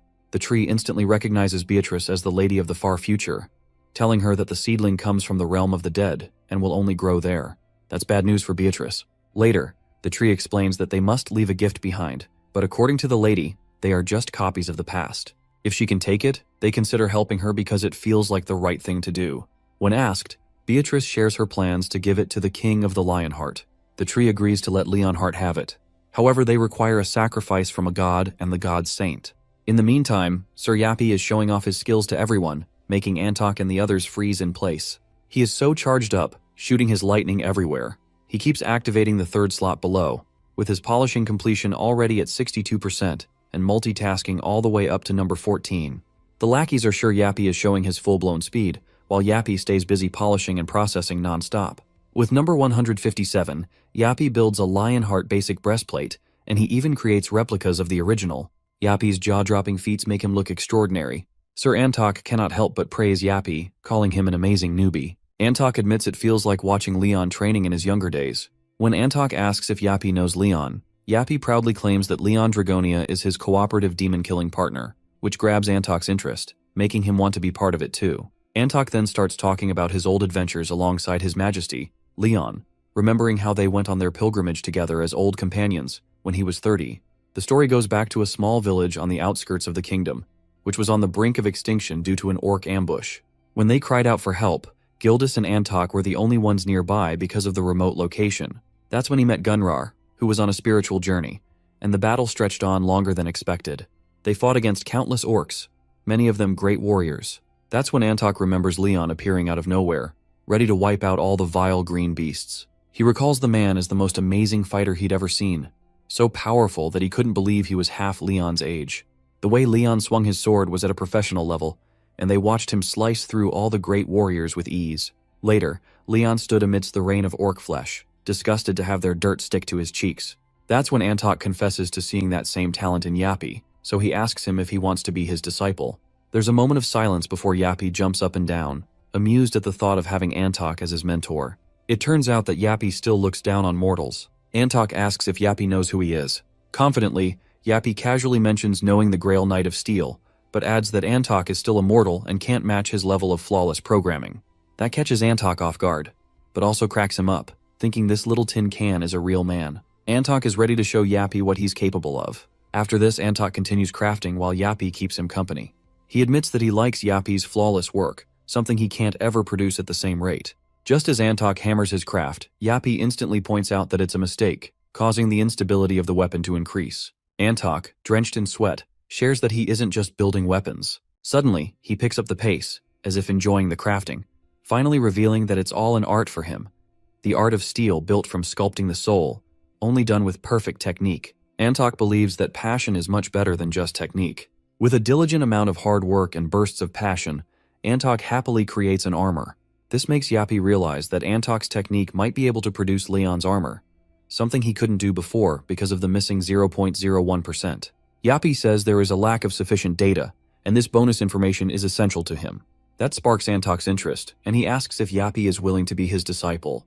Yappy quickly reminds the mortal that it's all just to observe the development. In a way, Antok takes it as Yappy's submission to being his disciple, so he pats the little thing. Suddenly, Gillingham announces that Leon has invited Antok to meet him in the castle. Finally, everyone gathers at one table while Leon watches out the window. Isabel dares to break the silence, proposing to make this the final grail. She asks if Knight Gillingham can take on all the demons if King Leon tells him to do so. Gillingham spits out a yes quickly. Isabel feels the same, so she lets Leon know that her sacrifice will pave the way for the future. Leon agrees, while everyone else gloomily sulks. Isabel says she will bear all the sins for the time being until the final grail, where she will make the sacrifice. Isabel made her entrance, saying she never imagined she would commit such a sin. Leon felt sorry for making her do this, but Isabel reassured him, saying it was all right, as even a bastard who took her sister's innocence was a worthy king. Due to losing the territorial ground to the demons, they couldn't carry out the necessary ritual to attain the final grail. So the only way to get hold of the star iron was through the final grail. After raising her crossbow to the sky, Isabel felt she no longer belonged as the protagonist of this story. Apparently, the goddess of the moon and purity wasn't suited for battle. For her followers, Isabel had gifted a power to those who had to live lonely lives. With that, she pulled all her might into the arrow, ready to show her top-notch version at this very moment. That's the skill of a true archer, hitting the mark every time. But deep down, she apologized to the moon for what she was about to do. It was unbelievable for a moon saintess to shoot down the moon, which was considered the greatest sin the goddess had ever allowed. The lightning arrow shot straight up into the sky, witnessed by the people of the city all around. Just like that, the arrow pierced through the moon, which gave birth to the Milky Way. Gillingham stood there, his jaw dropping in disbelief, unable to process that it was really happening. In that moment, Leon shouted to alert the great Saintess Anjak, who fired her divine magic straight into the sky. Gillingham watched as their strategy paid off, seeing Anjak guiding the pieces of the moon heading their way. Out of nowhere, Isabel collapsed in Leon's arms, coughing up blood and saying that it hurt really badly. Despite her pain, Isabel shared that Dina, being so kind, had halved the recoil. Leon, gritting his teeth, praised her sacrifice for them and claimed he would take on her burden from this point forward. Suddenly, Gillingham drew Leon's attention back to the moon fragments, which seemed to have changed their direction. Anjak was barely holding them in line. Apparently, a powerful mana force was attracting the fragments their way, and Anjak couldn't keep full control over it. And just like that, it clicked for Beatrice, who realized it was the same mana that had shut down the gate for them. The moon fragment's trajectory had been pulled further away from their side. When Leon embraced Isabel in his arms, who had sacrificed so much for this, his fury was off the charts. He instantly ordered the formation of a squad to recover the fragment, determined not to let the opening Isabel created with her life go to waste. Later, when the pieces of the moon landed on the Earth's surface, Antok praised the decision to come here instead of wasting time elsewhere. The retrieval squad to recover the moon pieces had arrived at the scene. Beatrice signaled, and Yappy released the scouting drones. A couple of flying drones made Antok really curious about his disciples' tips and tricks. That ticked off Yappy, who straight up declared that Antok was just a mere provider of technology. Yappy also said Antok didn't have the smarts to call himself a master. That cracked Antok up, amazed at how smart this little tinkin could be. Antok then said that Beatrice must have noticed the strange silence. It's highly unlikely that the demons would let this chance slip by. Antok is sure those freaks are just lying in wait, ready to ambush them the moment they start working on the moon fragment. Still, he teams up with Yappy and the soldiers to dig out the star iron. Suddenly, Yappy picks up on the enemy's presence, closing in fast. A swarm of monsters comes rumbling toward them, just like Antok predicted. He quickly alarms Beatrice that they still need time, so they had better keep the monsters at bay for as long as they can. He orders Yappy to begin the takedown. Beatrice steps up to stall them by activating Lamantar's Rage, unleashing an explosive attack that blows Antok's mind, since even nobles can't usually use great magic like that. Beatrice explains that magic evolution had to take a more destructive path just to counter the divine laws. Even so, she warns Antok to hurry up, because more monsters might be pouring in any second. Antok and the others double their speed, working like their lives depend on it. In a few minutes, Antok calls out that they are all done, but just as they think they can breathe easy, something catches his eye.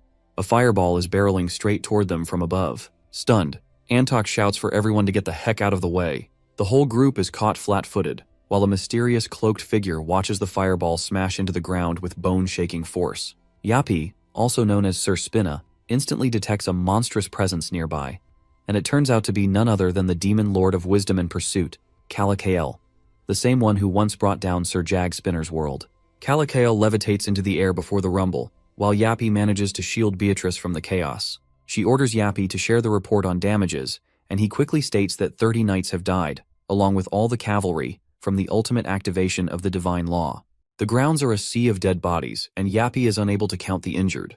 Kalakael, the demon lord of wisdom and pursuit, mocks the inferior mortals, threatening them not to dare fight back against immortals like him. This freak of nature demands they accept their inevitable deaths. Antok recognizes the caster of Frisnar, who has all the great demons tagging along with him. He asks Beatrice if there is any plan. Beatrice talks about using a spell to link them to a far-off realm, but Yappy is damn sure it will not work for a single one of them. Still, she agrees, and Antok pretty much understands that they do not have any other option but to beat the crap out of this bastard.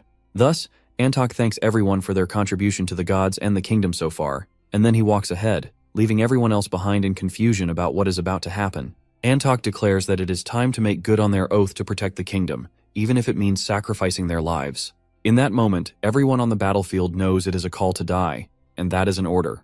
So they make the unreasonable choice to follow Antok's lead. Antok also agrees with Yappy's assessment, but he points out that sometimes what truly matters in life outweighs the simple odds of something happening. Antok's god objects to his decision, warning that most mortals would not be able to bear it if he had him descend. But Antok makes it clear he would have done the exact same thing for anyone, no matter who they were. Interestingly, a god admits to loving Antok for his unwavering faith and the intense, beautiful passion for life he radiates. Antok's entire body is radiating a golden light, as if he had been dipped in molten gold.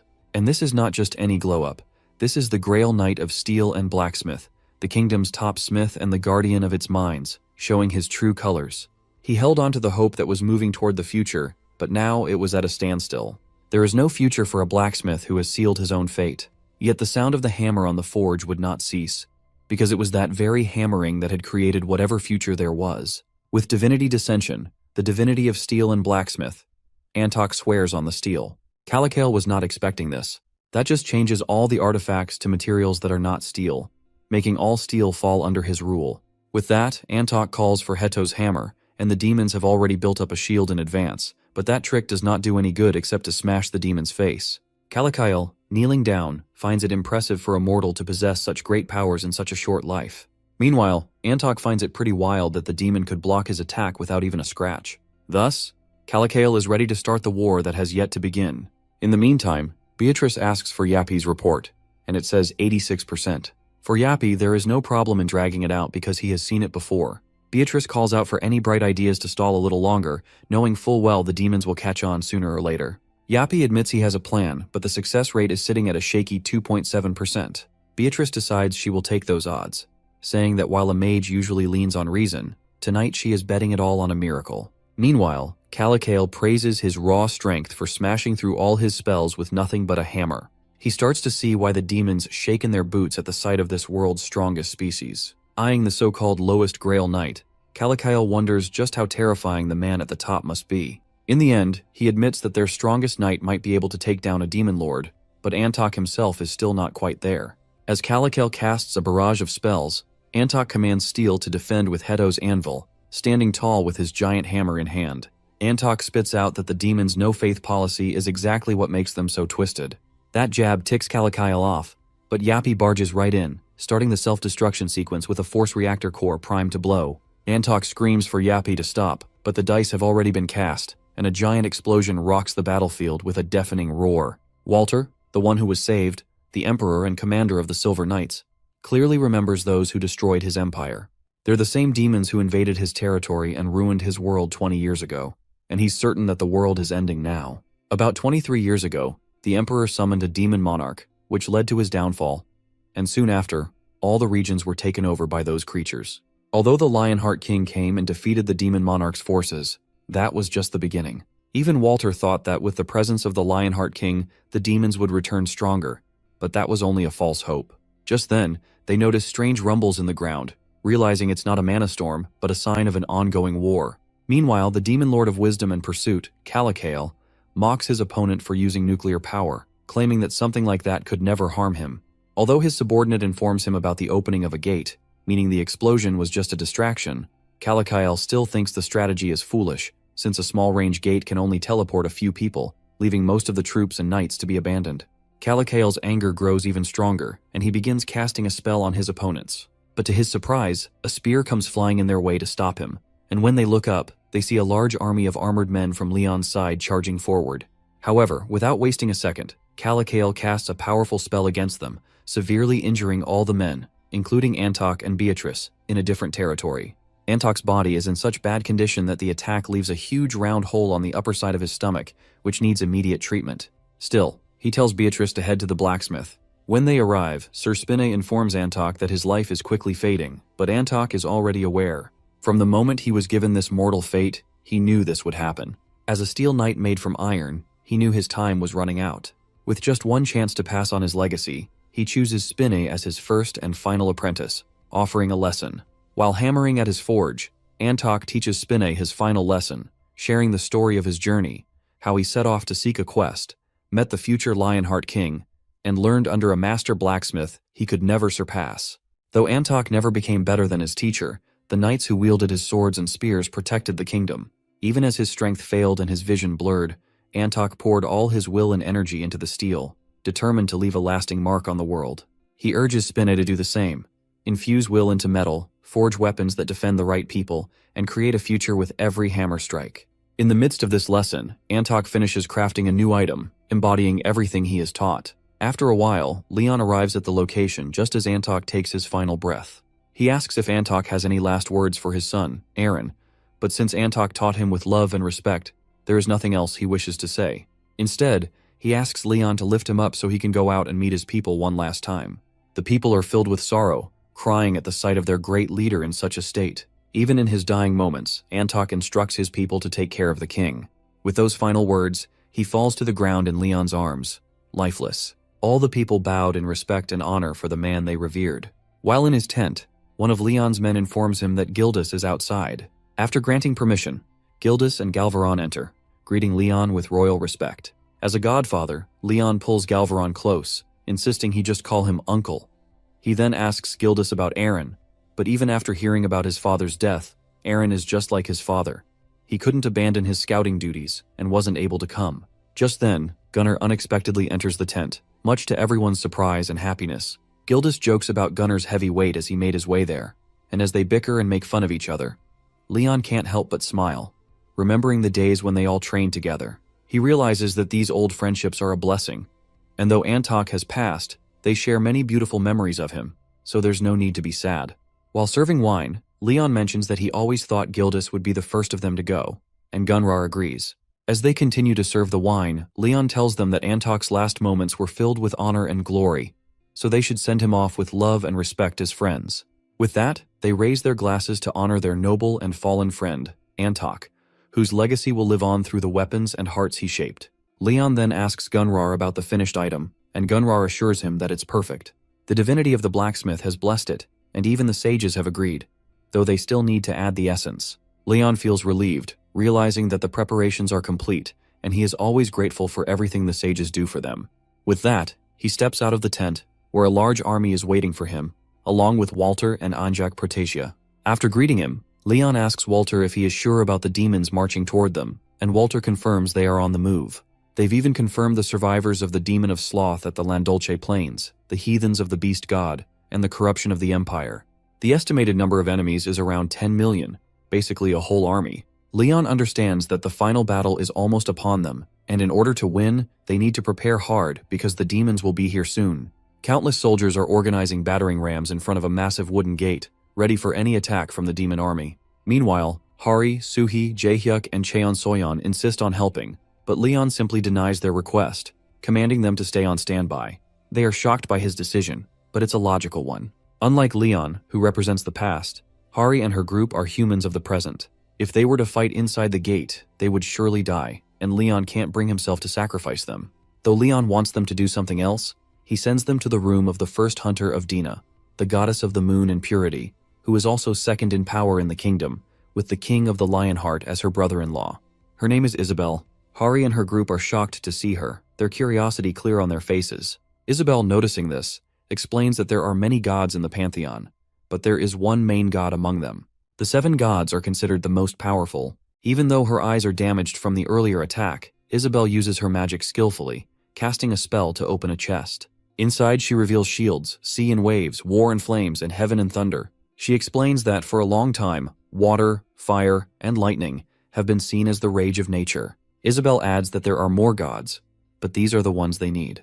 Hari is in complete disbelief as she sees all the divine relics, which were left behind by the former Grail Knights and Saints. Even after looking at the relics, they are all confused, wondering why Isabel is showing them all of this. Isabel then reveals that they will be inheriting the relics. However, they don't have the right to them yet, as the relics haven't acknowledged them as their true owners. Isabel believes that she should leave the future in their hands, as the king believes they will survive this war at any cost. She is certain they will make better use of the relics than she will, knowing she will die soon. But getting recognition from the relics is something they will have to solve on their own. Isabel then points at Cheon Soyeon, asking for a favor later on, something she can do given her divinity. When Cheon Soyeon agrees, Isabel begins their succession process. Just like that, everyone gets to work on their own preparations. The soldiers prepare for battle, the civilians pray for those who will shed blood, and knights and soldiers from all over the continent start to return. With everything almost ready, the demon army arrives at their territory. Anjak Protasia honorably welcomes the sages of the woods, announcing that the extraction ritual has already been completed.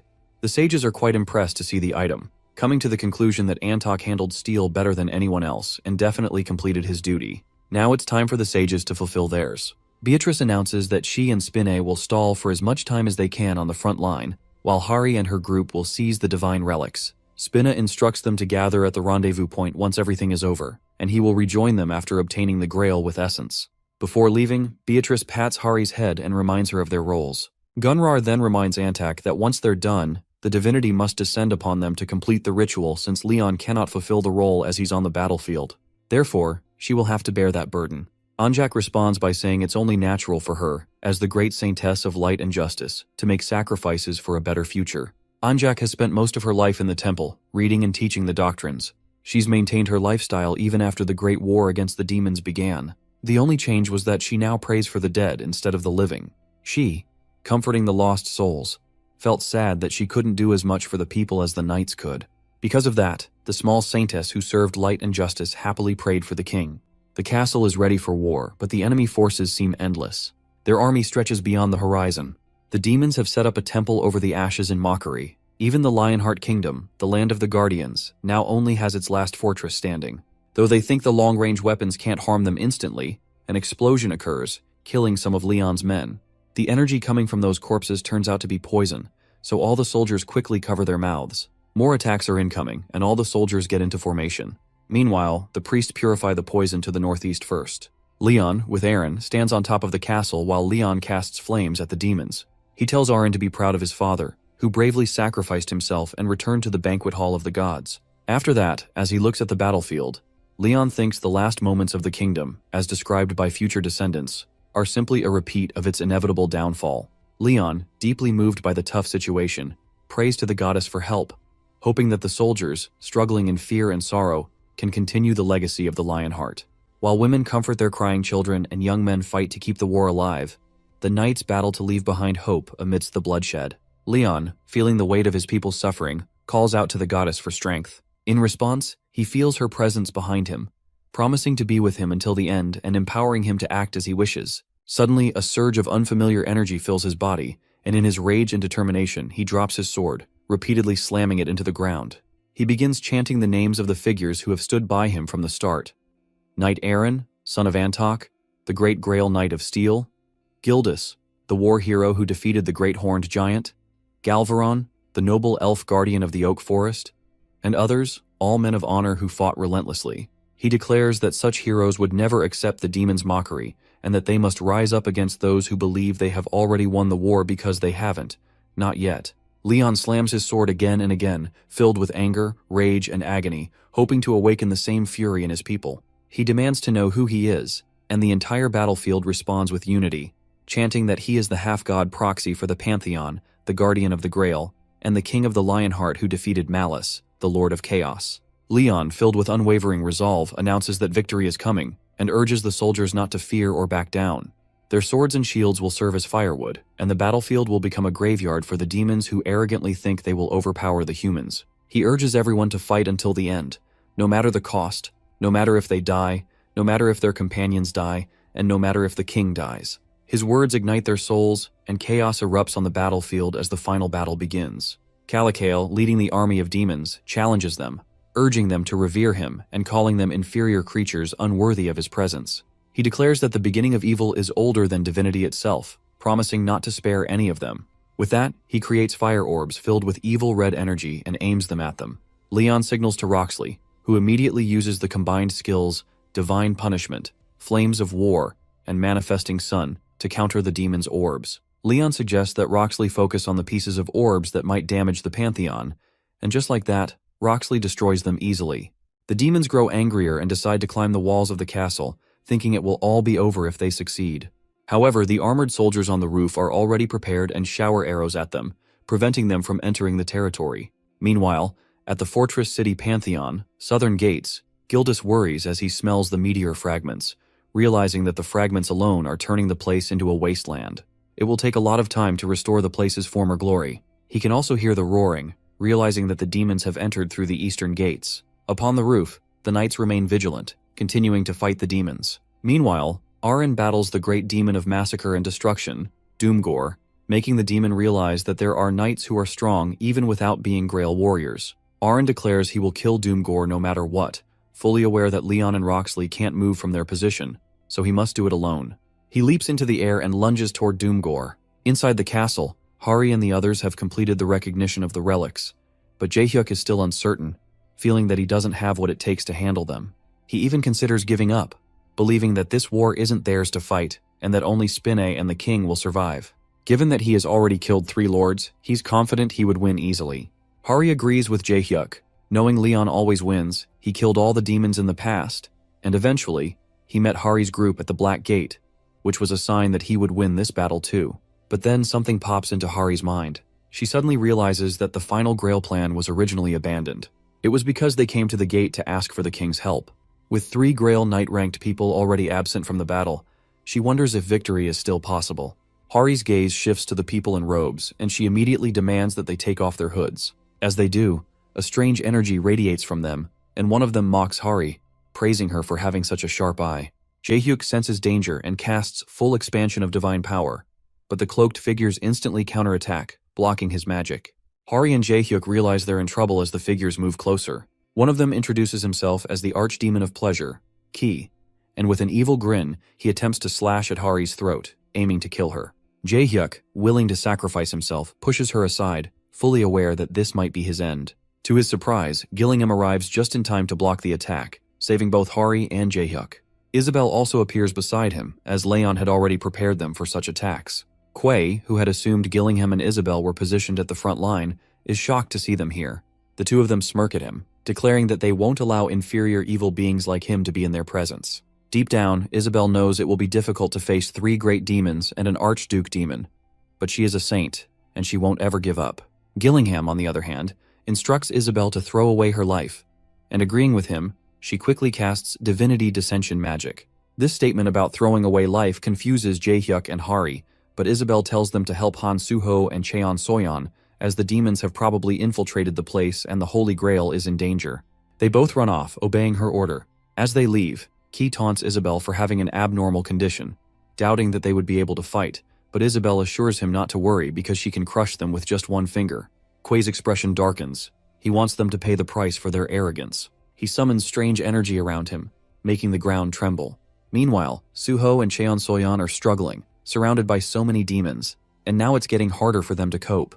Soyeon is gasping for air, already at her limit. She is distracted, and just then, a demon attacks her from the front, but Hari and Jaehyuk arrive in time, and Hari immediately unleashes the powerful spell, Twist, on them, killing them all instantly as the intensity of the flames is too much. They thought it was over, but it's not. More demons are coming, and this one is a great demon, bringing along his minions. He demands that Hari's group get out of his way, but Jaehyuk knows he needs to stop this creature until Spinne and the Queen arrive, or things will get tough. Before he can cast a strong spell on the great demon, all 4 of them are suddenly dragged out of the place by vines. Panic washes over their faces, but they feel relieved when they see that the tree sage is the one who dragged them, following the order of the great saintess, Anjak. She expresses her gratitude for guarding the chamber and announces that the extraction is complete. She explains that this holy grail holds the essence made from the wisdom and knowledge of the forest sages. Hari can feel the immense power it is emitting, seeing it as more sacred than any relic she has ever encountered.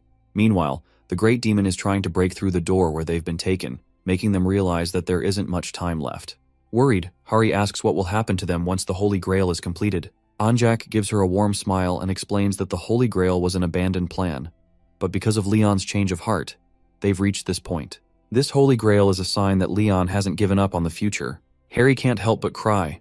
She doesn't want all these kind people to die, but everything is still happening. Anjak consoles her, telling her that the future has been entrusted to her by the king, and she must fulfill her duty. With that, she prays to the goddess of light for absolute justice, and as she prays and casts magic on the Holy Grail, a powerful beam shoots from the relic, surrounding the entire battlefield. Once the Holy Grail is completed with the blessings of the goddess, Anjak hands it over to Hari. Originally, this power was meant for one person, the King of Lionheart.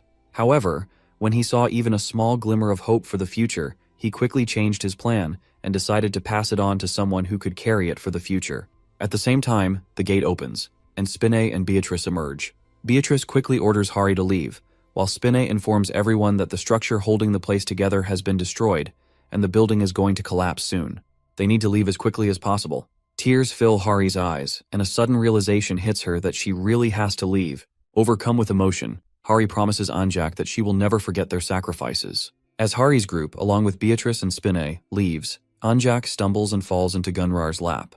In response, Gunrar transforms into a tree, allowing her to rest peacefully in her final moments. Meanwhile, the building begins to crack and crumble. Outside, Isabel and Gillingham, having killed the demons and protected the Holy Grail, are gasping for air on the main grounds. They've given everything to protect the Grail, and as the building slowly collapses, they are satisfied that they have accomplished their mission. The battle is nearing its end, with the fight between the Lord of Wisdom and the Guardian of the Holy Grail coming to a close. The battlefield is in a state of lull, and the demons have successfully gotten past the walls. Walter wants to know from the king if he really wants to continue this fight, which won't end in their favor.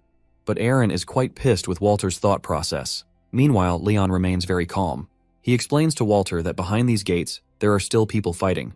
The knights haven't given up yet. Walter is furious. He doesn't get the reason behind this. Only the people are dying. Despite that, Leon requests that Walter let them fight for their honor, for the good citizens Walter wanted to protect, and for all those on this earth who still possess honor, until their flames die out.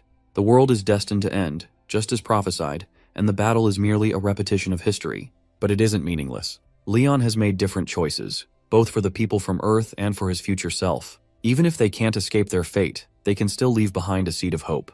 They decide to open the main gates, with Leon wanting the world to remember their final stand. And that's fighting for honor, glory, and Lionheart. So they charge forward on horseback, cutting down every demon that stands in their way. Calicale, looking at the scene from afar, creates magic arrays in the air, desperately trying to normalize the evil era. But just then, his gaze shifts to the Northern Army, the Dragonia cavalry, lunging forward, with none other than Karina. For his father and for Lionheart, they all gallop forward toward the demon army. Calicale's anger doubles, and he decides to kill Karina first, casting a magical array on her. But before he can, Leon appears with the power of divinity dissension, 9 wings sprouting from his back. He instantly attacks Calicale, killing him. After the kill, he lands on the ground, slamming his weapon down, lost and full of sorrow, questioning the meaning of a life that only ends with the goddess's will. The goddess motivates him, telling him that he is the proof, the loyalty and faith of all those who fell in honor and glory are within him. He is the knight who will continue their will, so he must keep going until the very end. All the demon monsters on the battlefield tremble in fear, but still provoke Leon. Leon smirks, something inside him having changed. He now not only wants to win, but also wants them to face shame and humiliation. The war he fought alone for 200 years has now begun. He starts killing these small fries one by one because his fate is to overcome all injustice and trials, and his fate is a victorious one. Meanwhile, Hari and her group have returned to Earth. No one could say much. Some cried, and others had flashbacks of the sacrifices. The king, who had been waiting on Earth, only smiled, while Spinne watched the video recording of the last moments he spent with Antok. After Hari and the others came back, nothing really changed. With some luck, Hari regained her positive energy, and the other group members had become more mature. There wasn't a huge difference, but at least they were still growing. As for the Holy Grail of the Moon, Leon was impressed when he saw it in the future. He didn't realize that asking Beatrice about the seedling would lead to this, though he remembers that Gunrar and the other sages of the forest had come up with the plan. It was a plan like an ark, meant to place everything on the being with the highest chance of survival to save the future. When the world suffered irreversible damage and stood on the brink of collapse, the plan was to prioritize what could still be protected. The first priority was the Pantheon. The Pantheon wasn't just a symbol of faith, but also a link to the world. If the Pantheon were destroyed, the power of the divinities would disappear, and paradise would cease to exist. Leon reveals that this was why the gods decided to evacuate to his Lionheart. They were able to keep living because the Lionheart produced divine power itself. When the founding king received the Holy Grail, Ariana had gathered all the world's light, along with the power of the sun and lightning, to create it. The Holy Grail symbolized the kingdom's foundation and was essential to appoint a Grail Knight. Now Leon merges the Holy Grails, transforming them into the final Grail. The Holy Grail of the Moon was created to improve the flaws of the other Grail and serves as a key to picking the final Grail depending on the needs. The purpose of creating the final Grail is the accumulation of species and knowledge. This has the power to build a new kingdom, but it's only possible if Gunrar's seedling will grow. After a while, Leon hesitantly asks Beatrice for a favor. He wants to find some people he's sure are alive. One is Vulcanus, and the other is Karina. He didn't see her in the gods' paradise, and although he can't act like a father now, he needs Beatrice to find her. Beatrice assures him that she will find a way. Leon thanks her, saying that if it weren't for her and Spinne, things wouldn't be the way they are. He also offers her a chance to wish for anything she wants, and he will grant it. She blushes and declares that she'll tell him later. Meanwhile, in the Korean president's office, the president is furious about the open gates and is reading the condition of cooperation for the South Korean government. The government welcomed the rise of the Pantheon Guild since it was easier to work with Leon alone than to deal with the powerful 10-guild alliance. The guild's blessed crops became a highly valuable export, like a golden goose. However, the president grew concerned as Pantheon's influence and military power were expanding too quickly. The side effects of that were becoming clear. During today's briefing, the media wanted to know the president's beliefs on the goddess of light and justice, Ariana. But when he didn't give any direct answers, the civilians in the recorded video's comment section bashed him. The president is going crazy. But just then, one of his men arrives in the office with an urgent message from the United Nations. It's about the investigation team deployed to look into the matter of the Pantheon infringing on human rights. The former One Brilliance Palace is now being used as a site for mining star iron. There, the laborers are mining while Hari informs Spinne about receiving a call from the government. Seeing Hari all worried, Spinne assures her that he'll look into the matter and she shouldn't worry, as they haven't done anything wrong. Meanwhile, Hari's attention shifts to the laborers bent over. For punishment, they got caught drinking more sugar and salt water than allowed, so Spinne is beginning a surf challenge. All the serfs are working hard mining with nothing but pure effort. Meanwhile, Barahair, a serf from the Pantheon Guild, has been laboring ever since he was demoted. As soon as Spinne announces that it's time for lunch for Group 214, Barahair sighs in relief. When they arrive at the lunch table, they find some kind of weird liquid, but Spinne explains it's a mix of salt and sugar. Barahair freaks out, wondering how they're supposed to continue mining after drinking it. In the past, when he offered the meat of young humans to demons, Barahair could easily get his hands on meat, but that's not the case now. Having become a serf of Lionheart, his human rights were stripped away. After consuming the lunch, Spinne instructs them to mine 20 kilograms, which makes Barahair cry. Suddenly his hand gets injured, and he stops working due to the pain. But what hurts even more is the whip attack Spinne delivers to his back for halting the work. In pain, Barahair immediately resumes his work, regretting the fact that he got caught a few days ago and now has to endure all this. As he mines in anger, the wall collapses. The accident became quite famous, and all the incidents were even printed in the newspaper. It's been 20 days since that event, and now all the members of Hari's group are sitting together at a table, unsure of what to do about the Survivors' Human Rights Committee. One of the group members suggests that serving people salt and sugar water is a bit much, and even the second generation of night trainees are shocked by it. However, Jaehyuk thinks it's fine since it only happened during training, claiming that the real issue is the serfs, who are demon worshippers. Harry agrees with this, but the Survivors' Human Rights Committee won't be on board with this statement because, of course, the serfs are being treated horribly. Meanwhile, at Incheon International Airport, the United Nations Survivors' Human Rights Committee arrives, and Kang Hyuk, the president of the Korean Hunter Association, greets Louise, the deputy director of the committee. However, Louise is suspicious that the Korean government might be working with the Pantheon and decides not to let him manipulate her. She has protected the human rights of countless survivors from powerful nations and dictatorships, so things won't get out of hand for her. Hari arrives as well to escort them, and they're heading to the autonomous district of Cruciateria first. According to the plan, they're being transported to their destination. Upon arrival, Louise studies the surroundings and realizes that the people here are already well integrated with humans, blending in without standing out at all. When she sees the statue of Leon, she wonders if it's part of their culture, but then questions Hari about whether they face any problems with fishermen, as she heard that the Cruciaterians live on the coast. Harry clarifies that ManhwaCapped isn't only focused on fishing, they're more into shipbuilding and heavy industry, but even with fishermen, they cooperate with the Cruciaterians. Louise then interrogates them about their jobs, and makes it clear that all of this is for the survival of the protected people. Despite that, Hari stays calm and answers her questions about people working for the ocean cleanup services run by the government, collecting sea trash and farming. Louise seems a little relieved and proceeds to ask something else, but that's when a huge explosion occurs in the sea, which terrifies Louise. She immediately demands to know what that was, and Hari explains calmly that it might be the commando of the Cruciateria tribe training. Louise doesn't understand, so Hari elaborates further, saying that more than 3,000 of the Cruciaterians are warriors, and the king has ordered them to train in the waters. After investigating, the human rights team realizes that the people here are adjusting perfectly, having figured out their pros and cons, and using that knowledge to blend in with the locals. Everything seems fine, but Louise still can't understand the rumors about someone with such a good influence being abusive to his captives. She concludes that these must be misunderstandings. Afterward, they arrive at the Pantheon headquarters. As soon as Louise steps out, all the serfs are forced to smile, claiming they aren't being made to do labor. Their eyes are filled with tears, but Louise has seen this behavior many times in places where human rights were non-existent. Louise Foster worked hard to protect human rights and stay true to her principles, helping guide the world toward a better path, even if only a little. She always felt good bringing back smiles to the faces of those who were struggling, but her experience told her something was off. The way these people were smiling and talking, it all seemed forced to her. Louise doesn't hold back and grabs one of the serfs, demanding he tell the truth if he's being pressured.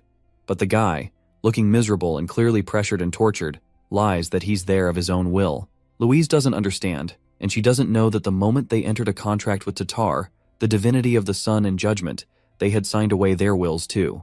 Before she could think more about it, Spinay arrived, instructing them to get going since it was lunchtime. Curious to see what they would say, Louise demands to eat with the workers, and Spinay agrees. As they begin to leave for lunch, Spinay threatens the serfs to smile by showing his whips, and the poor serfs can't help but smile out of fear. At the town hall, Louise and her team are surprised by the delicious food and grand arrangements. She wonders why there is no meat on the table, but at the same time, she doesn't find it strange, considering the nation's food culture. Hari teaches them how to eat the food, and as soon as Louise takes a bite, she feels better than before. The legendary crops of Naju really make her feel alive. These crops have the power to heal all kinds of diseases. However, Louise is shocked to see such precious food being served to the employees. A few employees turn down the meal, but overall the meal goes pretty successfully. Afterward, Hari and Louise walk around and talk. Meanwhile, because it was such a satisfying meal, no one from the Human Rights Committee knows that the blessed crops are poison for those who are evil. In a different setting, Dennis from the United Nations reports to someone about deploying the Human Rights Committee to the Pantheon, referring to that person as a great being. The demon's subordinates had already infiltrated Earth, not just as civilians, but also as government employees and even members of the World Hunter Association. Their ultimate goal is the downfall of Earth, with their first step being to expand the rights of orcs. If the orcs were to become the majority species, chaos would obviously erupt. Dennis then shares his perspective with the Great Being, saying he doesn't think the government can do anything about all of this. The Great Being agrees but tells Dennis to manipulate the media and provoke him even more. He shows Dennis the video of the star iron mining wall collapsing, killing tons of people. Dennis watches the recording of Leon ordering his men to load the serfs' ballistas. Seeing all this, Dennis trembles in agony and rage. He now wants to punish Leon, the king of Lionhearts, but at the same time he hesitates, fearing they might be caught. The Great Being reassures him that with the artifacts he gave Dennis, he should be fine during the inspection. However, things turn upside down instantly. One moment, Dennis is set on punishing the king of Lionhearts, and the next moment, all the members of the Human Rights Survivors Committee are hanged at the pillars, with civilians chanting to burn them alive. Spinna orders the knights to begin the trial. Without further delay, the knights move forward with fire, and in the 21st century of South Korea, stakes are set up.